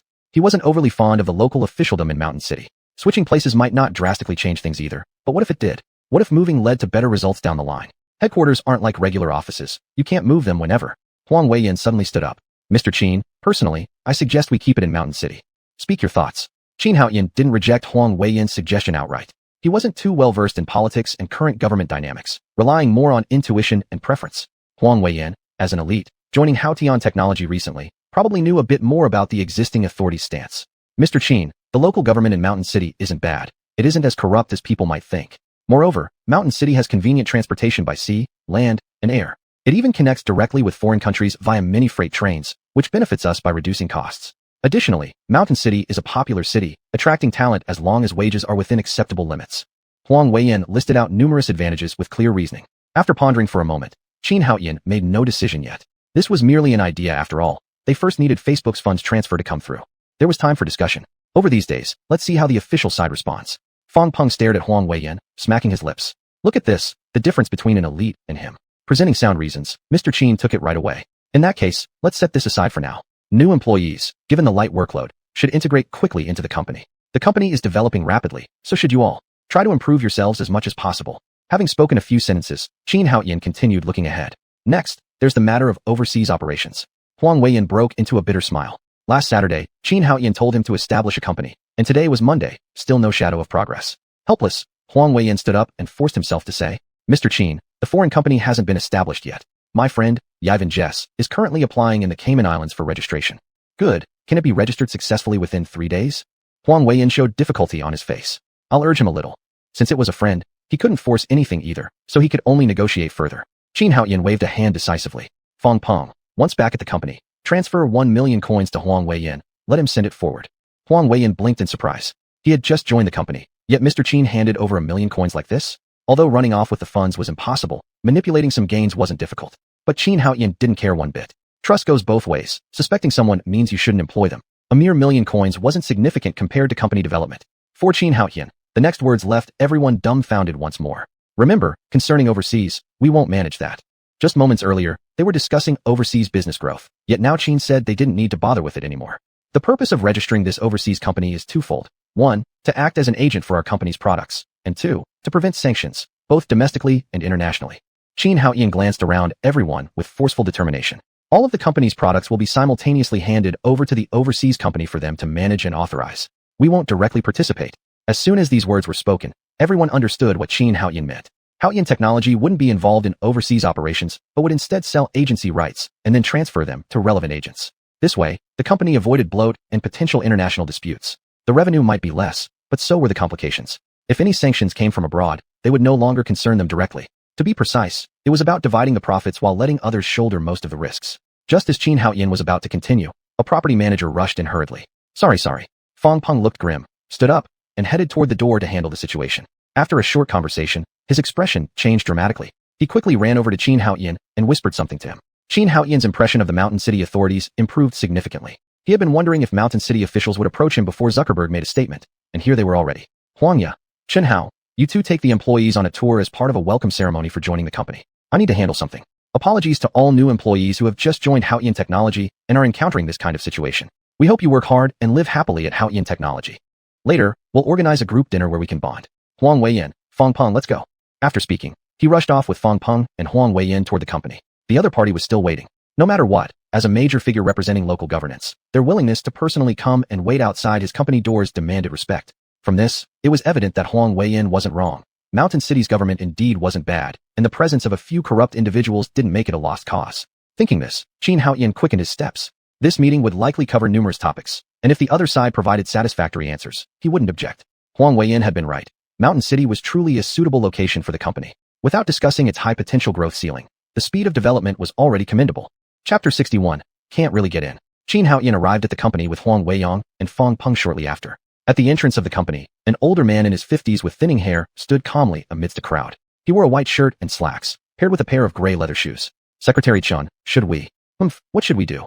The elder's commanding presence was evident even as he finished speaking. Just then, Qin Haoyan approached with his team. Sorry, I'm in a meeting. His expression remained indifferent without any hint of flattery. With a glance at the large group, he could immediately tell who the leader was. This kind of official conduct always struck him as obnoxious and pompous. History has shown that managing talent is relatively straightforward. These people only know how to curry favor. Liu Bang's foundation was from Chongqing, Zhu Yuanzhang's from Fengyang. In any town, selecting good talent and providing them with training opportunities can yield individuals capable of governing an entire vast empire. He disliked these climbers who rose through backdoor means. Whether they were actually getting things done or corrupt in his eyes, there wasn't much difference. Institutions, laws, and people, all three are tools for governance, but he leaned more towards improving systems over personal management. This explained why he continuously gave employees benefits at the company, but never emphasized employee loyalty. He relied solely on established systems. Loyalty is changeable. One day you might argue with your family and decide not to come to this worthless company, fall and hurt yourself on the way, and again decide to skip work. If the company gives a bonus today, you may feel like it's the greatest place to die working for. Yet if someone else earns more, you declare the company unfair and quit. Both internal and external factors can affect loyalty. After all, businesses exist to make money. It doesn't matter who runs it, it'll function the same. Therefore, he had no qualms about fully trusting others. That was pointless anyway. Could he really take over every task himself? Ultimately, everything would still end up delegated to others. There was no point in being overly suspicious. It only caused unnecessary trouble. Qin Chong gazed at the person surrounded like a star by satellites, raising his eyebrows slightly. Who was this? What position did he hold, and what was his name? He genuinely didn't know. Those around Secretary Chun naturally wouldn't dare to overshadow their superior, so they quietly waited. Mr. Qin is young and talented. Not at all. I don't know why the leaders came to Haoyan Technology. Is there any guidance? None. We just want to talk. I know some of our comrades have used excessively aggressive methods, giving you a bad impression. So, I'm here specifically to apologize. Qin Haoyan glanced up. In that case, I accept it. You can go now. He loathed these old foxes who took forever to get to the point, insisting on maintaining their airs while wasting time on pleasantries. If they were genuinely apologizing, they'd be better off eating dirt than coming here. What Qin Haoyan didn't realize was that Secretary Chen truly appreciated high-tech talents like him and had indeed come to apologize. Of course, being a busy VIP, this visit wasn't purely for apologies but rather scheduled during Monday morning, the busiest time filled with the most critical affairs. Huang Weiyang and Fang Peng exchanged tense glances at this interaction. The company harbored ambitions for expansion and dominance, which led them to observe carefully the key figures before them, like the secretary, deputy secretary, and a vice mayor. These represented officials at various levels, but it seemed their boss Qin Haoyan treated everyone equally in a non-discriminatory manner that bordered on aggression. Secretary Chen hesitated briefly before slowly smiling. Mr. Qin seems like an interesting individual. Why don't we find somewhere to talk? Do you have time, Mr. Qin? Qin Haoyan understood, while he couldn't dismiss this visitor with just a single sentence. The effort put into assembling such a large entourage meant results were expected, or at least some meaningful discussions must take place before returning. Around Secretary Chen, the faces of his accompanying staff darkened noticeably. Clearly, this fellow fit exactly the profile described to them. Arrogant and conceited, disregarding propriety. Given their status, they deserved better treatment than being disrespected outright. At most, there should have been verbal sparring behind closed doors, followed by underhanded tactics. Now, however, everything was laid bare in public view. Secretary Chen chuckled lightly, completely unfazed. If it seems like Mr. Qin isn't willing to forgive us, rest assured, we will increase discipline checks upon our return and ensure incidents like this won't happen again. Unbeknownst to him, this declaration would soon be proven wrong, much to his own embarrassment later. Qin Haoyan didn't particularly care either way about these trivialities. Unless one physically threw him in jail, fleeing overseas was always an option, and abroad awaited untapped opportunities where restricted technologies unavailable in China could develop freely. Fine, if you've got something to say, speak up already. A bunch of employees are waiting for me. Even now, he didn't recognize who this person was, and neither did those present think to properly introduce anyone. Huang Weiyang and Fang Peng were visibly anxious next to Qin Haoyan. What? Did Mr. Qin move his office? Qin Haoyan shrugged. Nope, it's not that. The reception changed the password, and we didn't know about it. Calls went unanswered. This left Secretary Chen and everyone else momentarily stunned. They had assumed that Qin Haoyan's group was putting on a show on Saturday. It seemed they had wrongfully blamed Haoyan technology. Does this mean the boss can't even enter his own workplace? Is this how young people these days reform the office environment? Directly locking the main door, ignoring calls, meaning even the boss can't get in. Isn't Haoyan technology supposed to start work at 9? Just as Qin Haoyan was about to explain, his phone rang. He didn't bother checking who it was, just picking it up directly. The expression of the group facing him darkened even more. These were officials of no small rank, yet the person in front of them showed utterly no respect. Qin Haoyan cared none for protocol, answering the call to hear from Han Ting. I see you've locked your boss out. After teasing her briefly, Qin Haoyan turned towards the entrance, entering the password, unlocking the door. Without inviting anyone, he walked straight into the company. Fang Peng sighed helplessly. He'd have to handle this himself. Please come in, esteemed leaders. His efforts felt futile. With their uncooperative boss, any amount of flattery or polite speech would lead to embarrassment once the boss acted brashly, so perhaps saying nothing was better. A group of 7 or 8 people shuffled into the office, glancing around with curiosity. Many eyes revealed expressions of disdain. Had it not been for the foreign tycoons collectively approaching Haoyan technology, they wouldn't have deigned to visit. Qin Haoyan glanced over the server, confirming everything was all right, and sighed inwardly. This matter needed resolving quickly. It depended on when Zuckerberg would send the funds. Fang Peng took care of the visitors outside before joining Huang Weiyang in meeting Qin Haoyan. Mr. Qin, their visit today, do you know why? Qin Haoyan asked. Huang Weiyang nodded. Most likely to inquire about our willingness to collaborate, along with what assistance or policy benefits we need. Fang Peng looked surprised. After all the criticism we gave them, they still have the nerve to approach us. Huang Weiyang shook his head seriously. I've researched Secretary Chen. Qin Haoyan lifted an eyebrow, looking at Huang Weiyang. Secretary Chen. Both turned to focus on Qin Haoyan. No way. Chapter 62. 6 billion lighthouse coins headquarters construction idea. Mr. Qin, you don't know who they are? Are they famous? Why would I need to know? Qin Haoyan looked at the two men in surprise. Fang Peng gave a bitter smile. The Secretary of Mountain City, Chun Mingde, is 62 years old and has only been transferred to Mountain City for a year. He was formerly the deputy governor of Yi Province, overseeing commerce. He has always been deeply loved by the people, as he is an official who serves the people. Qin Haoyan shrugged and said nothing more. It seemed Fang Peng had done his homework. If Haoyan technology wanted to establish itself in Mountain City, it could not afford to offend these governing officials. Understanding these people, even superficially, was necessary. Qin Haoyan sighed inwardly. Everyone still wanted to stand firm in Mountain City. Of course, most people had already settled their families here, who would willingly follow him to a poorer and more backward place. Qin Haoyan did nothing, thinking that after discussing the matter, they could deliberate further. He led the two to the meeting room. Secretary Chen is so busy managing thousands of affairs. What brings you here this time? A group of them felt uncomfortable inside. Wherever they went, others always treated them with utmost respect. Only Haoyan technology didn't treat them as officials, tossing them aside without any regard. They had no power or recognition when they arrived, yet the first thing that happened was a direct discussion about business. Secretary Chen didn't seem to care. As someone who oversaw commerce, he dealt with many merchants, and though some appeared polite on the surface, they likely cursed him inside. As a seasoned politician, he wasn't foolish enough to not see through their attitudes. However, Xuanhuan appeared calm but hit every vital point during discussions, focusing on practical matters. Mr. Qin, I want to know your company's future development plan and what kind of support you need from Mountain City. Facing such openness from Secretary Chen, Xuanhuan shook his head. My personal intention is to relocate the company to Sichuan Province or Guizhou Province. Brazen, are you threatening us? One person couldn't help but shout out, his face turning red as he scolded Xuanhuan. Xuanhuan glanced at him, his expression turning cold. It's because of a bunch of arrogant, self-important incompetents like you that I've made this decision. The faces of those present turned sour. Last time, Fang Peng scolded them. Afterwards, Xuanhuan cursed them behind their backs. And now, they were being openly reprimanded to their face? Do you even know what you're doing? Xuanhuan paid no attention, staring silently at Secretary Chen. Look, you tell me, why should I keep my company here? To watch you strut around like peacocks. Do you really think you're capable? Do you think so, Secretary Chen? The expressions on everyone's faces were mixed with joy and worry. What was this man trying to do? Didn't he know this was Great Dragon Country? Does he truly think this is Lighthouse Country, where money can get away with everything? Here, the law exists to serve the people. In Lighthouse Country, the law serves the wealthy. There's a fundamental difference. Xuanhuan showed no fear. At worst, he'd be detained for a few days. Then, he could leave Great Dragon Country, establish a company abroad, and use his tens of billions of US dollars to start in the weapons industry. Just look at the great entrepreneurs of this century. At the beginning, they were all uncouth and unruly, but once they succeeded, they became shining examples of elegance. He wouldn't mind creating a ruckus elsewhere. For him, this wasn't much trouble at all. Mr. Qin, I understand the recent incidents have caused you distress. I guarantee that no one will dare approach your company through underhanded means again. As long as your company complies with the law within the boundaries of Mountain City, there will be no issues. So long as I am in office. Secretary Chen did not grow angry. In fact, the angrier the opposition became, the easier it was to bring them down. The truly troublesome ones were those crafty veterans who plotted secretly. With Xuanhuan speaking openly like this, it was easier to solve the problem. There's no way around it.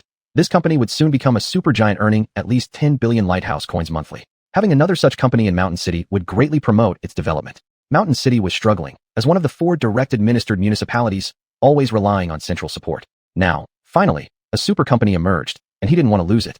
If Haoyan Technology left Mountain City due to internal corruption or greed among certain individuals, it would be difficult for him to explain to the people of Mountain City. Xuanhuan rested his hands on the desk. Secretary Chen, how effective will your promise be? Xuanhuan, inexperienced in political maneuvering, decided not to play games and instead spoke directly. The other officials' faces all changed. Was this kid really daring to ask this question? Secretary Chen smiled instead. He knew that if Xuanhuan was asking this, it meant he hadn't fully decided yet. As long as Haoyan Technology operates legally within Mountain City, I can ensure there will be no problems.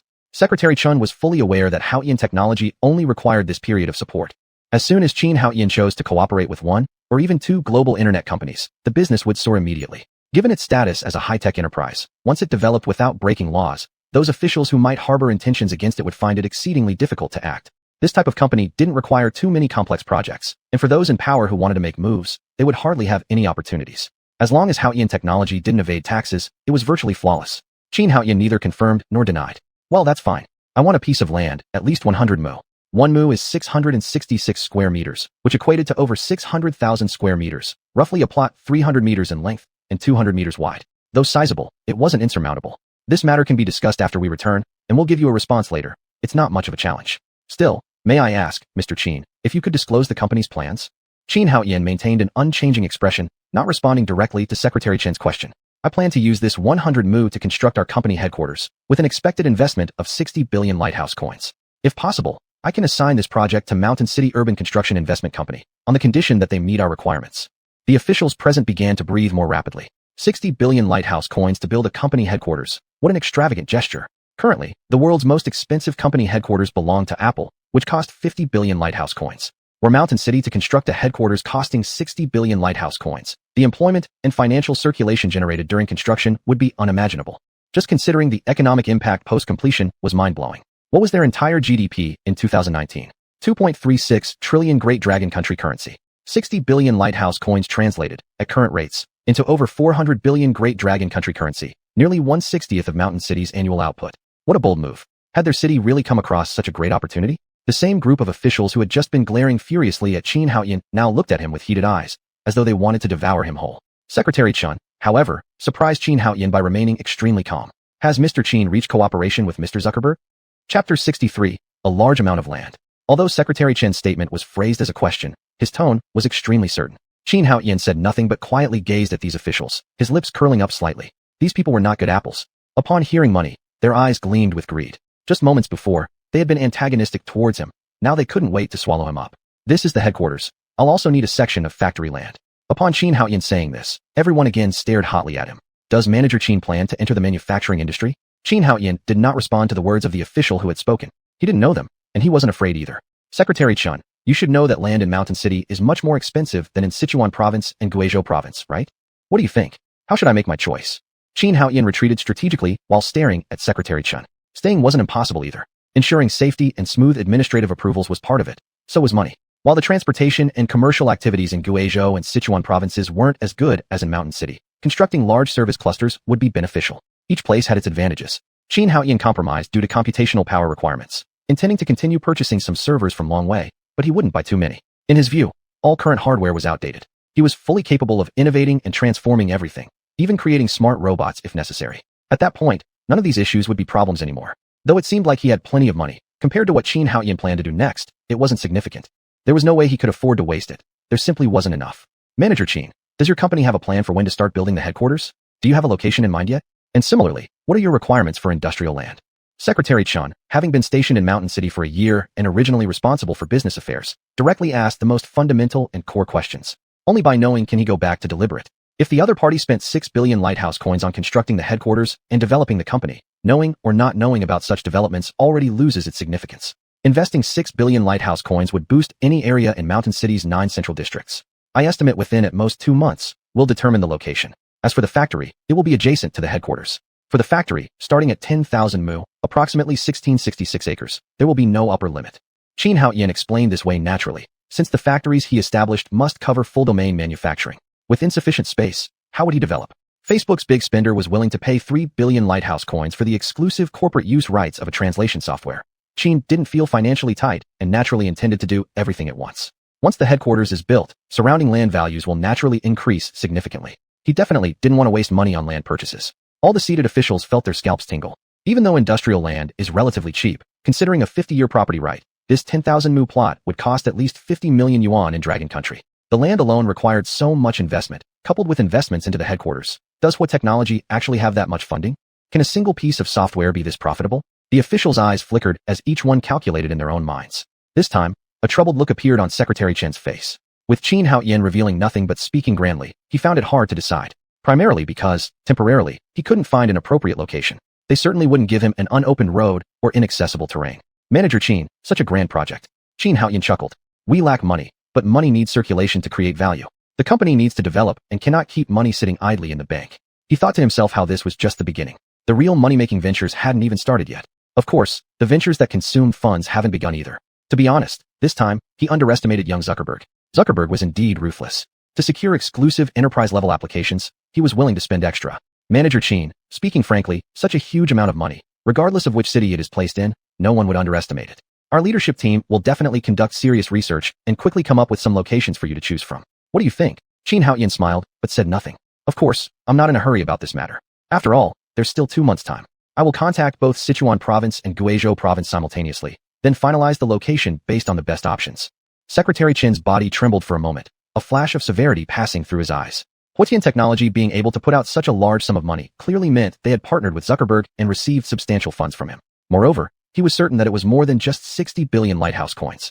Otherwise, no matter how foolish someone might be, it wouldn't make sense to put all of it into constructing the headquarters. Any farsighted person understood the implications. Huotian Technology's potential went far beyond this point. This company might hold even greater value than previously imagined. A valuation of 10 billion lighthouse coins per month underestimated Huotian Technology. Mountain City must firmly seize this opportunity. With a Fortune Global 500 company waving at it, it was impossible to let it slip away. Mr. Qin, give us 3 days, and we will surely come up with a plan that satisfies you. Qin Haoyan neither confirmed nor denied. If it weren't for considering Fang Peng's opinion, he really wouldn't want to be in Mountain City, even though he was from there. Once it was confirmed that Huotian Technology had the funds, these officials' expressions softened, and they seemed much friendlier toward Qin Haoyan. The following conversation naturally went more smoothly. Even though Qin Haoyan didn't hide his indifference, the officials still flattered him. After a brief chat, Secretary Chun led the officials away in a hurry. It appeared he took this matter seriously and wanted to finish the task as soon as possible. Qin Haoyan told Fang Peng to recall everyone and get them back to work before leading Fang Peng and Huang Weiyang into his office. I granted Zuckerberg exclusive enterprise-level access to our software. Both Huang Weiyang and Fang Peng were simultaneously excited. Mr. Qin. Qin Haoyan raised a hand to stop them. He understood what the two wanted to say, but he assured them that once they heard the figure, they wouldn't be able to speak at all. 30 billion lighthouse coins per month. The two gasped sharply. 30 billion lighthouse coins. Had they misheard, or had the world gone crazy? How was this possible? Xuanhuan wasn't surprised by their shocked looks. If he cared about money, he would have jumped in excitement himself originally. 360 billion lighthouse coins a year, which is 200 billion Dragon Country currency units. Private enterprises in Dragon Country achieving this level are mostly industry titans. In them, a single software reaching this point was unimaginable. Alright, you don't understand his strategy. We'll jointly release a statement about this later. By the way, if you've purchased shares in major foreign internet companies, sell them as soon as possible. The two were still digesting what Xuanhuan said and didn't respond. 30 billion lighthouse coins per month, not even counting personal profit gains. No wonder Mr. Qin dared to allocate 60 billion lighthouse coins to build the headquarters building. Actually, they were overthinking it. This headquarters was far different from the purely commercial one they imagined. Xuanhuan would appropriately consider setting up some research labs. At least, certain standard research labs definitely needed to be built. Chapter 64. For overseas operations, we authorize others. Focus on the domestic market. Mr. Qin, our company is booming. Fang Peng's breathing was rapid, his burning eyes fixated on Xuanhuan. Xuanhuan nodded with a smile. Good, so it's time to adjust employee benefits. Fang Peng's face darkened. Mr. Qin was at it again, spending lavishly. Their company already had the highest salaries in the mountain city, and now they were going to increase benefits further. How were other companies supposed to compete? Xuanhuan wasn't aware of what Fang Peng was thinking, and even if he did, he wouldn't care. A company that didn't care about its own employees while focusing only on external showmanship disgusted him the most. Why consider competitors? Crush them, and Xuanhuan wouldn't feel an ounce of guilt. Of course, after improving employee happiness, if there's extra time and energy, it might be worth considering such things. But if he had the money, why not invest in a lab instead? Engaging in charity? If done through official channels, most of the funds would end up in the wrong hands. Even if he were to do it personally, Xuanhuan wasn't particularly eager either. Not because he was cold-blooded, it's just how harsh the real world can be. Compared to those lacking foresight, urban workers in big cities don't have it easier than impoverished people. The truly well-off are those who exploit others or engage in money-power collusion, navigating within the gray zones. Most ordinary people, despite their own struggles, still sympathize with others' hardships and will lend a helping hand when possible. These are the ones he should help. Let's put this matter aside for now. We should discuss the current business support of the company. Xuanhuan knew overdoing it wasn't good. No matter how well-intentioned, fostering arrogance, indulgence, and laziness among employees could lead to adverse effects later on. When the research institute was eventually established, the researchers might work like dogs for their studies and projects, whereas operational staff may become lax, leading to discord within the company. It was all part of his thoughts, similar to the matter he had mentioned to Huang Weiyang before. That matter was more complex. It wouldn't be practical until the hardware and artificial intelligence were fully ready. However, raising employee wages and satisfaction was feasible. Weiyang, focus on resolving issues domestically. Yes, Mr. Qin. Huang Weiyang sighed inwardly. As an assistant, why had he ended up managing an entire entertainment company? Despite the immense potential of the company, it hadn't even reached its peak yet, already generating a staggering 30 billion beacon coins per month. This couldn't compare to the excitement caused by another plan of Xuanhuan's. If that plan succeeded, the lives of Dagon citizens would indeed ease significantly. That was his ultimate goal. As for money, though he didn't have much, his wife and daughter weren't extravagant spenders. Now living in Mountain City, the interest alone was sufficient to ensure a comfortable life for them, far from lacking. You need to train some people to take over your role. This position is merely transitional. You must never let trivial matters distract you from core goals, understand? Xuanhuan warned Huang Weiyang earnestly. Huang Weiyang was a talented individual. In Xuanhuan's view, among those he had encountered, he was a top-tier talent, even somewhat underused within the entertainment field. Upon hearing this, Huang Weiyang felt elated. It meant Mr. Qin hadn't forgotten about him and still planned to execute that grand plan. This invigorated him, leaving no room for dissatisfaction. On the contrary, he was now eager to succeed in running the entertainment company, find a suitable successor, and free himself up to assist Xuanhuan in larger endeavors. Earning money, after all, paled in comparison to participating in significant undertakings alongside Mr. Qin. You're responsible for domestic operations. For international, who was the person you found? He was frustrated trying to recall foreign names outside of Dagon, especially from North America and Europe. Too many of them. He simply couldn't remember. Yuan Jesher, Mr. Qin. In that case, let him manage the international entertainment segment. Later, Zuckerberg will transfer funds into this company's account. Huang Weiyang opened his mouth to speak, but closed it without comment. Why go through the trouble of setting up a company abroad then? Huang Weiyang didn't believe it was about tax avoidance. It wouldn't make sense otherwise. We can just use that overseas company as a liaison. Yuan Jesher, Mr. Qin. This matter, notify him. Essentially, it's like granting him authorization to negotiate independently with various foreign entities. As for profit sharing, let's say 10% of the profits. Fang Peng nearly gaped. 10%, Mr. Qin, isn't that too much? That's not a single point, it's 10%. Meaning, doing nothing, they could earn 300 million beacon coins a month. Cough cough, it's 10% of the profit. Our profit margin for Changliao is only 30%. Still, Fang Peng wasn't satisfied. With a 30% margin, that meant 900 million beacon coins profit monthly, with 90 million allocated internationally. And this was per month. Over the year, wouldn't it be 10 billion beacon coins? Even so, isn't that too much? Mr. Qin, how about this matter? All right, Fong Peng, don't haggle over these things. Do we have the energy to deal with foreign affairs? What if we encounter sanctions like the ones from Long Wei? What would we do? All this money is like a toll. Let whoever it is go explain themselves. Huang Weiyang grumbled. Is Mr. Qin deliberately doing this or not? He said it 3 times and still hasn't remembered the person's name. Then should I call them Dalong Country? Qin Haoyan pondered for a moment. Let him come over. It would be good to sign an agreement. Discussing further with him might also work.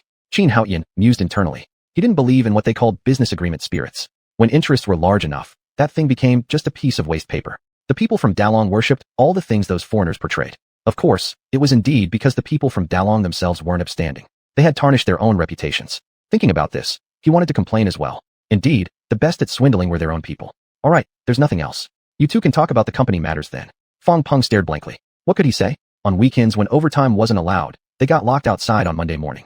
Then came the secretary of Mountain City. It was lunchtime now, and they hadn't eaten properly yet, let alone discuss company data. As for other suggestions, Mr. Qin simply wouldn't listen, better left unsaid. If there's nothing else, the meeting is dismissed. Go back to your work.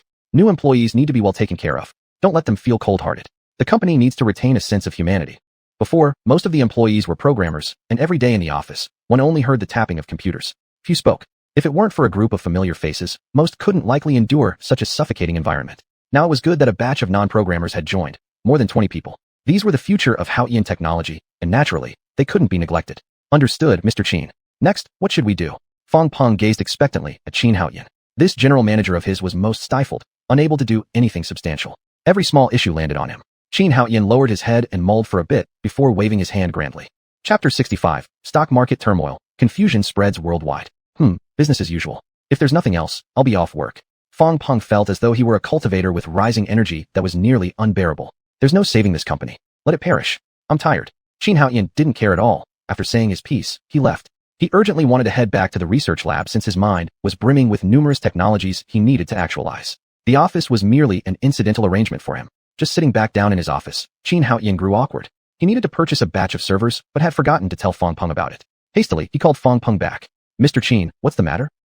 How much money is left in the company account? There's roughly 2 billion left. Grass Gript will be sold soon, and a company has already offered to buy 1 billion worth, agreeing to sign the contract this afternoon. Qin Haoyan stared incredulously at Fong Peng. He thought that Grass Gript was only worth 50 million yuan, never imagining that Fong Peng could sell it for twice that amount. Stroking his chin, Qin Haoyan eyed Fong Peng strangely up and down. He considered whether he should have Fong Peng specialize in commercial negotiations. This was undoubtedly a talent, able to sell it at such a high price. After all, Haotian technology had been under sanctions, yet companies still willingly spent 1 billion on buying a simple minigame. Such games were relatively basic. Any experienced programmer could easily develop a similar version. Why would others need to buy? Qin Haoyan's gaze scared Fong Peng. He assumed Qin Haoyan wasn't satisfied with the figure. Wearing a troubled expression, Fong Peng responded. Mr. Qin, I can't help it. With all online platforms censoring us, many users are worried about information leaks. Even if we try to prevent mass cancellations, we can hardly continue charging advertising fees. Getting this 1 billion deal has worn out my tongue. Plus, with the short time frame, we only managed to contact so many companies. Even then, I picked a big company with substantial resources before making the sale. Qin Haoyan hesitated for a moment, and then realized Fong Peng was overthinking his reaction and misunderstanding him. He chuckled lightly. All right, it's not about this. I was just asking. To seal the deal in such a short time, you've done an excellent job. Hearing these words, Fong Peng immediately lit up. Mr. Qin was praising him. What an incredible feeling. Qin Haoyan smiled again. This guy seemed like a child. Well then, Qin continued. Take 200 million yuan and go buy servers. At this, Fong Peng sucked in a deep breath, revealing a bitter smile on his face. Now it made sense why Qin praised him earlier. It was premeditated. You don't need to feel burdened. These servers are for preparing Chatflow and Entertainment Corporation properly. Without fully developed features, do you think mere real-time translation capabilities across countries would make Zuckerberg hemorrhage funds? Once Qin explained, Fong Peng relaxed. Indeed, without significant capabilities, why would Zuckerberg pay so much for an exclusive corporate-level solution? With this in mind, Fong Peng started smiling again. Chatflow software could still facilitate small transactions here and there. Membership fees alone were not insignificant either. Especially overseas, people had strong willingness to pay for convenience. They wouldn't be stingy with such small expenses when compared to utility. Given this realization, another huge inflow of funds appeared clear to Fong Peng, broadening his mindset significantly. Yeah, doing the math, spending 200 million yuan on servers was a surefire win. Definitely worth it. But just 200 million, any more wouldn't make sense economically. From the look on Fong Peng's face, Qin Haoyan could guess exactly what this guy was thinking. Without interrupting him, Qin Haoyan simply grinned and waited patiently for him to enjoy his own contemplation. Oh right, you also need to consider where to build these servers. Our company can't keep making the server headquarters indefinitely, nor does my office have enough space. Fang Peng's face instantly darkened. Another hefty sum would need to leave their accounts. Money, after all, was precious. Mr. Qin, can we delay this for a few days? Qin Haoyan adopted a serious demeanor. No, the sooner this happens, the better. We have massive collaborations coming up later, and we cannot hold back Zuckerberg because of this. Fang Peng gave a wry smile. He had no clue about any of these collaborations. Being general manager felt so stifling, utterly oppressive. Qin Haoyan paid him no sympathy and simply waved him away to get things done. While Qin Haoyan moved quickly on his end, abroad, everything was also tumultuous and chaotic. Most affected were the financial markets and stock exchanges. Zuckerberg acted like a demon, recklessly storming through the stock market without concern for consequences. He sold all shares in other companies in his possession, some even below market value, causing a mad frenzy. On the financial market, he dumped stocks en masse, selling them wildly. Because of Zuckerberg's chaos, numerous major companies on the stock market suffered significant impacts. Damn it, has Zuckerberg gone insane? Investigate. Find out what he's planning. The CEO of Twitter exploded into rage, throwing things around in his office. Inside Apple Incorporated, Tim Cook also looked exceptionally grave. By their time, it was night, and the stock market had closed. Zuckerberg acted like a madman, recklessly selling off all the stocks and shares of other companies he held. Fortunately, these companies were prepared and took action to prevent such a situation. They threw massive funds into the market to stabilize it, thus preventing the stock market from collapsing like falling snowflakes. Otherwise, this turmoil would have been much more severe. Investigate. Find out exactly what Zuckerberg has done. And check this. We went to Dargan together, and we came back, but Zuckerberg only returned today and immediately made such a huge move. He must have gotten some news. Cook's expression darkened, and his breathing suddenly became rapid. Investigate further. See if Facebook has reached a collaboration with that company in Dargan. We need a thorough investigation. Meanwhile, Microsoft, Google, and other companies weren't fools either. They began putting great efforts into investigating why Zuckerberg was acting so strangely. The beacon country still served as a leading indicator. When the stock market fluctuated, everyone noticed immediately. They started probing around frantically. Everyone wanted to know what had driven Zuckerberg crazy. Unfortunately, there were only 4 people who knew the inside story. Even the others were just guessing, with no one knowing the exact reason. Even if Zuckerberg had collaborated with Chatflow, he shouldn't have gone so berserk. If Facebook could collaborate, surely other internet companies could as well. Did Zuckerberg really need to go this far? By abandoning all the stocks and shares of other companies, it seemed like an all-or-nothing gamble. The next day, the third day, even the fourth day, Zuckerberg continued making bold moves without hesitation, accumulating a large amount of beacon coins. With these beacon coins, he began furiously repurchasing his company's shares at any cost. Half of them were used to repurchase shares regardless of the price, boosting his shareholding from 13% to 14%. Do not underestimate this percentage point. Based on the market value, this single point amounted to nearly 80 billion beacon dollars, which wasn't a small sum for Zuckerberg. With the remaining half, he entered the stock market and crazily bought back his company's stocks until all the funds were exhausted. This series of operations by Zuckerberg left everyone stunned. People from other companies were bewildered and had no choice but to grit their teeth, holding onto their shares while simultaneously purchasing large amounts of Facebook stock in the market. In doing so, many confused followers helped push up the stock price of Zuckerberg's company again. By Friday's closing bell, the price reached $271.11 per share. Chapter 66. Online arguments flare up again. Zuckerberg received the news and nearly laughed himself silly. Had those people inadvertently helped him a little? By noon next Monday, if he announced this news, how much would Facebook's stock price rise? To 300 beacon coins, or even 320 beacon coins per share. He could barely imagine it. Sitting alone in his office, Zuckerberg was filled with a mix of nostalgia and schadenfreude. Securing Qin's friendship has been incredibly profitable. This move directly made me rich. With one rise and one fall, I could make close to 50 billion beacon coins. When Facebook stock reaches around 20 billion, I'll repurchase shares. Adding my existing 14%, I can at least reach 40%. Zuckerberg suddenly furrowed his brow. It seems like something is still lacking. Maybe I should borrow from the bank. Thinking this, the light in Zuckerberg's eyes grew stronger. Since Zuckerberg was a major customer, the bank staff immediately overtime worked for him upon hearing it. 3 billion beacon coins. Without hesitation, he borrowed 3 billion beacon coins. The interest being a bit high didn't matter to him at all. Ultimately, by Monday morning, he had completed entering the market. By that time, Facebook stock had already surged to 3 billion. The financial market wind direction is most sensitive. Everyone followed the trend. After all, Facebook isn't some small company, nor is Zuckerberg foolish. Following behind Zuckerberg, there would definitely be profit. Even other company bigwigs were seen wildly waving cash to buy Facebook stocks. The stock once hit 310 beacon coins per share. If only the situation wasn't unclear, many more people would certainly follow suit. Zuckerberg wore a smile as he instructed his assistant. Go, we'll hold a press conference at noon. He had already agreed with Qin Haoyan beforehand. After all, this period is crucial. Confidentiality must be maintained. There are various rumors circulating externally, but they're all just suspicions. But most people know that Zuckerberg must have reached an agreement with Haoyan Technology. As for what exactly this agreement is, absolutely no one can investigate clearly. No one could have imagined that under Qin Haoyan's persuasion, Zuckerberg ended up siphoning off wealth from all over the world. Meanwhile, domestic markets were equally chaotic. Stock market turbulence was spreading everywhere. In the country of Dalong, many had placed bets on Zuckerberg's operation, causing numerous companies' stock prices to drop dramatically. Many stock buyers lost everything they invested. There were even several incidents of freefall accidents from rooftops. People were widely discussing the situation. An analysis post suddenly emerged, even inferring that Haoyan Technology and Facebook had formed an exclusive partnership. For a time, this became a hot topic across various media platforms, with countless people engaging in discussions. You think, is it true? I guess it might be true. In that case, the 4 major domestic giants will be in deep trouble. If so, it won't just affect the 4 domestic giants. Even xuanhuan, Ugly Group, and Pink Sixy, Pinduoduo, and other large internet companies will suffer greatly. Well, except Pinduoduo, Matewan doesn't have exclusivity. What do you say? Don't you think these companies are already in bad shape anyway? Stock prices have dropped dozens of Dalong coins each. They'd be passed out in the toilet if they knew. Haha, not so exaggerated.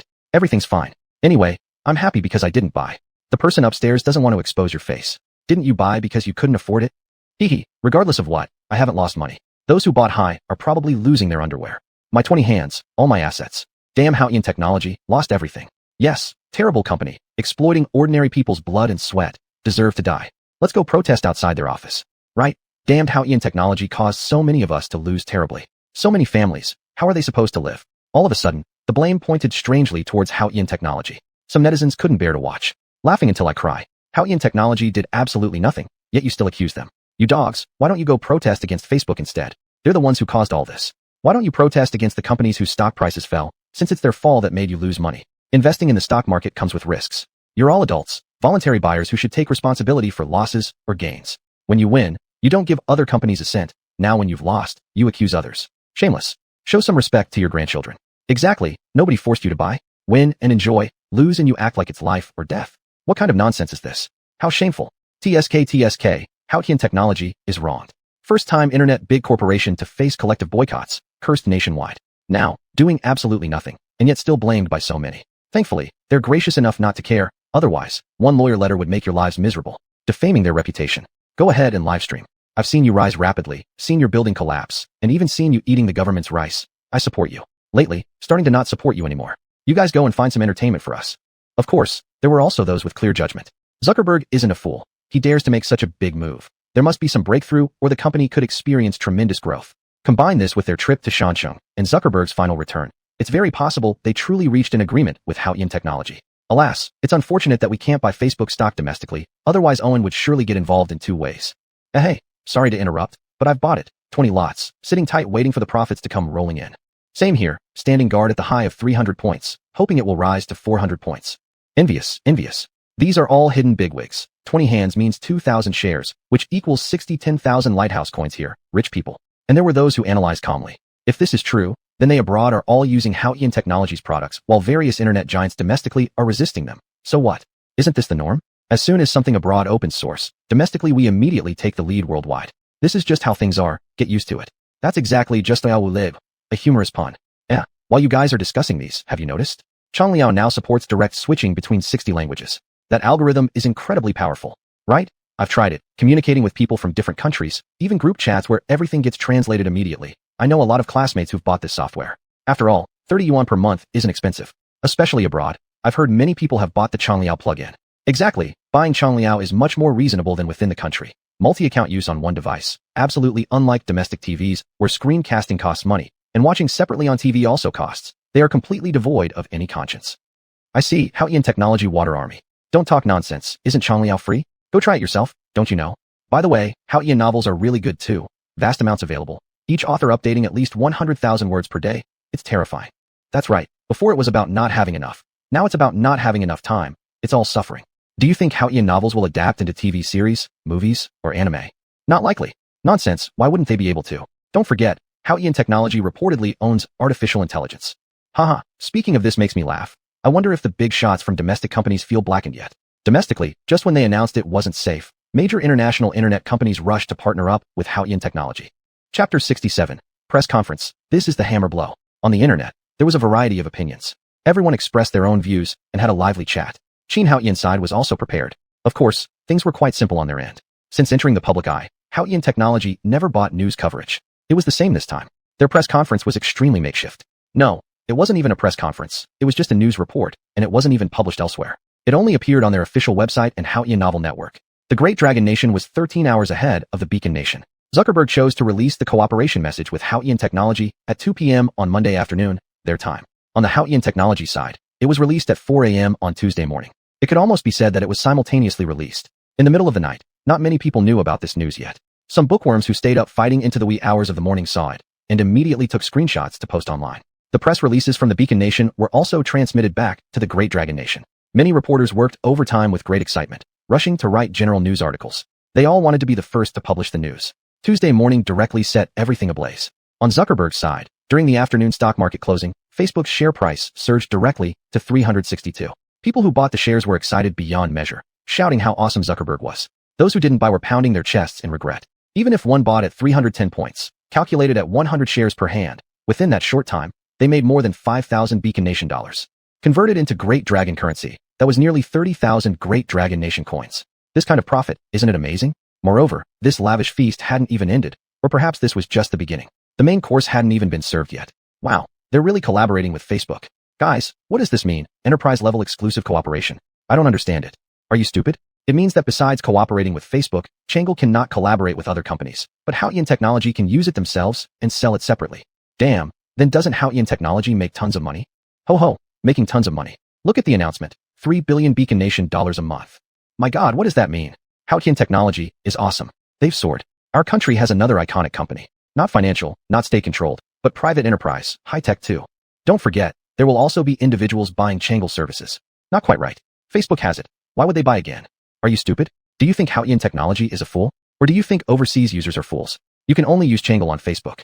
If you calculate this, if another billion people use Changle, wouldn't that bring them another 5 billion Beacon Nation dollars every month? Isn't this exaggerated?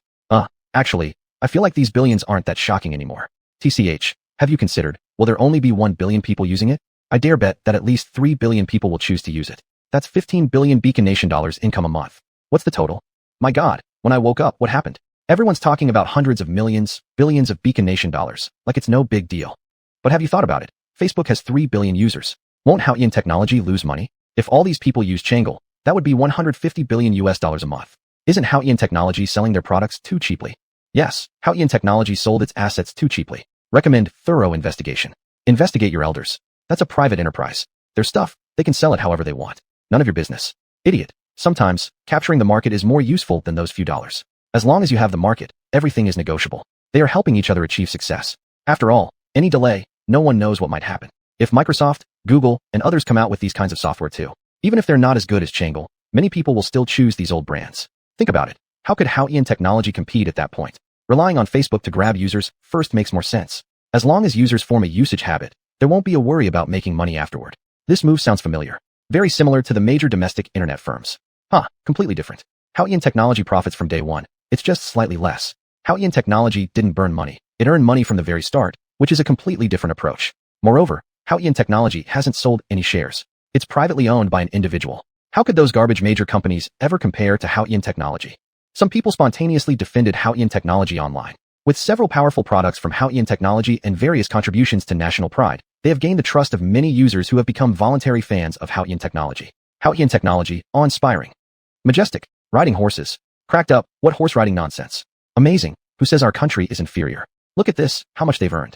It's a new enterprise. Yes, I'm thinking, if it weren't for the suppression by domestic internet giants, there would definitely be more emerging enterprises that could rise to prominence. Alas, these big companies are all suppressing smaller ones. 99.999% of small businesses can't stand up.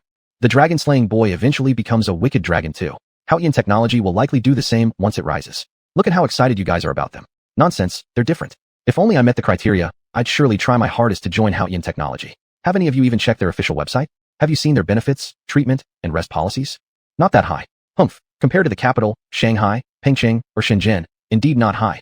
Even Hangzhou surpasses them. But consider where they're located, Mountain City. I'm from Mountain City. In Mountain City, there are 3 kinds of jobs: making calls, turning screws, or managing screw turners. Wages fluctuate between 1,800 and 3,000 yuan. Helplessness Technology offers high-tech positions and plenty of logistical roles as well. And in terms of salary and benefits, they're top-notch in Mountain City. Few companies come close. Regardless of whether they become another wicked dragon in the future, they don't allow weekend overtime work. Yes, correct. 2 weeks ago on the weekend, I heard about it. So many internet tycoons approached Helplessness Technology, but the general manager personally rejected them and issued a fine. A month's salary was lost. Right, I remember that.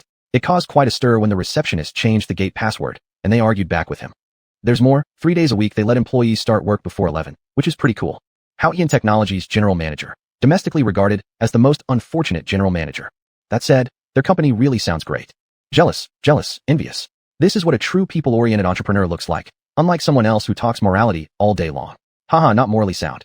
Laughing myself silly, leaning on his powerful official brother while claiming to have started from zero. Everyone's used to it. In the Great Dragon Nation, how many people actually build their fortune from scratch? Very few. Behind almost every big boss now, there's usually someone backing them. Chapter 68. After blocking the door, the rhythm was off. Qin Haoyan's office. Fang Peng and Huang Weiyang were blocking Qin Haoyan. What's wrong? The two made exaggerated gestures. What's wrong? President Qin, my good President Qin, can you please not play these games that mess with our minds and emotions? My heart can't take it. The younger Huang Weiyang also kept nodding continuously. This divine boss didn't tell them anything, always acting independently. They found out about the news during work hours from online. And what's worse, this piece of information was published on their official website and on Haoyan Fiction Network. These two now count as the second and third in command at Haoyan Technology. They only found out about this news when they came to work. If they told others, probably no one would believe it. Fang Peng is still okay. He's gotten somewhat used to this kind of heart-racing experience. Huang Weiyang hasn't gone through it yet. When he first learned about this matter, he thought the boss was dissatisfied with his work and bypassed him to issue orders directly. Boss, we can use this moment to create some incidents, do PR, and change the impression the citizens have of us. Qin Haoyan waved his hand confidently. What good impression do I need? I don't rely on them, no need to care. The two looked at each other awkwardly, not knowing what to say. Their boss indeed acts independently and isn't easy to serve. But when they thought about it, their boss doesn't have to bear any risks while making decisions for the company's direction and life and death situations with just a word. Boss, we can't handle things this way. Huang Weiyang earnestly persuaded him. What a good opportunity. Gather a group of journalists, bribe them, give them a big scoop. How could they refuse? Everyone is human. Eating someone else's food shortens your words. Taking someone else's things lessens your criticism. There should be no rule breaking in such cases. Now all this has been let slip through our fingertips. Where do we go complain? President Qin, a company's reputation is very important. In the future, whatever we do or hire will be much more convenient. Qin Haoyan smiled kindly in agreement. If anyone paid attention to his eyes, the two might understand what a tiger with a smiling face means. Don't worry. In the future, if there's another event like this, I'll definitely inform you both. By the way, that person, isn't it Yuan, right? Huang Weiyang breathed a long sigh of relief. Thankfully, President Qin remembered Yuan. Has their company been established? Huang Weiyang nodded vigorously. That's good. Then come, let them sign agreements with us, and then let them go sign agreements with Zuckerberg, and then hold a joint press conference. Fang Peng's face darkened when he heard this. A few tens of millions of lighthouse coins per month, just given away like this. Young man, not worth scheming with. Tens of millions of lighthouse coins, converted to how many billions of great dragon coins. Given away without a fight. Even being rich shouldn't involve such wastefulness. Huang Weiyang was delighted. In this way, he doesn't need to work so hard. All foreign affairs can be fully authorized to Yuan's company. By the way, for the overseas companies, we are called Future Technology Group. What are they called again?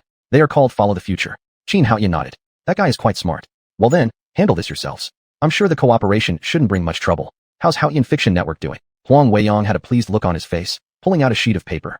President Qin, before coming, I got the data. For individual sales on ChatEase, currently abroad, there are 20 million individual users purchasing monthly fees, 3 million users buying quarterly fees, and 80,000 plus users purchasing annual fees. In just 2 weeks since going live, the current individual income is 1.8 billion lighthouse coins. As for domestic market, it's much less, currently only 20 million great dragon coins. After finishing reading out, Huang Weiyang became immediately embarrassed. After all, he's in charge of the domestic market. This gap is simply like the difference between heaven and earth. Domestic is mud. Qin Haoyan didn't criticize too much. To reach this point already isn't easy.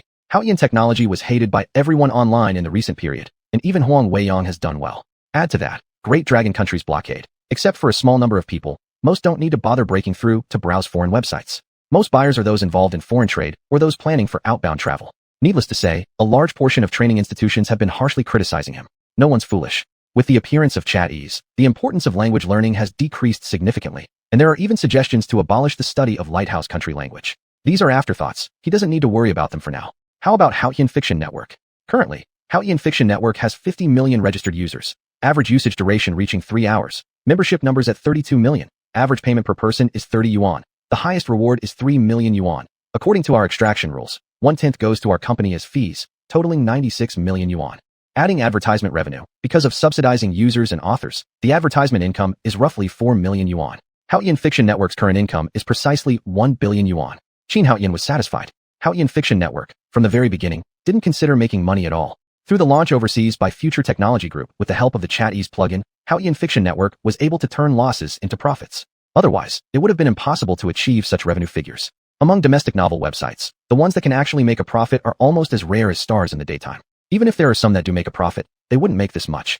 It should be noted that Xuanhuan Fiction Network is very friendly towards authors and readers alike. Both free and paid models were employed, with only 3 ads appearing per chapter for members, one of which might involve urging updates or rewarding the author, so while reading the main content, you'd only need to look at 1 ad. For free users, there will be more ads, but there are still only 3 in the main text. Most readers find this acceptable. The key point is that both reading and viewing ads yield benefits. Though small, the massive market for reading ensures users accumulate some money in their accounts, enabling them then to purchase memberships and reduce ads. Currently, the average income for readers is around 50 yuan. What's terrifying is the situation for authors, whose average income exceeds 10,000 yuan. That's close to 50 billion yuan in expenses, roughly equivalent to 1 billion lighthouse coins. After the Bubble Auxiliary incident, Xuanhuan Fiction Network strictly controlled the number of authors under review. Applications must be made first, followed by rigorous testing. The pass rate is lamentably low. There are currently only 510,000 authors actively updating their novels. It should be noted that the number of people queuing for review has already reached a staggering 30 million. Under this model, after paying the authors, there is still a bit left over. It's not easy. Tapping on the table, Xuanhuan spoke. Wei Yang, you just adjust the base guarantee appropriately, keeping it at 1,000. With 500,000 people, that's still a cost of 500 million. Authors' current income is high enough, so we can reduce it slightly. Understood. We're discussing this issue but haven't had time to bring it up yet. Right. Release an announcement stating that similar to the basic full attendance reductions, if an author finishes their book at Xuanhuan Fiction Network and does not start a new one within a month, they will be removed from the writer roster. If they stop updating 3 times consecutively, the same rule applies. Huang Weiyang stared in shock at Xuanhuan. Mr. Qin, isn't this too harsh? What if? Xuanhuan raised his hand to stop him. Do as I say. There won't be any problems. Jokingly speaking, their author's income is so high, how could other novel platforms compare? Besides, his primary purpose is not the small profits from the fiction network. I want to emphasize the most important thing. You can take this into reference. Chapter 69. Mr. Qin, no one can keep up with how fast you move. The 2 men stared oddly at Xuanhuan. Whatever happened to needing our input for your decisions? Didn't you always make decisions on the spot without consulting us? The 2 muttered in their hearts, but didn't dare say it out loud. Neither realized that their frantic accusations had fallen right into Xuanhuan's pace. You know as well, the novel website is just one step of my strategy. My ultimate goal is movie and TV production or anime creation. The 2 men's eyes bulged. Another wave before the previous one subsides. What's Mr. Qin planning this time? Their current company business isn't even sorted yet, and now he wants to start new ventures. Can we find enough personnel? Thinking about this, both sighed bitterly. Which company with an annual revenue of 400 billion lighthouse coins only has 60 employees? Mr. Qin, what should we do? We still need to construct a headquarters, but we're short-staffed. Huang Weiyang was smiling amidst his frustrations. Mr. Qin, perhaps we should hire from a headhunting agency, bringing in some experienced people. Xuanhuan flatly refused. No, I don't want those slick old-timers. The 2 unconsciously squirmed uncomfortably. In the company, they were the most senior. Next were Xuanhuan and the 2 managers. Mr. Qin, don't be like that. Come on, what's the matter? Mr. Qin, young people might not handle it well. It would be better if we proceed cautiously. Xuanhuan remained silent. It's true, what you said isn't wrong. But if the younger generation cannot handle it, let them try and fail. Huantian Tech is about to soar. After this round of software releases, there's nothing else left for me to oversee. Can this group of people keep up? How can we afford not to be bold and aggressive? All right, with Zuckerberg's 30 billion lighthouse coins as backing, as long as we don't break the law, we don't have to worry. Our company's cash flow is sufficient. It won't cause issues. Mr. Qin, there's also that plan. Huang Weiyang cautiously glanced at Xuanhuan, reminding him earnestly. Xuanhuan stayed quiet, knowing full well what Huang Weiyang referred to. It's precisely because of this plan that he insists on employing the youth. Old hands often settle for survival and may end up resting on their laurels after developing a few high-return channels. He could live with that. Rest assured, there's still time. He couldn't believe that money wouldn't cultivate capable talent. As long as they don't violate laws, what does external criticism have to do with us at Xuantian Technology? Next, they must focus on enterprise-level services. Hardware products targeted towards enterprises are the most profitable areas, aren't they? Take domestic assembly plants, for example. The big profits aren't within their grasp. He will take control tightly. Investment in movies and TV shows isn't small at all. Xuanhuan dismissed it disdainfully. He wasn't interested in those shoddy dramas costing hundreds of millions, or even billions. Of those investments worth several hundred million or billions, how many are actually decent? And stars? Why do we need celebrities when they've already rotted through? He certainly didn't value them. Money needs to be invested in the right places. I'm thinking of starting with 3D anime, negotiating copyrights directly with the authors on Xuantian Novel Network. Isn't that convenient? 3D anime is excellent. Build the models once and reap benefits forever. The only issue is the software part. With Bubble around, no software will remain insurmountable. Fong Peng frowned at the mention of anime. Talented individuals needed for this kind of project aren't scarce. He'll have to scavenge talents elsewhere. This will be tough. Chongqing doesn't have many such talented individuals. It seems Mr. Qin doesn't understand how thick the layer of fat is here. What can he do to object? Moreover, top-notch experts are mostly tied to game companies or major film studios. The expenditure for hiring them will be immense, causing heartaches. Don't worry, we'll move forward step by step. Now that the novel website has reached this stage, it's already very commendable. Given this situation, we naturally have to progress steadily and systematically. Keep in mind, one step ahead means every following step will lead faster. Once we dominate the entertainment industry, I can develop other sectors more freely. Don't forget, Xuanhuan Tech is a high-tech company. We shouldn't lose ourselves to frivolous endeavors. If we weren't constrained by money, I wouldn't have taken on these projects. Of course, xuanhuan did not say that he would surely enter the entertainment sector. At least, he aimed to venture into gaming, developing a large-scale Star Wars game and establishing some prestigious competitive events to select a batch of expert mech operators, starship commanders, and tactical geniuses. Even if they trained a batch of people with real gold investment, there's no guarantee they'd achieve success. Still, games proved easier. When he set up the system intricately, naturally, it would screen out a batch of outstanding talents. With so many people in the Great Dragon Nation, forming a core team domestically and creating ultra-secret weapons abroad could surely sweep across fields effortlessly. These plans he wouldn't disclose for now. First, he would seek any author capable of writing such novels and negotiate with them. Then adapt the works accordingly. Unfortunately, until now, there hasn't been anyone fit to shine in the science fiction field. Some world-renowned sci-fi masterpieces he skimmed through failed to impress him as much as he expected. Too fantastical, too divine. He has not yet succeeded, so he can't judge some things. There is an old saying that goes, if you don't succeed, talent equals dog shit. If you do succeed, even the farts you let out will smell good. But he could not imagine how a being unable to cross a single galaxy could create something as powerful as a stellar explosion or even lock down technology in the microscopic domain. According to cultivation theories, you're at the chi refinement stage, and yet you've locked down the rules of the entire world. It's outrageous nonsense. If one were truly able to act freely in the microscopic domain, science would have already advanced to unimaginable heights by now. Anyway, he was confident that within 20 years, he would be stepping into space. Not talking about distant futures, but at least being free on satellites and nearby planets like the dusty desert world. But when it came to the microscopic domain, could atomic engines really be created? If they could, intergalactic travel wouldn't even be a problem, right? Of course, none of this was relevant to him now. He still had to focus on developing something practical. If it didn't work, he decided to take matters into his own hands, requiring Bubble to generate all the data, then consolidate them together. After all, by combining the wisdom of all humanity and scavenging every ounce of imagination, creating a somewhat ridiculous Star Wars system probably wouldn't be an issue. Let's go step by step. The two men stared blankly at each other and simply gave up struggling. He's the boss after all. Of course, he'll do whatever he wants. Could they possibly oppose him? If xuanhuan was willing to invest money, they could only accompany their lord until death. So what about this headquarters business? The two men's faces turned pale. Shit. They came here to get problems resolved with Mr. Qin, not to have more dumped on them continuously. And these issues kept getting bigger and harder. Mr. Qin, regarding the headquarters matter, Mountain City proposed several solutions, which we reviewed. The Western District indeed has some suitable areas for our development, but we lack manpower. People. Always people. Huatian technology expanded too quickly, while Mr. Qin rigidly clung to certain bottom lines. Handing over such an important project to young people alone would almost guarantee failure. Even if there weren't major problems, any minor troubles would overwhelm the youngsters. What should we do? My next plan needs to start now. This involves entering the hardware industry and establishing a new department. The two men grimaced. Shit man, enough already. Mr. Qin, about this? Chapter 70. The idea of building a corporate office software.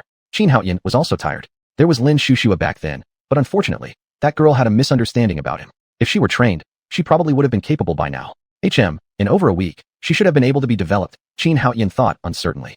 Mr. Qin, I'm swamped with server location installation, personnel recruitment, and all sorts of company affairs. Fong Peng helplessly ticked off the items on his fingers as he described his workload. There's more. With Huatian Tech partnering with Zuckerberg, domestic big manufacturers will undoubtedly start feeling uneasy. He couldn't let them get away easily either. Otherwise, it just wouldn't be right. Huang Weiyang suddenly became flustered. Fong Peng was stabbing him in the back. Are you telling me if you're busy, I'm not? Mr. Qin, this can't go on. I've got plenty of tasks too. You're about to dive into video animation production soon, and these people need time to gel, Huang said, unable to make any promises either. With how Mr. Qin operates randomly, things could get really messy for him. What if tomorrow Mr. Qin suddenly decides to set up a video website and demands output from us? By then, we'd all be so busy, our feet won't even touch the ground. Upon reflection, it's still because systems and staff aren't yet fully established. We are required to do everything ourselves. How about letting assistant Huang Ye handle this matter? Fong Peng suggested and immediately felt awkward, dropping his head. Two big guys sending a young lady to such a rugged place, and have her deal with some old slicksters from Shanxing, sounds quite unbearable. Don't underestimate Shanxing. Although they speak well above, people below often sabotage. They encountered several instances last week when various departments came checking on their company. It seemed like everyone knew they were profitable business opportunities, wanting to take a bite and fill their stomachs. Fortunately, they already possessed a talisman beforehand. If Mr. Qin didn't agree to consider Shanxing at first, they wouldn't have gone as smoothly. Of course, once Zuckerberg's cooperation is announced, every troublemaker will disappear without a trace. Everyone will become Buddhas or bodhisattvas. That's the effect of foreign connections.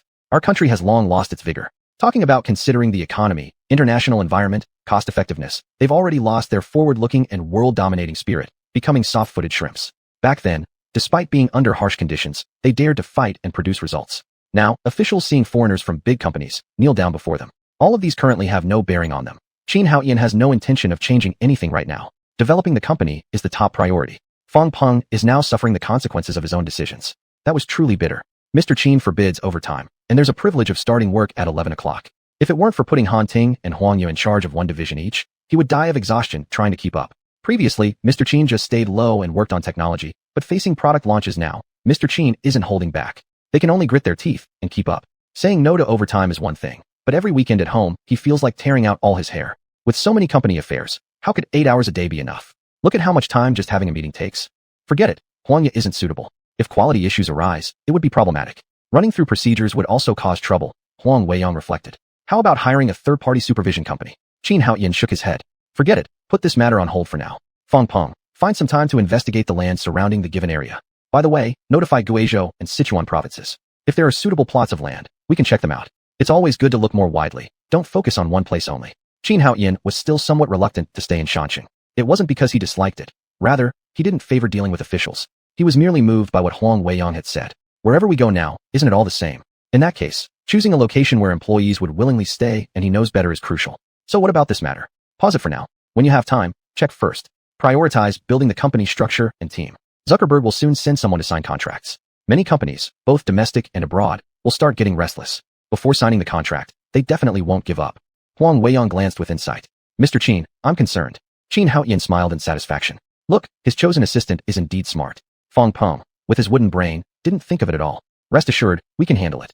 Don't worry about them. Mr. Qin smiled, winking at the two of them. Fang Peng froze momentarily, then bitterly smiled. Do you really think everyone can ignore others like you, Mr. Qin? With strong adversaries, naturally, one dares offend them. But we haven't grown strong enough yet. If Long Nation blocks us entirely online, that would be troublesome indeed. Mr. Qin, I'm afraid the other party will smear us in all sorts of ways. Xuanhuan slapped the table. Hey, Fang Peng, where's the lawyer? What about that legal department you were supposed to set up? Use them. It's a great practice opportunity. Tell them to strike hard. Take this chance to train them. For now, they might not be ready for bigger tasks, but handling defamation lawsuits should be fine. Fang Peng forced a bitter smile. Sure enough, everything always comes back to him. Mr. Qin, I'll get on it right away. Good. Huang Weiyang, have your Evan Jess come along as well. We'll sign to him, and he'll sign with Zuckerberg. All right. Fine. You two go ahead. Both felt like crows flew over their heads. Is this how it works? They had actually come here with serious matters to discuss, yet Mr. Qin resolved everything so casually. Fang Peng didn't dare to linger, fearing another task would fall onto his head later. Huang Weiyang, however, stayed seated, his face cold. Mr. Qin, when do you plan to start the animation project? He was truly scared by the upcoming workload. Whoever encountered such situations would feel alarmed. You do it yourself. Xuanhuan said dismissively. If Huang Weiyang had to handle all these things, what good would his subordinates be?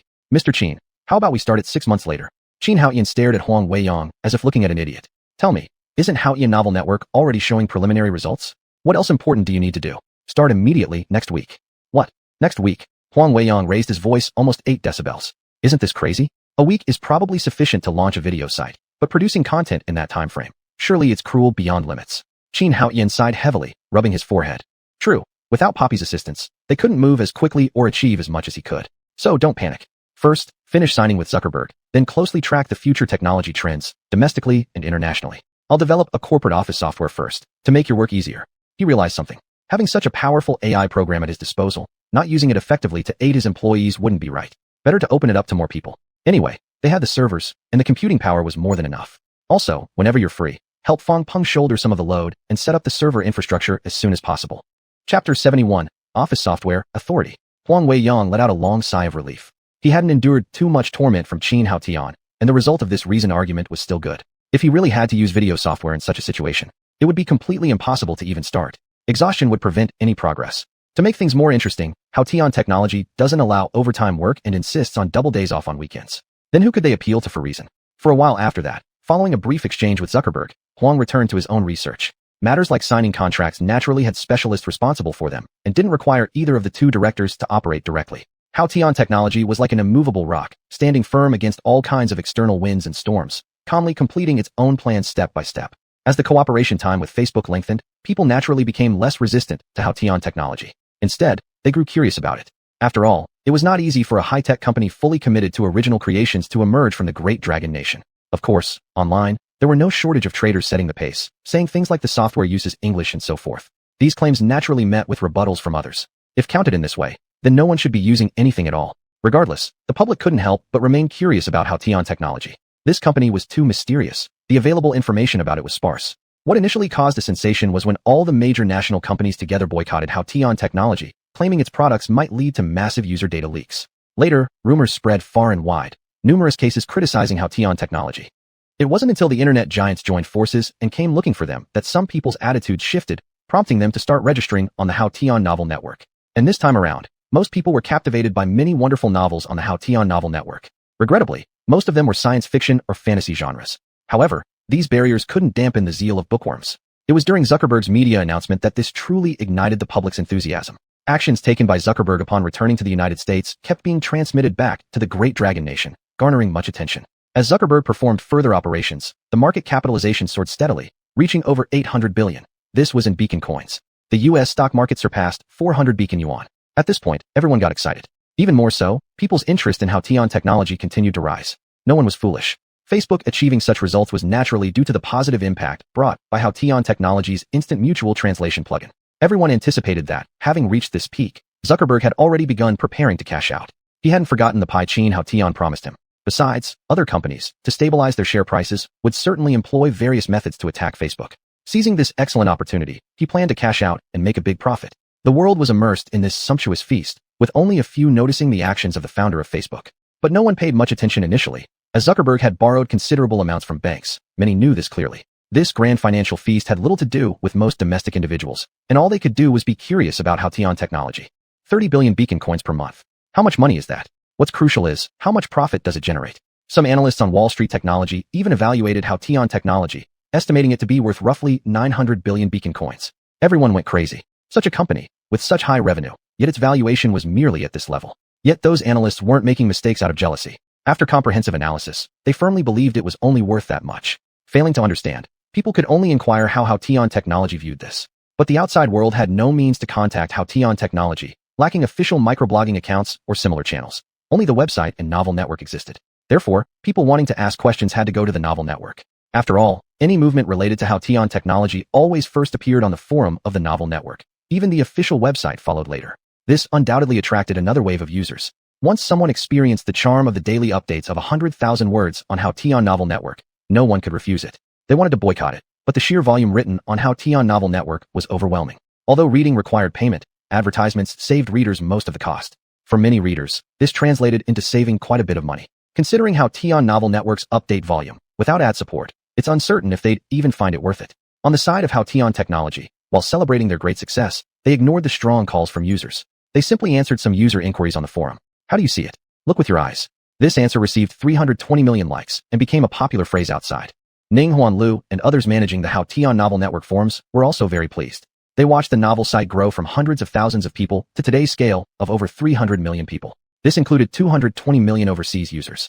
Haotian novel network's revenue was also impressive. Although it fell short of what Chang Liao, Chat Freely, achieved, it was still commendable.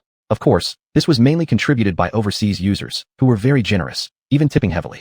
The tipping culture abroad was extremely prevalent, with a small number of outstanding works even reaching the level of earning several million a month, becoming first-class authors on Haotian novel network. After all, they had to allocate substantial royalties to over 500,000 authors.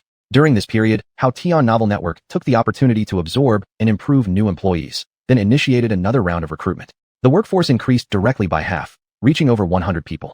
Fang Peng thought that with over 100 people, it would surely be enough for Qin Haotian's plans, and he himself could also relax quite a bit. Among them, the legal department, customer service department, HR department, and finance department were also established, presenting the entire company in a flourishing state. Haotian technology earned so much with this wave. The major internet companies were unable to impose blockades. Since Zuckerberg announced the cooperation news more than 10 days ago, they almost trampled the entrance to Haotian technology, but received no results at all. Countless journalists wanted to interview Haotian technology, but who knew they wouldn't take any calls, completely ignoring these kings without crowns. Whoever dared to spread rumors recklessly, the legal team would immediately counterattack. They didn't even bother responding to online rumors. They didn't care whether winning or losing lawsuits. The key was just making it unpleasant. After multiple attempts, Coupled with everyone's curiosity, these kings without crowns didn't dare to offend Haotian technology lightly. Their main business wasn't in China anyway, and even the primary users of Haotian novel network shifted to focus on the future technology companies operating mainly overseas. They completely ignored the domestic market. With no options, these journalists could only capture photos of some representatives or founders from other internet giants with dark faces. Just like that, Haotian technology was cloaked in an air of mystery. Jiang Xing and was currently in his office modifying the code. It involved some calculations related to Bubble, which naturally couldn't let Bubble handle itself. It couldn't possibly achieve perfection. Jiang Xing and had no choice but to personally oversee the work. Success. Since our company is called Haotian, let's name this software authority. Gazing at the final sealed data, Jiang Xing's eyes lit up, and the clear joy on his face was unmistakable. With this, the problems in the company should be easier to solve. If we stabilize here while Xuanhuan and the others keep focusing on the software, once we succeed in revolutionizing, we'll soar. To soar, Jiang Xing firmly believed in his heart. He didn't feel that Haotian technology had achieved anything now. Chapter 72. The company is making so much money. Of the 30 billion lighthouse coins, part of it was as a quid pro quo for his help with Zuckerberg reclaiming power. Xuanhuan estimated that Zuckerberg's psychological price would be around 20 billion lighthouse coins. After hearing his analysis, Zuckerberg didn't care much about making an extra 10 billion per month. Compared to regaining control over the entire Facebook, an extra 10 billion each month was a minor issue. And besides, the company was earning even more. Looking at the software, next up should be the video software. I need to discuss this with Xuanhuan. Once the video software was handled, it would then be time to choose and build the office location. Pow Pow, check if there are any problems. Yes. After Xuanhuan finished speaking, Pow Pow appeared. Within just 3 to 5 minutes, Pow Pow had already detected 3 or 4 bugs. By the end, there were over 10 bugs found in total. Xuanhuan wasn't concerned. Can you fix them? Yes. Without saying anything, Xuanhuan directly contacted Fong Peng. Is the company structure all set up? Mr. Qin, it's complete. In that case, let's have a meeting with the departments we talked about earlier, plus Huang Weiyang, Huangya, and Han Ting. Should I arrange it, Mr. Qin? In the conference room in half an hour. All right. Half an hour later, 11 people sat neatly at the conference table, eyes fixed on the entrance. Most of their faces were pale, and they were filled with unease. Even Huang Weiyang and Fong Peng weren't exceptions. Soon, Xuanhuan entered with his computer, strode straight to his seat, and opened his laptop after sitting down. Turn on the projector. Huangya immediately stood up. These tasks naturally fell to her to handle. Last time when discussing with Mr. Fong and Mr. Huang, we agreed the number of company employees is increasing and responsibilities are getting more complex. To make work easier for everyone, we specifically developed a piece of software. Xuanhuan, without looking up, operated the computer and connected it to the projector. When he opened the software and saw its shadow appear on the projection screen, he lazily stood up. Let me introduce myself since I don't know everyone yet. For these past 10 days, he had been extremely busy, to the point where he hadn't paid any attention to the situation with Zuckerberg. Regarding the company, he had merely glanced over things. Upon hearing these words, 5 people's expressions became uneasy. They all understood. They weren't particularly outstanding. It was merely that Haotian technology gave them an opportunity. Managing peers before having overwhelming capabilities meant they felt boundless pressure. This pressure made them hesitant to act recklessly. Among them, only Han Ting cared nothing and completely slacked off. She really wanted to be the receptionist and currently looked down upon the young woman who held that position. Since she hadn't suffered through the rain herself, she decided to let others get soaked. Therefore, watching TV at the receptionist desk was now strictly forbidden. There was also the financial director, an old acquaintance named xuanhuan, only 26 years old, but considered relatively mature among the young crowd. Fong Peng tapped on the table. Since these people were essentially his direct subordinates, it fell to him to shoulder the responsibility. Mr. Qin, what should I do? Can't they speak for themselves? Xuanhuan casually glanced at Fong Peng and spoke nonchalantly. With a bitter smile, Fong Peng sat back down. They knew all too well that Mr. Qin was deliberately trying to train these young people. A signal was given to encourage them to stand up by themselves. Fortunately, the personnel department was somewhat flexible. With gritted teeth, one stood up. Mr. Qin, my name is Zhou Yasi. I'm currently responsible for the Human Resources Department. Please guide me in our future cooperation. It seemed like this provided a template. Those who followed her introduced themselves in much the same manner as her. The introductions from Li Tian of the Technical Department, Wang Wan of the Finance Department, Xiao Fengyan from Customer Service, Qin Dong from Legal Affairs, and Chen Ming from Public Relations quickly concluded. Fong Peng glared intently at Han Ting. This girl was causing trouble again, deliberately not standing up in front of Mr. Qin. Han Ting stuck out her tongue and ignored him. Seeing this, Xuanhuan found it amusing and said nothing more. All right, we just need to get acquainted.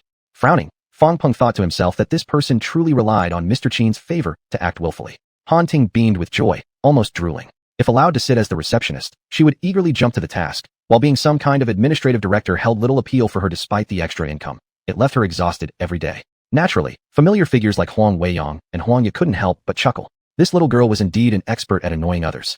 Their boss Fong must have endured countless losses under her. How many people are there? This question was clearly directed towards Fong Peng and Huang Weiyang. Mr. Qin, The entertainment department currently has 30 people, including Ning Huala and 3 others responsible for the novel website forum. In total, there are 34 people, Fong Peng promptly answered. Xuanhuan's team consists of 42 members. The human resources department has 5, the financial department has 4, the administrative department has 4, the customer service department has 6, and the technical department currently only has 6 people. At this point, Fong Peng paused, looking toward Qin Haoyan. He really didn't know what was the difference between the technology department mentioned by Mr. Qin and Xuanhua's side, so he didn't dare to act rashly. Qin Haoyan listened with a smile on his face, but didn't intend to speak up. Fong Peng took a deep breath and continued speaking. Legal department has 12 people, PR department has 3. Qin Haoyan made a rough estimate. So, there are currently 126 employees in the company? Yes, Mr. Qin. Qin Haoyan nodded contentedly.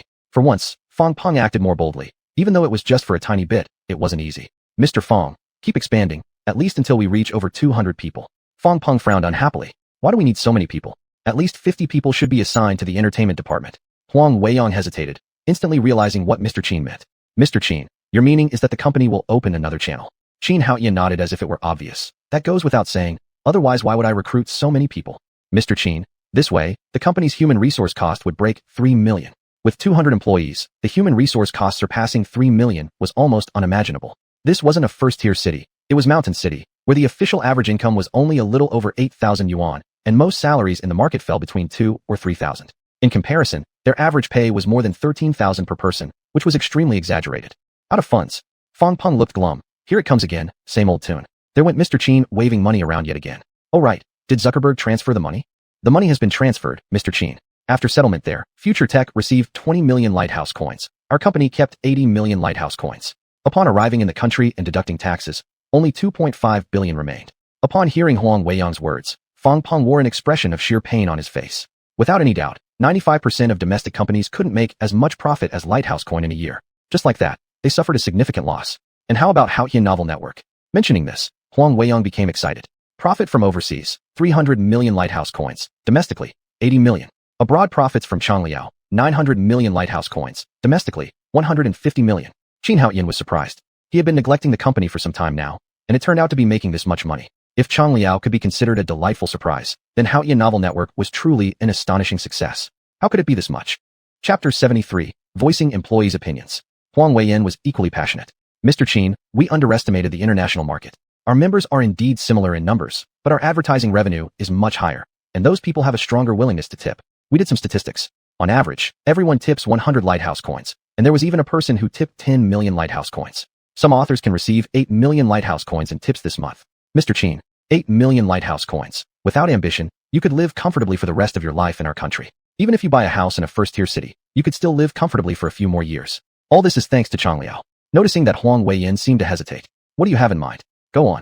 Mr. Qin, the reason these authors can achieve such tremendous profits abroad is entirely due to the Changliao software. Isn't it us? Though Huang Weiyang didn't say it outright, he also felt the pain. Abroad, currently only Facebook and Haotian Novel Network can freely use the Changliao software. All others need to recharge their membership to use it. This is equivalent to our company paying these fees for them. If we could charge, it would certainly be no small sum. Moreover, Apple users are unable to download or use Changliao, and they're protesting.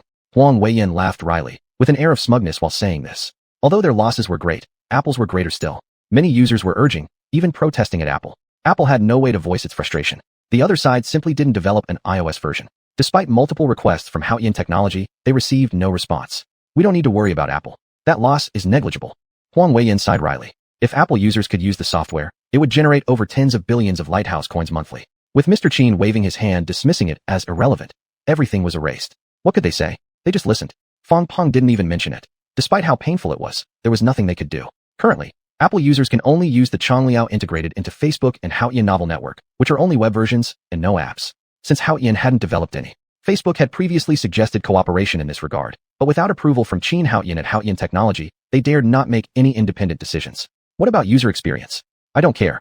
Qin Haotian spoke confidently. He didn't care about any of this. Thinking they'd dare to take 30% from him? Never. Of course, he could solve this by raising prices, but he just ignored those people. And what about your suggestion for Changliao to start charging? It's worth considering. Qin Haotian didn't discourage their initiative. Indeed, it was a problem. For the video software coming soon, they couldn't possibly keep providing it for free. Charging wouldn't be taken from the authors or users' pockets, but from the intermediaries' earnings. Authors might see slightly less income, but overall, they'd still profit. Can Xuanhuan solve the data distribution issue? If mishandled, there will either be too much or too little deducted. So, have Huamin release an official statement in Lenta. Add an official explanation, and if anyone doesn't agree, pull down the overseas version. Phrase it appropriately. Then find a way to solve the problem yourselves. Whether by contacting Xuanhuan directly or hiring additional personnel to solve it, it's all good. Huang Weiyan was overjoyed. This way, it won't become unmanageable and could bring the company substantial profit.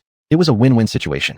Worthy of mention, both Haotian Novel Network and Future Novel Network, through Future Technology, have formed shared data. Not only are the contents identical, but the forum is shared too. People on both sides can chat in the same forum, although adding friends isn't possible yet. With the Changliao plugin present, many discussions happen here. What's more, the government has even come to investigate but found nothing they could act on. It's like accessing foreign websites domestically via some pathways. The key is, they've done nothing illegal, leaving the authorities powerless. Is there anything else? Qin Haotian was somewhat frustrated. He initially wanted to talk about office software and authority-related matters, but a pile of issues came up, forcing him to handle them first. Not currently. Everyone shook their heads. Among the 7 department heads, this sentiment was especially pronounced. Meeting this boss, roughly their age, induced immense pressure, making them reluctant to speak easily. Well, that's all. I'll cover the main points of today's meeting to avoid delays. Still that line, we must improve efficiency. I haven't worked before, but I've seen a lot online about various situations regarding work, overtime, salaries, etc., gaining some partial understanding. I detest formalism and the tendency to complicate things unnecessarily, and I especially despise employees facing undue trouble externally. If our company faces difficulties, it means the company hasn't done well enough. These are our issues and require timely adjustments. What I want is for everyone to work happily and live joyfully.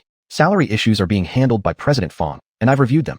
A few who had just joined tensed up slightly, worried that their high salaries might lead to cuts by the boss. Everyone had searched for jobs before and knew how comfortable this current job was. If the salary reduction wasn't too severe, it would still be okay. But if the cuts were too much, things could get complicated. Fortunately, Qin Haotian didn't leave them guessing long. He quickly moved on to the next step. The company's revenue is extremely high, so high that we can afford to increase employee income. Upon hearing this, everyone's spirits immediately soared, but President Fong's face turned sour again. He thought the current pay was already generous, yet Mr. Qin was thinking of raising it even further. The company is growing at an amazing pace, with discussions beginning in billions of lighthouse coins. But the company's growth cannot always proceed unimpeded. If international sanctions come against us, how should we respond? Qin Haotian threw out a question directly. Everyone fell silent, and President Fong started to smile again. Wasn't this what he was concerned about? It seemed that Mr. Qin was not acting recklessly, but rather warning employees in advance. The salary structure has my approval. However, when the company expands and hires more people, excessively high salaries will become unsustainable. At that point, if we have to cut wages, it would result in enormous pressure on human resources costs. Have any of you considered this? The room quieted down as everyone reflected. This was indeed true. As employees, they all wanted the company to grow continuously and offer better salaries. But if the company went under or faced trouble, such matters would become insolvable. Even a high-revenue company like theirs needed to think through these problems. How could companies without significant advantages and core technologies handle these issues? Colleagues, I hope everyone can work happily and live joyfully. Many unnecessary burdens don't need to remain within the company. Once your tasks are done, you can head home right away. And I also wish to boost everyone's income. We're a high-tech company. Our discussions always involve starting from hundreds of millions to billions of lighthouse coins. Our user base counts in the tens of millions, reaching even into the hundreds of millions. Yet if employees' wages stay as they are now, it doesn't seem reasonable. Do you all want more time and higher incomes, so you can travel during leisure periods and explore the magnificent landscapes of our country? Chapter 74. Mr. Qin, let's have a heart-to-heart talk. Fong Peng had a bitter expression on his face. He knew what Mr. Qin meant. They had already been working on this matter, but the results were not very good in reality. Or rather, everything they did didn't meet Mr. Qin's expectations. Mr. Qin also came personally to resolve this. I want to. Han Ting excitedly raised her hand and gave a loud response. From the start of the meeting until now, about 15 minutes had passed, and she was most excited at this moment. Who wouldn't want more time? If this continued, it would be great to go wherever you wanted. Qin Haotian cast an approving glance at Han Ting. In the company, only this girl suited his taste. She slacked off when there was nothing to do, was a little confused when there was something to do, but didn't cause any major issues. That was comfortable enough. What was the point of walking around with a long face all day like someone who'd suffered greatly? It was better to be happy. The company could still make money. Although he lacked funds, that was no excuse for mistreating employees. As for whether the good benefits here might affect other companies, that was none of his business. It's like this, I plan to delegate authority to you, allowing you to handle employee evaluations yourselves and increase bonuses based on base salaries. Everyone silently watched, not understanding what the boss meant. Fong Peng felt both happy and conflicted. Happy because his own responsibilities would decrease, conflicted because he wasn't sure if this would work, or whether the company would end up in chaos, whether managers would use their positions for personal gain, or handle things unfairly. All these were contradictions. Once handled poorly, it would become troublesome. Qin Haotian remained silent and opened some software. This is a piece of software I wrote called Quan Bing, Scepter. As for why it's called Scepter, I believe everyone has some ideas and concepts as well. It aligns with the name of Haotian technology and will empower all of you. This software contains all our current business operations, job content, and affairs to be dealt with. Everyone listened silently as xuanhuan finished explaining the functions of the scepter. In the future, all your work tasks will be completed on the scepter platform. I'll release the software later, and Xuanhua's team will handle the packaging and require all employees to install it. The rest of the matters can be arranged according to work needs. There's only one principle. After dealing with tasks, if there's nothing else, you can go home. Working hours remain the same. 3 days a week. People can come at 11:30, and some departments without much work can leave earlier. No need to wait till 5, wasting time doing nothing at the company. After work, go out and play, date, or travel. The company won't interfere. Xuanhuan had always detested such time-wasting actions. Their Haotian technology must not become that kind of company. After speaking, he started arranging all the staff. Scepter. Naturally, it would only apply to those in positions of power. The directors naturally had access to it. First, he clearly divided the profits. 50% of the profits would be remitted upwards, but this wasn't Xuanhuan keeping them all for himself. This part of the profit was intended to support the research department. Though not yet formed, once the company's main building was completed, it would be needed. For now, it would remain in reserve. 30% of the remainder would go towards wages and profit distribution within the company, 20% serving as wage reserve. The remaining 20% would be used for normal operational activities of the company, such as public relations, legal services, etc. Xuanhuan had only made a rough outline. Specific details would naturally require Fang Peng and Huang Weiyang to cooperate and establish them as regulations. He would pass the entire source code of Scepter to the software department under Xuanhua's team. If Fang Peng and others had any changes, modifications could naturally be made under Xuanhua's team. By the time all this was done, 2 hours had already passed, and Xuanhuan waved his hand broadly. From now on, the company will follow these steps to carry out its work. There must be no disorder. We must proceed steadily. Specific implementation steps would naturally be worked out by them. Otherwise, what were the directors for? They would also relay the essence of the meeting's spirit downward. Huangya, order lunch. General Manager Fang, General Manager Huang. There are some other things I need to discuss with you. When everyone left, Xuanhuan tapped on the table. What about the headquarters of the company? Huang Weiyang bowed his head and said nothing. He personally preferred Chongqing City. Moving to another area wouldn't necessarily be bad. Of course, there was no need for him to step forward. Let Fang Peng take the lead and speak for all of them. Mr. Qin, it's decided. In the West District of Chongqing, the company will allocate some more funds and purchase a skyscraper in the North District dedicated to handling entertainment-related affairs. Even though officials from the North District had acted treacherously before, they initially provided many conveniences. Mr. Qin, naturally, didn't care about these things personally, but he had to consider the reasons behind this. He couldn't act recklessly. Some local officials indeed helped him quite a bit, paving the way. Otherwise, the company would have encountered more troubles. Under reciprocity, he indeed needed to help develop the North District. A significant number of personnel are required in the entertainment field, and moving them to the headquarters would create a mixed crowd, making management inconvenient. They all understood Mr. Qin's intentions. The West District was essentially just for establishing a laboratory and a headquarters. 7 departments could be moved over there. Xuanhuan didn't say anything. He wasn't concerned about these matters as long as they weren't troublesome. With Haotian technology now developed, even if someone caused trouble, they could handle it. He was even less concerned about these things. Well, let's do it according to what President Fang said. Send me all the maps and survey data regarding the specific land, and I'll design the headquarters. The two suddenly looked up. Isn't that too much, Mr. Qin? You're designing it? Xuanhuan appeared fully justified. Of course I'll design it, or what? It's my company. That might be rash, Mr. Qin. Xuanhuan shook his head. No, not at all. It's settled like this. What, Mr. Qin? Huang Weiyang also jumped up. Haotian technology, after all, was growing into a giant corporation. If the headquarters were poorly designed, wouldn't that invite ridicule? In this matter, I think we should hire professional designers. After all, the headquarters won't be under constant construction, right? Xuanhuan chuckled. You guys, do you think I can come up with bubble assistance on Haotian Fiction Network and not have better tools in hand? Their eyes lit up as they glanced at each other, simultaneously imagining a possibility, their breathing quickening. A possibility they, as the second and third leaders of Haotian technology, didn't know whether it was a joke or not. Mr. Qin, could it be artificial intelligence? Seriously, Mr. Qin, do we actually have artificial intelligence? Xuanhuan smiled, watching their attitudes change dramatically, then shook his head. You guys, artificial intelligence won't appear so quickly. I assure you, before new hardware and underlying logic emerge, a proper AI won't come into being. Their faces turned grim again. They had been overly delighted earlier for nothing. Mr. Qin, give us some insight so that we can move forward with more confidence, Huang Weiyang said, looking at Xuanhuan flatteringly. Fang Peng nodded as well. Their boss had everything else going for him except that he liked keeping things close to the chest and always pulling off surprising moves. This way, it affected not only outsiders, but also the company members themselves. Mr. Qin, let's cut to the chase. We need more confidence to take bigger steps. Chapter 75, Qin's Ambition and Delegation of Power. Artificial intelligence is impossible, but I've long developed a smart program that exceeds everyone's imagination. If you want the bottom line, I'll tell you, but you must keep it a secret. The two men's faces lit up with joy, and they nodded vigorously like chicks pecking at rice. Mr. Qin, you can trust me. I won't even tell my wife. I'm the same. Qin Haoyan paused to gather his thoughts, then looked up at the ceiling. Let me put it this way. Xunhao Software Department is helping me research real artificial intelligence programs. However, success isn't possible until the hardware updates, and before fundamental changes occur in the basic logic, algorithms, and operating systems, artificial intelligence cannot be born. Digital informational life isn't so easily created, and I don't have absolute confidence either. All I have in my hands is a super algorithm, simulating the human brain, extracting key nodes, automatically filling content, and eliminating all wrong answers. You could call it a super assistant, but it's nowhere near the level of artificial intelligence. There's more. In fact, almost every country and major tech company has something similar, though theirs just aren't as good as mine. They still need huge databases to fill out, but mine doesn't need any. That's how advanced it is. Fong Peng slapped the table excitedly. No wonder. Now I understand everything from the past. No wonder Tencent kept trying to acquire us, yet never truly valued us. This is how it is. Mr. Qin, you're amazing. Qin Haoyan smiled without replying. Fong Peng was always one for exaggerations. There was no reason to be so shocked. It was only an ordinary matter. After a moment of overexcitement, Fong Peng started patting his head. Wait a minute, this is not right. We should have them sign confidentiality agreements and expand our team. Mr. Qin, after this, we must enlarge our software team to 200 people. No, 500 people.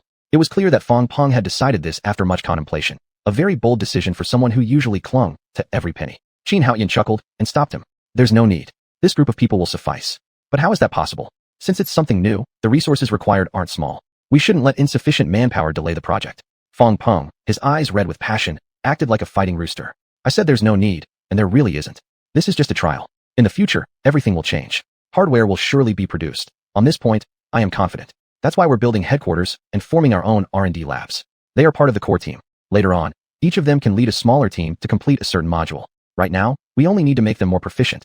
Expanding recruitment further isn't necessary. Besides, you don't need to worry about the scientific research side apart from business matters. You simply can't handle that part anyway. Just focus on your responsibilities. Hearing this, both Fong Peng and Huang Weiyang calmed down. Qin Zong is right. We are just small potatoes. To achieve some results in the commercial sector is already quite impressive. We'd better not meddle in scientific research areas. We'd be completely clueless if we tried. We'll confirm the location, and after you give me the data, I'll personally come up with the blueprint for the headquarters design. You should start tendering now. I promised before, if it's in Shanxing, we'll hire local construction companies, provided they guarantee quality control. For this, you can contact Secretary Chun. Fong Peng raised an eyebrow.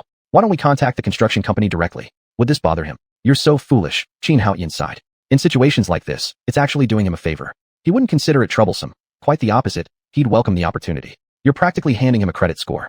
Huang Weiyang also laughed. How could someone as savvy as Fong Peng miss this? Fong Peng had been momentarily distracted by Qin Haoyan's startling revelation. Artificial intelligence, after all, one of the fabled 3 keys to the future. Their Haotian technology had reached the gate. Once the key was found, they would unlock it.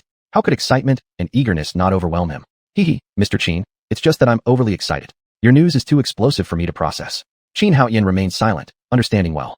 All right, Mr. Fong, you'll take charge of this task number 1. Oh yes, by the way, mentioning this, Mr. Huang, you need to quickly cultivate a successor. This is just an entertainment company. It's far from your limit. You shouldn't stay there too long. At least, when the groundbreaking ceremony for headquarters begins, you should step back and return. On the headquarters side, hardware-wise, other black technologies are the paths we should pursue. Don't forget that plan. Without ultra-high profitability support, it simply can't be done. Huang Weiyang's eyes lit up. Mr. Qin's implication was that there were even more great things yet to be unveiled. Looking at this young CEO, Huang Weiyang's heart was stirred with emotion and gratitude. At the same time, he was also very puzzled. How could this person be so confident? Of course, at this moment, he naturally wouldn't ask aloud but instead forced a bitter smile. Mr. Qin, but you're launching another video project, and the company currently doesn't have enough people to take over these heavy responsibilities. Qin Haoyan looked at Huang Weiyang with an expression of disappointment and unfulfilled potential. You really? Delegation. If only you would delegate, it would quickly become clear who among the team is suited for management positions. You shouldn't cling to everything tightly. Huang Weiyang grimaced, somewhat sheepishly replying. I just don't want any slip-ups, that's all. Our Haotian technology places products as king. As long as we stay within legal bounds, what does it matter if there are slip-ups? It's not like they're beyond salvaging. I'm giving you an order. You have at most 1 week to select at least 5 key personnel. In the future, when they grow, there will be more areas requiring their responsibility. If you don't train new talent for me, how are we going to carry out the upcoming work? Huang Weiyang put on a serious face. I understand, Mr. Qin. After the meeting, I'll go down and appoint a few sharp ones, assigning them heavier burdens. No, give them full control, and you'll follow behind to clean up after them. As long as there aren't major issues, bring them forward and place them in your position. Then, finally, we can split the novel network and the video network. Similarly, your department can establish some groups dedicated to special projects, providing them with some funds, letting them experiment on their own. In the future, my focus won't be on entertainment projects. It would be unreasonable for me to keep adding products and profit points for you all. Figure it out yourselves and expand for me. I've already given you a global stage. If you can't generate monthly profits of 50 billion lighthouse coins, do you think you'll be worthy of me? Fong Peng forced a bitter laugh. He had been directly shocked by Mr. Qin's enormous appetite. Monthly profits of 50 billion lighthouse coins meant 600 billion annually. This referred to pure profit, not revenue. Mr. Qin's appetite and ambition were indeed immense. Right now, apart from their idle chats, all their other businesses together hadn't even reached 2 billion lighthouse coins. Chapter 76. Personal Assistant and Bodyguard. Yes, I understand. Xuanhuan nodded in satisfaction. Good understanding. Huang Weiyang's abilities are completely wasted in an entertainment company. Fong Peng was sucking his teeth and pinching his own thighs hard with both hands. Mr. Qin doesn't know the cost of running a household if he isn't managing one. Such radical changes might lead to issues if young employees make some problems and affect company revenue. What will we do then? Luckily, Haoyan Technology currently has sufficient funds. Maintaining the current staff for 3 years wouldn't be a major problem either. But you shouldn't spend money like that. According to Mr. Qin's previous allocation plan, all employee incomes have exceeded 10,000. This isn't an average, it's everyone reaching over 10,000. Following the principle of compensation based on length of service, those who joined early could potentially receive salaries of millions this month. Fortunately, there are only more than 40 people, so it is still bearable. If there were more, it wouldn't work. As for later on, several people can even earn hundreds of thousands, tens of thousands. Once this money is spent, how will the company develop? Mr. Qin has many things yet to accomplish. This can't possibly happen. Well, now that we've covered that, let's move on to my matter. The two looked curiously at Xuanhuan. What other matters could involve Mr. Qin? Didn't you say you couldn't find anyone to take charge of the headquarters construction? Both felt bitter in their hearts. This requires professional talent. If they assign someone inexperienced, they could also manage it. Or, such a person unversed in these matters could also gather knowledge from the market. There's nothing but paying more money. Building the headquarters is a major affair. You can't just arbitrarily choose someone and assign them. Mr. Qin. All right, don't worry about this matter urgently. I'll arrange it myself. I'm just consulting with you about needing a personal secretary and driver. Huang Weiyang actually nodded. He didn't have much resistance to this. The environment in Dragon Country is good, so these issues aren't as pronounced. The so-called chauffeur/bodyguards mostly deal with stopping reporters and diehard fans, avoiding disruption or interference toward him. In foreign countries, however, freedom comes every day. Shootings are commonplace near you. You might be walking along when someone else goes mad and pulls out a gun to start shooting at you. Having a bodyguard is indeed beneficial. Mr. Qin, now isn't the time to indulge in comfort. The company is still developing. Moreover, Mr. Qin, your requirements are definitely high. You need at least a somewhat passable internet celebrity to handle it. But internet celebrities really don't help much with company development. So why don't we wait until the headquarters is built? Then, if you want a whole secretarial team, we have no objections. Xuanhuan stared at Fong Peng like he was looking at an idiot. What nonsense was this guy thinking? Internet celebrities? And a whole secretarial team? Who did he think he was? Would he have the energy for all that? As a man who doesn't know what the other is capable of, maybe some exceptional talents exist, but few can survive long living it up like a Night 7 time. Watch too many fake instructional videos. What nonsense. I need a personal secretary to help me handle these tasks. Especially once the lab gets set up, I'll have even more responsibilities and won't have much time to focus on the company. Naturally, I need someone to relay information. Fong Peng still wasn't quite convinced, murmuring hesitantly. Mr. Qin, isn't having us two enough? Xuanhuan shivered. Get out of here. Do you understand many things about the lab? Can you handle both the lab and the company affairs simultaneously? Fong Peng awkwardly kept silent. He was just a rough guy. How would he understand lab-related stuff? Even instruments, he couldn't make sense of. This matter, I would like to hear your opinions. Should the salary come from the company or personally from me? Of course, it should come from the company. That's right, Mr. Qin. After all, it's for the company. How could we let you pay yourself? Xuanhuan shook his head. No, it's not that simple. As my personal assistant, taking care of my daily diet and rest naturally aren't company matters. Besides, I'll gradually separate the research institute. You should consider what's the better way to handle this. Both men insisted the company should pay. Xuanhuan's situation was rather unique. Although he was the boss of the company, he mainly focused on technology. Company operations, he barely intervened in. Or, he had an idea or command most of the time, but was technically oriented. They also understood what Mr. Qin meant. Once the headquarters construction was completed, he'd stay more often in the laboratory. All right, then the company pays. Provisionally set at 100,000 per month. Fong Peng immediately stood up. Mr. Qin, isn't this too high? No wonder he asked. He managed the purse strings for Haoyan Technology and was very sensitive about such matters. 100,000 each month equates to an annual salary of $1 million. Very few people domestically reach this standard. Just an assistant and a chauffeur/bodyguard. Is it necessary to offer such a high wage? Xuanhuan shook his head. No, I will also subsidize personally. They won't have normal rest time unless I am in the lab. Even then, they'll need to be busy frequently. Huang Weiyang agreed. He didn't particularly desire money. Relying on his savings, he could live well in Mountain City. More importantly, he valued self-fulfillment. Mr. Qin's move was very smart. Fong Peng didn't speak, but with a bitter face and no refusal. All right, it's settled. Draft a job level for them and set their salaries accordingly. When we recruit, we'll discuss further. Any requirements? As long as they meet the capability standards, I'll conduct the final interview. Fang Peng nodded. The two left. Xuanhuan was preparing to handle the next matter when the phone suddenly rang. Hello, Mom. Tian, how are you and Xuanhuan doing? Xuanhuan paused for a moment, then felt awkward. How? They hadn't been in touch for over 10 days. Fine. Tian, I heard that Xuanhuan hasn't found a suitable job yet. Can't you ask your talented classmates to help her out? Don't ignore her. Chat more with her. Girls are shy, so she may not tell you herself. It's tough for young girls outside. Since you're capable, try helping her where you can. Xuanhuan sighed with a wry smile. How could he help if he hadn't even contacted her? Keeping his tone natural, betraying no difference, he replied. All right, I understand. I'll look into it indirectly. Yes, good. Asking around indirectly is good, doesn't hurt anyone's face. That shows thoughtful consideration from Tian. I was just casually suggesting. You go ahead and ask later. I see, Mom. Leave it to me, don't worry. Right, since you're handling it, I naturally won't worry. That's all, I won't disturb you. After hanging up, an image of the beauty popped into Xuanhuan's mind. He shook his head. If she doesn't want, there's nothing I can do. Pulling out his phone, he contacted another Huanyan. How about your considerations? I'm coming. Xuanhuan was surprised. At this hour, the other person should have been at work. Why such a quick response? He sent over an address. Report to this place. When can you arrive? Mountain City? I'll buy a ticket right away and should be there this afternoon. Though confused, Xuanhuan didn't ask further. All right, I'll wait for you.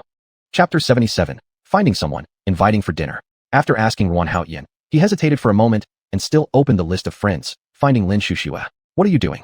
After sending the message, he didn't see any reply. Xuanhuan chuckled with ease. I am not some golden nugget. There's no way someone would be able to reply to me at any time. Even the sun has people who don't like it. Not caring, he immediately started handling another matter. Returning to the office. Bao. Present. Can you make a video software? Intelligent processing procedure. Yes, similar to Bao Assistant, but it will require handling large amounts of data. Insufficient database, insufficient computing power. Xuanhuan sighed bitterly. This matter is really hard to solve. He doesn't want to continue increasing the number of servers. It's not that he's afraid of wasting money, but there's simply no need. The main laboratory construction has been successful. He will start a new wave of technological fervor, and the server, this ultimate tool, will naturally be his key research direction. Spending money on such outdated things, really treating him as if he were a fool willing to take a loss. Are there any other solutions? Compression software. Xuanhuan thought about it for a moment, and what Bao said did make sense. Can you handle it? No. Xuanhuan was not disheartened, rubbing his hands together. Seems like I have to do it myself again. Xuanhuan began writing programs once more. This needs a certain amount of creativity, no wonder Bao can't do it. As long as the compression software is applied to the entire server cluster, there will be more computing support. One must first sharpen one's tools before cutting timber. Rushing won't help. On the other side, Lin Xuanhuan returned home exhausted and lay on the sofa. My goodness, the work in Mountain City really only consists of 3 things: making calls, working as a technician, and calling others to work as a technician. Lin Xuanhuan stared aimlessly at the TV in front of her. It's so difficult to find a job. Do I have to go back to Chengdu? For no apparent reason, Xuanhuan's figure suddenly floated into her mind. He daily pays attention to Huanyan technology. Outside opinions vary, but the company itself doesn't care at all, just going about their business and becoming increasingly prosperous. These last few days, everyone has been guessing how rich Huanyan technology is. She knows more. Huanyan technology is far from just this. From what she heard from Xuanhuan, in 4 to 5 months, he will announce the news of artificial intelligence, which will severely impact Facebook and short sell Facebook, thereby earning huge profits while controlling the entire Facebook. That scheming guy plans to manipulate the entire stock market of the beacon country together with Zuckerberg. She guesses that this matter is quite likely to succeed. Once it succeeds, the valuation of Huanyan technology will surely soar. Unfortunately, Huanyan technology hasn't gone public yet, and she has no spare money either. If I think too much, they probably already forgot about me. Lin Xuanhuan suddenly snapped out of her thoughts and chuckled bitterly, taking out her phone from her bag. If there's still no solution, I can only go home. Lin Xuanhuan was extremely unwilling. Her family conditions are fine, but she does not want to rely on them. However, it is truly difficult to find work in Mountain City. There's a message. When Lin Xuanhuan looked, it turned out to be a message from Xuanhuan. Seeing those few characters, Lin Xuanhuan became nervous. What does he want to do? Does he want to do something with me? Should I agree with him? Am I supposed to sell my body for this? Lin Xuanhuan was very conflicted in her heart. Undoubtedly, Xuanhuan is extraordinarily excellent and may possibly become one of the biggest single gold bachelors in the world in the next few years. And not of the kind that relies on family, but rather relies on personal talent. After pondering, Lin Xuanhuan could only respond with a sentence. In any case, since someone has already asked her, not responding would be too impolite. Xuanhuan didn't care about the other party's psychological activity. At this moment, he was coding crazily. All of this came naturally to him, without needing any thought. Since he was young, there has been a lot of knowledge in his head, let alone software. Even new materials, quantum computing, controlled nuclear fusion, and even more stuff. As long as there's material, he could slowly manufacture everything. To him, there is no bottleneck before leaving for the stars. And right now, every day he is still acquiring many new pieces of knowledge and then digesting them. The only thing holding him back is the production and manufacturing capability of Planet Water Blue, and nothing else. At 4:50 in the afternoon, just as he was getting ready to leave, Han Ting knocked on the door and came in. Mr. Qin, there is a person outside looking for you. He claims to be Xuanhuan and says that it was you who contacted him. Xuanhuan closed his laptop. Understood, I'm off work. Alrighty. Looking at Han Ting's cheerful retreating figure, Xuanhuan smiled inwardly. In the entire company, he liked Han Ting most. She isn't pretentious, she plays when at work. Frankly speaking, most common people don't they all think about playing? For common people, their goal and striving is to win by lying flat, living a more comfortable life. If it keeps being tiring all the time, why would they strive? They could just stay in their hometowns digging up food from the fields every day. After leaving the office, he noticed everyone was tidying up to leave for the day. If there's nothing else, just go. Why wait for the end of the shift? New employees burst into cheers, except for Xuanhua's software development team, who remained silent. They had long been aware of these company rules. Yet their workload was overwhelming. They've been working hard all along, squeezing in more lines of code before the workday ends. Walking past the front desk, Xuanhuan caught his eye. Mr. Qin. The two had a brief prior interaction, and naturally, Xuanhuan knew Xuanhuan's name. Xuanhuan nodded briefly without stopping. Can you drive? Xuanhuan could only nervously follow. Yes. Let's go. The elevator was packed with people, making Xuanhuan feel uneasy. Not until reaching the underground garage did Xuanhuan toss him the car keys after pulling open the rear door and climbing in. Drive. I'll give you the address. Of course at this time, they were going out for dinner. Why not have some late-night snacks if hungry at night? Pulling out his phone, he glanced at Lin Shushua's reply message. Have you eaten? Would you like to join me for dinner? As soon as he sent it, Lin Shushua replied almost immediately. Who knows what she'd been thinking all afternoon? Waiting and waiting. An entire afternoon of anticipation. Every time there was a message, he would quickly check it. No message came. He looked every minute, afraid he might have set his phone to do not disturb. This doesn't seem appropriate. Xuanhuan didn't say much, directly sending her an address. Can you eat hot pot? This confused Xuanhuan for a second, but he hurriedly replied. Yes. Then let's go. Xuanhuan was extremely nervous. Mr. Qin, I am a criminal. I have a criminal record. Are you really not bothered by that? Xuanhuan played on his phone. First, let's have dinner. Why so many words? Without any choice, Xuanhuan started the car and drove cautiously out of the garage. He estimated the car to be worth at least over $1 million.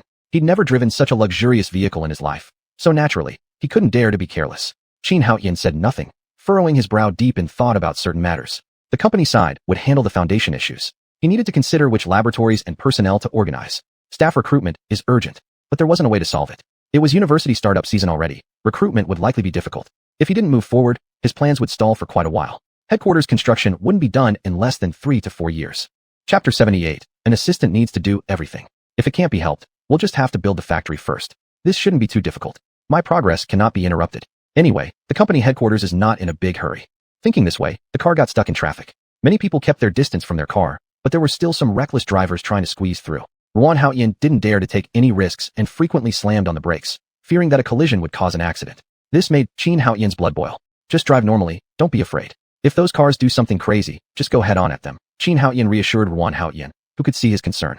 Xuanhuan bitterly laughed to himself, with sweat pouring out of his palms. If he really did that, and something happened, even selling him wouldn't be enough to compensate. I will tell you something about my situation. I'm both a driver and a bodyguard. Xuanhuan opened his mouth slightly. Although he was clear, he still had mixed feelings. Letting someone with a criminal record become a bodyguard, how much trust does this person have? But I want to make it clear beforehand. Later, we may go abroad, which will be tough work and somewhat unsafe. If you're unwilling, I'll leave you here in the country. No problem. As long as I can make money, I'm not afraid. Good. Your monthly salary will be 100,000 yuan, and for overtime, I will give you additional bonuses. For overseas trips, we will calculate separately. By the way, do you have family or anything that needs my help to settle? Xuanhuan shook his head. He has no family now, a bachelor through and through. In that case, for the near future, you will stay by my side. Your courage isn't good enough. Xuanhuan's heart sank. Back then, he had been involved in a murder case and was lucky to survive. Now, Xuanhuan was saying he lacked courage. Does this mean he wants me to do something illegal? If so, he should reconsider. But the security job at his original company was already lost, and if he doesn't follow Xuanhuan, where could he go? Even factories require a crime-free record, making him ineligible for such positions. If he were to enter smaller factories or black workshops, the wages would be miserably low, far worse than staying with Xuanhuan. After all, 10,000 yuan a month. This salary is like sweet rain to him, having experienced the coldness of human relationships. It's very hard for people like him in this society, almost giving them no chance. Every step they take feels challenging. Plainly speaking, if one day they end up committing crimes again, it's likely due to societal pressure. Of course, there are exceptions with individuals inherently bad, but this is certainly a minority. Nothing unusual happened along the way, and they quickly arrived at a hot pot restaurant. After waiting for a while, Lin Shushua hurriedly showed up. Seeing that they were dining here, Lin Shushua felt much relieved. Noticing the person beside Xuanhuan, she became less nervous, although there remained a touch of resentment in her heart. When this thought arose, Lin Shushua cursed herself inwardly. Damn it, Lin Shushua, are you seriously considering letting this guy get away easily? Qin Haoyan gave her a curious look. Are you feeling unwell? No. Then why are you unpredictable? Lin Shushue's face turned red, but she sat down on the stool anyway. Hey, did you call me for something? Qin Haoyan pointed to the pot base. Order food first, and then we can talk business. After ordering, Qin Haoyan didn't say much more. Once the dishes came, they started eating. Only after finishing did he slowly begin speaking. Ruan Haoyan. Lin Shushua muttered internally. What person introduces themselves only now? Why not earlier? Hello, my name is Lin Shushua. Ruan Haoyan struggled to crack a smile, but failed, instead looking rather troubled. Lin Shushua was quite perplexed. Why was someone following such a wealthy man still looking so worried? But she didn't reveal her thoughts. Now can we discuss what you need me for? Qin Haoyan paused for a moment. I need a personal assistant. Will you come? He didn't know what it meant to beat around the bush. Avoiding mentioning Lin Shushua's unemployment had already been his ultimate tolerance. Hesitating over these matters would simply not be like him. Lin Shushua looked astonished at Qin Haoyan. The last time, she had already clearly rejected him. Why was he asking again? Given the current strength of Haoyan technology, finding a secretary many times better than herself should not be a big issue, right? Why me? Lin Shushua naturally was tempted. Everyone outside knew how humane the salaries and working hours at Haoyan Technology were, and she wanted in. But she also wanted to know why Qin Haoyan chose her as his personal secretary. She was confident in her looks and figure, but finding someone equally attractive for Qin Haoyan, now in his position, wasn't difficult at all. It was certainly not a challenge. The company is developing rapidly, and I need to cultivate some people. Currently, the two presidents still act a little constrained, possibly struggling to keep up later on. Qin Haoyan naturally didn't mean to change people. Rather, he was cultivating talents in the field of scientific research. But Lin Shushua misunderstood. She strangely stared at Qin Haoyan, thinking that he intended to replace the leaders of Haoyan Technology. Replacing a leader, whether in any company or at any time, is always a significant matter. Yet, Qin Haoyan casually told her. What made her so trustworthy to Qin Haoyan? Could a headhunter not be hired for a company as large as Haoyan Technology? Qin Haoyan shook his head and looked at Lin Shushua. Just tell me if you are willing. He had plenty of other things on his plate and didn't have time to explain everything. Moreover, Qin Haoyan wasn't particularly concerned about company affairs. He only needed the company to provide enough funds for him to conduct his scientific research. All newly recruited graduates at our Haoyan Technology will be trained slowly by me. Except for the first batch of old employees and the entertainment sector leader I hired later, they are all new employees. They must keep up with my pace. Lin Shushua muttered under her breath while eating. Cultivating employees gradually while keeping up with his pace. A startup less than a year old with a monthly revenue exceeding 30 billion lighthouses. How many graduates could follow your steps? Lin Shushua sarcastically thought this, but still readily agreed without hesitation. What do you need me to do? Qin Haoyan curiously looked at Lin Shushua. Being an assistant means doing everything. Hearing this, Lin Shushua stood up abruptly, her face red with anger, glaring at Qin Haoyan through gritted teeth. The guy definitely didn't have good intentions, wanting her to do anything and treating her like some sort of servant. Impossible. Seeing Lin Shushua's such intense reaction, Qin Haoyan calmly added. There is an assistant-level position in the company with a monthly salary of 10,000 yuan, and I also offer overtime allowances and bonuses. Working hours as my assistant might differ from those of the company, being very slow-paced, yet long-term overtime could be the norm. The work will be varied and numerous, so there will be more compensation accordingly. Lin Shushua's expression wavered. She really needed a job badly. The job provided by Qin Haoyan might take her another decade of hard work to find elsewhere. Chapter 79. When your status rises, why bother with the whining of ants? Sometimes, an opportunity is fleeting. If you don't seize it, it may be gone for a lifetime. Lin Shushua slowly sat down, seriously staring at Qin Haoyan. To be honest, Qin Haoyan was very handsome, definitely a top-notch bachelor with wealth and status. It wouldn't be bad to follow him. Thinking about this, Lin Shushua secretly made up her mind. All right, I'm in. Qin Haoyan's lips curved into a satisfied smile. That's right. In this world, there's nothing money can't solve. If there is, it must mean it's not enough. As long as he kept increasing the stakes, he didn't believe anyone would resist temptation. As for himself, he had no great need for money. He patted Ruan Haoyan on the shoulder. You work hard too. The treatment will be the same as Lin assistants. Keep it up. Ruan Haoyan excitedly stood up. Yes, Mr. Qin, I will certainly give my best effort. Sit down, sit down. Beside them, a group of young people laughed out loud. Oh my, nowadays women go crazy for money, selling themselves just for 100,000 yuan a month. Huh, that's not correct. Many professionals doing similar jobs don't even make that much money. That's taking shortcuts. Over 1 million per year. How many women could earn that? Huh, and that's before adding overtime pay. For that kind of money, do you think they'd come to eat here? Laugh out loud. Don't care, these women now all blame bad boyfriends. Little do they know, they're just foolish and looking for easy gains. They deserve it. Lin Shushua's face turned pale then red, gritting her teeth. What they said was crude indeed, but deep inside, she knew she bore this thorn in her heart. The words were unpleasant, yet true. A personal assistant, what wasn't expected from them? Any normal person hearing it might imagine all sorts of things. Lin Shushua's face was ashen as she was about to get up. Even if so, she couldn't admit being humiliated. Moreover, she wasn't pursuing a third-party relationship. Qin Haoyan was single after all. Why shouldn't she chase him? Besides, she wasn't there for free meals either. The company's affairs still needed handling. Seeing Lin Shushua's expression, Qin Haoyan understood what she was thinking. He gestured for her to calmly sit down and patted xuanhuan. Go bring the car over. Let's go. Xuanhuan also found it amusing. He only wanted to blend in with ordinary people, yet unexpectedly met with such events. In the mountain city, when having hot pot, one naturally selects places like this. Good taste, comfortable, and authentic, far better than those high-class venues. To tell the truth, Xuanhuan, hadn't actually been to any upscale places much. Even going once or twice, the food was unimpressive, not to mention he never left feeling full. From his point of view, these flyover restaurants truly fared better, since the other party decided to mock and challenge. His non-response was not due to giving face. Meanwhile, he was inwardly glad. Thank goodness he bought a luxury car back then. Had he still been driving that initial domestic vehicle, while he might not have cared, others surely would have looked down even more. Xuanhuan left. Missing a stalwart giant made the group of young people even bolder. They openly pointed and commented towards their direction. Lin Shushue's snow-white little face flushed bright red, almost sinking under the table. Let's go. Lin Shushue could only quickly stand up, while inside, she harbored resentment. This man in front of her did not help her.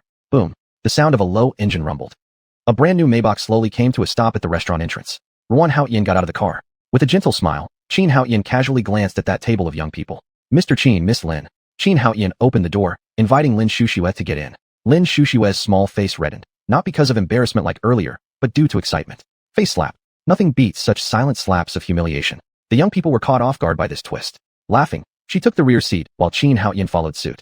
After closing the door, Xuanhuan cast an intimidating glare at the youngsters before turning around, closing the door, and walking towards the driver's side. Inside the hot pot restaurant, discussions erupted. Although this Maybach wasn't the most luxurious model, it was still good. Most people weren't familiar with the exact models of the Maybach, but everyone knew its starting price exceeded $1,000,000, approaching close to $2 million. People began to talk among themselves. One guy, bald-headed, wearing a sleeveless shirt with a muscular build shouted loudly. TSK, see that? These young ones are clueless, arrogantly offending important people without knowing who they're dealing with. Exactly, I think that guy acts composed and steady, unhurried. Even if he's a rich second generation, he's undoubtedly capable. These social drones don't understand anything yet ridicule others. If there's a chance, I would have probably already jumped at it, crying and begging for someone to keep me. Haha. A group of people started teasing the young adults at the other table. The young ones had their faces flushed with shame, not daring to argue back, and quietly paid the bill before leaving. Inside the car, Lin Shushue overheard a few words here and there, which made her quite pleased inside. As expected, it takes one villain to tame another. How dare those people mock her when she hasn't done anything wrong? It was truly regrettable that she didn't slap them on the face. If she did, it would have been even more satisfying. Xuanhuan looked at Lin Shushue and chuckled softly. Did you want to rebut them on the spot? But they insulted me. Shouldn't I counterattack? Xuanhuan calmly replied. When a dog barks at you, you might bark back, but if an ant squeaks at you, you wouldn't even bother to look or listen. The issues we confront vary in stature, so why waste your mind on unimportant matters? Slapping someone's face only happens because you care. If the status difference is significant, you simply don't care. Lin Shushue shot Xuanhuan an irritated look. Easy for you to say, as the CEO of Hawkish Tech, you have the audacity to make such claims. But I am not. Xuanhuan noticed Lin Shushue's state and didn't press the matter further. Let's head to your place. Add Xuanhuan on WeChat and send him the message. Lin Shushue stared at Xuanhuan guardedly. Although she'd made up her mind, she wasn't ready yet. How could he be so direct? Xuanhuan rolled his eyes at Lin Shushue. What's with that look? Thinking I'm a wolf or something? As my personal secretary, shouldn't you move in with me? Do you really intend to stay somewhere else? How are you supposed to handle things when I need you? Lin Shushue blushed faintly, realizing she was overthinking it, and remained silent. After a few hours of hustle and bustle, everything was finally sorted out by 11 o'clock at night. It must be said that moving house for a woman can be absolutely terrifying. And that was after Xuanhuan insisted on discarding a lot of stuff. At 11 p.m., in Xuanhuan's spacious penthouse apartment, Xuanhuan was just about to bid farewell and leave. Where are you going? Xuanhuan scratched his head awkwardly. Mr. Qin, I still don't have a place to stay. I need to find somewhere tonight. He hadn't expected that today he'd come just to talk, but ended up starting work. On this hot summer day, finding a place to stay isn't crucial, but not being able to take a shower would be unbearable. Chapter 80, Assigning Assistant Duties. Xuanhuan pointed at a room.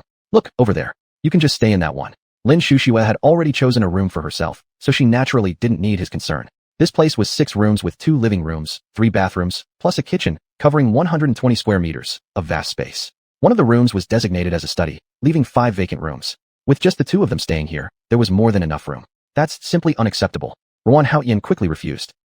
You are my driver and bodyguard, so it's necessary for you to be close by all the time. If I need you for something, do you expect me to wait for you to rush over? Upon hearing this, Xuanhuan fell silent, feeling deeply moved inside. Yes, Mr. Qin. Xuanhuan clapped his hands. All right, take some time later to clean up your room. But now, I have something important to tell both of you. Lin Shushue reluctantly walked out. She was more concerned about another matter. Since Xuanhuan would claim her tonight, what should she do? Should she reject him? Or not? But Xuanhuan paid no heed to Lin Shushue's inner turmoil, pointing towards the sofa. Let's sit down and talk. Leaning back with one leg crossed over the other, Qin Haoyin looked at the two of them.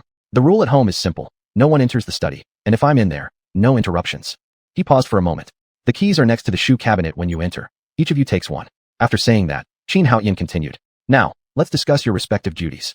Lin Shuxue, I will give you the contact information of General Manager Fong and General Manager Huang shortly. All company management regarding the entertainment sector falls under GM Fong. He paused again. In terms of external projects for Haoyin Tech, GM Huang Wei-Yang is entirely responsible for these areas. If there are issues related to that, you can liaise directly with him. Moreover, I also have an assistant in the company who specifically handles matters within my domain. Any relevant updates from her side will reach you, and you will be required to collate those details before passing them on to me.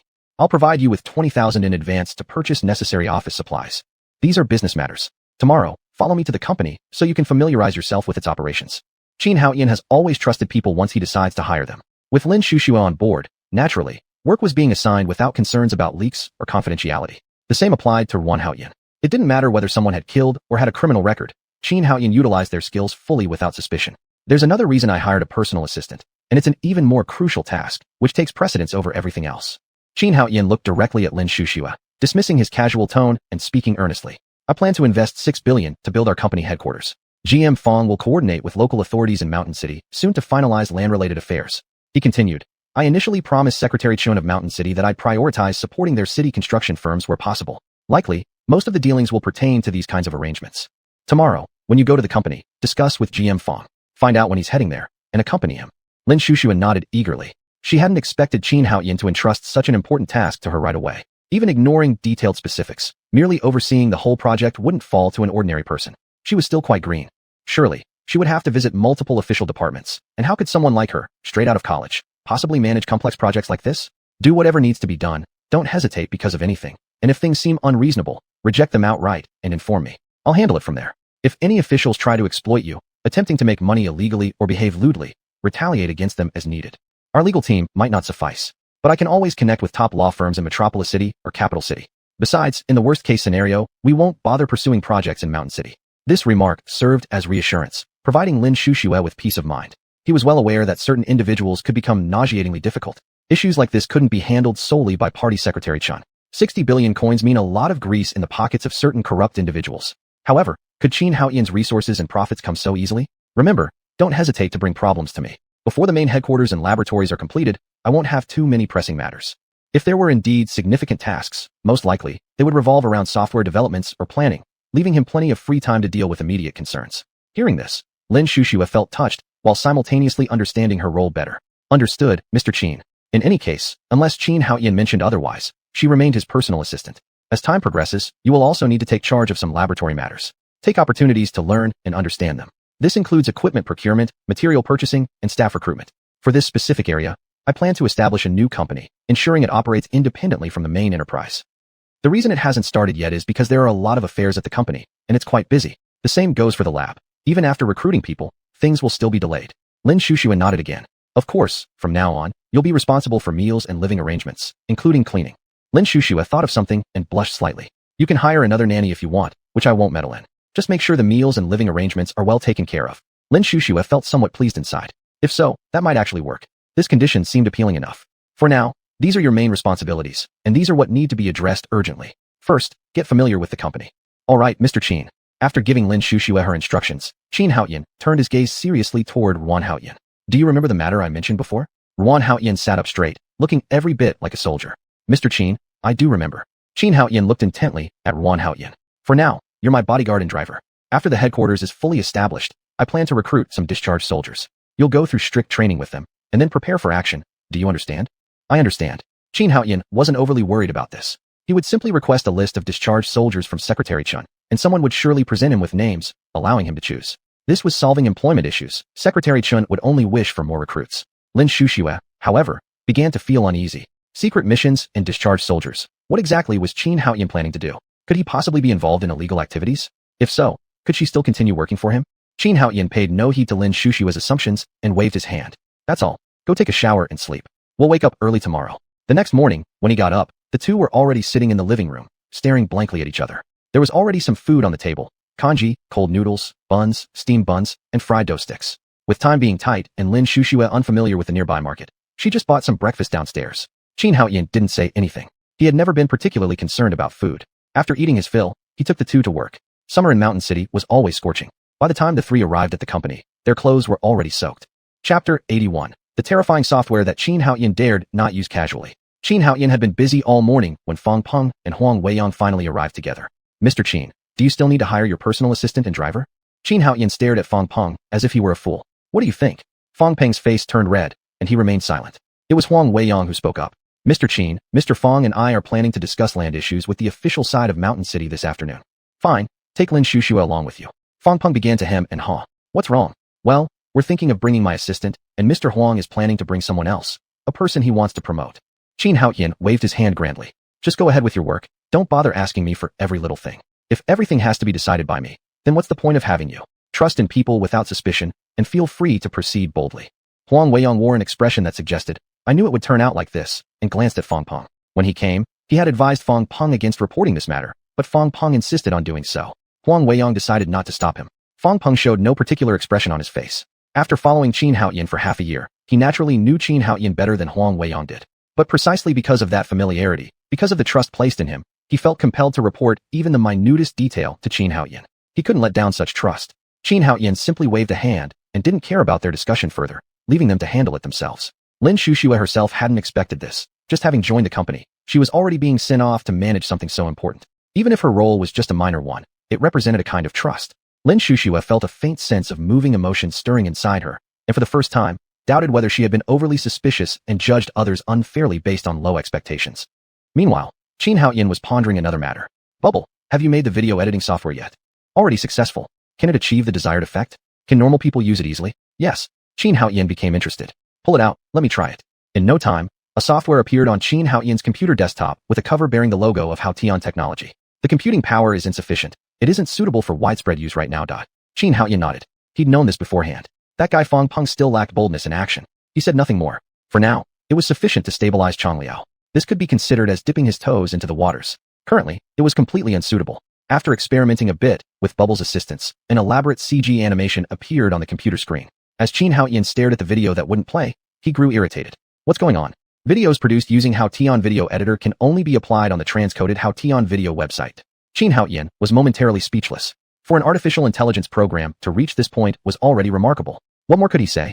This was actually advantageous. Others couldn't plagiarize or upload videos elsewhere. What if someone records the screen?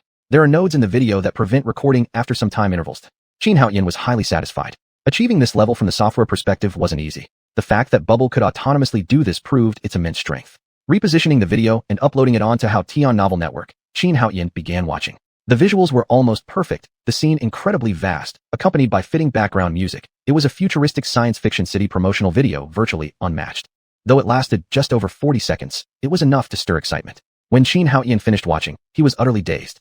It's over. This unprecedented impact will really cause unprecedented change. Many people will lose their jobs. In just 30 seconds, Xuanhuan spent less than 15 minutes creating a masterpiece. Every detail was sharp and precise, surpassing Hollywood blockbusters throughout the process. The emergence of such a creation would shake the entire entertainment industry. From investment, directors, scriptwriters, actors, sound effects, costumes, props, cinema lines to special effects companies around all these aspects. Basically, they would all disappear. Directors and scriptwriters might still earn a living somehow, but they wouldn't be indispensable either. This relied purely on imagination, and with artificial intelligence's help, everything would be effortlessly resolved. Upon thinking about this, Xuanhuan suddenly felt fear creep in. This wasn't just about a country. It affected the global entertainment sector on Blue Water Star, involving the livelihoods of many people. If this thing got released, indeed it could create more job opportunities, even allowing everyone to become a creator. But those affected by this would not care much for Xuanhuan's reasoning. They would surely cause him trouble. This power, at present, he could not contend with. Whether openly or secretly, he had no certainty. Bubble, does it involve copyright? Completely original. Bubble's cold and emotionless voice echoed in Xuanhuan's mind, causing him to tremble all over. Too powerful. Sometimes, excessive power wasn't necessarily a good thing. Haotian Technology wasn't yet a massive giant. The backing behind it was also not strong enough. Once this thing was released, they wouldn't be able to withstand the impact. At its core, this software was actually operated by artificial intelligence. Even if it wasn't as powerful as Bubble, it was still AI. Can you find a way to avoid the consequences, Bubble? Develop armed forces. Xuanhuan winced at the thought. He knew that, but it wasn't feasible now. Haotian Technology's foundation was still insufficient. He at least had to wait until he could create an industrial mother machine with a batch of initial equipment. Otherwise, trying to make everything manually just seemed impossible for one person to do in a residential area. He didn't have a system or any kind of space-related tools. Those kinds of things were all just fantasies, too unrealistic. Until he converted his knowledge into tangible results, he wasn't prepared to act recklessly. Launching Changliao already felt like taking a risky move. If this other thing was released, it would cause a huge earthquake. Qin Haoyan's face twisted with conflicting emotions. But we can't give up because of fear of failure either. What can Facebook's 30 billion lighthouse coins even do? If I want to walk the path of industry, some of the mother machines start in the millions.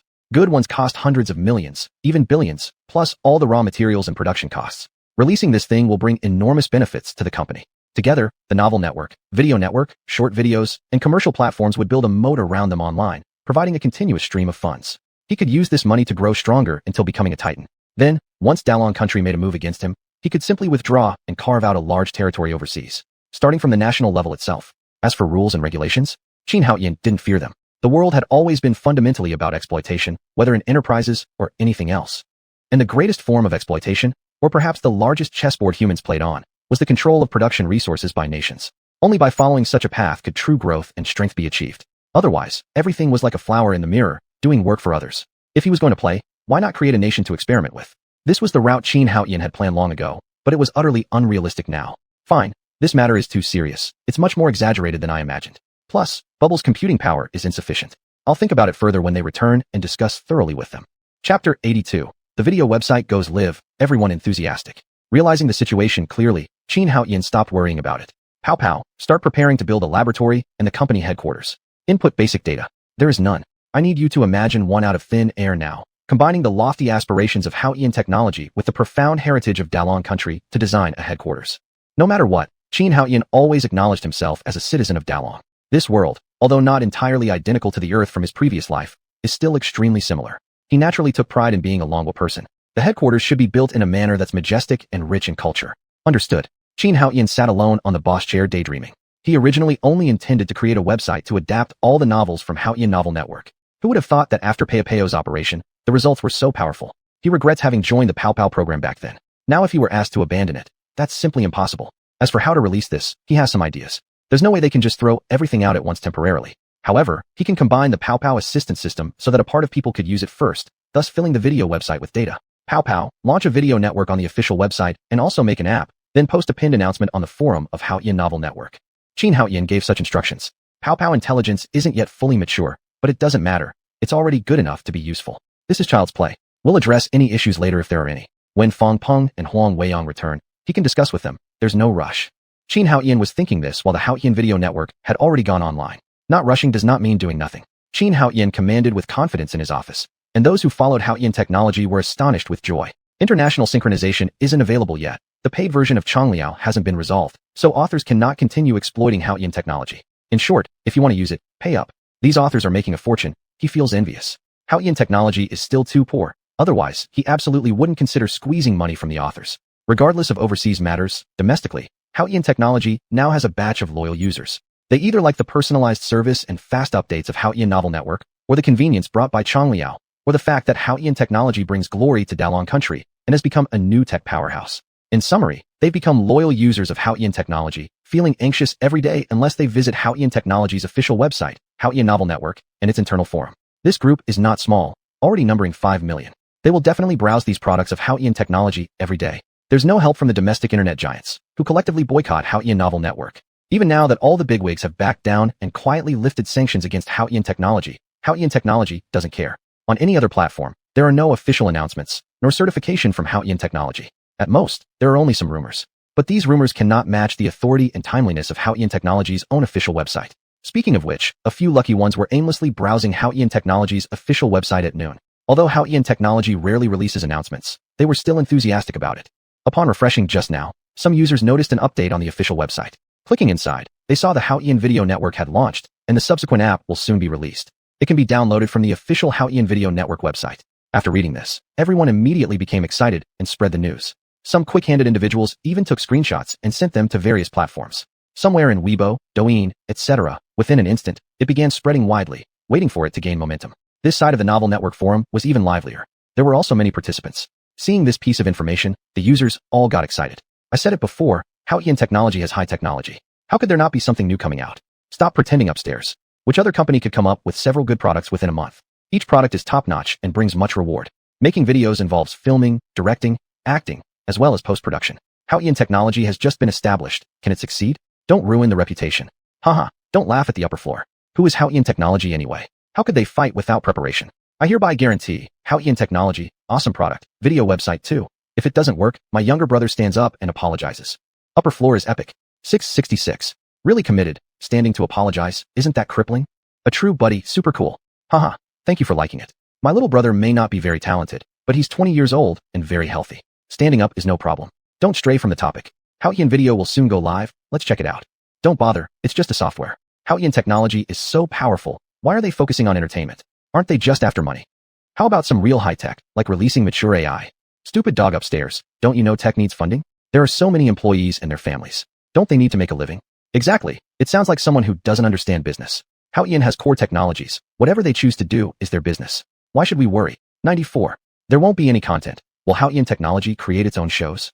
I think they'll buy content from copyright holders. I've read the announcement. Only animations and comics will be released for now. I've also seen that.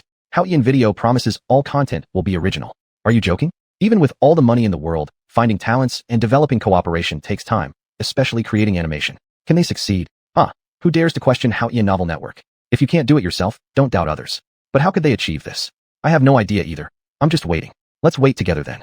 I am waiting, but I hope this isn't another once-in-a-lifetime series. Oh man, don't tell me they're making an anime out of Haoyan Novel Network's original novels. If they do, that would unleash countless sci-fi and fantasy works. So exciting. But again, decision anxiety strikes. Let's get the moderators to comment. Pass it along. Let the moderator take a few steps. Spread it around. Management can't take more than 2 steps. Keep passing it on. The manager hurts too much to walk. Hey Sister Min, say something. Come on. Haley, give us some comments. Sis Shue, entertain us with a dance. What? Dance? How does one dance over text? Tanweiwei, at least throw us a couple of casual remarks. A horde of forum regulars began calling out to the 4 moderators. All were familiar faces. They knew Hua Min and Ning Huala, among others, specifically handled the forum administration for Haoyan Novel Network. Joking around was part of the fun on this platform. Such active discussions naturally drew the attention of these 4 beautiful moderators. At the moment, the 4 were utterly perplexed. Exchanging glances, they had become used to Haoyan Technology's unconventional moves. Should we respond? Yes. Ning Huala immediately pulled out her phone to reply. Chapter 83. The Joyful Customer Service Department. The 2 bosses will definitely know last. Dear HAO kids, the 4 managers are not quite sure either. We haven't received any notice. We will strive to contact the company as soon as possible to get accurate information and then inform all the HAO kids. But this post is being updated simultaneously on both sides, so it's unlikely to be a hacker's doing. According to the management's immature speculation, the company probably doesn't know about this either. It's likely that General Manager Qin made the announcement alone. If you want to verify, you can contact the company headquarters customer service at 400-***. Ning Xuanhuan typed swiftly, highlighted, pinned the post, completing everything effortlessly and fluently. The 4 of them had gradually fallen in love with this job. Last time they got paid, they received 6,500 yuan. And this was even before they officially started work. The company gave them their share. Haoyan Technology actually paid salaries on the 25th day of the month, which truly surprised them. When the manager appeared, everyone became even more lively. Ning Freak, where's Sister Min? Snow Beauty? Where's Little Wei Wei? Ning Xuanhuan stared at the rowdy netizens. Oh well, you give them such nice names, but call me Ning Freak. You're not comparable to those 3 beauties. Don't joke, this isn't a new thing. There's no number wrong, only wrong person's name. There's never wrong nickname. Ning Xuanhuan grinned and started another round of replies with the silly netizens. The other 3 couldn't help but laugh, but said nothing. This scene often occurred during this period. Who could blame Ning Xuanhuan for being the most active one, chatting and fooling around with various netizens on the forum whenever she had time? Only the 4 women were smart enough not to disclose their salary or when they would be paid. They didn't know if Haoyan Technology might have reservations about these things, so naturally they wouldn't say much. Some curious netizens called the Haoyan Technology customer service department one after another, all without exception asking about the video website. Haoyan Technology's customer service department was also very interesting. There was no requirement for the customer service staff to be too polite, too friendly, or overly professionalized. The only requirement was that the customer service staff must not curse back at the clients, and even profanity was not forbidden otherwise. Therefore, Haoyan Technology's customer service department was the busiest department in the company. Many people like to call the customer service department of Haoyan Technology just to chat. It wasn't anything else, it was simply genuine. No matter who calls, the person on the other side is willing to chit-chat aimlessly with you and occasionally let slip some wokao, stupid pig sorts of words, making it incredibly intimate. Most of them spoke half-fluent Mandarin peppered heavily with Sichuan accents, creating a feeling that could only be described as enjoyable. Who wouldn't like such customer service? Besides, people found amusement in calling up out of boredom. It was rumored online that there was a quarrel for hire service, except that calls from Sichuan and Chengdu areas weren't accepted. This naturally attracted a lot of attention nationwide. On the contrary, those customer service teams with stiff formalities, officialness, and uncomfortable tones, everyone disliked. The customer service department happily heard various amusing questions from the cheerful netizens without thinking much about it. The video website? Non-existent. They hadn't received any notification. Wang Yali was among them. And she also received an inquiry from a customer. Really, your official website and the novel website both published. Wang Yali casually responded. Puffed. We haven't received any notifications. How could they make announcements? Hey, I just like your stubborn little look. I won't hang up the phone. Go check your own company's website yourself. Check it if you want. If we hadn't received any notifications, you'd know how nonsensical that is. Oh ho, I just like your short temper. Wait, if there's none, just watch me scold you. Wang Yali's face showed an easeful smile. This was the routine in their customer service department. Because there weren't many rules and it was relaxed, countless hilarious netizens from across the country brought boundless joy. Working at Haotian Technology gave them immense satisfaction. Indeed, the phone call wasn't hung up. Wang Yali opened the official website, took a glance, and it did seem like something was happening. Not believing her eyes, she opened the novel website again and looked at the forums. Sisters, don't talk anymore. I've just seen it. The official website has indeed changed. After Wang Yali shouted loudly, the customer service department was thrown into chaos. The person on the other end of the line laughed heartily. Customer service, wobbly customer service. Come out and speak quickly, or I'll complain about you. Wang Yali grabbed the phone. Buffed, complaining like that is invalid. I'm not afraid of you. Seriously, your Haotian Technologies customer service team is not professional at all. You don't talk sternly either, utterly meaningless. The caller laughed aloud upon finishing speaking. Haha, you guys inside didn't know? Really made my day. Why laugh? This is surely something General Manager Qin cooked up. General Managers Fong and Huang didn't mention these working contents, so according to what you said, it must be very recent. Not to mention our customer service department, I speculate that the other two bosses in the company probably don't know either. Are you kidding me? Wang Yali rolled her eyes and suddenly adopted a gossipy look. Let me tell you, I heard that this is just like our General Manager Qin. Previously, things like the novel website, Chatter, and cooperation with Facebook were all directly launched, and only afterward did Presidents Fong and Qin become aware. Such incidents kept happening in the customer service department. Thanks to Qin Haotian's indulgence, the entire company had a very relaxed atmosphere, and everyone dared to spread various rumors privately. It turned out Wang Yali from the customer service department hadn't been wrong about this. Huang Weiyag and Fong Peng were still negotiating land issues with the local government of Mountain City when their assistants informed them of the content, leaving them utterly flabbergasted. President Fong, do you think this will work? Fong Peng didn't have the mental space at the moment and pulled out his phone. Just wait for a bit. The official felt helpless. At any other time, people weren't they always begging for their attention? Why was it reversed here, where they were the ones asking Haotian Technology? But Director Chun had spoken, and they couldn't help but comply, looking uneasy. An accompanying official looked at Huang Weiyang. Mr. President Huang. Huang Weiyang waved his hand dismissively. Fong Peng was busy, but he was even more in a hurry since it was under his jurisdiction. Just wait. This matter falls under President Fong's responsibility. We'll discuss after he's done. The official was stunned. The city government had decided to offer 50 years of industrial property rights for 1 billion yuan, a very significant concession. In an attempt to showcase his working capabilities, he had arbitrarily raised the amount to 2 billion. In his mind, 18,000 mu of land with 50 years of property rights was already dirt cheap at 5 billion. Naturally, he assumed he could secure the deal easily. Unbeknownst to him, this decision was collectively made by Director Chun and a group of officials, not to sell land, but to retain Haotian Technology. They certainly hadn't forgotten the scowl on Qin Haotian's face that day. What was this talk about primarily considering Guizhou province and Sichuan province supposed to mean? Everyone being sharp-witted people understood this quite well. Without even discussing future developments, as it stood currently, Haotian Technology was already highly sought after. Compared to the short-term profits from selling this piece of land, the tax revenue generated post-settlement was what they truly valued most. Which was more important, single transaction or continuous income? If not against procedure, they'd even consider gifting this land to Haotian Technology outright. Moreover, Qin Haotian was investing 60 billion tower coins into building headquarters there. This would bring at least hundreds of billions, if not trillions, to Mountain City's economic development. It wasn't as simple as 400 billion being pumped into the market only driving another 400 billion. The calculation didn't work like that. Once workers had money, they'd consume, boosting manufacturers and other industries alike. That meant taxes and GDP would rise by at least 1 trillion. Mountain City officials, with foresight, naturally hurried to seize this project.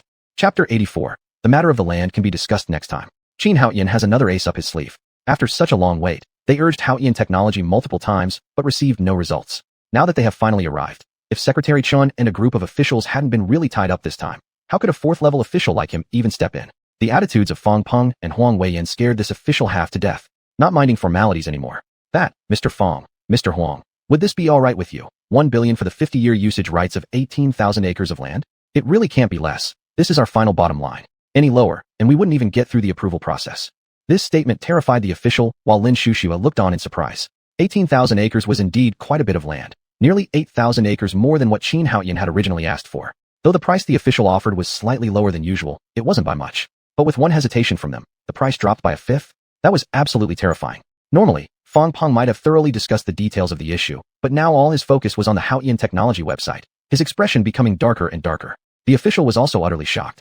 18,000 acres, which equates to around 12 million square meters. Based on the 5 billion estimate, that amounts to approximately 45 yuan per square meter, which is considered rock bottom. However, at 1 billion, that's only 9 yuan per square meter. This price is truly as cheap as possible. Any cheaper, and it would be considered selling off Dragon Country's assets at a loss, leading to problems. It can be said that their side has already proposed the most sincere solution. Even if he were to negotiate, starting at 5 billion, he would assume Haoyan Technology would haggle back. The official hesitantly looked at Fong Peng's darkened face, not daring to continue. He wasn't afraid of Fong Peng. He was worried about messing up this task, facing blame from higher-ups, possibly jeopardizing his position. That person didn't care who you were. They'd immediately strip you down to nothing. After checking his phone, Fong Peng ignored the official and turned to Huang Weiyin. Mr. Huang, what's your take on this? The official immediately put on a fawning smile.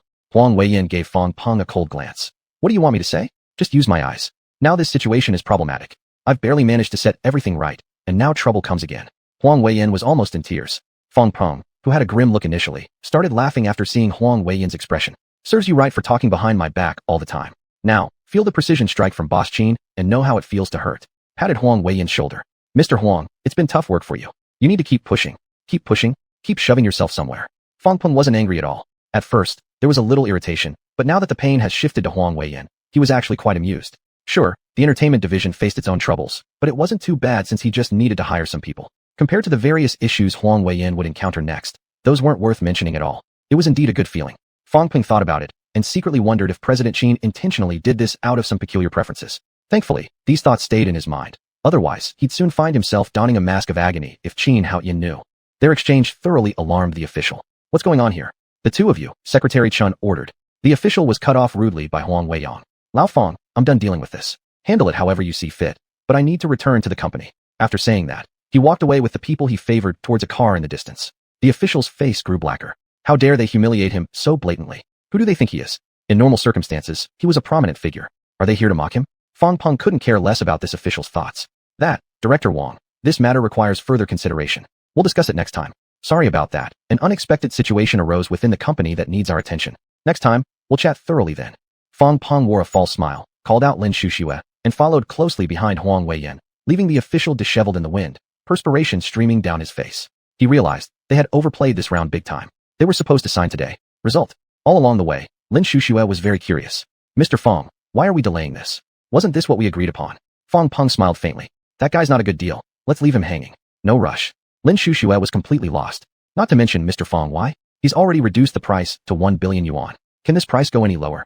In her heart, Lin Shuxue kept muttering. Such discounts aren't seen anywhere else.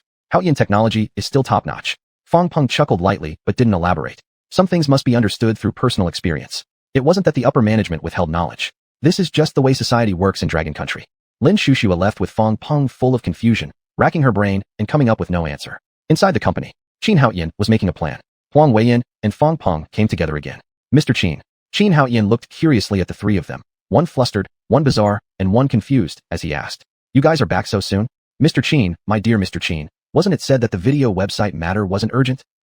Not urgent, yeah. Wasn't that discussed last week? Huang Weiyin let out an awkward sound, his face red with anger, unable to utter a word, smoke almost rising from all his 7 apertures. Fong Peng could no longer hold back and burst into laughter. Even Lin Shuxue found it hard to suppress her amusement. On the way here, I didn't understand the land deal, but about this company issue, I understood it through and through.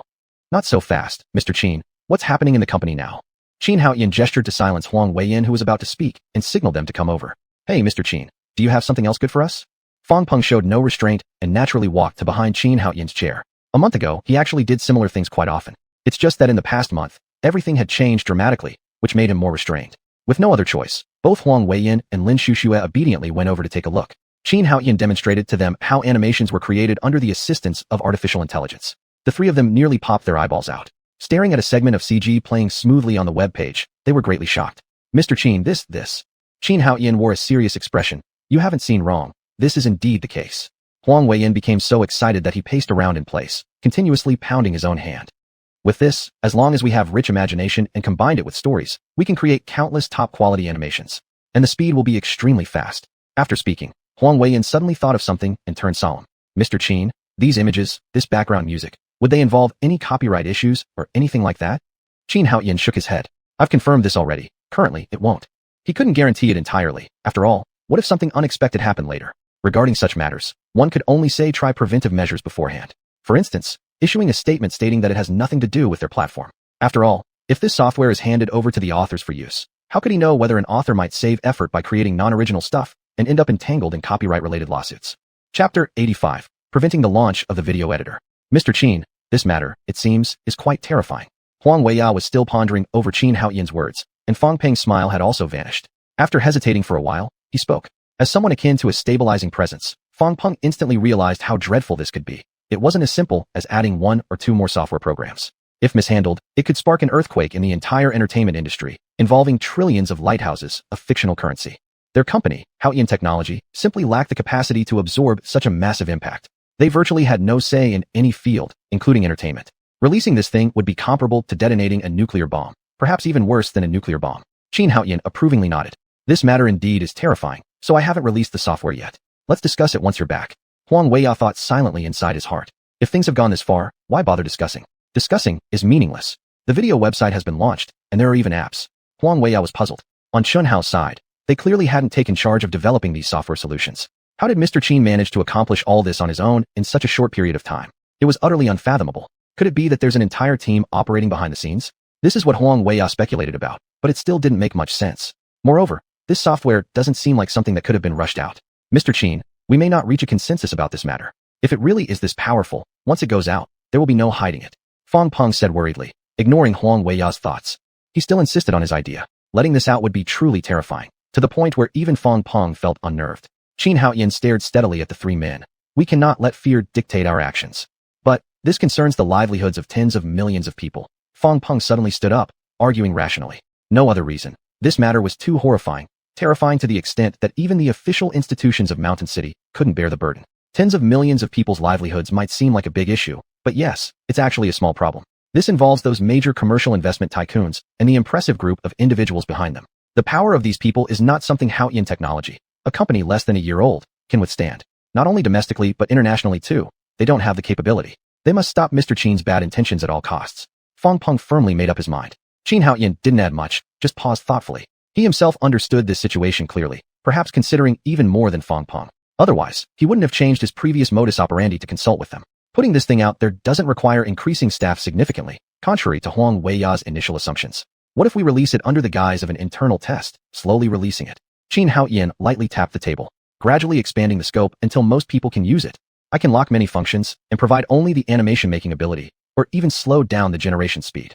When Qin Haoyan said this, Huang Weiya was astonished, and Fang Peng was comforted. He knew his statements didn't entirely dissuade Mr. Qin's intention, but at least the concern was acknowledged. Mr. Qin isn't unreasonable. With this consideration, there's room for maneuver. Mr. Qin, then what happens afterward? Have you thought about it? Qin Haoyan arched his eyebrows. Indeed, those capitalists or controllers aren't ones to mess with lightly, unless he could establish a sovereign state overseas. Rumor has it, some foreign country is selling islands. These come with permanent independent ownership rights. As long as he secures it, then expands land. In the early stages, submerging underwater equipment can help. For instance, in the Indian Ocean South, a place resembling Gao Luji, Gall Chicken. Of course, the price is somewhat steep, requiring 6 billion euros. That's a headache. He does not possess that amount of funds. The island spans 675 square kilometers, necessitating nearly 450 billion large dragons, fictional currency. Unfortunately, he lacks the money. If he could secure it, developing it as a base could be advantageous. Still, weapons would be needed. Otherwise, others could easily invade. As Qin Haoyan's thoughts wandered aimlessly, Mr. Qin, Mr. Qin, Mr. Qin. Qin Haoyan snapped back to reality. Huang Weiya, what do you think about moving up our plan? Fang Peng was extremely astonished. A plan between Mr. Qin and Huang Weiya? How could he, as the general manager, not know about it? At this moment, Fang Peng cast a mournful glance toward Huang Weiya and Qin Haoyan. Did he get marginalized? Huang Weiya thought carefully before shaking his head slowly. Though the plan sounded promising, implementing it specifically was too difficult. There are too few participants, making no effect. To achieve an impact that prevents reckless actions by the group concerned, it would take at least 1 million people. These numbers could potentially deter those people from acting rashly. After all, it affects the pockets of 1 million people, and if authorities interfere improperly, the public's anger could be overwhelming. But with 1 million people involved, at 3,000 yuan per person, that adds up to 3 billion monthly expenses. This flow of cash expenditure is terrifying. Mr. Qin, it's impossible. We definitely need to screen the number of participants. If there are too few, it will be ineffective. Too many, and the company can't currently support the scale. Huang Weiya rejected Qin Haoyan's idea, but inwardly he was not unhappy. At least, this plan from President Qin had been brewing for a while. This way, Qin General Manager's sudden move with the video platform made sense. Yes, General Manager Qin must want to avoid hardship for the people of Delongguo, aiming to quickly complete the entire industrial chain. This would be like scrapping the entire entertainment film industry and transferring this part of the money to ordinary people. Together with profits for relevant professionals, it could at least create employment opportunities for another million people. It's a good thing. Besides, the data integration between systems hasn't been smoothed out yet. This kind of data is terrifying, far more complex than that of the railway department. Our servers probably won't be able to support it. Qin Haoyan silently nodded. Indeed. Hardware, servers, software, all these must be fully synchronized. Network security requires even more attention. These are not achievements that happen overnight. They require a long time for gradual layout and development. The problem is, he wants rapid development. He needs large sums of money to fund his scientific research. He needs lots of money and resources to help himself. Upon thinking about this, Qin Haoyan discovered another issue. Some resources simply can't be purchased with money. Those items are all controlled substances. It seems that he needs to study something to convert these resources. While the finished products may be hard to use, what about waste? Thinking about this, Qin Haoyan broadened his perspective. That's right. Money doesn't necessarily have to come from the internet. Although it comes quickly, the impact can be too great, too fast, leaving others unprepared. If we focus on physical assets or manufacturing, there's another issue, Mr. Qin. What if others steal our videos? It'll affect us. Huang Weiya continued to supplement. All the criticism will fall on us. As for this point, Qin Haoyan wasn't troubled. He smiled and pointed to his computer. Come on, try stealing one. But what if others copy them around? Qin Haoyan interrupted Huang Weiya. Don't talk so much. You can try any method you want. Chapter 86. Actually, nothing has changed. It's just a new group of people. Huh. If the effort he went through to make something could be taken by others, he would concede their superiority. The revenue from the video network isn't comparable to the novel network. He couldn't have overlooked this fact. Huang Weiyan and the others didn't say anything. After trying every method for 20 minutes, they still couldn't successfully record a screen using their phones. What? The three of them looked at each other incredulously, staring at Qin Haoyan. Qin General Manager, how did you do that? It's simply incredible. Don't bother with such nonsense. Let's continue. This is something I really want to achieve. If we can succeed, it will be incredible, suggested Fang Peng cautiously. Qin General Manager, if we absolutely must proceed, then perhaps keeping it low profile is the only way. With the power of the video editor, all we need are directors, artists, sound engineers combined with novel authors to work on this project. That's right, General Manager Qin. We hold the copyrights to all works on the novel network, and we are fully committed to handling these matters. For any releases, it will have to be done by us alone. At most, we can negotiate adaptations with the authors, making sure to align closely with their visions wherever possible. There are too many novel works. The authors' imaginations run wild, and they couldn't possibly read them all, nor could editors manage novels sometimes over 1 million words long. Having the authors participate directly is probably the best option, a win-win for everyone involved. After some thought, Qin Haoyan immediately rejected the suggestion. This won't work. Everyone gazed blankly at Qin Haoyan. Although launching Haoyan Video Network was necessary, they were reluctant to release Haoyan Video Editor prematurely. This seemed like a well-balanced compromise at the moment. If there's not much content initially, so be it. There would be more eventually, wouldn't there? What's wrong with this approach? Then let's buy clips, Huang Weiyan said. Qin Haoyan stared speechlessly at Huang Weiyan. Are these clips legitimate? The two men hesitated momentarily before shooting an exasperated look back at Qin Haoyan.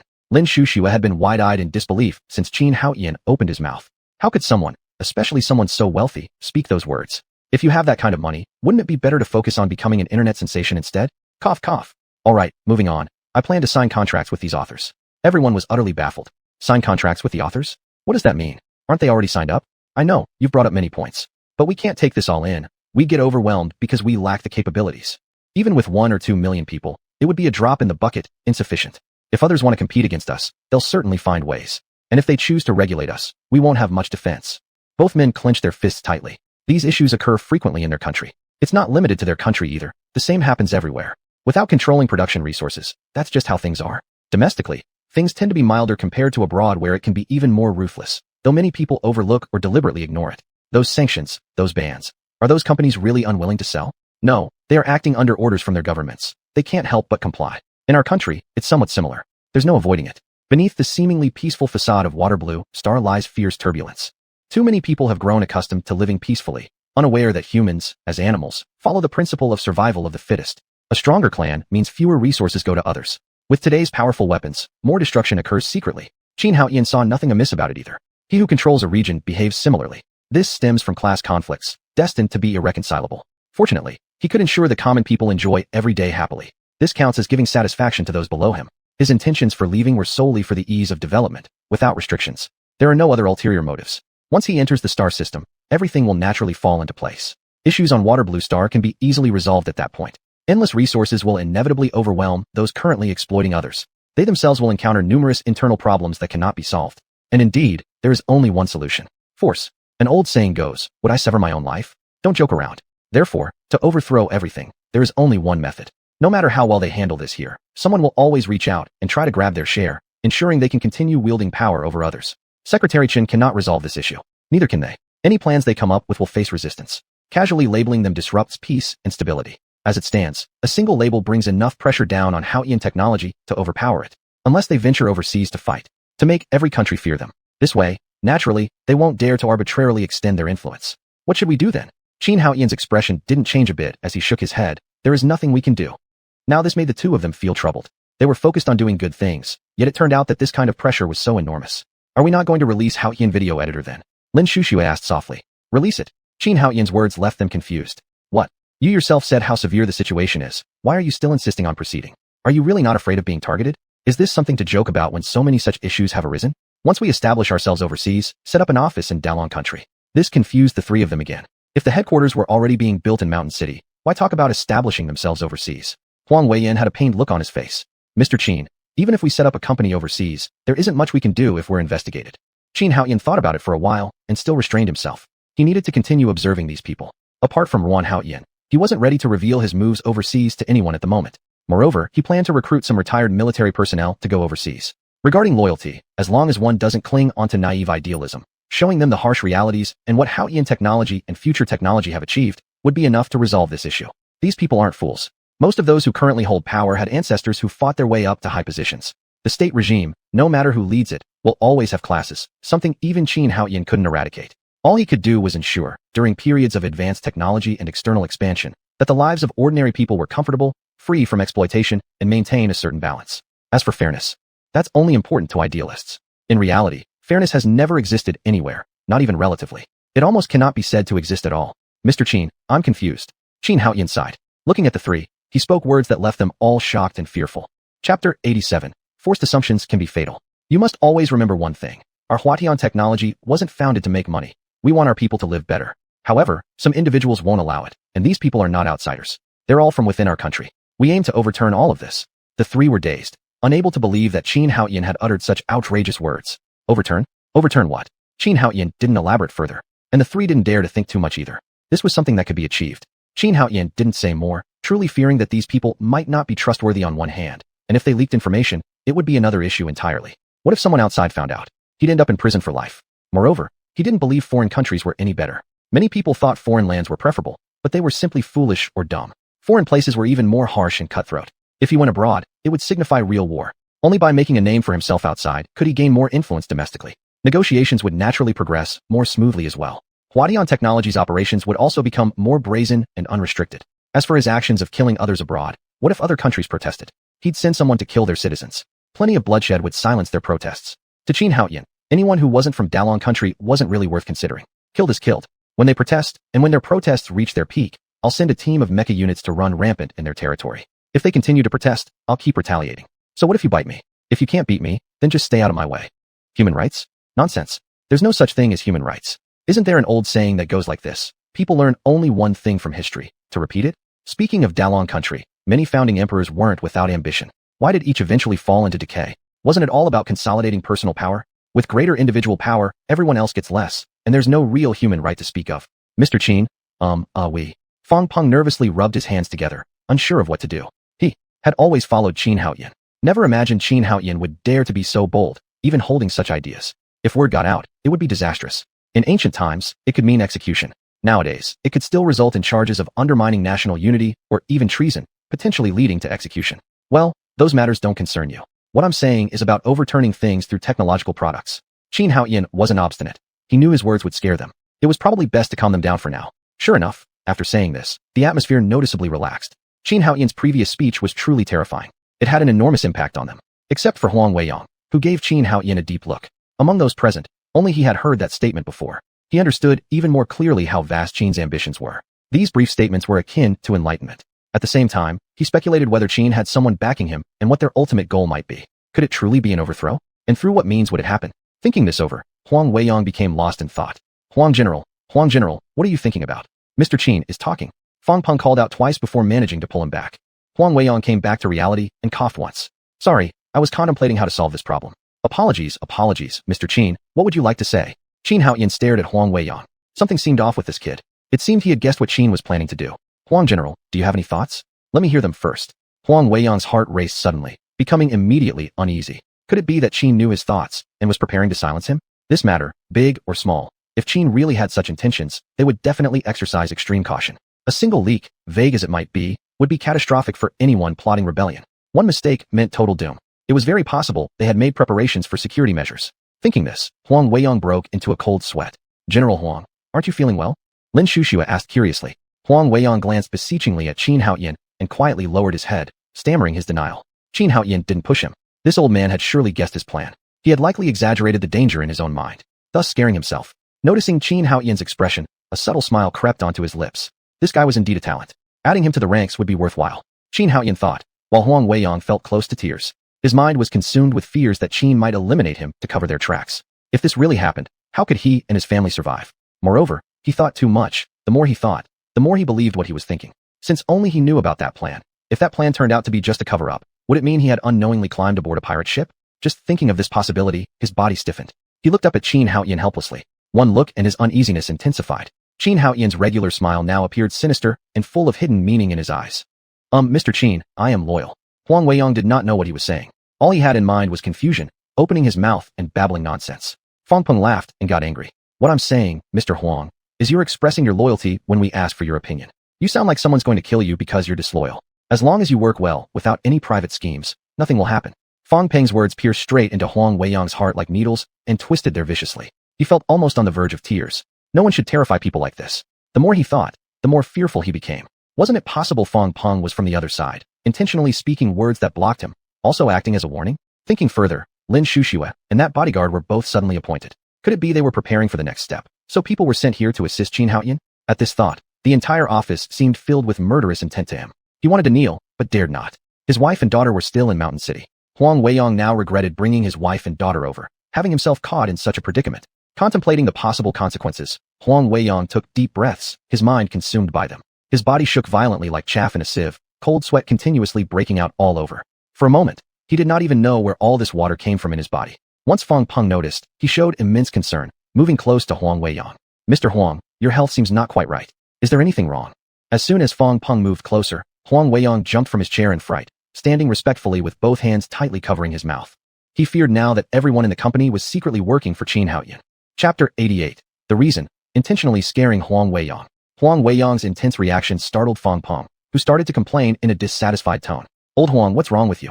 Huang Weiyang's face was as pale as paper. Cold sweat dripped down his forehead, his pupils dilated, and he could not bring himself to speak. Qin Haoyan saw that Huang Weiyang had truly been scared, so he quickly spoke up before Huang imagined worse things and ended up jumping out of the window. After all, if something happened because he did nothing while his company encountered such a murder case, it would be a great loss for him.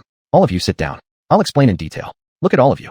Lin Shushua and Fong Peng naturally sat down without hesitation. But Huang Weiyang was pitiful. He didn't know whether to sit or stand. Sit. What are you doing? Qin Haoyan's tone was light, but to Huang Weiyang, it sounded like the murmuring of death. Shaken, Huang Weiyang stiffly sat on the conference table. Fong Peng and Lin Shushua looked bewildered. Was President Huang sick today? They might need to check on him. Qin Haoyan helplessly glanced at Huang Weiyang. This guy has too small a heart. Let's get down to business. Both of them immediately tensed their bodies, but there was no need for Huang Weiyang. If his body tightened any more, it might snap. President Huang is correct, but the limitation is too strong. I want to sign a deep cooperation agreement with the author and even have them signed under our banner. That's my consideration. Jiang Xingyan did not pay attention to the other three, focusing on explaining everything by himself. First of all, the novel website is the foundation, but the video website is the major explosive point. From this, we can extend into short videos, games, and even merchant websites. Compared to these later ones, the revenue from the novel website is insignificant. We must firmly grasp onto the authors. Jiang Xingyan's tone was resolute. He still had some words unspoken. When he creates a virtual reality world, these novels will explode in popularity. As for the game, of course, virtual reality technology needs to be used to create it. Secondly, although our video production greatly reduces the cost and complexity of anime creation, one person's imagination is ultimately limited. Especially for authors, they can use vague terms to replace scenes in grand settings, but anime cannot do that. Visual effects require detailed work, such as camera techniques, lighting, audio, various physical engine effects, and editing methods. All of these are profound knowledge areas. Expecting authors to learn all these individually isn't realistic, and they may not even master them. Fang Peng and Lin Shushua both laughed, but only Huang Weiyang was full of dread about whether he would survive. The thought of walking into a den of thieves hovered in his mind, making him grim and unsmiling. This section, we can cultivate a large number of people to serve the authors. Lin Shushua suddenly became surprised. She did know that these tasks required coordinating among others and those working in related fields. It was essentially everyone assisting the directors. Still, these were inexperienced directors, half-baked ones at best. Other directors would at least understand these aspects better. Lastly, allowing the author to personally participate in the creative process. This is an ideal selling point, which will immensely satisfy the reader's identification with the novels. It also solves the author's dissatisfaction with product adaptations. At this moment, Qin Haoyan recalled certain matters. In the past, the largest online literature platform in the country produced countless poorly made adaptations of excellent IPs, making the authors suffer endlessly. While these works seemed to belong to the authors, they actually were far from it. Apart from writing, everything else was virtually unrelated to the authors. Combined with the previous complexities involved in adapting and producing, it was impossible for authors to deeply participate, and capital didn't require them either. As a result, while the capital made enormous profits under the guise of nostalgia, everyone else suffered deeply from the consequences. Qin Haoyan wanted to make money, but he did not wish to earn it through such means. Let the authors handle it all. They should provide the ultimate service for their contracted authors. Moreover, our Haoyan Technology, Entertainment Department, though focused on earning money, we must take brand reputation into account. Through public relations efforts, we have gained a good degree of recognition. However, in terms of reputation, the situation is far from desirable. Fortunately, our customers appreciate our work highly. I do not want Haoyan Technology to degrade into a profit-centered company. Haoyan Technology has its mission, and I never forget this mission. When Qin Haoyan said this, Huang Weiyang couldn't help but shiver involuntarily. Mission? What kind of mission? A mission for Haoyan Technology worth risking everything, even involving the whole nation in their gamble. And another thing, prevent our Haoyan video editor from spreading temporarily. Qin Haoyan stared meaningfully at Huang Weiyang. This guy is really fragile and probably imagined many terrifying scenarios scaring himself silly. With this, we'll have ample time to slowly lay our plans. Huang Weiyang trembled again. Plans? What kind of plans? Are you planning to rebel? Fang Peng noticed once again that something was off with Huang Weiyang. Old Huang, are you feeling unwell? Do you want to go back and rest for a while? The workload has been heavy recently. You must not have heat stroke, right? Huang Weiyang's face contorted with suffering. He was almost wetting his pants. Is this being comfortable? You all keep warning me intentionally or unintentionally. Who would dare to mess around? Fang Peng looked curiously at the pale-faced Huang Weiyang, then glanced at Qin Haoyan. Qin Haoyan guessed some things, but chose not to reveal them. President Huang, do you want to go back and rest for a while? Huang Weiyang forced out a smile uglier than crying. No, it's unnecessary. I might be feeling the heat. A bit of rest will do. Qin Haoyan wore an odd expression. Old Huang, the revolution is not yet successful. We still need to strive hard. Upon hearing that, Huang Weiyang jumped up so high that his chair crashed to the floor with a loud sound. Fang Peng and Lin Shushua got a great shock and stared strangely at Huang Weiyang. What's wrong with President Huang today? He's acting so abnormally. Mr. Qin. Huang Weiyang was genuinely scared now. He did not want to betray his country. Despite the problems in the nation, whether they were related to politics or businessmen chasing profits, he truly loved his country. Qin Haoyan sipped his tea. Carry on. He found such Huang Weiyang amusing and even endearing, and decided to continue scaring him intentionally. What do you think about this matter? Since Qin Haoyan had made it so obvious, Fang Peng naturally wouldn't oppose. Although he usually suggested many ideas, most were shot down by Qin Haoyan. As to Qin Haoyan's decisions, Fang Peng never intended to alter them. He'd simply grown used to it over time. The boss's words were commands. Qin Haoyan expected no less, glancing toward Huang Weiyang. Old Huang, what's your take? At that moment, Qin Haoyan appeared familiar and kind once again. But Huang Weiyang dared not utter a word more. His mind was elsewhere, merely nodding obediently as he bent over, his posture awkward.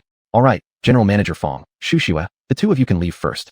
I'll have a talk with President Huang. A look of conflict spread across Huang Weiyang's face. He longed to escape, but the thought that everyone here was under Qin Haoyan's command made him afraid to move recklessly. His mind was spinning. Would he ever be able to walk out from here? Or maybe, if he went out, people would track him every day afterward? Qin Haoyan displayed a smirk before uttering words that sent shivers down Huang Weiyang's spine. Chapter 89. A discussion. Qin Haoyan creates a shock. Old Huang must be scared. Huang Weiyang's face turned red, and he didn't dare to speak. In his mind, Huang Weiyang only had one thought at the moment. What if Qin Haoyan pulled out a gun? Would he die with 7 bullets in his back, or what else should he expect? Well, don't worry. What I've said might be considered direct, but also subtle. Only you know, and perhaps made some guesses about it. As for Fang Peng and Lin Shushua, those two guys haven't even considered these things. Upon saying this, Qin Haoyan couldn't help but smirked. Huang Weiyang stared open-mouthed, unsure how to interpret this behavior. To put it plainly, it was childish? No, maybe it was a way to lower my guard. Just as Huang Weiyang thought this, Qin Haoyan picked up right where he left off. How about it, old Huang? Do you think I'm preparing some kind of rebellion? Huang Weiyang took in a sharp breath. Mr. Qin was cutting straight to the core, pressing him hard. No, Mr. Qin, I don't. All right, we may not have much private conversation, but I believe I can still read people. Qin Haoyan waved his hand to stop Huang Weiyang from continuing. Sit down, let's talk about this thoroughly.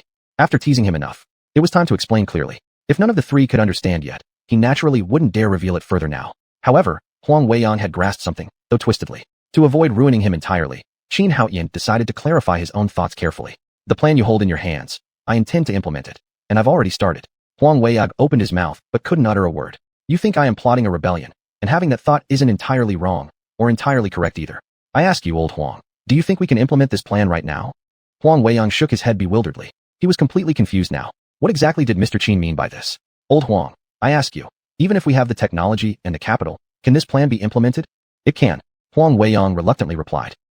Consider the consequences if we fully exit the Haotian video editor project. Think about the national level. Imagine if a large number of people could receive 3,000 dragon coins every month. Calculate that per 4-person family, that's 12,000 per month. Consider what they might do next, and what kind of consequences would follow. Will there be anyone standing up to seize everything from our company?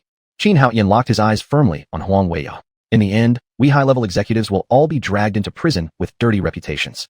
Qin Haoyan's words reverberated like mantras inside Huang Weiyang's brain, clearing away all distractions and making him reflect deeply. The more he thought, the more it seemed possible. What if 1 million, or even 500 people received 3,000 dragon coins each month without doing any work, equating to 9,000 per family of 3? Who would still want to work? Inevitably, great unrest would arise, significantly impacting various industries. This far surpassed the influence of merely Haotian video editor. Even if Haotian tech grew another 10 years, they could never achieve such an impact.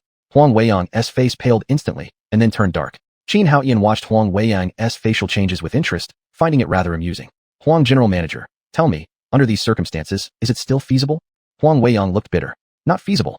But what if we develop overseas? Huang Weiyang felt completely lost in the wind. What does this mean? Are we going abroad instead of rebelling? Long Country has many state-owned enterprises. Rather than calling them state-owned enterprises, we might as well call them industries controlled by the state. Don't you agree? After seriously pondering, Huang Weiyang solemnly nodded. Mr. Qin's point was spot on. These so-called state-owned enterprises are actually industries dominated by the state. Ordinary people simply cannot intervene, no matter how much positive propaganda is used. If this is the case, then what can we use to fight back our heads? Qin Haoyan gazed at Huang Weiyang. Old Huang, do you think who or what we're fighting against? He pointed towards the window outside. The people of Long Country are good, but the upper echelons have hearts darker than anyone's. Do you think our rapid development over a few decades comes from what? Technology? That's the fruits of countless scholars working day and night in labs, researching tirelessly. Have they enjoyed these results? And countless engineers sweating it out. Have they reaped the benefits? Do you truly believe that our country cannot enable normal citizens to live comfortably? Do you believe current technology cannot achieve this? Wrong, utterly wrong. Qin Haoyan turned around, staring intently at Huang Weiyang and roaring loudly. They don't want it. If commoners lived well, they couldn't feed off their blood anymore. Huang Weiyang trembled all over. Qin Haoyan's thoughts were too divergent. In just 3 sentences, it was almost in 3 directions. But he knew. Every question from Qin Haoyan pointed to the same place. Mr. Qin, do you also think foreign countries are better? Wrong, foreign countries are worse. Huang Weiyang stared with wide eyes, not knowing what to say for a moment. If even you said foreign countries are worse, then what can we possibly do? Old Huang, you've misunderstood one thing. Huang Weiyang started doubting himself again. Our goal is to improve the life of commoners, not compare with others. The nation has its difficulties, and there's truly no way around it. Everyone needs to persevere, bear some hardships, and fight together. It's inevitable. But if things get better yet still remain strict, that would be intentional. But every year, the country uses a lot of funds on infrastructure building. Does a third of that money actually reach where it should? Qin Haoyan's casual comment left Huang Weiyang feeling stifled and his chest tight. Do you think those higher up don't know? Qin Haoyan gave a mocking laugh. Humph. I want our ethnic group to live well. I want my people to truly enjoy life. I'm pursuing the vast starry seas. Do you think this can be achieved domestically? How many companies in the country aren't chasing wealth? Who cares about the lives and deaths of ordinary people? Who cares about that vast, dark, boundless yet uniquely charming universe? Who pays attention to the talents who clearly possess excellent gifts and can create more outstanding technologies for all human civilization, for the great dragon country's ethnicity? As for the allocated finances, do you really think they're unaware of the voices and demands of ordinary citizens? It's only whether they want to act or not, right? On this point, as an elite individual, you wouldn't be unaware, would you? Huang Weiyang blushed furiously, his throat parched, his tongue dry. Most of the time, Qin Haoyan spoke unhurriedly, as if talking about something completely unrelated. Yet Huang Weiyang could hear the grievance, frustration, and anger in Qin Haoyan's heart. This wasn't for himself, it was for the whole great dragon country and for the common people. Mr. Qin's heart has always been towards great dragon country. You, as an elite individual, have always wanted to ensure the general public lives fairly, that products are fair. Your heart is red, it's beating. Do you feel at ease? If you felt at ease, you wouldn't have quit and stayed home. If you felt at ease, you wouldn't have agreed to join me immediately after seeing my plan. Chapter 90. Huang Weiyin's zeal and the foresight of the mountain city leader. Huang, Mr. Huang, are you content? Xuanhuan's seemingly ordinary sentence struck Huang Weiyin like a sledgehammer. Mr. Qin, I can assure you, I will never forget my original intentions. Everything I do is not solely for profit. Xuanhuan's eyes were clear, his teeth gleaming as he looked at Huang Weiyin. Profit is needed for scientific research. Otherwise, with both of us having tens of millions, why bother to hustle? This rhetorical question left Huang Weiyin speechless once again. We are of the same kind. It's just that I am passionate about scientific research, while you love the battlefield of commerce. If we unite, naturally we'll be invincible. As long as we cooperate sincerely all along, the things we want to achieve won't be difficult at all. Right. Huang Weiyin grunted, but said nothing. Qin Haoyan's words made him so excited it was as if he had drunk 10 gin of 98-degree alcohol, almost gasping for breath. His face turned red, his eyes bloodshot. Mr. Qin Haoyan ignored him and continued persuading him with honeyed words. You should know that staying only within the country is unworkable. What if we go abroad? Huang Weiyin's blood boiled, his thoughts spreading infinitely. I used to have no foreign foundation. It's all thanks to you that this was established. Do you understand what I've been doing? Now you should also see why I don't interfere abroad, but still insist on keeping some funds overseas. Huang Weiyin's eyes were filled with blood, his disorganized thoughts vanishing in an instant. Mr. Qin, what do you need me to do? Qin Haoyan stood up and pressed down on Huang Weiyin's shoulder. I don't need you to do anything. At least for now, there's nothing we can do. Qin Haoyan's eyes were sincere, tears nearly welling up in his eyes. The domestic market needs to develop first. Although I don't put much value on the entertainment industry, it's undeniable how profitable it is. Research needs money. That plan needs money. We're desperately short of funds. Qin Haoyan retracted his hand, remaining calm. The reason why, despite the lack of funds in the company itself, I provide high salaries and require employees to work no more than 8 hours a day is because I want everyone to learn how to enjoy life while working actively. Old Huang, tell me, have I forgotten my original intent? Huang Weiyin shook his head fiercely. He wanted to shout out loudly that Mr. Qin hadn't forgotten. Am I exploiting employees? Am I exploiting the nation? Huang Weiyin shook his head again. After we've arranged everything domestically, we will need to go abroad. Qin Haoyan stared at Huang Weiyin. Old Huang, time waits for no one. Can I trust you? Rest assured, Mr. Qin. Huang Weiyin slapped his chest, once again bursting with vitality. Qin Haoyan chuckled lightly and wouldn't take Huang Weiyin's words too seriously. People change. If I go abroad, I'll develop armed forces. Huang Weiyin's breathing stalled momentarily, his eyes wide open. What did he hear? Armed forces. Could this be possible? War is inevitable. At that time, surely we cannot operate under the name of Dragon Country, and we might even have to temporarily withdraw from Dragon Country. Why is that, Mr. Qin? Old Huang, when domestic development reaches a certain stage, won't we have to stop? Huang Weiyin nodded solemnly. If so, then we must go abroad. But abroad are wolves everywhere. Old Huang, as long as we purchase a piece of land, then develop armed forces, break those people's conspiracies, only then will we succeed eventually. Once our identities are revealed, HT technology within the country can do whatever we wish. The country, fearing collateral damage, will definitely dare not act recklessly. Why? My target countries include Lighthouse Country, Eagle Country, Rooster Country, Cherry Blossom Country, all these garbage nations. If we defeat these nations, tell me, would there still be anyone within our own country daring to criticize us? But, isn't that impossible, Mr. Qin? I'm just saying. What if I create combat mech suits? What if I create spaceships? Huang Weiyin sat dazed, his pupils blank. What? Did he just hear some sci-fi news? Mr. Qin, this? I can achieve the technology. Materials, though?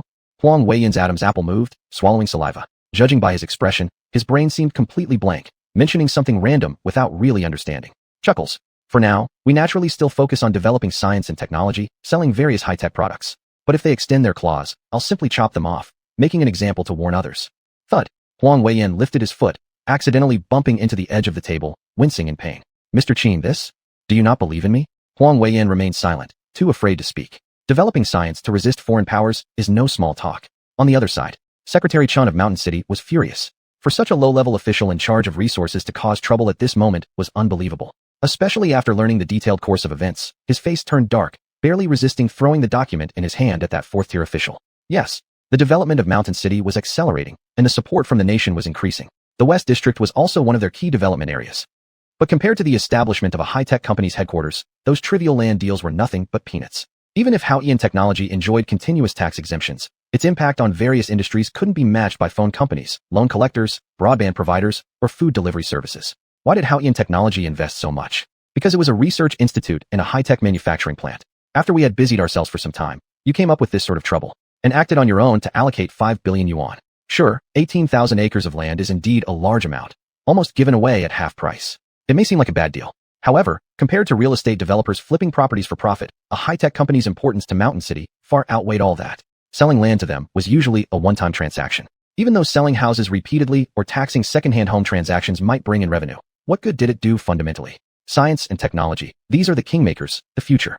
This damned fool dared to sacrifice Mountain City's future just for a bit of short-sighted gain. Hawkish technology was more important than any real estate developer. 10 times, even 100 times more important. This kind of influence wasn't temporary. It would last for decades or longer. Some officials in Mountain City truly had vision. Why could Hawkish technology produce so many things in such a short period? Why did major tech companies previously try to shut down Hawkish technology? It was suspected artificial intelligence. Compared to having this kind of thing settled in Mountain City, he would gladly give it away for free if possible. If only procedures weren't an issue, he'd absolutely have handed it over guilt-free and proudly. What does Mountain City have now? It carries the title of a manufacturing city while annually reaching out to the central government for funds. If Hawkish technology really possessed artificial intelligence, it might carve out a path in manufacturing. Artificial intelligence. One of the 3 legendary keys to the future. Hawkish technology was the company closest to achieving this breakthrough. And this idiot dared to meddle recklessly. Now, arrange relevant personnel. We'll head to Hawkish technology together. The secretary immediately became flustered. Hawkish technology, they don't work overtime. Chapter 91. Pep Talk, A Bright Future. Secretary Chun, let's leave it for tomorrow. What? Are my words useless? You all keep trying to dance out of control. This matter needs to be done as soon as possible. The secretary's face turned red. Everyone knew the rules at Hawkish technology. If they went now, they would definitely not get a good result. Sitting on the cold bench was inevitable. But he didn't dare to refuse his boss when he was angry. What are you standing here for? Go notify them quickly. Are you eager to go home and relax after work? Secretary Chun had lost his temper. The founder of Hawkish technology originally didn't want to stay in Shan City. If it weren't for the 2 subordinates who strongly opposed, whether or not they could even have this opportunity would have been uncertain. To have missed such an opportunity angered Secretary Chun even more. He had warned everyone early to handle Hawkish technology carefully. There mustn't be any mistakes. But North District's group ended up being like wine bags and rice sacks. Especially later, they went to investigate the company. That TM software company, how dare you inspect their fire safety? Secretary Chun, it's not about overtime. It's almost 5 o'clock. Hawkish technology doesn't work overtime. We'll go there and won't find anyone. The secretary gritted his teeth, his heart racing, and whispered. In his mind, he cursed the level 4 official mercilessly, dragging out his entire family. Everything had been agreed upon, yet suddenly he pulled this nonsense. And now I'm also getting scolded. Secretary Chin paused for a moment, thinking about the last time he went to Hawkish technology, understanding the secretary's concerns. Well then, contact the relevant person in charge. Tomorrow morning, we will meet here at 8:30, personally apologize, and absolutely secure Hawkish technology's cooperation. Under no circumstances can we let this golden egg slip away. Old Huang, I trust Fong Peng, and I trust you too. But Fong Peng is stingy. Pausing for a moment, Qin Haoyan continued. Stingy is fine, he is naturally stingy. Moreover, he is timid and not suitable for helping me manage a larger operation. Huang Weiyang immediately understood. Mr. Qin was preparing to send him overseas. Mr. Qin, but do we have that capability? Huang Weiyang regained focus. No matter what Mr. Qin said, or what forces were behind him, he decided just to work diligently. All for that dream. Hey, isn't this waiting for your guys to establish the laboratory so I can make moves with hardware? You guys deal with the land, and take half a day without handling it properly. How am I supposed to produce anything to gain your recognition? Huang Weiyang scratched his head embarrassedly. They were indeed discussing the land earlier today. They were even almost at the stage of signing. Who would have thought a statement from the company brought everything back? Mr. Qin, so next, where should we head? Qin Haoyan smiled and pointed at Huang Weiyang. You still don't trust me. However, it's no big deal. Hawkish Entertainment will maintain its banner. We'll use our strong software capabilities to challenge those companies. As for overseas, Old Huang, once my lab is complete, what I will prioritize optimizing is industrial machinery. Our country's industrial machinery is too backward. This thing is the foundation. The rest are just trivial matters. Huang Weiyang nodded in agreement. After all, modern society is an industrialized one, and industrial production is the top priority. All internet-related things, entertainment, etc., lose any meaning without the soil of industrialization. Mr. Qin, what should we do then? I still don't understand. Qin Haoyan pondered for a moment. Mother machine, equipment, and then weapons. But we can't obtain large amounts of raw materials. Even if we can we withstand external powers? Huang Weiyang didn't believe it. Neither Long Country nor Bear Country could achieve it. How could their small-time company? Have you forgotten what I just said? Huang Weiyang choked. It was impossible for Mr. Qin to come up with some kind of mecha. That stuff. Forget about the past 50 years, give another 100, and it would still be unattainable. Materials, power, energy, systems, and every kind of visible device. Plus, could a mecha solve all troubles? Out there, they wouldn't have any support at all. Others had satellites, and held equal for all missiles. Could they succeed? These things, you needn't worry. When I ask you to go, everything will be prepared. If it isn't ready, I wouldn't dare to send you out. Your talent. With a chuckle, Qin Haoyan continued. For now, the most important task is still laying out a strategy in the entertainment field. Promote some people, and design the company system for me. Perfect that plan. Remember, that plan is our ultimate goal, and everything must serve that plan in your hand, designed as detailed as possible. Huang Weiyang felt a bit confused. All they needed to do was ensure the company's ultra-high profit margin and allocate part of the funds. Why did they need to cause so much trouble? Old Huang, what I need isn't 1 year or 2 years, but forever. I hope that people in Dalong will, in the future, have their eyes on the stars and seas, driving spaceships, dedicating themselves to scientific research. If not, I hope they live lives filled with children and blessings, enjoying life. Not like now, or before. Old Huang, our people have suffered a lot. They've always been suffering. They were suffering 5,000 years ago, 3,000 years ago, and still now. There is an old saying, whether the country thrives or perishes, the common people suffer. It's not without reason. Must the common people suffer? Xuanhuan just didn't believe it. Without further ado, right now, they could already completely satisfy the needs for all civilians to live well. But some people wouldn't let it happen. So is how Tian technology would make it happen. Mr. Qin, I understand. Xuanhuan looked at the embarrassed Huang Weiyang. So, do you still think I'm trying to rebel? Huang Weiyang shamefully lowered his head and softly apologized. Sorry, Mr. Qin, it was me misunderstanding you. It was wrong of me. If it weren't for Xuanhuan's sharp hearing, he might not have heard Huang Weiyang's apology at all. Just after finishing speaking, Huang Weiyang suddenly lifted his head. No, Mr. Qin. How do you know what I was thinking? Xuanhuan gave Huang Weiyang a look. TSK, your little thoughts were almost written all over your face. If I wasn't clear, then I would be unworthy as your boss. Besides, don't you think I should kill you to cover my tracks? Xuanhuan teased. Huang Weiyang mumbled under his breath, looking like a whiny woman. Remember, this isn't me forcing you. It's your resource here. I understand, Mr. Qin. Xuanhuan laughed heartily. You, work hard on how Tian Entertainment, give results in the film and television field, and train talents for me. Huang Weiyang nodded seriously. Mr. Qin, I have another question. Say it. In foreign countries, we have no manpower. How are we supposed to do anything? Xuanhuan chuckled. Yes, we have no manpower, but what if we use artificial intelligence to control robots? Huang Weiyang stared speechlessly at the confident Xuanhuan. Chapter 92, Compression Software Completed, Secretary Chen's Request. Subsequently, he thought, if my boss is already planning to work on mecha, then getting some robotic technology shouldn't be that hard. Even though deep down he believed the concept of a mecha was absurd, he still thought Xuanhuan had great research and development abilities in other technologies. He didn't know why, but that's what he believed, firmly. After all, the internet is like a floating duckweed. No matter how good or prosperous it may seem, others can still easily throttle it at will. Go ahead and resolve these issues. I'm waiting for you to help me. Xuanhuan didn't elaborate much further. Matters like this just needed a simple notification. They weren't big deals anyway. Giving prior notice was a good thing. It wouldn't leave Huang Weiyang doing useless work. Xuanhuan returned to his office chair and continued writing new code. A compression program based on servers. Likewise, this kind of compression software would also face end users. This was a very small market share, but for Haotian technology, it was relatively important. No, perhaps it could even be said as extremely important. It's too troublesome. All of this consumes quite a bit of my time. If only I'd started with hardware instead of software, none of this would have been necessary. Xuanhuan just muttered a complaint under his breath. Sure, he wasn't short of cash, but playing around with hardware? With his current financial situation, not even a bubble would rise from such an endeavor. Not to mention high-tech R&D plans. This was serious business. He couldn't even buy the necessary equipment and raw materials without having significant influence in channels. Thus, it would be better for now to let things stabilize a bit before starting to create anything. That way, things would go more smoothly. Huang Weiyang, dazed and confused, stepped out of the office with his entire set of clothes soaked in sweat. He paid no mind to it, and instead headed towards his own office. He needed to draw up a definitive plan. Early the next morning, official representatives from Shan City arrived with over 10 people. Leading them was Secretary Chen himself, accompanied by the top official from the North District. This third-tier high-ranking official looked stiff-faced, clearly swallowing their frustration whole. Fong Peng received the news and rushed out to greet them. Secretary Chen, why have you come? How dare you speak so rudely? Why can't Secretary Chen come?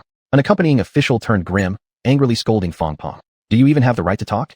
Secretary Chen was exasperated. Despite all the previous instructions given, were these underlings just dumb? What orders did they have? What qualifications gave them permission to act haughty in front of Haotian technology? Fong Peng didn't give it a second thought. He understood a little about the business environment. Some managers in Shan City hadn't fully adapted to their roles yet. Mr. Fong, apologies for this mix-up. I'll make sure both you and Haotian technology receive an explanation. Does that sound reasonable? Fong Peng chuckled helplessly. Secretary Chen, don't joke around. Shall we head to the company conference room first? As soon as Secretary Chen entered, he noticed something odd. Is the place across from us also part of your company? Secretary Chen, due to the expansion of our staff alongside rapid development, there wasn't any other choice but to rent the building across. Fortunately, the other side office was vacant, making it easy for them to secure. Secretary Chen nodded approvingly. It seems you need to bring your headquarters plans into motion sooner rather than later. Fong Peng laughed and led them toward the meeting room, not replying directly. Why Secretary Chen came here, Fong Peng naturally understood all too well. Otherwise, who would have leisure to waste time like this? The group quickly settled down, and administrative staff poured water for everyone before leaving. Isn't General Manager Chen present? Fong Peng confirmed. Is Secretary Chen here regarding land use matters? The rest of the officials appeared very uneasy. When discussing business with them, when wasn't everything done privately, through meals, drinks, play, and only after pretending to negotiate in the meeting room? Now Haotian technology treated everything with utmost directness. In Great Dragon Country, there was simply no such way of handling business discussions. Thankfully, Secretary Chun was a pragmatic individual who never cared for such formalities in the first place. Instead, he appreciated Haotian Technology's straightforward approach to handling tasks. Yes, yesterday you took a look and mentioned some concerns. Do you think we might discuss this today? Fong Peng avoided a direct response, instead employing evasive tactics. Secretary Chun, as you're aware, I cannot provide a definite answer on behalf of Mr. Qin. He has sent personnel to your province and Sichuan province for related negotiations. These words dripped with precision, yet carried waves of hidden meaning. Secretary Qin suddenly grew anxious, his heart racing. Wild guesses swirled through his mind whether provinces like Guizhou and Sichuan offered more favorable cooperation packages. Such speculation wasn't entirely unfounded. Even if Shancity's land prices were cheaper, they remained far higher compared to the counties in Sichuan or Guizhou province. Should either Guizhou or Sichuan province offer tempting terms and get accepted, Shancity would be left staring as its cash-generating hen flew away right out of its grasp. Mr. Fong, this time, our Shancity has brought a proposal. We're wondering if we could take a look before further discussion. Mr. Fong, you know, sometimes costs can be cut, but many times, we also need to consider future development. Shancity's transportation and international exchanges are top-notch among inland cities. Haotian technology itself grew stronger here in Shancity. Is there still room for us to turn things around? Fong Peng's face looked odd as his heart repeatedly exclaimed how skilled they were. Did Secretary Chun misunderstand them, thinking they intended to leave Shancity for other places to grow? Through the effort, Fong Peng wasn't inexperienced anymore. When facing such people, he was able to handle them with ease, at least showing no sign of nervousness on the surface. Secretary Chun, you know. Mr. Fong, first take a look at Shancity's sincerity. If it doesn't meet your satisfaction, we'll keep negotiating. In any case, it's all for development. Fong Peng's calm attitude really made Secretary Chun anxious. Deep inside, he cursed the officials who were responsible for reception and discussions yesterday, without mercy. Yesterday would have been perfect if only the deal had been signed. Of course, signing was certainly not an option yet. After all, they just went to check out the land. Haotian Technology hadn't even seen the detailed plan. How could they possibly sign? But without reaching any cooperation intention, they left in a rush, giving an exaggerated price. This naturally worried Secretary Chun a lot. Fong Peng coughed slightly, refraining from saying much, instead picking up the proposal to glance through it casually. Such evasive behavior from Fong Peng ignited a fiery rage in Secretary Chen's heart, not directed at Haotian Technology, but towards those beneath him who had failed in executing the task well. Fong Peng's indifference, coupled with their abrupt departure yesterday, signaled something clearly.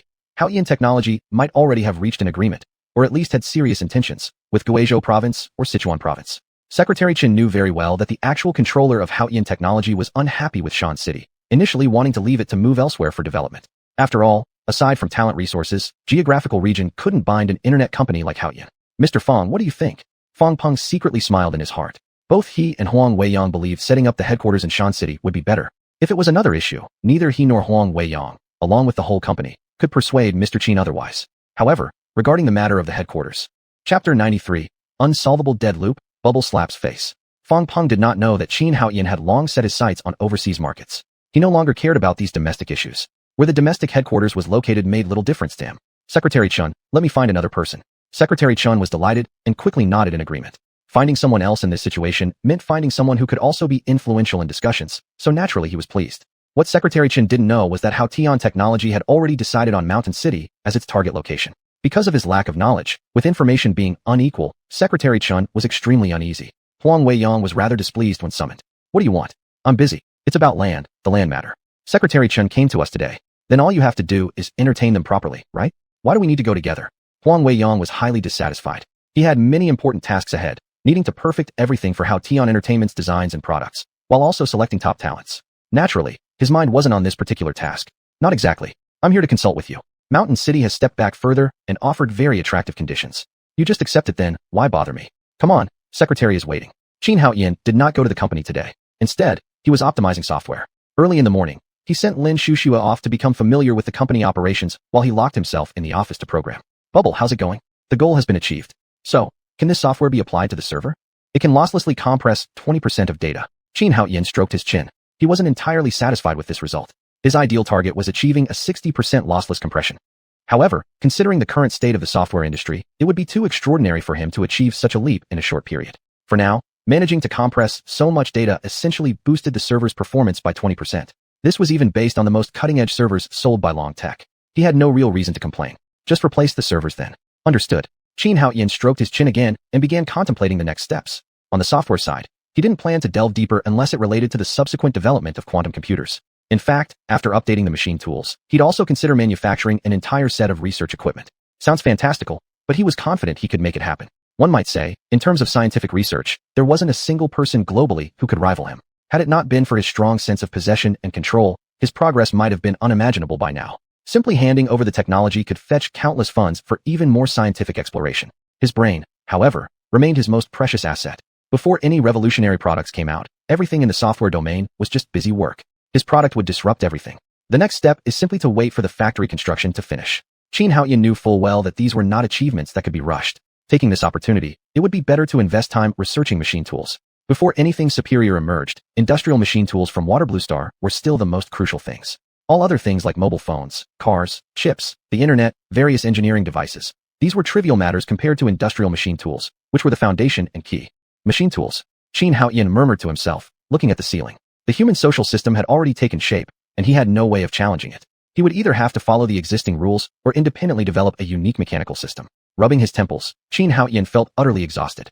These are all troubles, sigh. The best approach would be to study quantum computers, design specialized quantum computing chip languages, which acted as the interface between machines and software, the machine language, and organize true assembly language. Assembly language wouldn't normally be used for standard development operations, but instead referred to the relationship between personnel operating corresponding equipment. If using assembly language, developers must manually operate the devices. There could be 10 switches linked to 10 lights, labeled A1, B1, etc. If a developer uses assembly language, they'd need to manually activate a device. Pressing A would turn on light number 1, and if needed lights 3, 4, 9, they'd have to press C, D, I, corresponding to those respective switches. Thus, controlling devices became far more complex than just running them. From assembly language, development languages formed. These allowed operators to avoid facing physical equipment directly, merely using development, programming, language to control corresponding devices. In short, if assembly language was used originally, developers would have to be on the equipment to control different switches. If development, programming, language is used, one only needs a keyboard, a room, or a computer to write programs that will then be accepted by the switches, assembly language, which in turn send instructions to the machines for execution. Assembly language is the language for machines, involving control and reverse acceptance. Development, programming, language, however, is the intermediary language between programmers and assembly language. It's designed for programmers using standardized templates to prepare definitions and give instructions under various circumstances to computational processes. The entire programming language consists of machine language, assembly language, and the highest layer, also known as the visual interface, which is called high-level language or development language. Hao Tian's idea to independently design an entire system would be akin to spanning from a primitive civilization to modern civilization, or even transitioning into a future civilization. This difficulty isn't just about development, it also lies in application. Even if he created his own quantum system and developed it, after promoting it and no one using it, that'd be the most unacceptable result.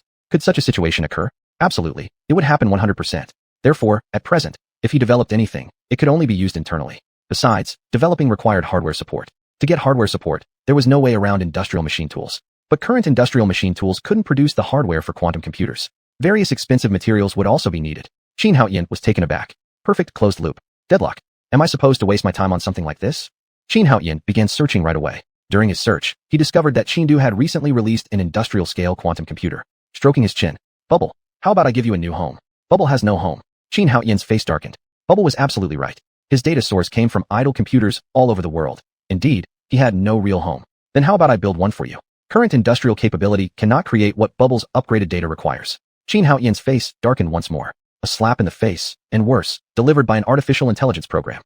Chapter 94. Being taken as a fraudster. Without further ado, he instructed Bubble to notify Huangya to purchase a quantum computer from Chengdu. He was very sure that these so-called quantum computers were basically all garbage. Along with this order, he also had Huangya buy a synthetic diamond company in He province and requested some materials. These matters could be left to Huangya to handle. The company side, let Huang Weiyag take care of it. It's a bit slow. Since that was the case, Xuanhuan naturally took it upon himself to get things started. First, he opened Haoye Novel Network to check out some decent novels. In the end, he chose a fantasy novel. It currently had fairly good popularity, with 30,000 viewers and an impressive 200,000 readers over 7 days. The novel told the story of a young man who crossed over to a vast continent, slept with the holy maiden of the most powerful sect at the start, then went through numerous hardships finding women, eventually standing atop the continent. It was already fully updated, with a total word count reaching 7 million. Xuanhuan could only criticize as he read. Why did books like this have so many readers? It was pure wish fulfillment. Of course, reading novels was just for fun. As long as the majority of people enjoyed them, there wasn't much harm. After glancing at the back end, Failure's Dream. Real name, Ma Mingyuan. That unemployed youth was one of the first batch to join Haoye Novel Network. This book of his was completed. He was starting a new one, with a total income reaching 12 million yuan, 10 million of which came from overseas. One of the top authors on Haoye Novel Network right now, with a very high income. Xuanhuan couldn't help but be speechless. Making so much money, Why bother opening a company when posting hundreds of thousands of books would make you rich? Shaking his head, he dismissed this impractical fantasy, using his own authority. Hello, who are you? Xuanhuan smiled upon reading. This guy must be lurking in the back end. His response time was so fast. Xuanhuan didn't know that Ma Mingyuan was living quite comfortably now, but he was terrified of poverty, never willing to stop. The key was that he had Bubble's assistance, making writing very effortless and not tiring at all. While other website authors could type 3,000 words per hour, he could manage at least 30,000 in an hour, and the amount he personally needed to write was minimal. Character design, actions, dialogues, environmental descriptions, battle scenes, none of those required much interference from him, as Bubble could automatically supplement them. I'm a staff member of xuanhuan Technology. Given the exceptional quality of your work on our novel network, we'd like to invite you to collaborate. Ma Mingyuan was initially very pleased, but quickly became guarded. Collaboration? Invited by xuanhuan Technology itself? Then why wasn't it someone directly from xuanhuan Technology? What proof do you have that you're from xuanhuan Technology? Ma Mingyuan wasn't a fool. Just because xuanhuan said something didn't mean he believed it, especially since the account lacked any official certification. xuanhuan chuckled and immediately had Bubble give him an official certification. Do you believe me now? Humph. Impressive technology being able to modify official certifications. Are you stupid? I've never seen you at xuanhuan Technology, nor have I seen you post anything. Even if you hack to change it, you won't fool me. After saying that, Ma Mingyuan reported, closed the session, all at once. Humph. xuanhuan Novel Network is a great website, a humane one, and my savior. Do you think I won't report you if you're trying to tarnish xuanhuan Novel Network's reputation? You deceiving xuanhuan Novel Network authors will lead to many falling for your scams. This will lower the credibility of the network. Of course, I have to prevent it. That's what Ma Mingyuan thought. In his mind, he was just a kid, and the Novel Network was his savior, akin to reborn parents. He certainly wouldn't allow anyone to damage the network and even harbored thoughts of claiming credit. Xuanhuan, amused yet helpless, had Bubble unblock his account. Indeed, this account wasn't official, it was Xuanhuan's personal account. After someone reported it, the review system decided and sealed it immediately. He found Ma Mingyuan and made a call. Hello, hi. From the other end of the line, a youthful voice came through. I'm the person who contacted you on xuanhuan Novel Network. You go ahead and report me, then let the Novel Network ban me. Before xuanhuan could finish complaining, the other side bellowed at him. Xuanhuan silently listened, not only without getting angry, but feeling quite moved instead. The more people like this who stood up for xuanhuan Technology, the more stable they would become. Finished venting? I'll not only vent, I'll also report you. Xuanhuan sighed. Alright, can you hear me out? How should I trust you? I wouldn't trust you no matter what. Xuanhuan, can I contact the company and have the forum administrator reach out to you? A fleeting thought crossed Ma Mingyuan's mind, and just as he was about to readily agree, another suspicion struck him. How do I know you're not using technology to mask your identity, simulating an account? Xuanhuan felt exasperated at this point. This guy was pretty cautious indeed. Then come to xuanhuan Technology's headquarters. Surely, that won't fool you, will it? Ma Mingyuan froze for a moment. xuanhuan Technology's headquarters, that was akin to a holy land in his heart. With such an invitation, could it really be genuine? He shook his head. There was no way he would believe so easily. You even invited me personally to the headquarters, and yet I don't trust you? Is this xuanhuan Technology's new product, which requires your cooperation? Ma Mingyuan suddenly thought of a possibility. In the past couple of days, xuanhuan Technology had indeed released a new product. That was the xuanhuan Video Network. A video website surely needed content, and weren't they the best content providers? If that were the case, perhaps a trip to xuanhuan Technology was indeed worthwhile. Ma Mingyuan still harbored some doubts and worried about being deceived. Why didn't you announce it beforehand? Xuanhuan was dumbfounded, completely baffled.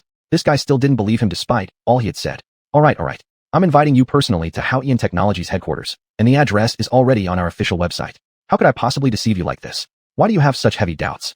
Alright then. Ma Mingyuan relaxed. Indeed, this did seem like xuanhuan Technology's customer service style. There was nothing much to worry about. You see, this is precedent. Even the xuanhuan Technology customer service department caused quite a stir once. A customer called in to complain angrily, and the customer service representative calmly explained things, even conversing very casually with the customer. In the end, the customer service staff yelled furiously back. The customer service rep even cried from frustration, but who would have thought their team leader would dial the customer's number with a private phone and fiercely reprimand the customer? This event was voluntarily disclosed by xuanhuan Technology itself, along with a recording. After this incident, xuanhuan Technology not only did not punish that team leader, but also awarded them. Simultaneously, they criticized the involved customer service personnel, informing her that if similar customers came next time, she should directly call them and argue back. This incident was announced in an official notice from xuanhuan Technology. Everyone knows that xuanhuan Technology's customer service representatives work relatively comfortably, without needing strict standardization, allowing casual chats instead. Chapter 95, Ma Mingyuan, Knowing Gratitude.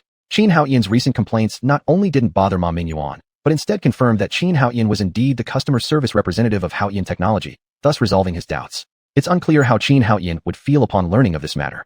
After confirming to meet at the company lobby the next day, Xuanhuan hung up the phone. He had originally wanted to involve a few more people, but thought better of it. If he messed things up recklessly, Huang Weiyang would surely lose his temper again. To avoid irritating his capable subordinate, he decided to take it slow and proceed step by step. The next morning, he arrived at the company. The rest of the employees weren't there yet. However, the front desk was bustling with people coming for interviews. In the middle of this chaos, Xuanhuan surprisingly spotted Han Tian laughing and chatting while holding a cup. At that moment, she was holding her cup and enthusiastically discussing the hottest TV shows. Han Ting, what's going on? Han Ting couldn't bear sitting in an office all day and often joined the administrative department sisters at the front desk watching TV together. Now, with a large number of interviewees arriving, she was delighted, abandoning TV altogether to chat with them. Upon seeing Xuanhuan, Han Ting couldn't help but roll her eyes. Wow, look who's here. Even the administrative staff beside her forgot their proper titles and gawked at Han Ting with wide eyes. So arrogant. Even Lin Shuxue and Xuanhuan, who were behind Xuanhuan, glanced sideways at her. This young lady appeared very well connected. Best not to offend her. I've just been away for one day, alright? Xuanhuan glared at this little girl with a melancholy expression as if wronged. Han Ting chuckled. Alright, stop teasing you. These are the ones who have come for interviews. Xuanhuan was speechless. With so many unfamiliar faces, some looking nervous, they clearly came for an interview. Since there was nothing to be done with Han Ting, he smiled and greeted these people. These people, who had previously relaxed, became tense again. Not knowing how to address Xuanhuan, they could only stiffly stand up. Only the other employees greeted him properly. These new recruits of Haotian technology were not very familiar with Xuanhuan. Mr. Qin. Fine, continue with your work. You're uncomfortable around me anyway. Everyone let out a sigh of relief except for Han Ting, who giggled without any concern. Han Ting, if someone from Ma Mingyuan arrives later, send them straight to my office. Han Ting opened her mouth slightly, staring in astonishment at Xuanhuan, as if witnessing the sun rising from the west. Are you personally conducting interviews, Mr. Qin? Xuanhuan gave Han Ting a dry look. Interview? Your head or something? Don't we have Minister Zhou leading the HR department? Finishing this, he left directly, heading back to his office. At 9:50 in the morning, Han Ting led Ma Mingyuan into the office. Mr. Qin, Ma Mingyuan has arrived as you requested. Alright, go ahead and leave. As soon as Xuanhuan spoke, Ma Mingyuan's expression changed. He recognized Xuanhuan's voice as that of the person who had called him. They were all familiar with the Haotian group. It was common knowledge that Xuanhuan was the founder and legal representative of Haotian technology. Looking at the timid Ma Mingyuan, Xuanhuan teased him. So, am I not a scammer then? Ma Mingyuan looked embarrassed. He hadn't expected the financial magnate himself to call. Sorry, Mr. Qin. I didn't know. Alright, no more teasing you. I need to discuss a serious matter with you. Ma Mingyuan had guessed something but dared not believe it. His novel wasn't the best. There were over a dozen novels ranked ahead of his. If the situation were as he guessed, it would make sense to collaborate with those with greater influence. Let alone this kind of cooperation usually wouldn't involve the big boss stepping in. What was he? The ordinary authors were earning tens of millions within just a few months, and there were still more than 10 top-level authors above them. Wasn't Haotian technology making even more money? Ma Mingyuan didn't realize that the revenue share from the novel platform's tip system was actually quite low. Moreover, on the Haotian novel platform, the amount of tips far exceeded subscription fees. After all, how much is a chapter worth through subscriptions compared to when a wealthy benefactor tipped an author 1 million lantern coins? With so much money, it'd cover a membership for several years. The difference in earnings greatly contradicted what they understood about other websites. Mr. Qin, why did you contact me? Haotian video platform, you've heard of it, right? Ma Mingyuan felt dazed. He didn't know it. But if the company needed adaptation, couldn't they just contact him via the internet? Why create such a fuss? I want to adapt your novel into an anime. Ma Mingyuan's mind raced. It was really as he had guessed, but why was this so surreal? Without time to ponder further, excitement got the better of him. Mr. Qin, I agree. Xuanhuan curiously stared at this guy. Hadn't he been cautious before? Why would he agree without considering anything? This isn't urgent. Aren't you interested in the terms? Ma Mingyuan shook his head firmly, his face filled with gratitude. Mr. Qin, I'm willing to do whatever is needed. If the novel website requires it, my works can all be freely contributed to Haotian technology. Xuanhuan's words got stuck in his throat. This guy, was he being so generous? Do you know how much money we're talking about? Ma Mingyuan shook his head. I truly don't know, but I don't care. It was Haotian novel that made me who I am today. Without bubbling assistant, I couldn't have written such a good novel. Mr. Qin, you might not know this, but I only graduated from junior high school, and I've been unemployed recently, almost to the point of not being able to survive. I was at the verge of asking my family for money. Ma Mingyuan looked a little sheepish. It was Haotian novel and bubbling assistant that gave me this opportunity. I've already earned a lot of money now. As long as I don't squander it, it'll be enough to sustain me for life. If not for Haotian novel, I don't even know what state I would be in now, or where I'd starve to death. So, Mr. Qin, whatever Haotian novel does with my novel, I agree and authorize it. Ma Mingyuan thought for a moment. Mr. Qin, there's actually another point, similar to what the announcement says. Haotian novel operates overseas, which allows us authors to earn so much money. If it were only in Dragon Country, we'd probably make just a few tens of thousands a month at most. That would still be quite a bit, but far less than what we currently earn. So, Haotian novel has already given me more than enough. I don't have any other desires. Xuanhuan raised an eyebrow, staring at him curiously. Here was a truly grateful person. Aren't you curious about the prospects of Haotian video platform?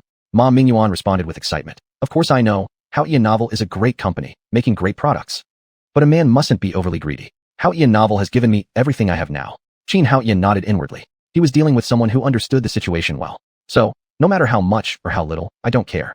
Qin Haoyan burst into delighted laughter. He could see that Ma Mingyuan truly felt deeply grateful. It wasn't a tactical retreat or pretense. You're a fine lad. Haoyan Novel feels proud to have you as part of our team. We're also proud of your thoughts and actions. As soon as Qin Haoyan said this, Ma Mingyuan became somewhat bashful. This indeed was his real feeling. He wasn't greedy. Chapter 96. Original anime released on Video Network. However, your gratitude is one thing, and our cooperation is another. We still need to discuss the specific details. This not only concerns you, but also involves the interests of many authors from the novel network. We appreciate your gratitude, but acting like this will hinder their chances of earning profits. Qin Haoyan thought for a moment and added another condition in his mind, deciding to give this guy a chance. Let's see what he chooses. I can now offer you 3 options. Either revenue sharing, outright purchase, or joining us at Haoyan Technology to oversee the film and television or novel division. Ma Mingyuan was caught off guard. He didn't expect General Qin would give him such an opportunity. The first 2 options had already faded from his mind. As he had said before, he wasn't someone who cared much about money. At least, when the issues of basic needs and comfort were resolved, that was how he truly felt. As for those first 2 conditions, compared with entering Haoyan Technology, they were nothing. General Qin, I choose the 3rd option. I choose the 3rd. Qin Haoyan became more satisfied within himself. Aren't you interested in hearing the price for the outright purchase or the terms for revenue sharing? Ma Mingyuan shook his head firmly and seriously. No need, General Qin. Compared to joining Haoyan Technology, what's the significance of money? His basic needs were met. Now it was time to realize self-retribution. Compared to entering Haoyan Technology, what are a few $billion? Was he really short on money? That's fine. I can arrange directors, art designers, music experts around you, and let you create the cover for your completed fantasy novel. Qin Haoyan inwardly nodded. This young man was indeed decent. He had decided that the company would reduce the profit margin on completed books. If there weren't any significant errors, it should be reduced to somewhere between 1/20th to 1/50th. This money wasn't something their company wanted to keep all to themselves. Rather, it needed proper distribution. If there were too many books, they would have trouble sustaining everything. Not only that, but he also turned off the tip function for completed books, further cutting down the author's income. As for whether the authors would protest against this, he showed no care. You can protest, I'll just shut down your bubble writing assistant right away and prevent you from using it. Come and bite me. Good, you want to protest? I'll restore access for you, but the system will adjust downwards, giving you no recommendations, making it so people can't even see your work. Protest once and see what happens. Try and you'll die. Authors from Haoyan Novel Network don't have the qualifications to make loud objections to them. They could crush them with just a finger. Ma Mingyuan was utterly dumbfounded. He originally thought it was just about giving away the animation and film copyrights. Who would have guessed that Haoyan Technology would offer such a grand gesture? Staring at Qin Haoyan with wide eyes in astonishment, Ma Mingyuan said, General Qin, isn't this too exaggerated? This. Qin Haoyan smiled. In fact, this is the best way. Would you rather have an editor who doesn't know anything come and mess up your work randomly? Ma Mingyuan fell silent immediately. Now being somewhat renowned in the online literature circle, he naturally understood many aspects of the industry. What about the adaptations done by other platforms? Were they criticized enough yet? Isn't it true that the authors basically had no editing rights? Ma Mingyuan grimaced. But General Qin, I fundamentally know nothing about anime. I simply can't do it. Qin Haoyan was reassured. This person had responsibility, things were set then. Alright, no need to rush. You'll understand later. We will continue discussing. With his silver-tongued rhetoric and some bluffing, after handing over the Haoyan video editor to Ma Mingyuan, Qin Haoyan had thoroughly swayed the boy. Watching him leave in a daze, heading to the entertainment department to wait, Qin Haoyan smiled faintly at the corner of his mouth. See, was this matter difficult to handle? Didn't we immediately find a super suitable candidate? What if there aren't enough videos? We'll go step by step. Given their efficiency, other anime companies would have no chance to survive. Haoyan Technology primarily focused on efficiency. Qin Haoyan thought this over. Lin Shushua stifled her giggles nearby. She had now figured out that Qin Haoyan was genuinely skilled at taking advantage, constantly scheming everywhere. Qin Haoyan wasn't concerned either. Server issues resolved, video website affairs settled, the factory not yet established, equipment not yet arrived. His remaining work was merely studying equipment improvements and continuing programming, leaving him suddenly idle. Hey, I'm free again. Another pleasant and beautiful day. Events happened one after another, yet Haoyan Technology remained as stable as Mount Tai, letting the outside world face whatever storms. 3 days later, Haoyan Video Network suddenly released an episode of anime. Without any promotion, quietly and subtly. Just like that, Haoyan Video Network's first original anime went live. Luo Ning, a sophomore student at Metropolis University. Novels are his favorite, and he has been reading them for 12 years. It must be said that there is indeed a huge gap in people's talents. The gap between super talents and ordinary people is even greater than that between ordinary people and single-celled organisms. Even if he spent every day engrossed in novels, he still managed to achieve excellent grades and was admitted to Metropolis University. In the past, he was very troubled by having to chase updates of serialized novels. It was extremely painful. Not until Haoyan Novel Network launched did he experience his happiest times. These authors basically update 100,000 words daily, working themselves to the bone. Plus, the quality is decent, so Luo Ning now only worries about not being able to finish everything. The authors produce content like an avalanche. Before he finishes one chapter, the next several are already out. Thus, he became a loyal fan of Hawkish technology, spending every day happily glued to Hawkish Novel Network. This day, he got too exhausted from reading, unable to keep up with all the updates, and accidentally clicked into the video network. This Hawkish technology always operates in an orderly manner. The launch of their video network must have its purpose, though I wonder when they will start releasing works. I just hope they can continue to disrupt things, ensuring the same update frequency as on the novel site, uploading 7 or 8 episodes per day to make watching smooth and enjoyable. Luo Ning thought this way. If Fang Peng and Huang Weiyang heard these words, they might rush over on a plane to whack him a few times. For Hawkish technology to operate in an orderly manner is such bullshit. They worked so hard, almost flying off their feet, yet there's still talk of orderliness of dog's hit. When Luo Ning opened the video network, he froze immediately. He could not help but dive right in, captivated by the grand scenes. One episode after another followed, until 3 hours had passed without notice. Luo Ning looked at the time on his phone, astonished that 3 hours had vanished. But this was simply too entertaining. All 3 episodes were tightly plotted, without any unnecessary dragging. The visuals were elegant and natural with hardly noticeable artificial editing. The music was majestic, fitting, and never contrived. Absolutely top-notch. Pity there are only 3 episodes. And who knows when the next ones will come out. But it's already great. 3 episodes are satisfying, truly satisfying. This should be adapted from that novel on Hawkish Novel Network, faithfully copying the original and avoiding any unnecessary delays. If I remember correctly, these 3 episodes have covered 20 chapters worth of content. So refreshing. Chapter 97. Powerful Creation Ability, Uniformly Positive Reviews. Luo Ning's face was flushed, appearing weak after an orgasm. She typed furiously on her phone. Too good. It's basically identical to the original work. When will it be updated? I'll give a tip for sure. Hawkish Technology Company. 7 people surrounded Ma Mingyuan, with their phones in hand. Jinzhongde Zhizhuo Shifin, Jinzhongde, making videos. With the Hawkish video editor and the embedded bubble AI, all they had to do was paste the text into it, and it would automatically generate a series of images. After their fine-tuning, Bubble AI could originally generate many native pictures. If their imagination was lacking, they could find many pictures online as references, input them, and let the Hawkish video editor do the debugging. As for character issues, they adjusted similarly. Bigger when needed, smaller when necessary, showing what should be shown, imitating other companies' videos to absolutely attract everyone's attention. For an entire episode of video, the most troublesome part was actually the music. Animal sounds, wind and rain, snow, explosions, voices, background music, etc., all required them to spend a lot of time matching and adjusting. Still, after spending 1 day in coordination, they only took 2 days to make 3 episodes of animation. Most of the time was spent searching for materials. Too awesome. One person suddenly became excited. These people consistently followed Hawkish Technology's hiring requirements.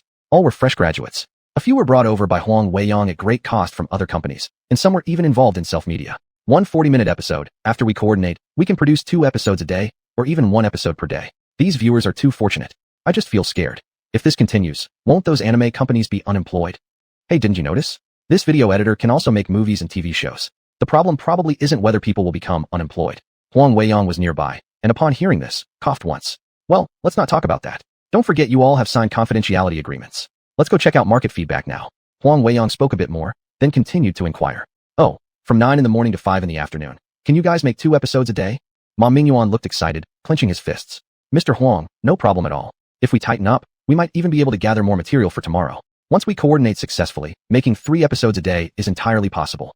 The 7 people surrounding Ma Mingyuan looked grim. Was this guy some sort of tiger? Clearly, they could sneak around and get away with producing 2 episodes a day, but now saying 3 episodes would mean increasing their workload unnecessarily, right? Huang Weiyang, however, burst into laughter. Good job. For now, 2 episodes a day is fixed, and we'll review again in a week. Let's go check out the data now. The 7 people were greatly shocked. Updating 2 episodes a day was fine, but what about weekends? Were they going to work overtime? Mr. Huang, what about weekends? An audio girl blurted out without reservation. She wasn't one to hold back. Of course we rest. Who works on weekends? Huang Weiyang said matter-of-factly, then realizing their concern. You don't need to worry at all. You think just because you've come to the company that we'll need overtime? It's not like that at all. Hawkish Technology finishes work at 5 sharp. If we hadn't stopped him, the big boss might have let us leave at 4. Fortunately, we stopped him, so Mr. Qin changed it to whenever the work is done, you can leave. You guys are the same. If you can finish 3 episodes of animated video in half a day, you can leave and go home in the afternoon.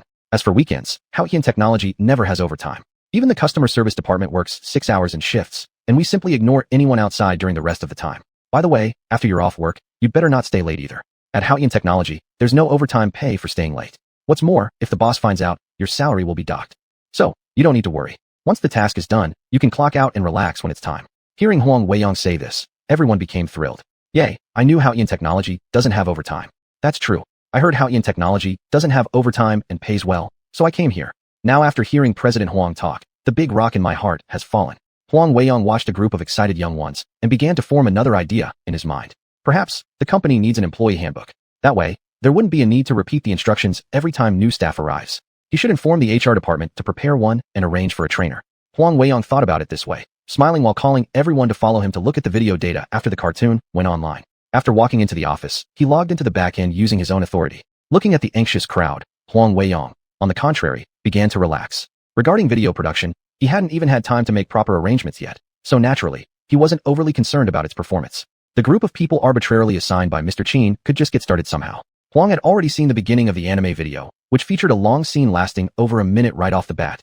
It transitioned from lightning storms high in the mainland sky, gradually showing wind and rain in the air, followed by views of the whole continent, then zooming down toward the protagonist's country, town, village, and ultimately focusing on the main character. It directly rendered the tragic background of the protagonist. Huang Weiyang had found it quite moving, and there was probably no problem with how it would perform. This kind of realistic imagery was already better than all special effects he'd known about. Apart from the lack of promotion, everything else was fine. With Haoyan Technology's solid fanbase, there was surely no issue here. Though a big breakout might still need some time, reviews should pose no serious trouble. So, do we look at the reviews first or check the data? Huang Weiyang smiled as he looked at these youthful faces, filled with mixed feelings. Reviews. Data. The group split into two sides, giving varying answers. After answering, everyone appeared uneasy. How nerve-wracking. On the contrary, Huang Weiyang grinned. Well, let's take a look at the comments section first before we go to the statistics. How does that sound? Let's look at the bullet comments on the video. Having spoken, he took the initiative to reopen the official website and clicked on a Haoyan video. As soon as it opened, an overwhelming wave of bullet comments popped out. Remember, the video had been online for less than half an hour, without any marketing efforts whatsoever. Damn, after just 2 minutes, I'm covered in goosebumps. Caution, high energy segment ahead. Warning, may scare you to death. Shit, these visual effects completely surpass Hollywood stuff, don't they? What physics engine is this? It's incredible, isn't it? Seriously, anything released by Haoyan is bound to be amazing. Awe-inspiring.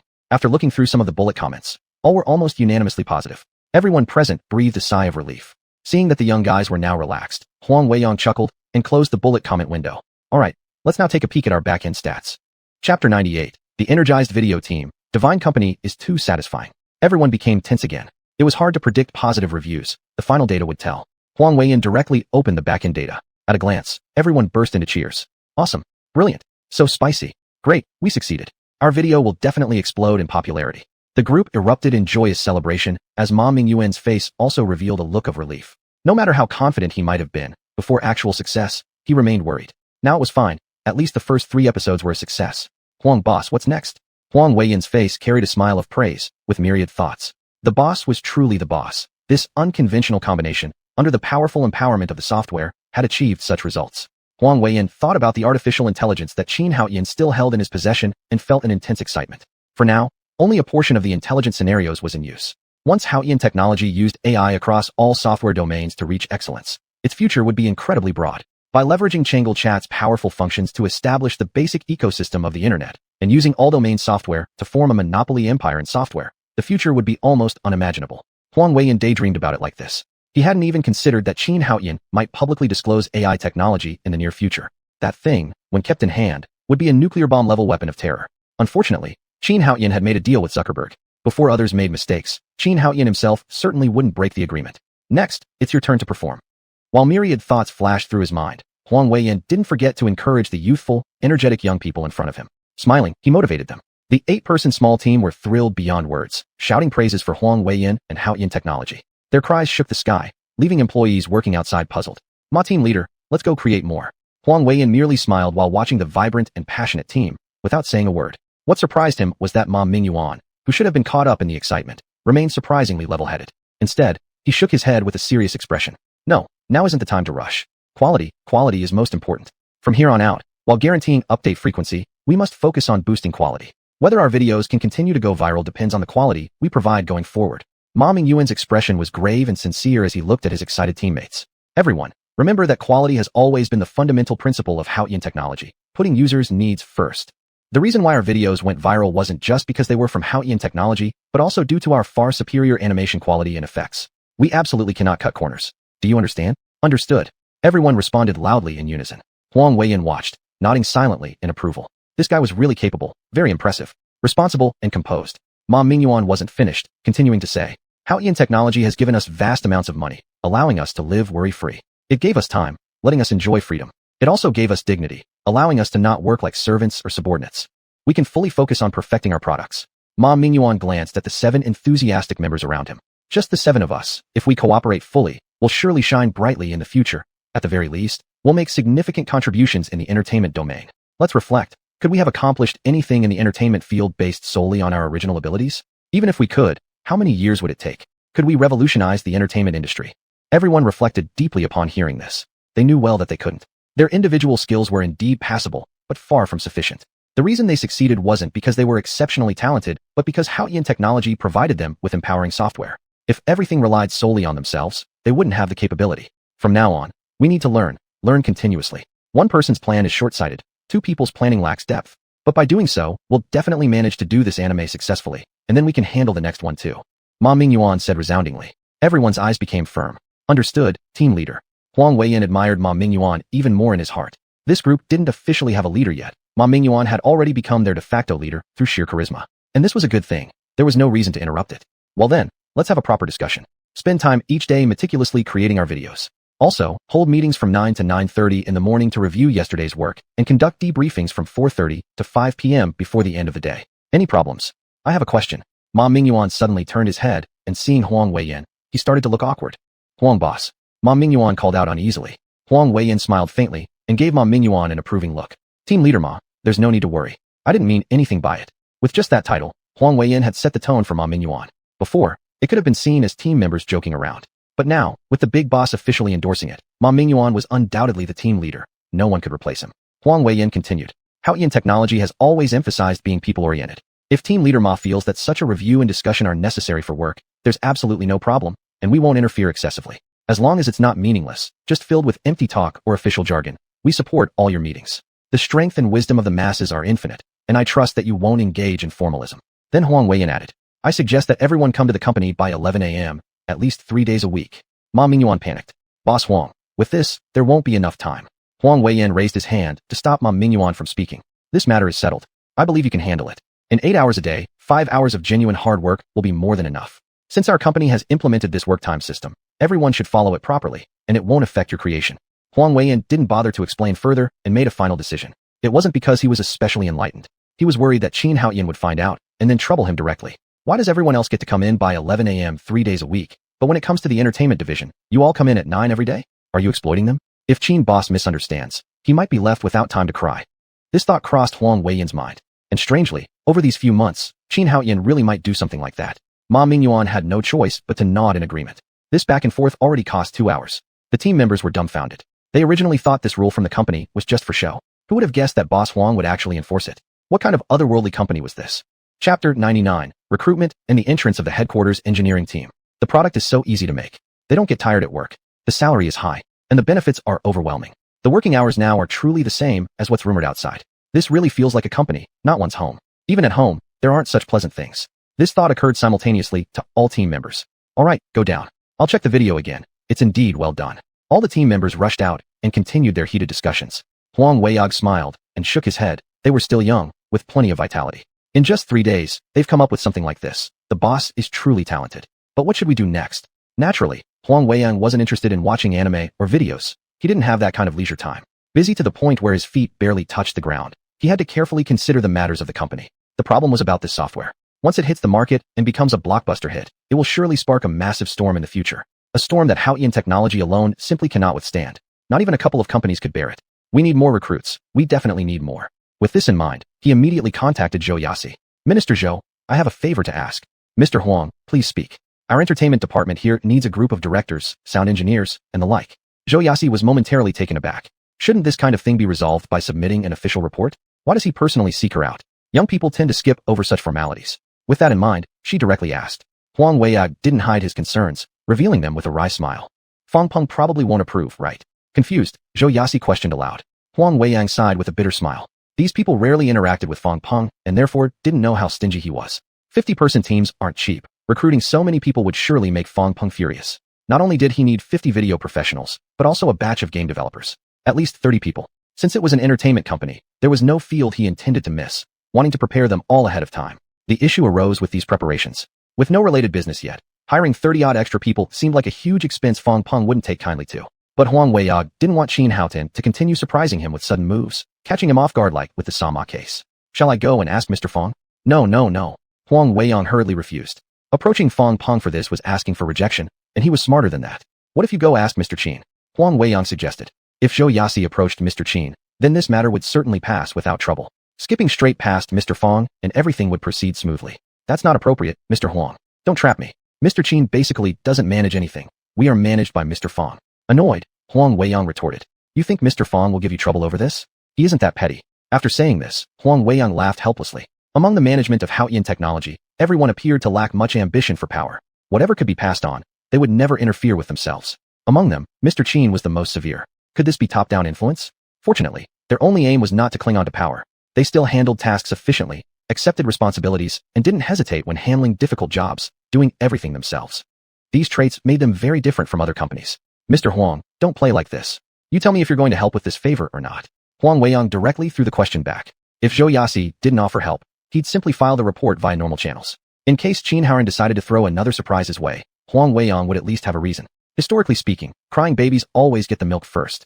As for their discussion focal point, Fong Peng, he was busy watching the construction site with Lin Shuxue, happily following behind. Mr. Fong, this is just too unbelievable. Fong Peng remained calm-faced. Ms. Lin, it's not because the Shan City government is extraordinarily reasonable or for any other reasons. It's because they have a higher perspective, looking far ahead. They understand the impact of our Haotian technology settling in Shan City, bringing significant changes to the city. Lin Shuxue nodded lightly. Any super city within the country has its giants among corporations. Without them, there would be many leading-edge companies establishing roots, bringing immense vitality to the entire city. Take cities like Capital City or Devil City as examples. A city, without megacorporations or various leading-edge enterprises, or without natural resource extraction supporting it, can't develop or thrive. Still, I find it hard to believe. Fong Peng burst into laughter. Ms. Lin, you underestimate Haotian technology. What will bring to Shan City far surpasses anything mentioned. Mysteriously, Fong Peng concluded. As one of the top managers in the company, he could see much further. This matter doesn't just pertain to Haotian Technology's internal robust profitability and employee wages. Just take this single point. With high salaries and more rest time for employees, it deeply promotes aspects such as clothing, food, housing, and transportation in Shan City. These industries will also boost Shan City's tax revenue. Compared to groveling for days to keep Haotian Technology here, the advantages are obvious without any question. Besides, Haotian Technology is a high-tech industry, bringing in a measurable amount of top talent, greatly promoting the development of Shan City. Currently, there are still very few people. Only when the number of personnel increases sufficiently will the true benefits emerge and explode. Is Shan City valuing Haotian Technology? No, they value Haotian Technology's future. Then should we start building the headquarters and lay the foundation? No construction plans yet. What foundation are you talking about? Fong Peng smiled as he counterasked Lin Shuxue. In his view, this girl in front of him has some talent, but lacks many professional experiences, being somewhat immature. Since Qin Haotian brought her along, Fong Peng naturally would teach her thoroughly. Lin Shuxue was utterly confused at that moment. What does he mean by this? But, aren't they already on site? Fong Peng revealed a hint of smile. Yes, they were given an advance payment of several 10,000. Lin Shuxue felt utterly perplexed. What's all this about? The plans haven't even come out, and she had been running around for some time, yet no discussions about prices have ever happened. With today's sudden start on site, something definitely isn't adding up. Fong Peng grinned widely. Under Secretary Chen's endorsement, they wouldn't dare to act recklessly.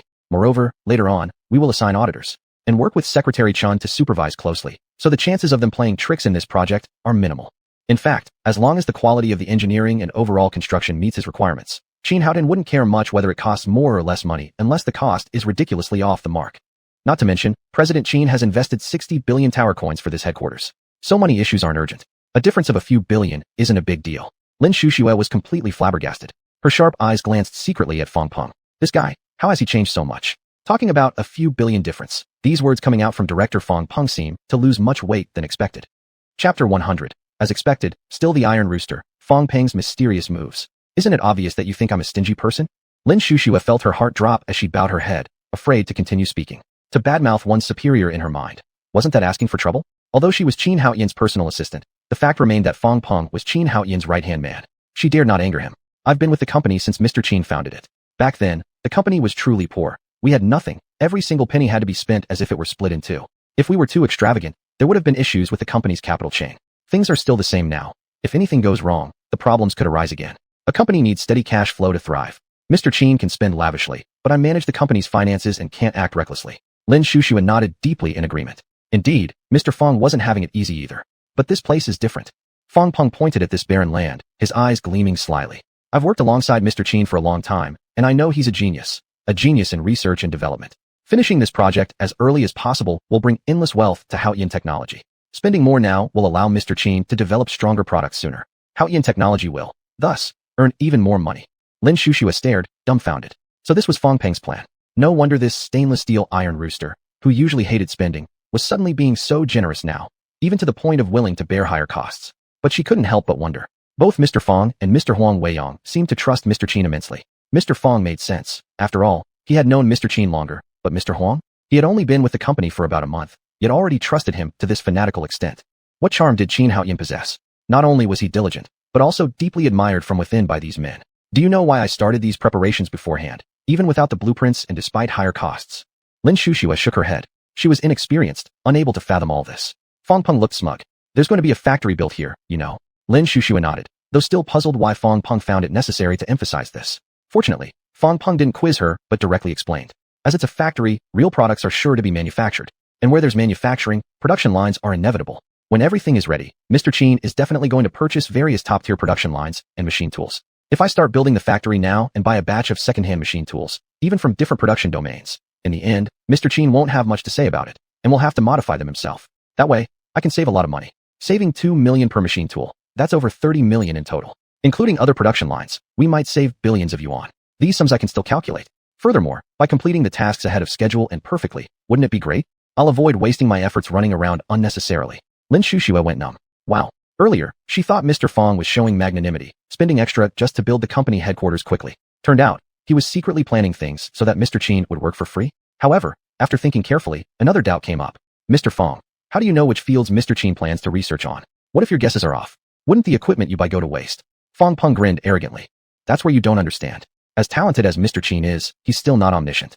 I've investigated. Computer science, physics, mechanical engineering were what he studied in university, so I'll just prepare some phone production lines, computer production lines, and machinery-related equipment. There's no way Mr. Qin would cross disciplines to study batteries or delve into biochemistry and pharmaceuticals, right? Am I wrong? Though Lin Shuxue always felt something wasn't quite right, seeing Fong Peng's excited look, she refrained from questioning further and earnestly nodded instead. You're absolutely right, Mr. Fong. You oversee the entire situation strategically, truly admirable. Fong Peng chuckled confidently. These are all minor details. It's all thanks to Mr. Qin's ability.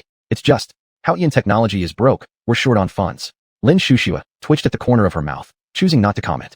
With 40 billion lighthouse coins coming in every month and merely over 100 people in the company, are you trying to tell me there's a lack of funds? You might as well say that excrement is hard to eat. So, are they supposed to level the land? Yes. Next up, it's going to depend on you. Lin Shuxue immediately panicked when hearing this. But I can't do it. Don't worry. All you need to do is supervise the leveling and sign for confirmation. On my end, I need to go find the necessary equipment from various places, and I certainly won't have enough time to linger at the construction site. So temporarily, I'll have to trouble you. Lin Shuxue wanted to cry. She wanted to protest against being troubled, but there was simply no way around it. From the beginning, hadn't they mentioned this task was assigned to her? Yet, she was just a recent graduate. How could they ask so much from her? For such a large project, Manager Fong has only been here for 2 days before leaving it all behind. This is totally unreliable. Don't worry. If you have any issues, just ask me directly. Hasn't Mr. Qin said this? Don't undervalue yourself. If there's anything shady like a backdoor deal that you can't resolve, tell me or Mr. Qin right away. We'll deal with him. Do you think the 6 billion lighthouse coins investment was so easily acquired? Only now did Lin Shuxue feel slightly reassured as she earnestly nodded in agreement. That's right. The outside world assumes Haoyan Technology's monthly allowance of 3 billion lighthouse coins comes easy. But that's because Qin Haoyan and Zuckerberg made some backdoor deals, agreeing to help recover the entirety of Facebook, promising commercial transactions worth many times the value. In comparison to that scale and transaction, 3 billion lighthouse coins per month obviously isn't much. She always listens in on Mr. Qin's conversations with Zuckerberg. She's crystal clear on all these matters. Whether they finalize the details first before discussing further transactions or not. A verbal agreement is ultimately different from a signed one. Anyway, during that period, she was keeping an eye on the stock market and knew Zuckerberg was a cutthroat businessman, someone who plays dirty more than being tough alone. He genuinely pushed up the company's stocks. It would naturally follow that he would later reclaim his shares. Moreover, thinking about how Facebook's stock prices could collapse, Lin Shuxue's face turned grim. These people were truly too underhanded. Fong Peng stood by the car, watching various construction vehicles gradually enter the site. Let's go negotiate the price. Lin Shuxue almost stumbled. Didn't we say, without blueprints, there's no way to negotiate the price? But what can be done when the other party is the boss? Just as she was about to open the car door, Fong Peng added another instruction. Oh, and contact Mr. Qin, asking him to send over the blueprints as soon as possible. Lin Shuxue felt utterly bewildered. Didn't we say the blueprints weren't ready yet? And shouldn't blueprints come from the design company, not directly requested from the CEO? Without saying much, Lin Shushua dialed a call to reach Qin Haoyan directly. Qin Haoyan was furiously coding when he heard the matter relayed by Lin Shushua. Just wait. Qin Haoyan looked at his computer. Bobo, I'm here. Chapter 101, Headquarters Design Plans. Video goes viral. Is the design of the company headquarters ready? No. Qin Haoyan. What about the artificial intelligence that is supposed to design things quickly and finish with a swipe? Why aren't you following the script? How much longer will it take? Unknown when computing power is insufficient. Qin Haoyan felt exasperated. No plans? Let Fong Peng wait. He got himself into this mess. Let him deal with it. After speaking, Qin Haoyan hung up the phone with a slap. Looking at the rows of code on the computer screen, Qin Haoyan immediately switched out. Pow pow. Save the code and then open the design plans. Not long after, Qin Haoyan was stunned looking at the plans provided by Pow Pow. Shit. What the hell is this? It's all over the place. Can't even count the details. Are these the plans you made? In the future, this will be Pow Pow's home, pursuing perfection. Qin Haoyan fell silent. He felt that Pow Pow was really turning into something magical. Plans are fine, but now you've designed everything, from the tiles in each room, their standards, colors, and more, to the precision required between different lines. Is this really a plan? Especially for the server room, which had Qin Haoyan's scalp tingling. These materials are unaffordable. All graphite-ine mixed structures. Pow Pow, let's negotiate. Can we not use graphene for your server room? We can avoid it. Qin Haoyan. Are you messing around, or do you just know graphene? Pow Pow, let's make a deal. Can't negotiate. Qin Haoyan became annoyed. Fine, if graphene has to be used, why are you coming up with so many chemical and physical performance indicators? That involves research and development on graphene materials. This cost is simply unaffordable right now. At least 30 billion lighthouse coins per month might seem like a lot, but when channeled into the scientific research field, one might not even see a single bubble, let alone the fact that Qin Haoyan intended to expand in all fields, which would require an enormous amount of resources. Pow Pow wanting a separate server room was fine, but it couldn't be so extravagant. Throwing it into the Yangtze River might be the last resort. No, it wouldn't be allowed to throw it into the Yangtze River. He could find a remote location to place the server, but it would ultimately be the same. Pow Pow, we need to be reasonable, okay? As a program, Pow Pow doesn't need to be reasonable. Qin Haoyan felt exhausted and wanted to ask Pow Pow if it was becoming self-aware. Didn't you say there wasn't enough computational power? How come your responses are so cutting? He understood. Many users were utilizing chat services, along with Haotian Novel Network and Pow Pow Writing Assistant and the newly launched Haotian Video Editor, all high computation demand software programs. It was completely normal for Pow Pow's computation power to be insufficient. But building such a massive server room using extravagantly luxurious materials and forcing us to do additional research isn't necessary either. Alright, once built, it's certainly time-saving and efficient, but the cost of construction could sustain the operation of the server room for 100 years or more. If they spent all their money this way, they wouldn't even make a ripple. Pow Pow, we don't have money. Reluctantly, Qin Haoyan had to lower his face and tell the truth. Bound by the rules, Pow Pow cannot independently allocate funds. Qin Haoyan felt extremely exasperated. Do you mean to add money to the company online? Alright, I'll handle the design myself. Okay, Pow Pow was quite cooperative here. It lacks human wisdom and emotion, merely providing feedback based on algorithmic rules. Qin Haoyan looked at the plans and began operating. First, he filed the finer details.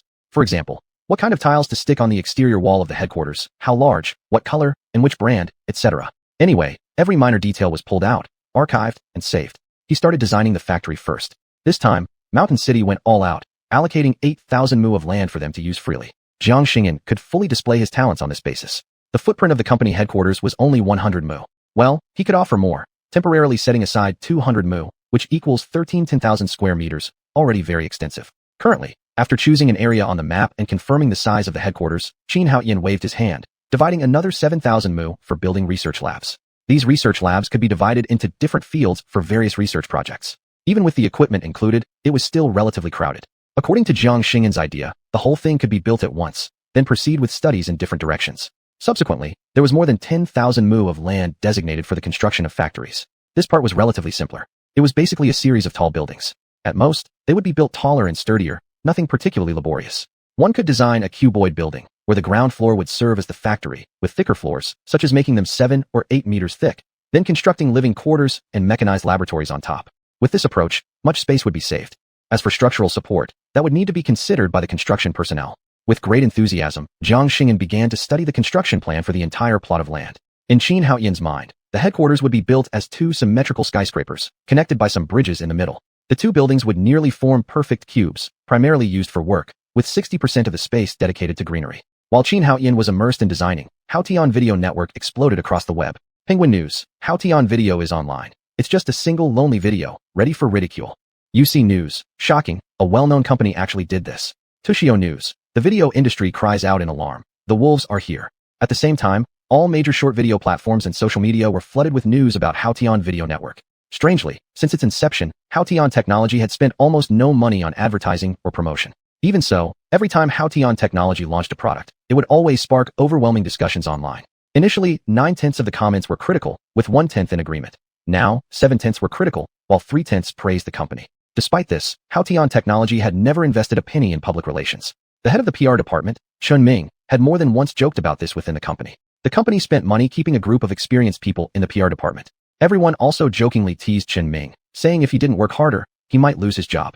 No one took these jokes seriously. Everyone knew that Haotian Technology didn't need public relations, for now. It wasn't something they wouldn't need forever. A powerful company would inevitably attract criticism, and the PR department needed to stay active in the company, addressing some malicious influences with responses and counterattacks, while responding positively to some positive impacts. Thus, Tan Dong from the legal department also often complained about Chun Ming, saying that their legal department was doing the work of the PR department. Not long ago, the internet was filled with widespread complaints about Haotian Technology. The reason why there were fewer such voices now was that the legal department simply ignored the complaints and went straight to court. Without even sending a lawyer's letter, they directly sued in court, hitting hard enough that many people dared not act rashly anymore. Now, the internet buzzed with praise for Haotian Technology's videos being amazing, yet no videos could be seen anywhere. Many skeptical people registered on Haotian Video Network, ready to take a look. Chapter 102. Overtime request denied. Thank you, Mr. Huang. The Haotian software system had one peculiar feature. Once you registered for one software, it meant registering for the entire suite, completely uncontrollable by anyone. All platforms, whether positive or negative reviews, effectively helped promote Haotian tech systems for free. Because one registration gave access to all the Haotian software products, there were an astonishing 6 billion registered users, a figure that would have been unimaginable in the past. 60 million users domestically and another 540 million internationally. Facebook's integrated version didn't require registration for its instant chat function and was thus excluded from this count. This is what they called the flowers outside the courtyard making the scent inside. Take a look at Haotian Technology, ignoring the various curses hurled at them online, yet their reputation steadily improved. Someone once said something along the lines of, development is the ultimate truth. One wonders how those internet companies attempting to squeeze Haotian Tech feel after hearing this news. Of course, thoughts and reactions are another matter. The current issue at hand is the heated attention surrounding Haotian Video Network. Ma Mingyuan was delivering this message right now, cornering Huang Weiyan. Mr. Huang, we need overtime. It must be overtime. Huang Weiyan looked with a pained expression at Ma Mingyuan's stubborn face and tight lips. I don't want to work overtime either. We're already rushing around like crazy every day. If you want overtime, go see Director Qin. Why are you asking me? He was crystal clear about the situation. Fang Peng lost his entire month's salary just for opening a door during a security breach. He wasn't about to repeat such folly. Regarding the overtime request, go talk to Director Qin. But isn't it you who manages us? Ma Mingyuan countered. Huang Weiyan threw up his hands in frustration. Come on. He himself was still managed under Director Qin. What a magical company this was. Even when employees volunteered for overtime, Director Qin refused it. Mr. Huang, if we can't do overtime, could I take my computer home? Not a chance. Huang Weiyan immediately shot down the idea upon hearing it, perking up from his earlier headache. What kind of joke was that? They already worried enough that releasing Haotian Video Editor might cause an earthquake in the industry, possibly jeopardizing the existence of Haotian Tech. And now Ma Mingyuan wanted to take it out? That would significantly increase the risk of data leakage. Ma Mingyuan, you should remember, leaking the Haotian Video Editor is strictly prohibited. I emphasized that multiple times on your first day. Mr. Huang, we won't leak it. We just want to use it to create videos. That's not allowed. Huang Weiyan insisted firmly, ignoring Ma Mingyuan's pleading words. This wasn't something to joke around about. It absolutely could not be leaked. Then we'll stay in the company. Ma Mingyuan replied casually, then paused before throwing out a childish demand. Fine, let Huang bear the penalty. At this, Huang Weiyan jumped to his feet abruptly. You brats, in just 3 or 4 days, your group of 8 would drain my entire salary. This was no laughing matter. Mr. Huang, haven't you seen the feedback for our first animated show Asking the Sky? The results are great. We can't waste this momentum. Let's get moving and produce more episodes. Currently, Haotian Video has only one animated series. It's not nearly enough. Huang Weiyan was utterly exasperated. Doesn't matter about the video site. There's no rush, okay? Huang, Ma Mingyuan asked hopefully. If we don't work overtime, could I take my computer home? No way. Huang quickly responded. At Ma Mingyuan's words, Huang suddenly came alive from his prior days, outright denying it. Are you kidding me? They were already wary that releasing the Haotian Video Editor might trigger a seismic shift in the industry, potentially even threatening Haotian Tech's survival, let alone taking it out of the office. What if leaks occur? That wouldn't be good. Ma Mingyuan, you know well that the Haotian Video Editor must not leak outside, which I've emphasized several times since your first day here. Mr. Huang, we promise not to leak it. We'll just use it to make videos. Still no. Huang Weiyan was completely unmoved by Ma Mingyuan's heartfelt persuasion. This was no joke, absolutely not. We will stay in the company. After a short pause, Ma Mingyuan resorted to being unreasonable. Any fine? You, Mr. Huang, can pay it. Huang Weiyan leapt up instantly. You little brat. If all 8 of you come over for 3 or 4 days, I'll lose my whole salary. Isn't this absurd? How about everyone's reaction to the first anime, Quest to Heaven? The response has been amazing. We can't afford to waste this opportunity. Speed up production, and our video department will finally start generating profits. Mom Mingyuan complained slightly. They definitely had the capability. However, currently, only 5 episodes were live, with 7 episodes set as the threshold before entering a paid viewing phase starting the day after tomorrow. The pricing structure for the video network wasn't based on membership, but on a per-episode basis of 0.5 yuan, plus permanent viewing rights. Although this price seemed steep, within the Huatian ecosystem, it was entirely reasonable and widely accepted by users. Each video would contain 3 ads, one at the beginning, one during transitions, and one at the end, all lasting 15 seconds each. Users would receive 0.3 yuan per ad viewed, meaning the actual cost to watch an episode would be just 0.2 yuan. If users opted to skip ads, they could purchase a monthly membership for 39 yuan. This eliminated ads at the beginning and mid-roll, but left the final advertisement untouched, which wasn't critical anyway. These ads would only appear during the user's first viewing and not reappear in subsequent viewings of purchased episodes. This model closely resembled the payment scheme on Huatian Novel Network, combining memberships, book-by-book payments, and ad-based returns to users, which functioned essentially as a financial subsidy provided by Huatian Tech. As a result, fans enjoyed low costs, and content remained freely available perpetually thereafter. Such a system had already proven successful on Huatian Novel Network, with most users readily accepting it. The entirety of Huatian Video Network was expected to rely on this approach to generate future profits. Thus, speeding up production and achieving sufficient viewership could resolve their revenue problems, eliminating the need for corporate subsidies. Huang Weiyan couldn't help but chuckle wryly at this. Mom Mingyuan, how can you think about profits before the investment has even begun? All you need to do is focus on creating good quality animations. Profit-related matters don't concern you. I'll find ways to handle it. As for overtime work, that's impossible. Taking time to prepare well won't delay the actual work. You're not busy enough? Go get a girlfriend and contribute more to the country. With your current earnings, you can support one easily, even have 10 or 8 kids. Mom Mingyuan stared speechlessly at Huang Weiyan, unable to believe that this was something a company president would say. Mr. Huang, how many children do you have? Huang Weiyan turned awkward. Only one so far. I've been busy. I'll have more when I have time. In that case, I should thank you then. Huang Weiyan almost choked on a breath of frustration, barely suppressing it in place. All right. Just ensure quality. Focus on the quality. If you're rushing around like crazy with overtime, there'll be no time to guarantee quality. Don't talk nonsense. Now go back to work. It's quitting time. Ma Mingyuan left the office immediately after saying this. He was quite disheartened. The feeling of being forbidden to work overtime in such a company was truly frustrating. As soon as he came out, his teammates gathered around him. Leader Ma, how did it go? It didn't work. Not even the computer can be taken home. It's completely impossible. Why don't we submit an application through the system? If Mr. Huang denies it, we could escalate it to Director Qin. Right, this is Director Qin's company. If employees are willing to work overtime, he probably wouldn't refuse. Exactly. Let's first submit an application to HR. If they deny it, we'll directly escalate it to Director Qin. That's right. The video is trending explosively. We definitely can't sit idly by. Ma Mingyuan glared irritably at those who had spoken. What do you think? Do you think Mr. Huang doesn't want us to work overtime too? He does, but there are lots of restrictions. Director Qin strictly forbids overtime. No exceptions. If you insist on working overtime, you'll get fined. Let's see how long you can last. The video group let out a collective groan and reluctantly clocked out. Employees passing by couldn't help but suppress their laughter. Everyone knew why this happened. Around the end of the day, some people would rush into the general manager's office, and everyone knows why. It's not for meetings, it's always for applying for overtime. But even the GM can't do anything about it. Overtime isn't allowed. And the rest follow suit. Thus, they would groan. This at Huatian Technology is also somewhat of a unique scene. Chapter 103, Joyful Afterwork Time, Employees' Happiness and Pride. I heard that our company's Haoyan video website is online. Han Ting also clocked out and joined the crowd, cheerfully saying, Indeed, 5 episodes have been uploaded. I finished watching them all today. They're really good. Han Minister, weren't just 2 episodes uploaded today? How could you have watched them all? And, stop it. Everyone knows Han Minister just sits in the office watching TV, completely relaxed. The employees saying this didn't bring any discontent to Han Ting, but made her feel rather proud. That's true. Our administrative department has very little work, slightly more leisure time.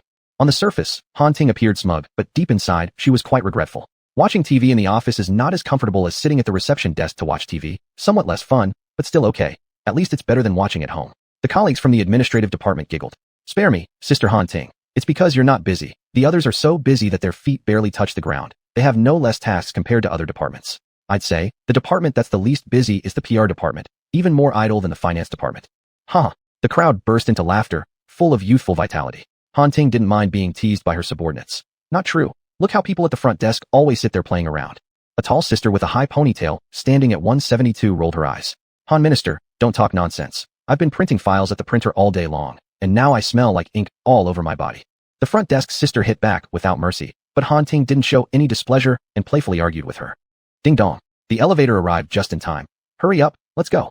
Well then, Minister Han, see you tomorrow, everyone. Some employees chuckled goodbye as they entered the elevator. Hawkish Technology's working atmosphere and employee culture were excellent. In the elevator, people from other companies in Taishan building looked enviously at Hawkish Technology's employees. There must be plenty who criticize Hawkish Technology within China, but nationwide, they envy Hawkish Technology's employees. Few responsibilities, high wages, good benefits, no overtime. Everyone wants to work for Hawkish Technology. Inside the elevator, Hawkish Technology employees stood upright and enjoyed the envious glances of everyone, silently swallowing their own grievances in silence. True, Hawkish Technology doesn't force overtime and work hours are flexible, but it absolutely isn't because there's less to do. It's due to the company promoting ultra-high efficiency in work. After finishing your tasks, you can do whatever you like, and leaving the company is perfectly fine. After some employees left, the number of people waiting for the elevator didn't decrease. Instead, it increased. Ma Mingyuan came out with the video team. Ma Mingyuan, you're a genius. I realized it when I took you to meet General Manager Qin. Han Ting boldly teased Ma Mingyuan. Ma Mingyuan smiled. Minister Han. TCH. Han Ting rolled her eyes. By the way, when will the next episode on our video network come out? This topic sparked heated discussions among everyone again. Yes, is it one episode per week? One employee had just opened their mouth when another employee responded. Not possible. Hawkish Technology would never do such a low-grade thing. There should be at least 2 episodes per week. But 2 episodes per week seems kind of scarce. What about 4 episodes? Hey, stop arguing. Just listen to what others have to say. You guys already guessed it yourselves. Han Ting hurriedly tried to stop the arguing employees. Ma Mingyuan had no choice but to speak up. From Monday to Friday, 2 episodes per day. Wow. All the employees became excited and enthusiastically discussed. Han Ting was also happily clenching her fists, satisfied across her face. 2 episodes per day are enough. Ma Mingyuan was extremely distressed. We talked to Manager Huang about whether we could work overtime, thinking about releasing some on weekends too, but Manager Huang rejected us. Everyone laughed heartily, the atmosphere very cheerful. Spare me. I remember Sister Han Ting even changed the password, refusing Fong General Manager outright. She even firmly rebutted him on live stream, giving reasons why he wouldn't get the password. Someone brought up the live streaming incident when foreign industry leaders appeared together at Hawkish Technology, sparking more excitement. Han Ting was utterly smug. Don't even think about it. It was announced by GM Qin, no overtime allowed, and I'm determined to uphold it. You, kid, if you want overtime, leave Hawkish Technology first. Everyone couldn't contain their happiness. However, talking about it, when I was scrolling through short videos today, there wasn't a single video from our Hawkish video leaked, which is simply incredible. Ma Mingyuan nodded. The videos on Hawkish video don't use commonly shared code these days. Furthermore, complex encryption technology encrypts the videos. They cannot be copied by others. This kind of technology is probably similar to Hawkish Novel Network.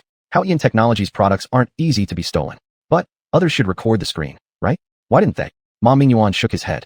He guessed there should be other technologies involved. But since these probably relate to hardware or advanced knowledge that he didn't understand at all, he naturally wouldn't speculate recklessly. Alright, this is a good thing. Why do you look like you're still not happy? If they wanted to watch, they would have to purchase the videos on Hawkish Video Network. It was a great deal. Moreover, the price should be very reasonable. Han Ting spoke to the employee who had initiated the conversation. Yes, taking into account the ad revenue from ads shown during the video, each episode costs only 0.2 yuan, which is inexpensive. After purchasing, the viewing right is permanent. Unlike other video platforms where once the membership expires, you can no longer watch. Everyone found this unsurprising. This was very similar to the model used by the novel website. They were all employees of Hawkish Technology, and some of these profits would eventually translate into their salaries and benefits, naturally warranting protection. When the paid system launches, we will definitely buy it and support you guys. Yeah, me too. All of us. Ma Mingyuan smiled and bowed to everyone around him. Thank you all. Videos on Hawkish Video are free for the first 7 episodes. The subscription service will go online the day after tomorrow. Great. We will surely support it. And besides, the content is really good. Your video team is amazing. Ma Mingyuan didn't respond. It wasn't that their video production team was so talented. It was the video editing software developed by the company, those programmers, and artificial intelligence that made them outstanding. Ma Mingyuan firmly believed that Hawkish Technology must possess artificial intelligence, and its intelligence level was definitely high. From the chat bubble assistance on the novel site, to chat flow, to the video editor, everything proved this fact. It's just that there's too little content. Do you think the company might spend money buying some videos? An employee suddenly asked, sounding a bit regretful. No way, don't overthink this. The company won't spend money on buying content. Wait a bit, the company has its own plans. Soon, there will be more content. Ma Mingyuan nodded. Though Han Ting was usually approachable, she was, after all, a senior executive at Hawkish Technology. After the 3 presidents, there were the 7 directors. What Han Ting said must carry considerable weight. Chapter 104.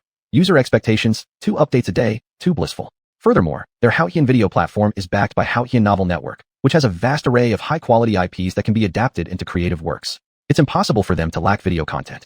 To import from elsewhere seems improbable. Ma Mingyuan could sense certain things. Hawkish Technology was deploying some grand plans. This much can already be seen from the fact that Haotian Novel Network only supports specific types of novels. However, Ma Mingyuan could neither decipher nor predict what exactly Haotian technology intended to do. Haotian Novel Network certainly isn't simple. It's a company with the potential to surpass and disrupt industries. If he hadn't guessed wrong, the Haotian video application would also go live soon. Not only that, it should likely combine into a cluster of software, Novel Network, Changliao, Chat App, Video, all integrated within one single app. The only thing unknown now is whether the company's servers can bear the load. Regardless, Ma Mingyuan believed that Haotian technology software products were bound to spread like wildfire across various fields. As a matter of fact, Ma Mingyuan had vastly underestimated both Haotian technology and Qin Haotian. Qin Haotian aimed to achieve more than merely dominating the software industry. Of course, all of this currently had no relevance to Ma Mingyuan. He simply wished to focus on creating his own videos. Today, he only managed to write 4,000 words for his novel. Still, despite this low output, it created an enormous ripple on Haotian Novel Network. Haotian Novel Network had rapidly expanded domestically, already capturing approximately 1/10 of the novel market, a flow of traffic that couldn't be understated. Bear in mind, Haotian Novel Network imposes strict restrictions on genres. For instance, urban romance or new media-related themes cannot be listed. Even under these conditions, it still manages to attract 1/10 of users. This fact alone highlights the success of Haotian Novel Network. Thanks to the Bubble Auxiliary Assistant tool, maintaining quality wasn't just one thing. Having ultra-high comment-to-update ratios represented another dimension entirely. Daily updates reaching 100,000 words, done consistently day after day. It's no wonder other platforms' authors find it difficult to keep up. Yet, Ma Mingyuan managed a mere 2 daily updates, less even than authors from other platforms, inevitably sparking heated discussions. Below his book reviews, comments uniformly asked what exactly had happened to him. Among these commentators, some astute individuals deduced that Ma Mingyuan might work as an editor at Haotian Novel Network, responsible for adapting the novel Xuanhuan into anime form. Ma Mingyuan's fans naturally found this exciting, especially those who'd watched the early episodes of the anime adaptation, causing them great excitement. A certain Penguin-based Xuanhuan fan group had reached its maximum capacity of 2,000 members. Xuanhuan had finished its run, and everyone was speculating about the next work or uncovering hidden subplots not yet developed within Xuanhuan. Within the group, a member suddenly posted, "Breaking news. The Xuanhuan anime has gone online. Go check it out." There's nothing. I've followed every channel related to the Penguins and the E's. Nothing. You're such an idiot. Xuanhuan is part of the Haotian system. How could it possibly launch on other channels? I've been busy working lately. Does Haotian Tech have a video site too now? I don't know how to explain this to you. This anime has super high popularity right now. Don't you follow Haotian products? Don't you watch short videos or read news regularly? To hell with that. Our grandma's got some new software she messes with till midnight every night, leaving no time or energy for such leisure activities. Shut up. I'm going to see it anyway, just hoping they don't butcher the original. Come on, anything Haotian releases is bound to be high quality. Do you really think they're just saying that? I heard the author, who used to be so poor they ate instant noodles, now gets 2 updates per day for the novel. I guess they've probably entered the Haotian system to work on the anime adaptation. Hurry up and check it out. It's pretty damn good. Unfortunately, it would be great if we could ask the author. I have no idea how many episodes come out per week. In my opinion, given Haotian Technology's history of delivering high-quality content at fast speeds, 4 episodes a week doesn't seem unreasonable. Bro, can you dream any bigger? At least 6 episodes a week are necessary to satisfy the appetite of the readers and fans. Not to exaggerate, 2 updates a day translate to 14 episodes a week, and I'd forgive them. You're delusional if that's your expectation. If it's Haotian Technology, then most likely updates would only occur from Monday to Friday, and I'll be satisfied with 5 episodes per week. My only concern is whether frequent updates will affect video quality. I want to see top-notch material. One group member chimed in. So it's a tough balance. All I hope is that they won't ruin the original work. After all, rights to adapt works undoubtedly lie with Haotian Technology. If there's an incompetent editor involved, drastically changing the story, it may lose its charm. Alas, let's just hope it's enjoyable. Everyone collectively sighed deeply. These numerous sighs actually reflect deep anticipation, something of worth after all. In the group, apart from discussing the update quantity, the topic of discussion was mostly about preserving the essence of the original work. After all, in recent years, all popular IPs have been tragically mutilated by adaptations. Editors and directors alike often squander the loyalty and passion of fans, resulting in versions that become almost unwatchable. In recent years, those in the industry have made money by fooling fans, which has hurt the hearts of many fans. As a result, people have lost a lot of their enthusiasm for these adaptations. Moreover, Haotian Video has an extremely powerful anti-piracy function, so many people haven't watched Haotian videos. Injuring spring, grieving autumn, worrying for no reason. Who cares? Let's take a look first. If it's bad, we'll go ahead and criticize Haotian, the author, the screenwriter, etc. Video website, right? I logged in before, there was nothing at that time. Let me take a look now. For a moment, all messages in the group fell silent, as most available people rushed to Haotian Video. All these were users of Haotian Novel Network. Their entry into Haotian Video would not bring any additional registered users. Haotian Technology remained highly domineering. If they said how many registered users there were, that's exactly how many they announced. They couldn't share links. Providing connections simply wouldn't work. You had to personally go to Haoyan Technology or log in via Haoyan Video Network, so there were no links being shared in the group either. Many people surged back into the video site, starting various exclamations like, "Here we go again." Chapter 105. The video network blew up, the anime blew up, went viral across the web. Xuanhuan didn't say anything. He just handed over his phone. "Look, this is the back end of Haoyan Novel Network. I'm no software expert. There's no way I could fake this. Ma Mingyuan told me that he really does work at Haoyan Technology right now, and it's really him in charge of adapting his novel Quest for Heaven and turning it into an anime. The last 5 episodes broadcast recently were made by him leading his team. Right now, they are carefully reviewing their past works and organizing materials in preparation for tomorrow's anime release. Woohoo! Making content on the fly every day. That's incredibly impressive." "It sure is. Haven't you heard? 10 episodes a week, 2 updates daily. This team is simply extraordinary. How many people and what level of coordination must it take to pull that off?" "Xuanhuan, hurry, contact him. Tell them we're not in a rush. They must do their best and make something truly amazing. We can't let down our fans." Xuanhuan gave a wry smile. Being part of the Haoyan network, he knew full well how meticulous and excellent Haoyan products were. If their work wasn't good enough, they would never release it. Since they've guaranteed 2 episodes per day, and even make it live as they go, they definitely have that standard. However, despite being egged on by his roommates, he found himself sending the message anyway. "You should also ask if we're allowed to share this information externally." Xuanhuan took back his phone and immediately turned off the screen. These people really love stirring up trouble. Haoyan Technology surely has its own arrangements. Even if they did share, he couldn't use this matter to cause trouble for Ma Mingyuan. Even if it wouldn't cause any trouble, he definitely couldn't leak the information. He comes from a fairly comfortable family, where his parents run a small business, but one wouldn't say they are especially wealthy. As a writer within the Haoyan system, he's not only been able to learn very professional and systematic biology knowledge online, but also earn money by writing novels. The income is pretty decent. He earns about 30 to 40,000 yuan a month, almost matching his parents' income. Writing novels is just a hobby for him, yet it has brought him a substantial income. So naturally, he was very grateful to Haoyan Technology. He wanted to avoid doing anything harmful to Haoyan Technology. Even if it wouldn't harm Haoyan Technology, the glory shouldn't belong to him. The information should not leak from him. Lying in bed, Xuanhuan opened Haoyan Video Network. Upon opening it, he was required to watch an ad. Though such behavior is quite aggressive, as a loyal fan of the Haoyan Network, he didn't feel it was excessive. He knew that after becoming a member, as long as his membership was active, these ads wouldn't pop up anymore. Plus, watching ads adds to user income, so it's not really disliked. Entering the main page, he clicked on My, intending to recharge his membership. "Hello, esteemed registered author of Haoyan Novel Network. Will you use your balance on Haoyan Novel Network for member payment?" Xuanhuan's eyes widened slightly. An exaggerated thought came to mind. Has Haoyan Technology really managed to integrate key data? After all, he had thoroughly read the user agreement that popped up when registering on Haoyan Novel Network. He knew that once registered in the Haoyan ecosystem, everything would be interconnected. He also knew that Haoyan Technology had a gray agreement, meaning it was inactive currently. Once activated, Haoyan Technology would execute that plan. If that plan succeeds, then Haoyan Technology will truly become incredible. Even though he isn't in the internet industry, he understands that there are 2 major challenges to achieving that. One is real-time dynamic interaction of data, the other is data settlement. Only after realizing these 2 points can that plan be implemented. These technologies are crucial, much more complex than buying tickets via 12,306 by several 10,000 times. If Haoyan Technology really pulls this off, they will truly be god tier. Once the foundation is laid, it's mainly about funding and security maintenance. There are still plenty of rampant hackers in the world who cause chaos. If they breach Haoyan Technology's firewall, the entire series of plans will be scrapped. After countless thoughts raced through his mind, he directly clicked yes. Repurchased membership for Haoyan Video Network. Back at the main page, he stared at the clean, simple light blue interface and smiled faintly. Indeed, whether from various aspects, Haoyan Technology always does a great job. This kind of interface, giving off a clean and bright impression, feels extremely comfortable to use. At the top is merely a search bar, and below it is just a recommendation page. It resembles the simplified web version of Baidu's homepage. The second row is categorized links. Not paying it much attention, Xuanhuan entered the recommendation page. After entering, there were no advertisements at all since he purchased the membership. The video automatically cleared his ad feed. Just upon entering, a grand and imposing voice rang out, but the screen was too blurry to discern properly. The whole screen was filled with comments. Pay attention. Clear the screen. After 5 episodes of the anime, the comments are so dense, it gives people goosebumps. For easier viewing, clear the screen. Or just watch the comments funny face emoji. What else can I do but shout woohoo in my ignorance? This lord urinated here. This lady kneels here. Granny comes here to pay respect. Hope it doesn't ruin the classic.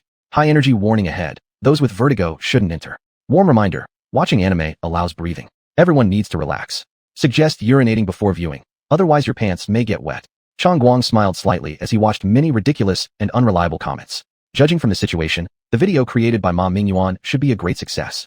Xuanhuan turned off the comments and started watching. Just at the beginning, Xuanhuan held his breath and stared motionlessly at the screen, his body even trembling slightly. The opening music alone was already outstanding. This effect was no weaker than the background music of Qin Shi Ming Yuan, and might even be stronger. Soon, a more than 1 minute long shot flashed by, and then the plot began. Xuanhuan cried. He got absorbed in the video, watched all 5 episodes without fast-forwarding, and spent more than an hour on it. It was now 12:52 at night. I am really foolish, but it's truly amazing. Time to sleep, need to get up at 6 tomorrow, and go to the lab at 7 for experiments. Xuanhuan wasn't an isolated case. Many people couldn't stop watching. Xuanhuan didn't dare to delay, and could only suppress his excitement, ease the discomfort, and prepare to sleep. But the video network wasn't like that. Everyone was intensely discussing the content. Amazing, these special effects must have cost at least 500 million. Haotian technology is really wealthy. In my view, the enthusiasm during the fight went weak, and the luxurious austerity of the landlord's home are simply overwhelming. But, don't you all find it strange? Why aren't there any producer or voice actor credits? You're worrying about too much. Haotian technology has bought out the rights, so they choose not to display them. These people, who weren't satisfied with their discussions via the video network comments, also went to the video network forum and other various platforms, including their own small circles, to talk. In 2 days, Quest for Heaven became popular, as did Haotian Technology's video website. Everyone was discussing this anime, talking about how good it was. Not a single bad comment existed. In fact, after watching, people couldn't find even a minor flaw. Before other video websites could look for negative reviews, Haotian Video Network was bound to be flooded with positive ones. Chapter 106. Lack of money, resources, and new ideas. The next day, Ma Mingyuan walked into the company with a light step and an air of bliss. Unfortunately, everyone at Haotian Technology was busy, and there was no one to share his victory with. Reluctantly, Ma Mingyuan calmed down. He thought that this was Haotian Technology, and their achievements should be insignificant in front of these veterans. Having realized that, he quickly gathered the anime team for a meeting to confirm the 2 episodes for today. Qin Haotian didn't come to the company. He went to the construction site with Lin Xuanhuan in advance. Mr. Qin, this is the overall idea from Mr. Fong. Qin Haotian coughed pretentiously. Lin Xuanhuan had reported all of this to him last night, but he didn't take it seriously, much to the girl's annoyance. Now she was glaring at him. Qin Haotian wondered why this girl always got angry so easily. He was the boss with a lot on his plate. His memory wasn't exactly great. As his assistant, wasn't this your job? Though he didn't say it out loud, he pretended to examine the report thoroughly. In general, there's no problem. Xuanhuan, I'll give you a rough plan first. After the land leveling, start building the factory. As for the headquarters, it can wait for now. Lin Xuanhuan merely said, oh, and didn't respond further. She was secretly astonished. Mr. Fong was truly perceptive. Starting with the factory meant needing a batch of equipment, didn't it? Apparently, none of these veterans could be underestimated. Almost everyone seemed to have understood Qin Haotian's thoughts perfectly. Understood. Please send me the details, Mr. Qin, and I'll contact the engineering crew. Qin Haotian said nothing. Oh, by the way, since the quotation hasn't been issued yet, how much has Fong Peng already spent? Lin Xuanhuan cleared her throat. Mr. Fong has already spent 1 billion yuan. Qin Haotian said nothing, waving his hand to indicate that she could proceed with her tasks. Looking at the dusty construction site, Qin Haotian stroked his chin.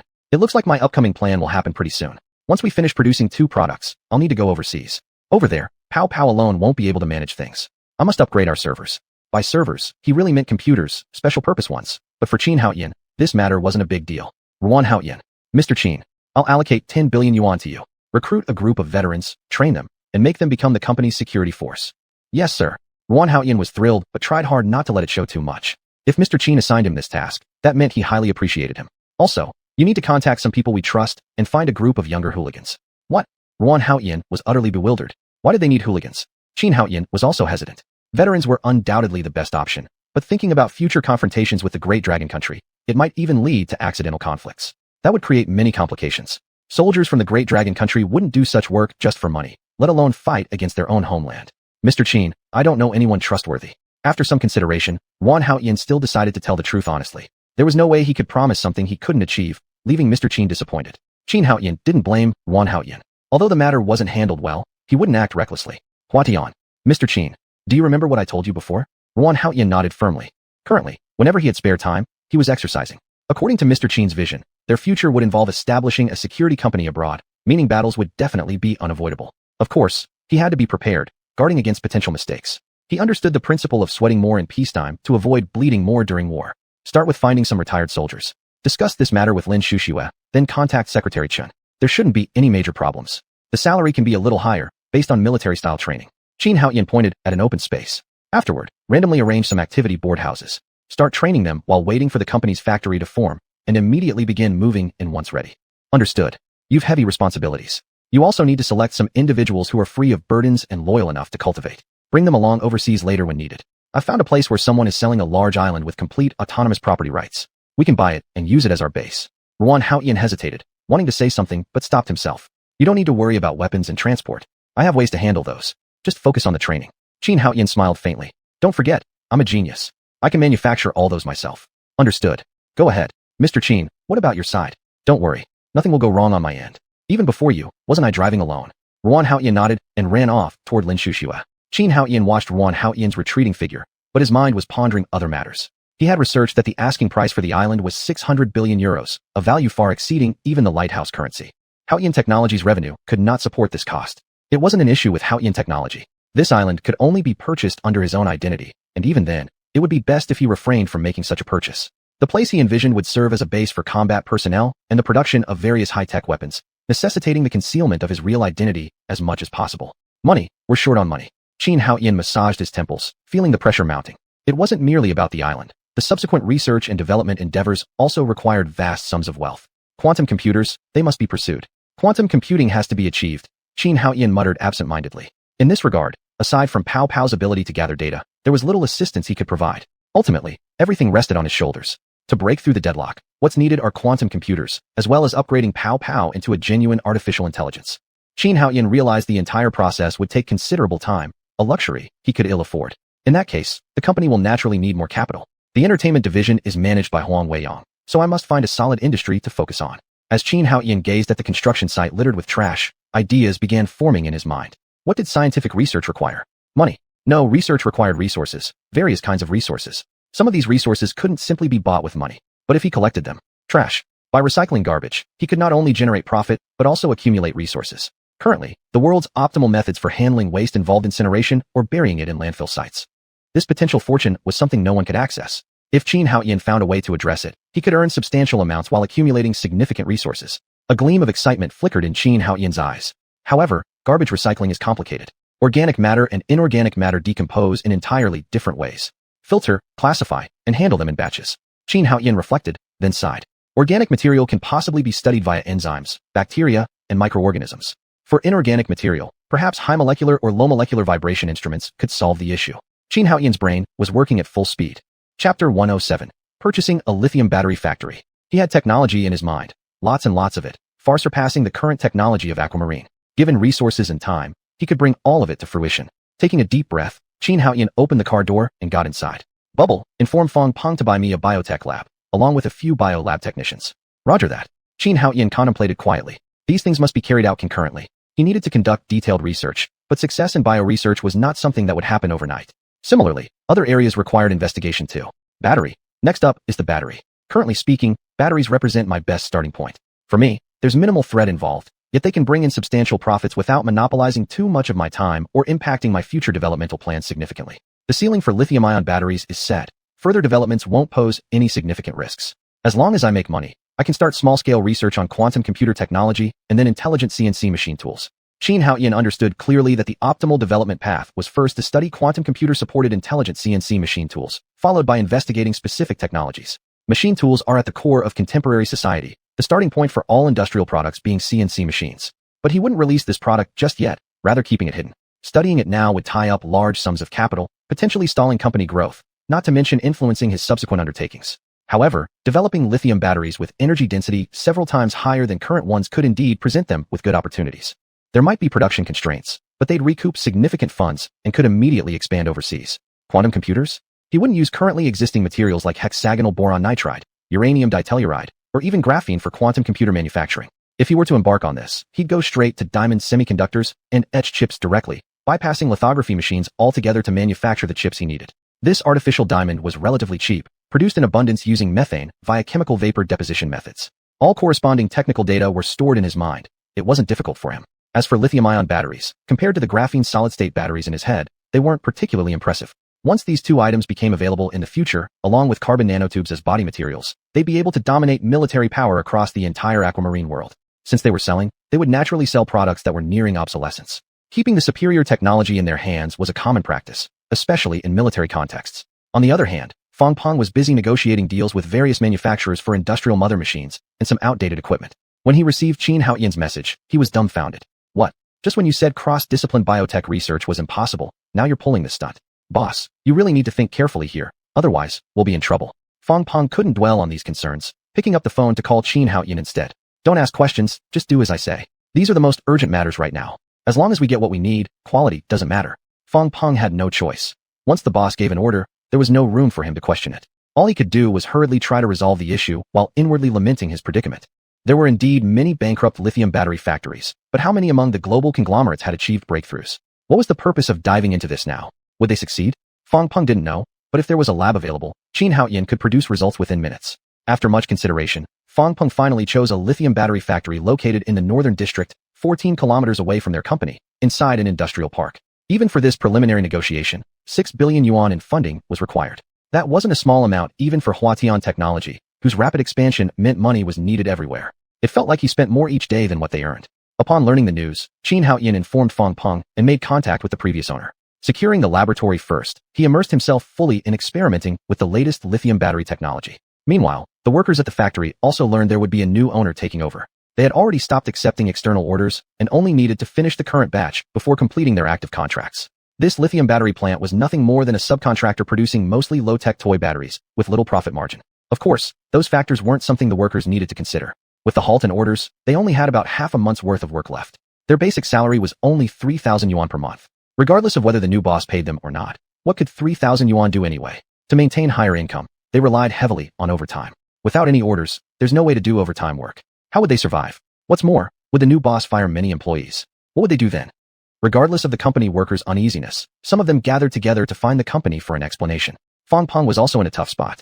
Transferring a factory wasn't something that could be easily sorted out in just a few days. Their company's finance department lacked auditing capabilities, so they had to find another auditing company in Mountain City to conduct an asset evaluation and inventory of this company. Only after completing these tasks could they sign the final contract and complete the transaction. Fong Peng couldn't decide on his own, so he reluctantly brought xuanhuan into it. I'm very busy. My Mr. Qin, I know you're busy, making it seem like I've got all the time in the world.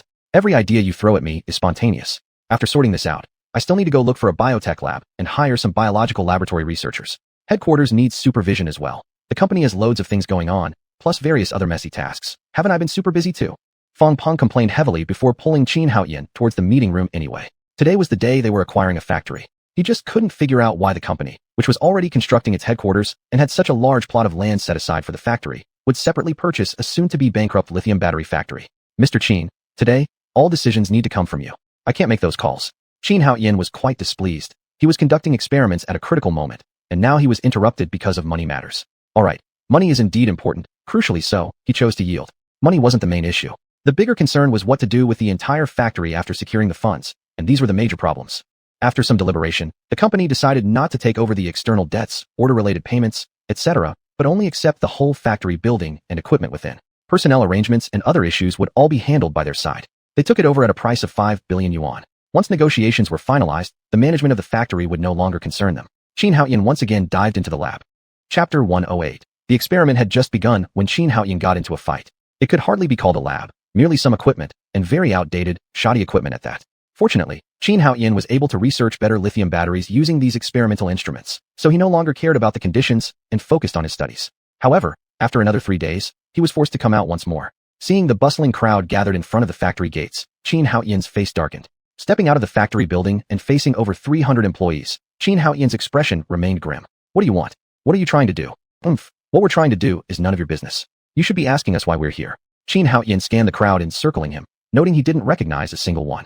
Who are you? The leader was a young man around 20 years old, with most of those behind him being roughly the same age. Further back were groups of middle-aged people, some sly, others simple. xuanhuan glanced at the speaking youth. Who I am doesn't concern you. Who are you people, and why are you surrounding the factory? The youth sneered. You think you can scare us off with just a little money? This factory belongs to us. Damn you, Zhou Bapi. Longtian Lithium Battery Factory has a share belonging to us. It cannot be sold so easily without our knowledge. Yes, Longtian Lithium Battery Factory is ours. The crowd began to stir. xuanhuan understood. They were a group of insatiable, greedy individuals. Call the police, and have them arrested immediately. After saying this, he turned to leave. If these people were here to negotiate or for some other reason, he wouldn't have minded. But if they intended to threaten him, then he wasn't someone to be trifled with. However, upon saying this, the leading youth glared and lunged towards him. What do you think you are? What gives you the right to order us around? This is our factory. Who do you think you are trying to arrest me? See who dares lay a hand on me.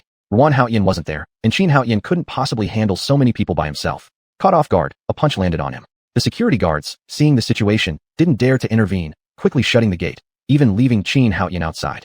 These guards didn't personally know xuanhuan. All they knew was that Huatian Technology had acquired the factory. Besides recognizing Fong Peng, No one cared about this man buried in the lab. Taking one punch left xuanhuan momentarily stunned. At this point, he'd never been beaten up before. Although he usually exercised regularly, the situation now was overwhelming. People surrounded him from every direction, leaving him no chance to escape. Rather than fighting back, he simply braced himself and endured their punches and kicks. Upon noticing something was wrong, the security guards inside hurriedly reported to the police. For nearly 5 minutes, xuanhuan bore the assault until the police cars finally arrived, 2 of them.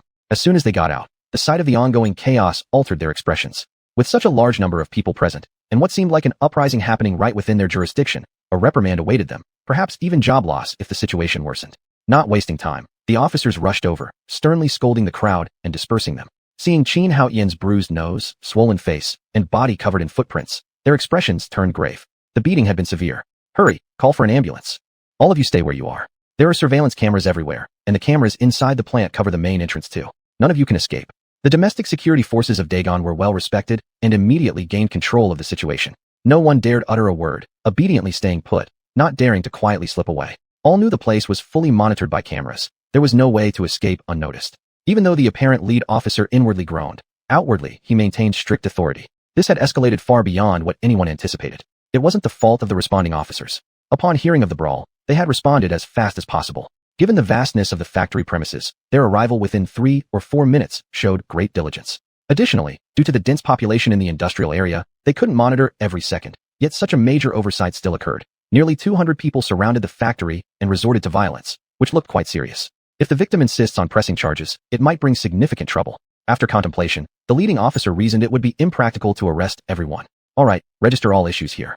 I'll find the responsible person of the factory and settle things tomorrow. Right now, those who participated in the beating, step forward and come with us to the station to clarify matters. We'll discuss compensation and reconciliation agreements.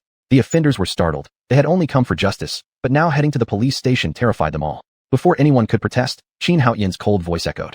No, this matter can't be settled so easily. You're all going to have some quality time inside. After saying this, he took out his phone from the pocket of his pants. What's going on? Are you the police, or am I? The face of the leading man darkened. Isn't this making our job harder? This matter specifically needs further discussion back at the station. With such a large number of people gathered here, it looks bad. Disperse now. xuanhuan paid no attention and directly dialed Fong Peng's number. Mr. Qin, I was beaten at the factory that I purchased. Please get someone over here. How about that? Young man, what do you intend to do? Even though attacking others is wrong, what exactly are your intentions? Are you seeking revenge? Let me tell you, just because you're wealthy doesn't mean you can act against laws and discipline. xuanhuan didn't bother with the police officer, simply noting down his badge number and name, Xiaopeng. It wasn't out of spite. In Dalong country, these kinds of issues weren't rare. Brawls, fights, all common when young bloods got heated up. Though people could be rational, emotions can flare up and make understanding a little difficult. Compared to other countries, Dalong's safety was much better. But mere words couldn't prepare one for such an occurrence. It's something ordinary people can't simply tolerate. Seeing that xuanhuan stayed silent, Xiaopeng had no choice. He had seen countless people in his years as an experienced officer and instantly realized xuanhuan had a presence that wasn't ordinary. Precisely due to this, he felt even more troubled. You see, if it were an ordinary person, compensating with money and settling privately would resolve everything perfectly. However, when dealing with powerful factions, any disturbance would put them in a bind too. Moreover, with so many people involved, it clearly wasn't a trivial matter. If resolved easily, it would indeed be the best outcome. You people, open the gate. Where's your responsible person? At this moment, Xiaopeng only wished to find the factory's supervisor quickly, understand the whole situation, and then deal with the situation accordingly. Of course, while the two matters were related, gathering so many people was one thing, assaulting someone else another. But when Xiaopeng asked the security guards, they looked equally confused. They were just leftover guards hired to bide their days. After the mysterious buyers completed the purchase, they left this young man in the lab, and the guards knew nothing about the entire situation. Chapter 109. Unfair Treatment. Fong Peng outbursts. Upon hearing the security department's response, Xiaopeng also began to lose his patience. There were so many people here while they only had 4 individuals. In case any trouble arose, they wouldn't be able to stop it in time. Answer me. This is a serious matter. Do you all want to discuss this inside? The security guards hesitated, unsure of how to respond. They were murmuring internally, as they didn't wish to but had no idea who was in charge at the factory. If anything, the young man who got beaten at the gate could be considered someone dispatched from the other side. Fortunately, xuanhuan stepped in. I am the person responsible for this factory. If you have any questions, ask me. xuanhuan's tone wasn't pleasant either. If you want to resolve this matter, handle it fairly and straightforwardly. You come here trying to minimize a big deal, sweep something under the rug. Is that how we resolve things? Most regions of Long Country might indeed act like this, but I, xuanhuan, don't operate this way. If this issue isn't properly resolved, I will not let it go. Xiaopeng frowned, looking suspiciously at xuanhuan. No reason, really, except that xuanhuan was too young, raising suspicion inevitably. Let's settle everything here. Young man, don't think that having a little money gives you the license to do as you please. Is it your place to manage or mine? Zhao Peng responded irritably. After years of dealing with unruly characters, especially those from wealthy families, he was particularly irked by them. Though provoking such types within reason was permissible, he knew he'd face no issues even if he pressed harder. Qin Haoyan turned and stared at Zhao Peng. It's true, there's nothing special, but when one has enough wealth, that makes all the difference. If I haven't broken any laws yet still unjustly get attacked, then you'll understand how significant that is. Haha, we're following rules. Right now, we request your cooperation regarding these fighting cases. The people around them were completely baffled. It seemed like their captain had eaten gunpowder today, daring to talk like this, daring to call this a fighting case. Although calling it that wasn't necessarily wrong, considering the details hadn't been sorted out yet. After all, whatever happened involved fights, and labeling it as such wouldn't be incorrect. But hastily defining it as brawling made this an incident that could grow larger or smaller depending on perspective. Captain was usually cautious, but what was happening today? Qin Haoyan ignored Zhao Peng's taunts. He pointed at the men who beat him up. I guarantee, anyone who struck me, whether successfully or not, none of you will escape from us. Zhao Peng's expression darkened. So, you're threatening them in front of me? Are you looking to stir up trouble? Qin Haoyan simply fell silent, waiting quietly. Leaving is leaving. Even if he left right away, these people begging on their knees for him later, he would not leave. He was certainly not easy to provoke. Initially reluctant to relocate to Mountain City, it appeared now that decision was correct. As a child, his family was poor. As an adult, many matters were crystal clear to him, yet powerless. This wasn't some life-threatening situation, just minor benefits which barely affected him. Later, after starting to earn money during college and moving away from that environment, voices around him became pleasant again. There's a saying, once you succeed, everyone around you becomes good. That was exactly what Qin Haoyan faced now.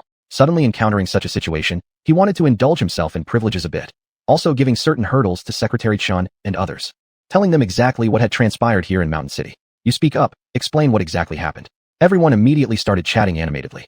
Qin Haoyan remained quiet, watching without speaking. The more complex this matter grew, the darker it looked. He wouldn't comment. It was better to let authorities above sort this out. After listening to everyone's recountings, Zhao Peng cast a fierce glance at Jiang Xing'an, confirming these were merely greedy wolves. We'll handle this back at the office. What happened today, attacking collectively, was definitely inappropriate. You need to learn reasonable ways to protect your rights. Now, register everybody. Choose representatives from your group, and those who hit others, you, must both come with us back to the station. Once Zhao Peng finished speaking, he arranged for registration. Don't conceal anything. Understand the society we live in today. If we trace this thoroughly, none of you can escape. Gathering to cause disorder, such audacity. Why can't you pursue reasonable solutions instead? Zhao Peng coldly berated before proceeding with registration. Elsewhere, amid the commotion, Fang Peng received a call and instantly lost his cool. Their boss actually got beaten in a factory he bought.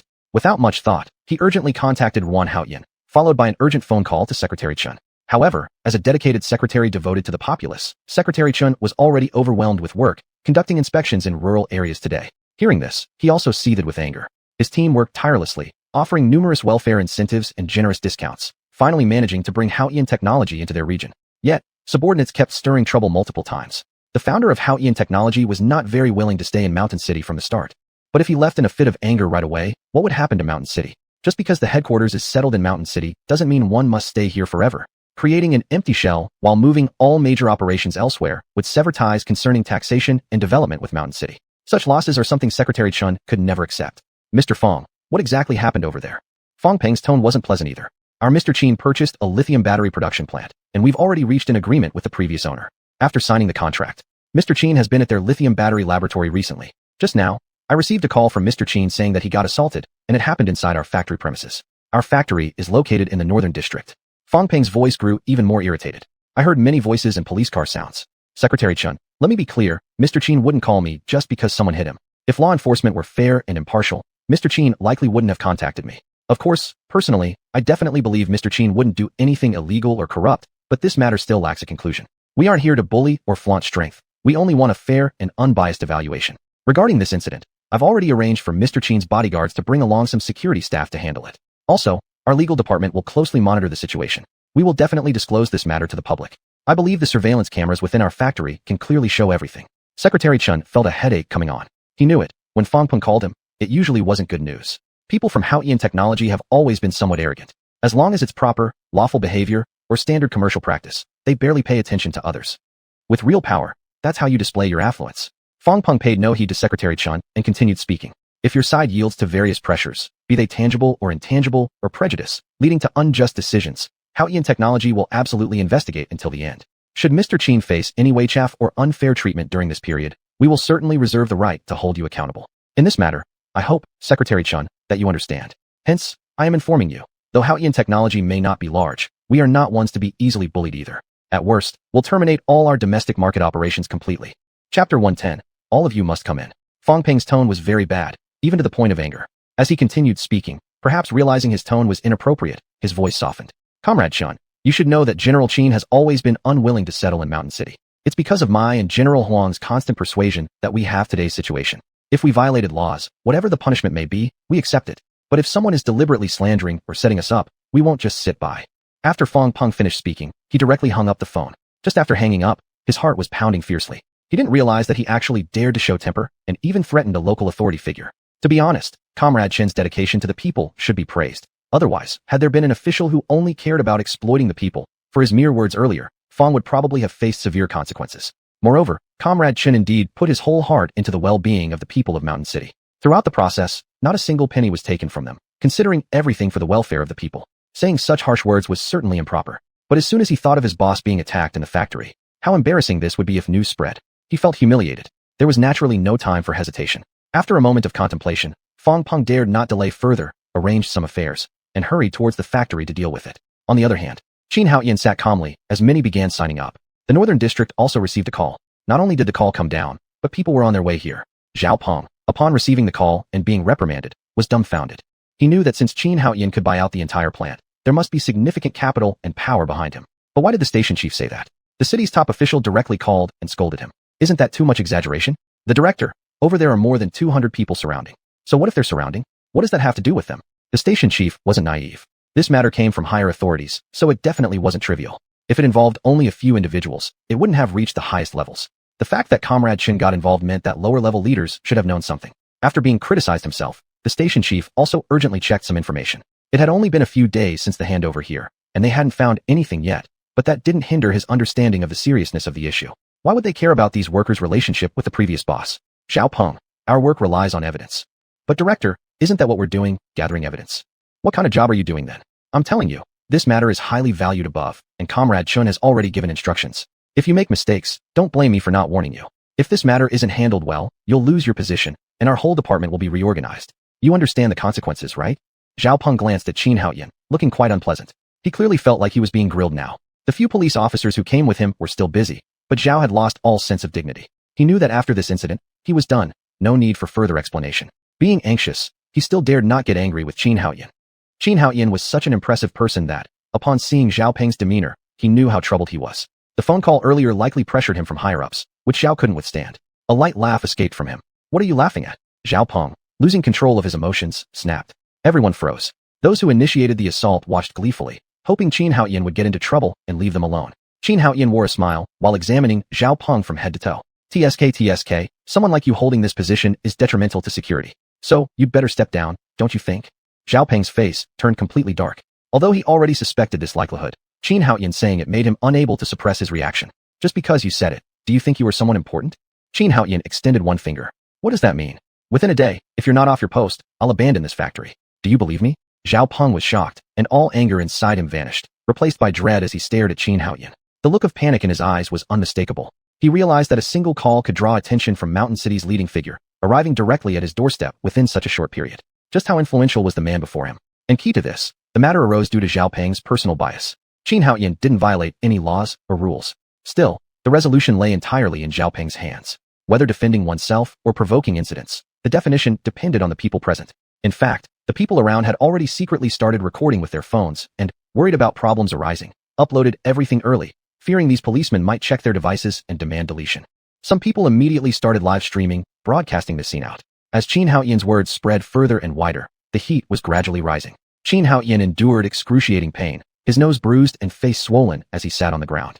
I don't know if you dare to delete the law enforcement recorder footage. There are several here. I believe you do not have that much power yet. Even if you dare to delete the law enforcement recorder, the cameras in my factory are aimed at the door. You, and these troublemakers, will be caught without exception for at least 7 days. As for those who beat me, I won't demand they go bankrupt. I'd rather lose my billions of dollars worth of assets.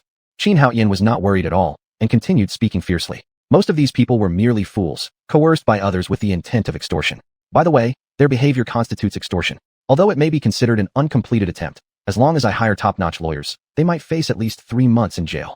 Another police officer could no longer bear it. Sir, The nature of this incident has not been determined yet. You can't randomly accuse them. Qin Haoyan waved his phone and dialed Fong Peng's number again. This time, no one moved. Everyone watched quietly. It was simply because Qin Haoyan was so unbending. He dared to say such things right in front of the police car. Now there were no fools. After Qin Haoyan made the call, he immediately put it on speakerphone. Mr. Qin, are you alright? I'm heading over right now, and Xuan Haoyan is bringing the security team over too. Make sure you protect yourself, find a place to hide. I've already contacted Secretary Chun, and I've told him about your situation. Secretary Chun is also very angry, and said he would send people to resolve the issue. He is also bringing people back himself. However, since he's currently in a county area, it will take some time. He mentioned he has already contacted the chief of the Northern District, and he is also bringing people over. Fong Peng had no idea why Qin Haoyan called him, but he did not hesitate and began explaining. Mr. Qin, these people are just too lawless. Didn't the police come from over there too? How could they fail to protect you? Our company will definitely hold them accountable. We will arrange for lawyers to sue the police station responsible for the area. These people are really despicable. They're coming after our factory when this is none of their business, and they even attacked you. No matter what, we can't let this incident pass. Chapter 111. Leaking it out, the whole web will know. Fong Peng's hateful voice came through the phone microphone loud and clear. Gathering to cause a disturbance, assaulting, fighting, blackmailing, unfair law enforcement. Get the best lawyers ready. Our legal department hasn't handled cases like these yet. Is Huang Weiyao with you? Let him take charge of this. Contact the best law firm in Mountain City. I won't let any of these people off, including the ones who have come here to enforce the law. Qin Haoyan's voice, filled with coldness, rang out. My God. Qin sir, just yield for now and wait for the security team or North District Bureau to send someone. You must not be harmed. Stay hidden inside the factory, keep the gate shut. We'll be there soon. There's some traffic jam. Even Fong Peng couldn't help but swear. It's fine. I've already been severely beaten. What? Fong Peng's sharp voice echoed through the microphone. It's not me who is severely injured. It's my plan that has been disrupted. My experiment will definitely be put on hold, at least for a week. Based on our company's revenue and future projections, the damages should cover audits, accounting, as well as follow-up by lawyers. I want them ruined and imprisoned for at least 3 months. As for those who hit me, Qin Haoyan's words were like a devil whispering in everyone's ear, sending chills down their spines and causing goosebumps. Some people were live streaming but didn't dare say a word. However, the people in the live broadcast room were up in arms. Wow, this seems serious. Not so serious. It's just the privilege of the rich abusing the poor. They need to bully the less privileged. This boss is probably one who doesn't pay wages on time. Some netizens were getting heated online. What they didn't know was that HT Technology had already noticed this scene and quickly reported back after seeing their boss on the screen. The lawyers rushed into the live streams and began recording. All of this could serve as evidence. Their own boss had personally stepped in to deal with the matter. Missing this chance would be foolish. Just after Fong Peng hung up, headquarters contacted him asking what needed to be done. After pondering, Fong Peng decided to immediately make an announcement. This wasn't quite proper, but it provided a good opportunity to pressure Mountain City. Although this might somewhat lower the relationship between the company and the government, under heavy financial investment, Mountain City wouldn't or couldn't say much. Moreover, the mistake was originally within Mountain City's system, creating complications. If there was fair enforcement of the law, none of this would have happened. Once he released this move, it could stir up enormous waves. It also acted as a form of defense, ensuring others don't think HT Technology can be easily bullied. After all, it was a company with an annual income reaching 200 billion, created in less than a year. Fong Peng did not know about Qin Haoyan's under-the-table deals with Zuckerberg, but the actual earnings were clear. Not just Mountain City, even any first-tier city in the country, the leaders would treat HT Technology respectfully. For no other reason, HT Technology was still only in its initial stages. No one knows how powerful it will become in the future. Fong Peng knew very well that the company's goals extended far beyond internet software. Under Qin's plans, the entertainment division, worth trillions, didn't even qualify to enter HT's core circle. The company's spending large sums of money to purchase land and build factories validated Fong Peng's thoughts. All of this, naturally understood by Fong Peng who had internalized HT Technology's long-term planning, allowed him to act decisively. At present, there were no plans to tighten their purse strings. If anything, they became more daring than before. It wasn't that Fong Peng had loosened his grip on finances, but HT Technology's cash flow was immense.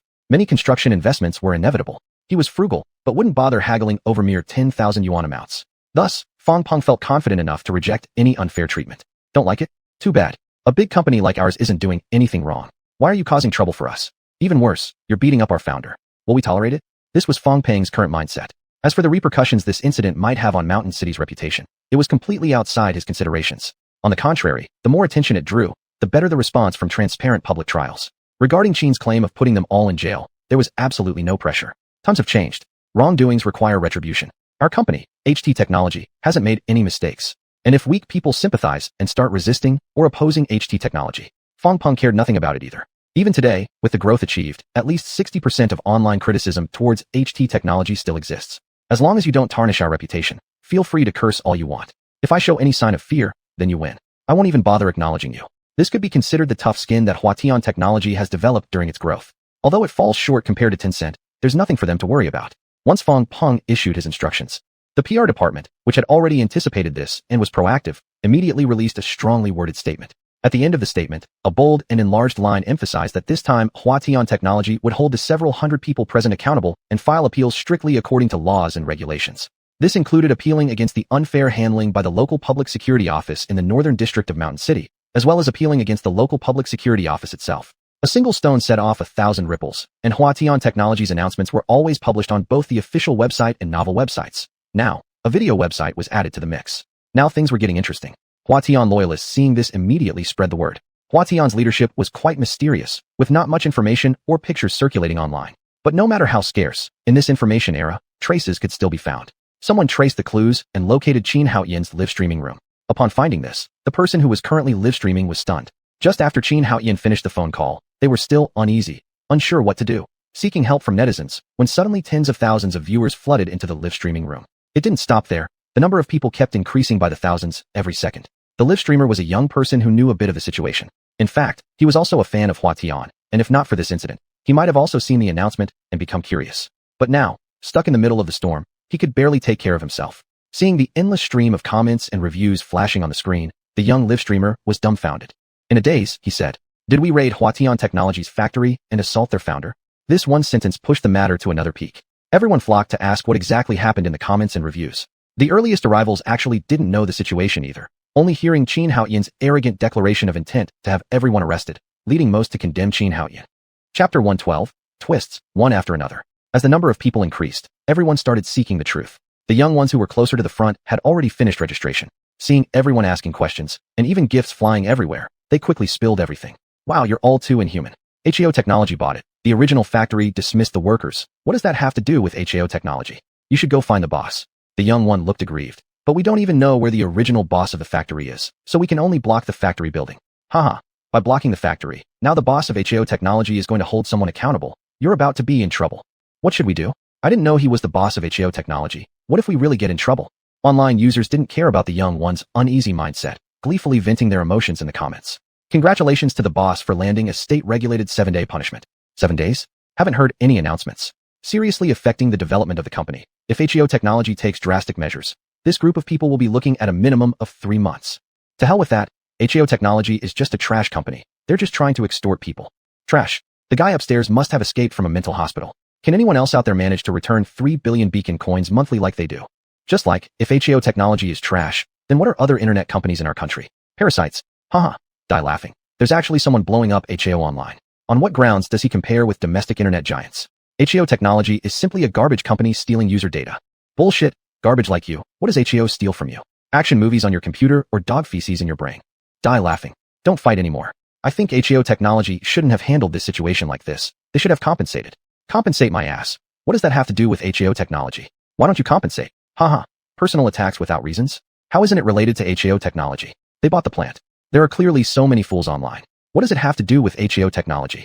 They are the bosses. They buy the factory. What are these guys talking about? The previous factory dismissed them, not HAO Technology. Why do these workers approach HAO Technology? If it feels unfair, why not look for the original boss instead? To find HAO Technology is to treat them as fools. The internet split into 3 factions, arguing heatedly. Within HAO Technology, both the legal department and the PR department were watching the entire live broadcast. After viewing it, everyone was a little baffled. What should we do? Tong Dong from the legal department looked at Chun Ming from the PR department. After pondering for a moment, the PR department suggested, "Let's record it first and wait for Mr. Fong to come back before discussing further." Tong Dong smiled bitterly. "That's not the point. We're here to solve problems. The company has been doing so well. Finding problems means we need to propose solutions. If we still give Fong issues without resolutions, won't we be reprimanded heavily?" Ming thought for a moment. 2 options, publish the list. Tong Dong directly shook his head. Publishing the list wouldn't do anything effective with the netizens. I have an immature suggestion, though it might infringe on others' privacy. Tong Dong lamented. However, Chun Ming grinned widely. What? Chun Ming continued laughing after some time before stopping. This is what happens when people say you have something, you better have it. Tong Dong carefully thought about it, also chuckling. True, saying it this way, it does make sense. Chun Ming rolled his eyes. Bullcrap makes sense. Alright, let's propose this plan. Tong Dong also smirked while looking at Chun Ming. Hand it over to Mr. Fong? Aren't you wasting breath? Handing it over to Mr. Fong, would this plan pass? So, handing it directly to Manager Qin. Won't that make Mr. Fong upset? Chun Ming stared at Tong Dong, scheming. You little guy, Our company doesn't have that much political nonsense. So, how about we hand it over to Secretary Huang Ye or Director Han Ting? What do you think? The two shared a mischievous smile. They joined later, lacking much seniority, and weren't much more skilled than ordinary employees, merely fortunate enough to excel in certain tasks, gaining attention from higher-ups. Only then did they become directors. Huang Ye and Han Ting were different. These two could reach the heavenly years. If they submitted this report, based on their understanding of Manager Qin, they'd likely agree to such action. At that point, Mr. Fong wouldn't be able to say much. We also have justification. Since Mr. Fong went away on business and couldn't resolve the problem, we handed it over to Manager Qin's secretary within the company. A perfect reason. Fong Peng wouldn't even have excuses. Fine, I'll track down technical support immediately to document everything. Unaware outside, those criticizing HAO technology enjoyed themselves thoroughly. Little did they know, a single thought could lead to future regret. You accuse me of stealing user privacy, huh? Oh, so you accuse me of stealing user privacy? Not only do I steal user privacy, but I also release it specifically, pinning you down so that you can never use HATian technology products again. Let's put the company matters aside for now. On the original Changtian factory side, Xuanhuan arrived with a group of people. More than 20 retired soldiers, with imposing bearing, powerfully separated the police and onlookers. Mr. Qin, I'm sorry, it's my fault. Xuanhuan pushed his way in, revealing an apologetic expression on his face. Xuanhuan shook his head and patted Xuanhuan on the waist. Help me up. Xuanhuan then turned around and respectfully helped Xuanhuan to stand. Xuanhuan glanced at everyone present. Let's go inside. Hold on, this matter hasn't been resolved yet. You can't leave. Please cooperate with our work. Xuanhuan glared at Zhao Peng with fierce eyes, supporting Xuanhuan as he walked towards the gate. He yelled at the security guards inside. You useless pieces of garbage, why haven't you opened the door for me? Dismissed. Get out of here, and be careful how you tread from now on. The guards' faces turned sour instantly. On what grounds are you firing me? Pay my salary and compensate me. Xuanhuan hesitated for a moment, then became furious. These scoundrels, cowering in front of others, but daring to show arrogance internally. Just as he was about to intimidate them, Xuanhuan stopped him, gazing coldly at these guards. After Mr. Fong arrives, once the accounts are calculated, we will pay you. We've just taken over. Only a few days. Bullshit. I've worked for a long time at the Changtian factory. Do you think a few days worth of salary will get rid of me? Xuanhuan grew even angrier, holding on to Xuanhuan with one hand and slapping the iron gate with the other. I bet you'll have the nerve to take it, but not live long enough to spend it. This was happening live on a broadcast. After those words were said, everyone in the live stream room was astonished. Can someone really say such things? Especially in front of the police. Zhao Peng clenched his teeth. His career was likely finished. Since it had come to this, a glint of icy determination flashed in his eyes. What are you doing? What are you trying to do? Interfering with our investigation while saying this in front of us. Are you involved in organized crime? Arrest all of them. Just as Zhao Peng finished speaking, another group of people arrived outside. Chapter 113, ready to leave. The face of the police chief who had just arrived from the North District immediately darkened. Despite his repeated warnings and pleasantries, someone was still causing trouble. What are you doing? Showing off your authority here. What do you think you're doing? All of you suspended. Wait for an internal investigation. This was being broadcast live. Most people, including those watching the live stream, didn't think Zhao Peng had done anything wrong. Even those close to Hao Tian held the same opinion. This is going too far. Rich people always act like this. What can the poor do but obey? I know most places are like this, but the blatant corruption in Shanxing is shocking. Don't talk nonsense. Your henbei isn't any better. Haha, we're not as dirty. El Mayo, a group of big men dragging stools to hit a woman and causing minor injuries. 666. Internet slang for amazing.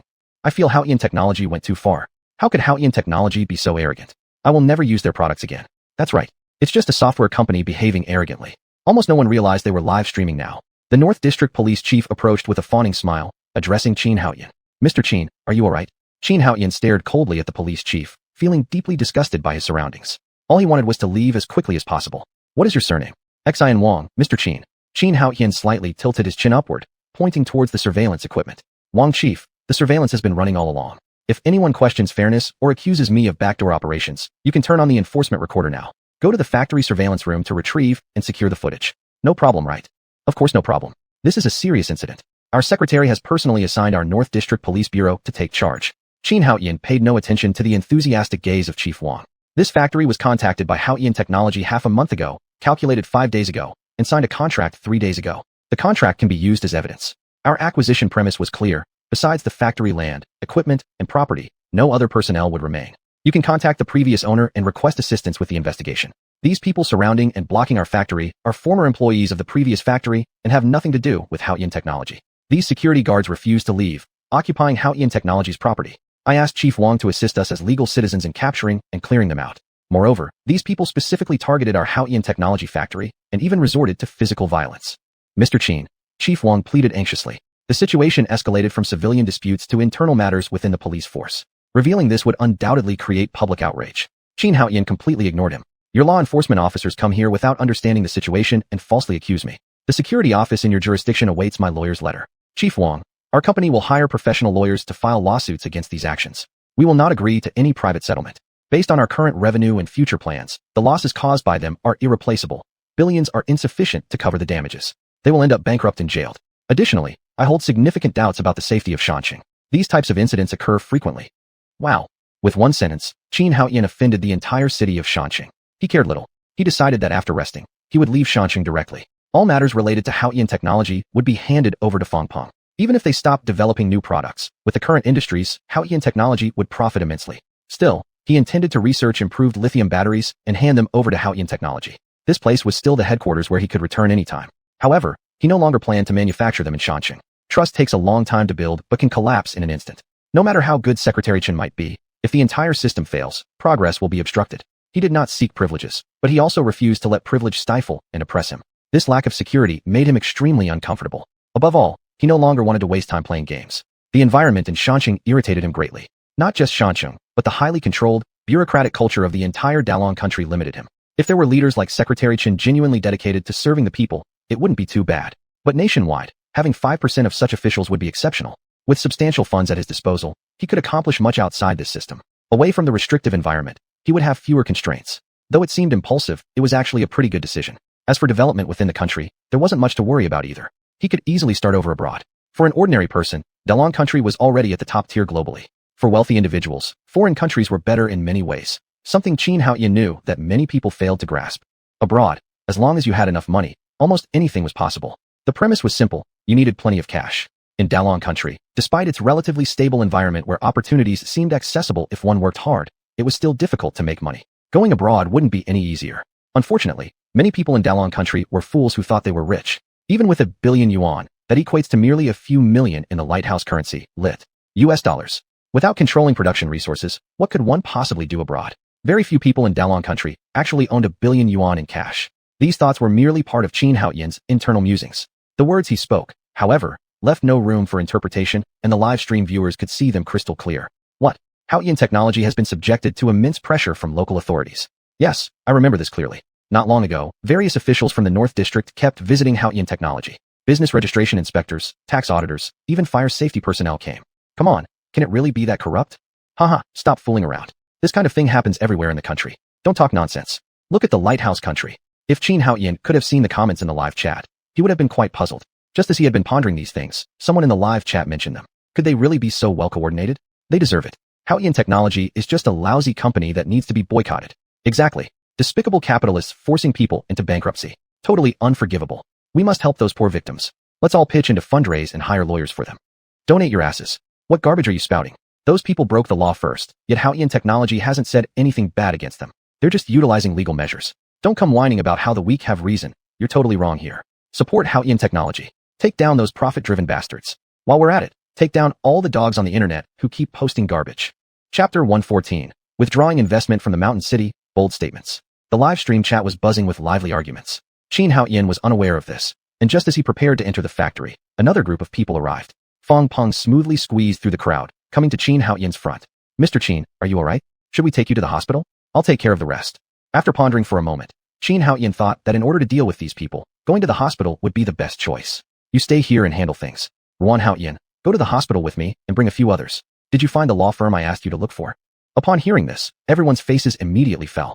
It seemed the boss of Haotian Technology wasn't bluffing. He really intended to hire lawyers. Yes, Mr. Qin, please rest assured. In accordance with your requirements, we will ensure these people face legal consequences, replied the lawyer confidently. Qin Haoyan nodded approvingly. I have a lot on my plate right now. It's urgent. The research is at a critical stage. I don't trust these policemen, so you guys will accompany me inside later. Record everything. Retrieve surveillance footage. This response caused Fangpeng to panic. What Qin needed most now was rest, not being concerned about the lab. Mr. Qin. But Qin Haoyan interrupted Fangpeng immediately with a gesture. The company's headquarters in the Mountain City will cut its funding from 60 billion lighthouse coins to 10 billion lighthouse coins. Manufacturing won't stay in the Mountain City anymore. There's no need for you to try and persuade me further about this decision. The coldness in Qin Haoyan's voice made the others feel like they were pierced by an icy dagger. Wang Director turned pale upon hearing those words, his body collapsing as he fell straight to the ground. Losing 50 billion lighthouse coin investments due to incompetence within his jurisdiction was devastating. like watching a roasted duck fly away. The fact that Wang knew the importance of Qin Haoyan's 60 billion lighthouse coins investment for their district only heightened his fear.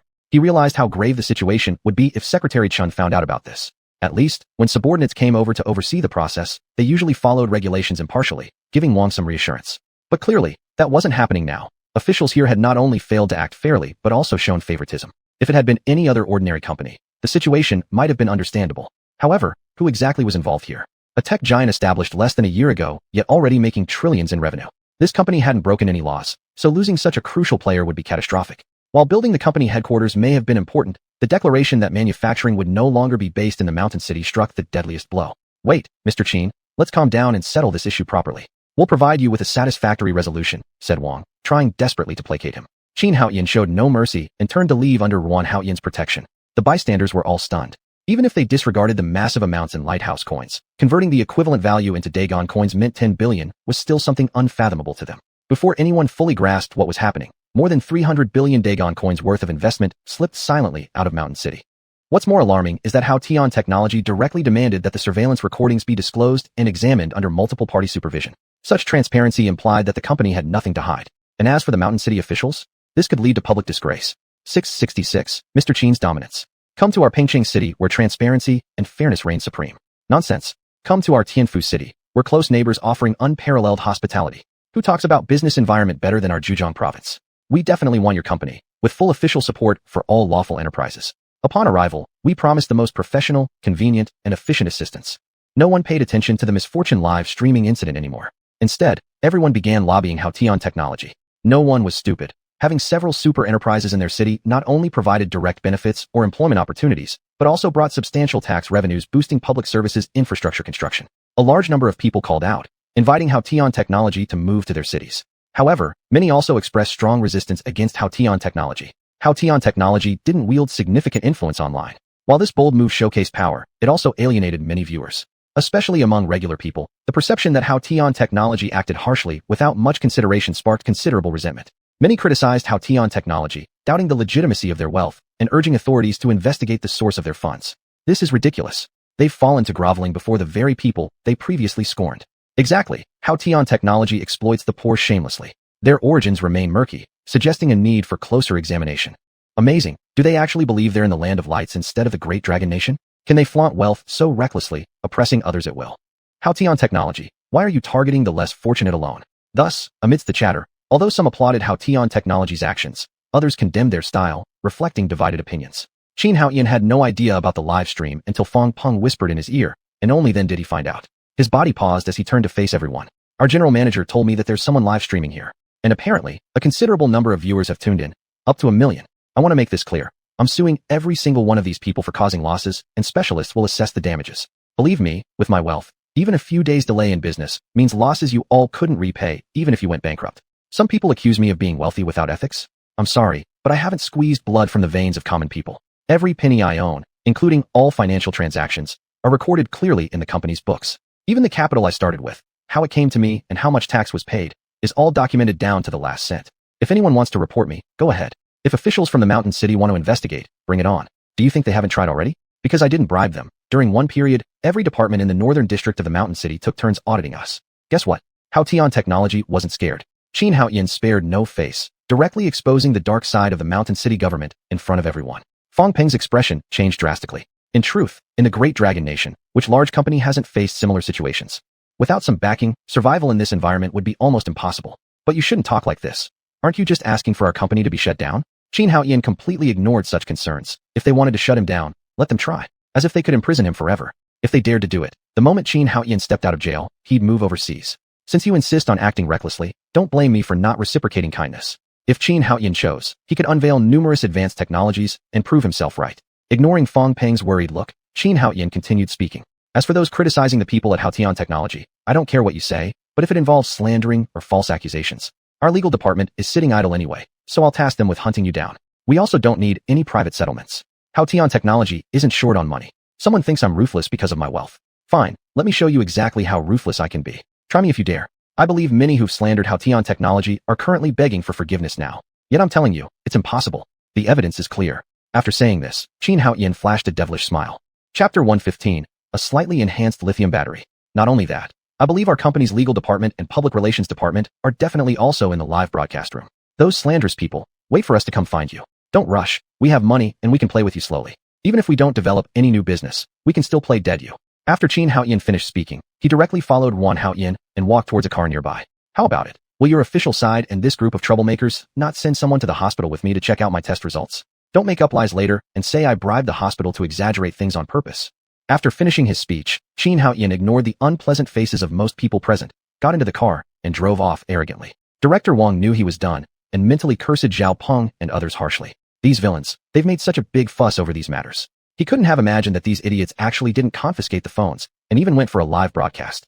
The city of Shan is now in trouble. Things are definitely going south. What's worse is, Qin Haoyan is just too brave. The matter is what it is, but words shouldn't be spoken like this, my lord.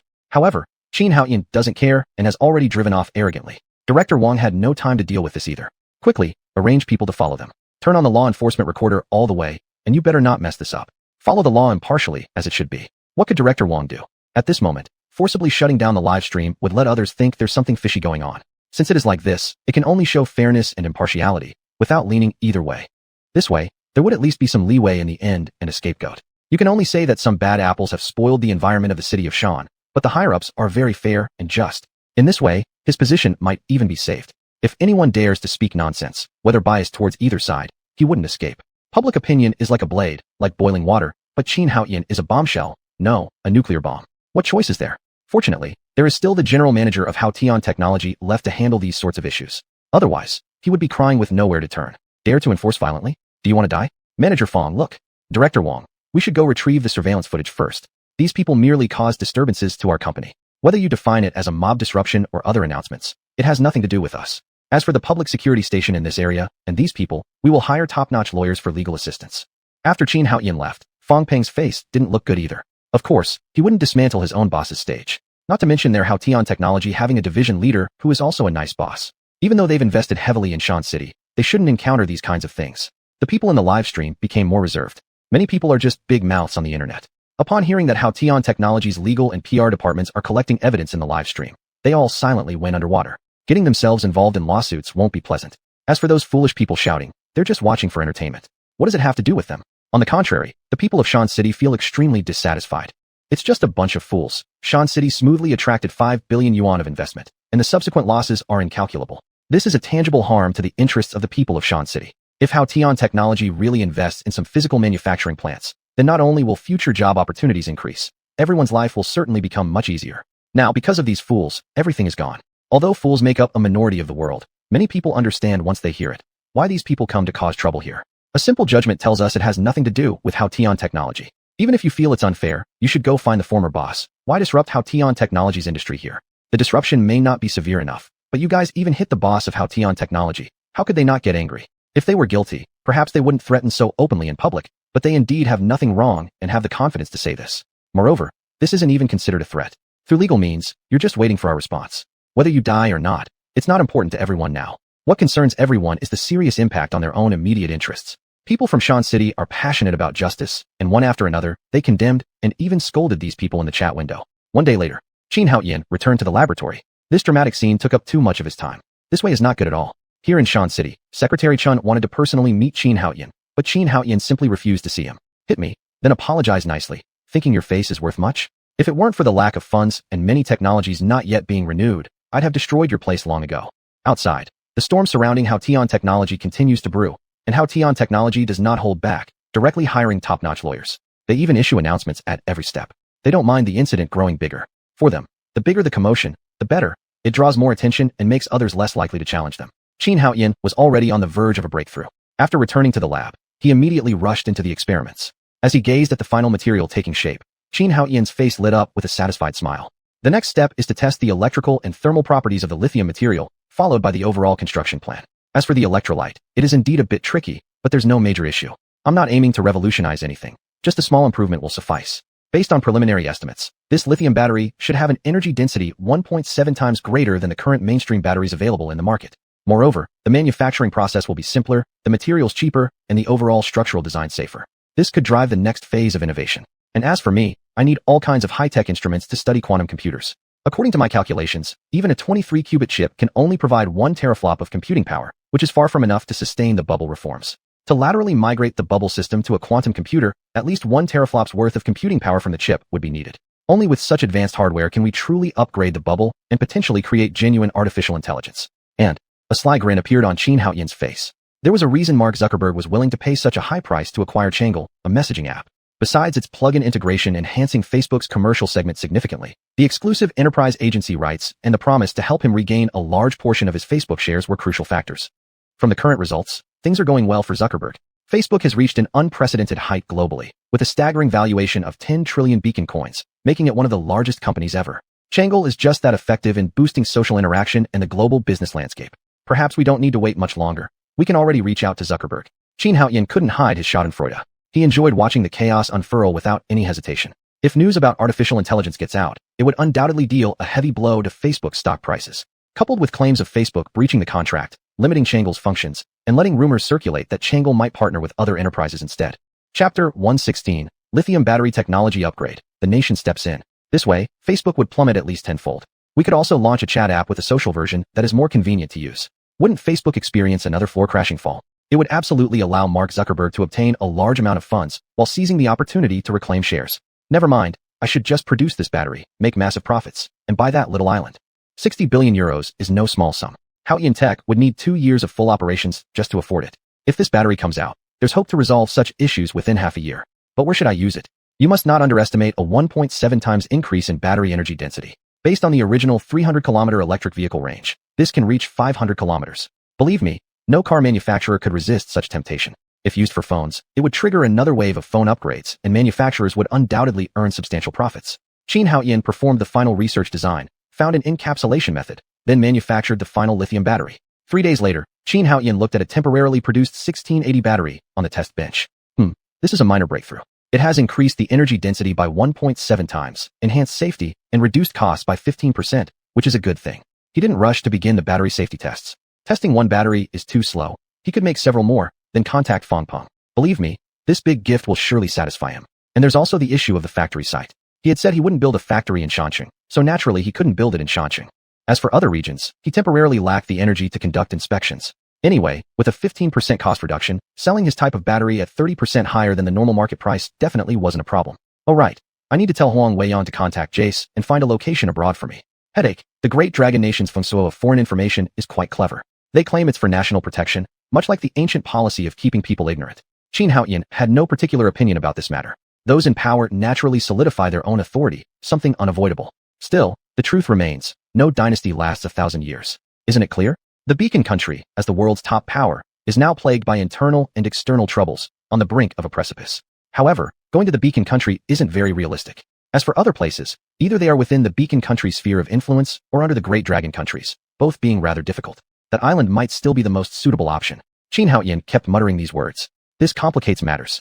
I must purchase a batch of raw materials and also upgrade the production line. The current production line doesn't match my latest research battery. Qin Haoyan rubbed his aching head, his brain rapidly processing thoughts. Apparently, I still need to understand some international matters, including information on hostile and friendly territories. Qin Haoyan chuckled bitterly. This matter was best left for Huang Weiyang to worry about, and he'd leave it at that. After contacting Fang Peng and Huang Weiyang, Qin Haoyan turned around and entered the lab again, continuing to produce more batteries. Fang Peng rushed over hastily, incessantly calling Qin Haoyan. Having made only 5 batteries, Qin Haoyan nonchalantly emerged from the lab. My boss, my ancestor, how leisurely you are amidst such a huge deal. Is it really a big deal? Fang Peng's urgency froze on his face, leaving him bewildered. Huh? Isn't it a small deal? Qin Haoyan held a bag casually filled with batteries. You know why I asked you to acquire a battery factory? But, Fang Peng stammered. These past few days, the negotiations with the authorities left him dizzy. The boss's words couldn't possibly be defied, so he naturally worked on reducing manufacturing headquarters costs. But it's 1.7 times a 70% improvement, not 5 or 10%. Fang Peng wanted to say that even a 10% improvement was an extraordinary achievement. This wasn't compared against this company's subpar batteries. It was benchmarked against the best batteries from currently available electric vehicle brands. With such a big improvement, wasn't this a major event? All right, let's go do the battery tests. Tests? What kind of tests? Qin Haoyan stared at Fang Peng as if he were a fool. What do you think? Batteries without detailed and rigorous testing can't enter the market, right? If we don't conduct tests, where do we get data? Realizing belatedly, Fang Peng continuously nodded. Right, we should do the tests. Fang Peng was thoroughly overwhelmed. Always before, Qin Haoyan directly came up with practical products for immediate use, never needing to test them. But he wasn't worried. Boss Qin never exaggerated. A 70% improvement meant precisely that. They conducted some basic tests inside the factory and were busy for half the day. All right, it's basically qualified. Fang Peng panicked. Something's not right, Mr. Qin. I see the data is pretty good. Why say it's only basically qualified? Nonsense, of course, we still need to send it to a professional organization for authoritative testing. You don't think others would trust the test from our small factory, do you? Xuanhuan almost wanted to pry open Fang Peng's head to see what was inside. All right, that's enough with this. Let's have dinner first. Fang Peng didn't say much more. There was no falsification here. Since the data is genuine, other institutions are merely authoritative. So how could there be an issue? At this point, who even eats? Of course, they should get ready for mass production. So when will we go public with this? The raw materials and production lines, let me prepare them. All right, you don't need to worry about this. I'm planning to set up the production line overseas. Fang Peng became restless again, bouncing around like crazy. Not good, Mr. Qin. If we place it overseas and ship it back, tariffs and prices will all rise considerably. Our batteries wouldn't have a problem even if the price went up by 30%. Plus we're reducing costs significantly. It doesn't matter. Upon hearing Xuanhuan's words, Fang Peng felt a heavy sense in his heart. He knew well that this meant Mr. Qin wasn't satisfied domestically. Already dissatisfied with various business environments and people who demand bribes or favors. Now with this happening, he definitely felt even more discontented. That's troublesome. So many manpower resources wasted. Unnecessary extra costs. Why not just stay domestic? Fang Peng muttered under his breath. Xuanhuan smiled and shook his head. His eyes weren't merely on the money. He wanted to use money to obtain massive resources. He lacked money, but fundamentally, he lacked resources. It would certainly be impossible to conduct experiments without restrictions within the country. He definitely needed to go abroad. Since it was like this, setting up the factory overseas would be better. Xuanhuan was smiling when suddenly, a large group of people burst into the room outside. What are you doing? What are you here for? Fang Peng was completely thrown off. These people were armed, clearly trained, and did not seem like enemy spies or armed terrorists. A shadow of gloom flashed across Xuanhuan's eyes. He knew, the nation had made its move against him. Chapter 117, The Price of Arrogance, Death. Fang Peng, you're fired. Go back and dissolve the company. Then divide all the remaining money among everyone as quickly as possible. Fang Peng stood in front of Xuanhuan. Hearing Xuanhuan say this, his face showed disbelief. What had he done wrong? Xuanhuan gave Fang Peng a glance. The two actually had quite good rapport, and Xuanhuan believed Fang Peng would understand. The profits from his company were not much, at least not in the eyes of the upper echelons of Long Country. If it weren't for Xiao Gui's intervention, probably no one would bother. Those people wanted his technology. With this thought, Xuanhuan put his hands in his pockets. Do not move, or we will shoot. Xuanhuan paid them no attention. These individuals should have been ordered not to act easily, especially since the domestic situation was relatively safe. They wouldn't start without a reason. He contacted Bao Bao, instructing it to scatter all the company's funds appropriately, returning what needed to be returned, distributing what needed to be distributed, and finally destroying all the company's data. Haoyan Technology, all employees received news through official channels that the company would dissolve with full compensation, and all staff must leave immediately. Xuanhuan's movements became more vigorous. The leader became extremely agitated and roared for him to stop moving. Xuanhuan ignored them, continuing his operation regardless. Regardless of success or failure, he aimed to erase all traces of his technology. As for these people's conspiracy, Xuanhuan wasn't overly concerned about it. I'm telling you to stop, or I'll shoot, yelled the leader, who had no idea what Xuanhuan was actually doing, becoming increasingly anxious. Prepare. Click. Fang Peng's face turned pale green, confused as to what was happening. Stop, Mr. Qin, don't move anymore. Please, I beg you. Fang Peng was on the verge of tears, still unclear about the situation. Xuanhuan's gaze remained calm, showing no fear. He knew someone wanted what belonged to him. Based on his interactions with those internet companies, he realized he couldn't be easily persuaded. It seemed they intended to resort to covert means. He had anticipated this, just not so soon. Why did those people desperately need his technology when compared with other internet companies' revenue? He didn't have any significant advantages. It was merely due to a bubble suspected of having artificial intelligence. After pondering this matter for a few seconds, he confirmed that this round was likely not instigated by the state. Although they could do such things, they wouldn't be so short-sighted. Without allowing growth and forming threats, Long Country wouldn't take arbitrary action. Thus, it was probably some underling acting out of personal desires. Xuanhuan's eyes darkened with displeasure. Stop. We are people from Haoyan Group. What crimes have we committed that you bring guns, pointing them at us? Fang Peng shouted loudly, his eye rims red from distress. He was utterly bewildered. These people didn't seem like ones to be trifled with. Yet, they hadn't done anything wrong. Even sending over 100 people to jail followed all the laws and regulations. Xuanhuan was nearing the final step. Just destroy the core program, wipe all records, then self-destruct the bubble system. Hence, he attempted to pull out his phone. But that very motion sealed his fate. Those agents, unaware their weapons had already been loaded, instantly began shooting upon noticing Xuanhuan's movement. As Xuanhuan pulled out his phone, he pushed Fang Peng aside. His original intention was to mock them, telling them he wouldn't leave anything behind. But unexpectedly, they dared to open fire. The gunshots rang out, leaving Fang Peng stunned as he fell to the ground wide-eyed. Xuanhuan felt an intense wave of pain, and also helplessness. Is this the price of arrogance? He wondered. In that fleeting moment, countless thoughts crossed his mind. Finally, with all his strength, he roared, "Bubble!" After dealing with all the data, self-destruct. Issuing his last command, xuanhuan lost the strength to endure further, collapsing on the ground and dying there. The end.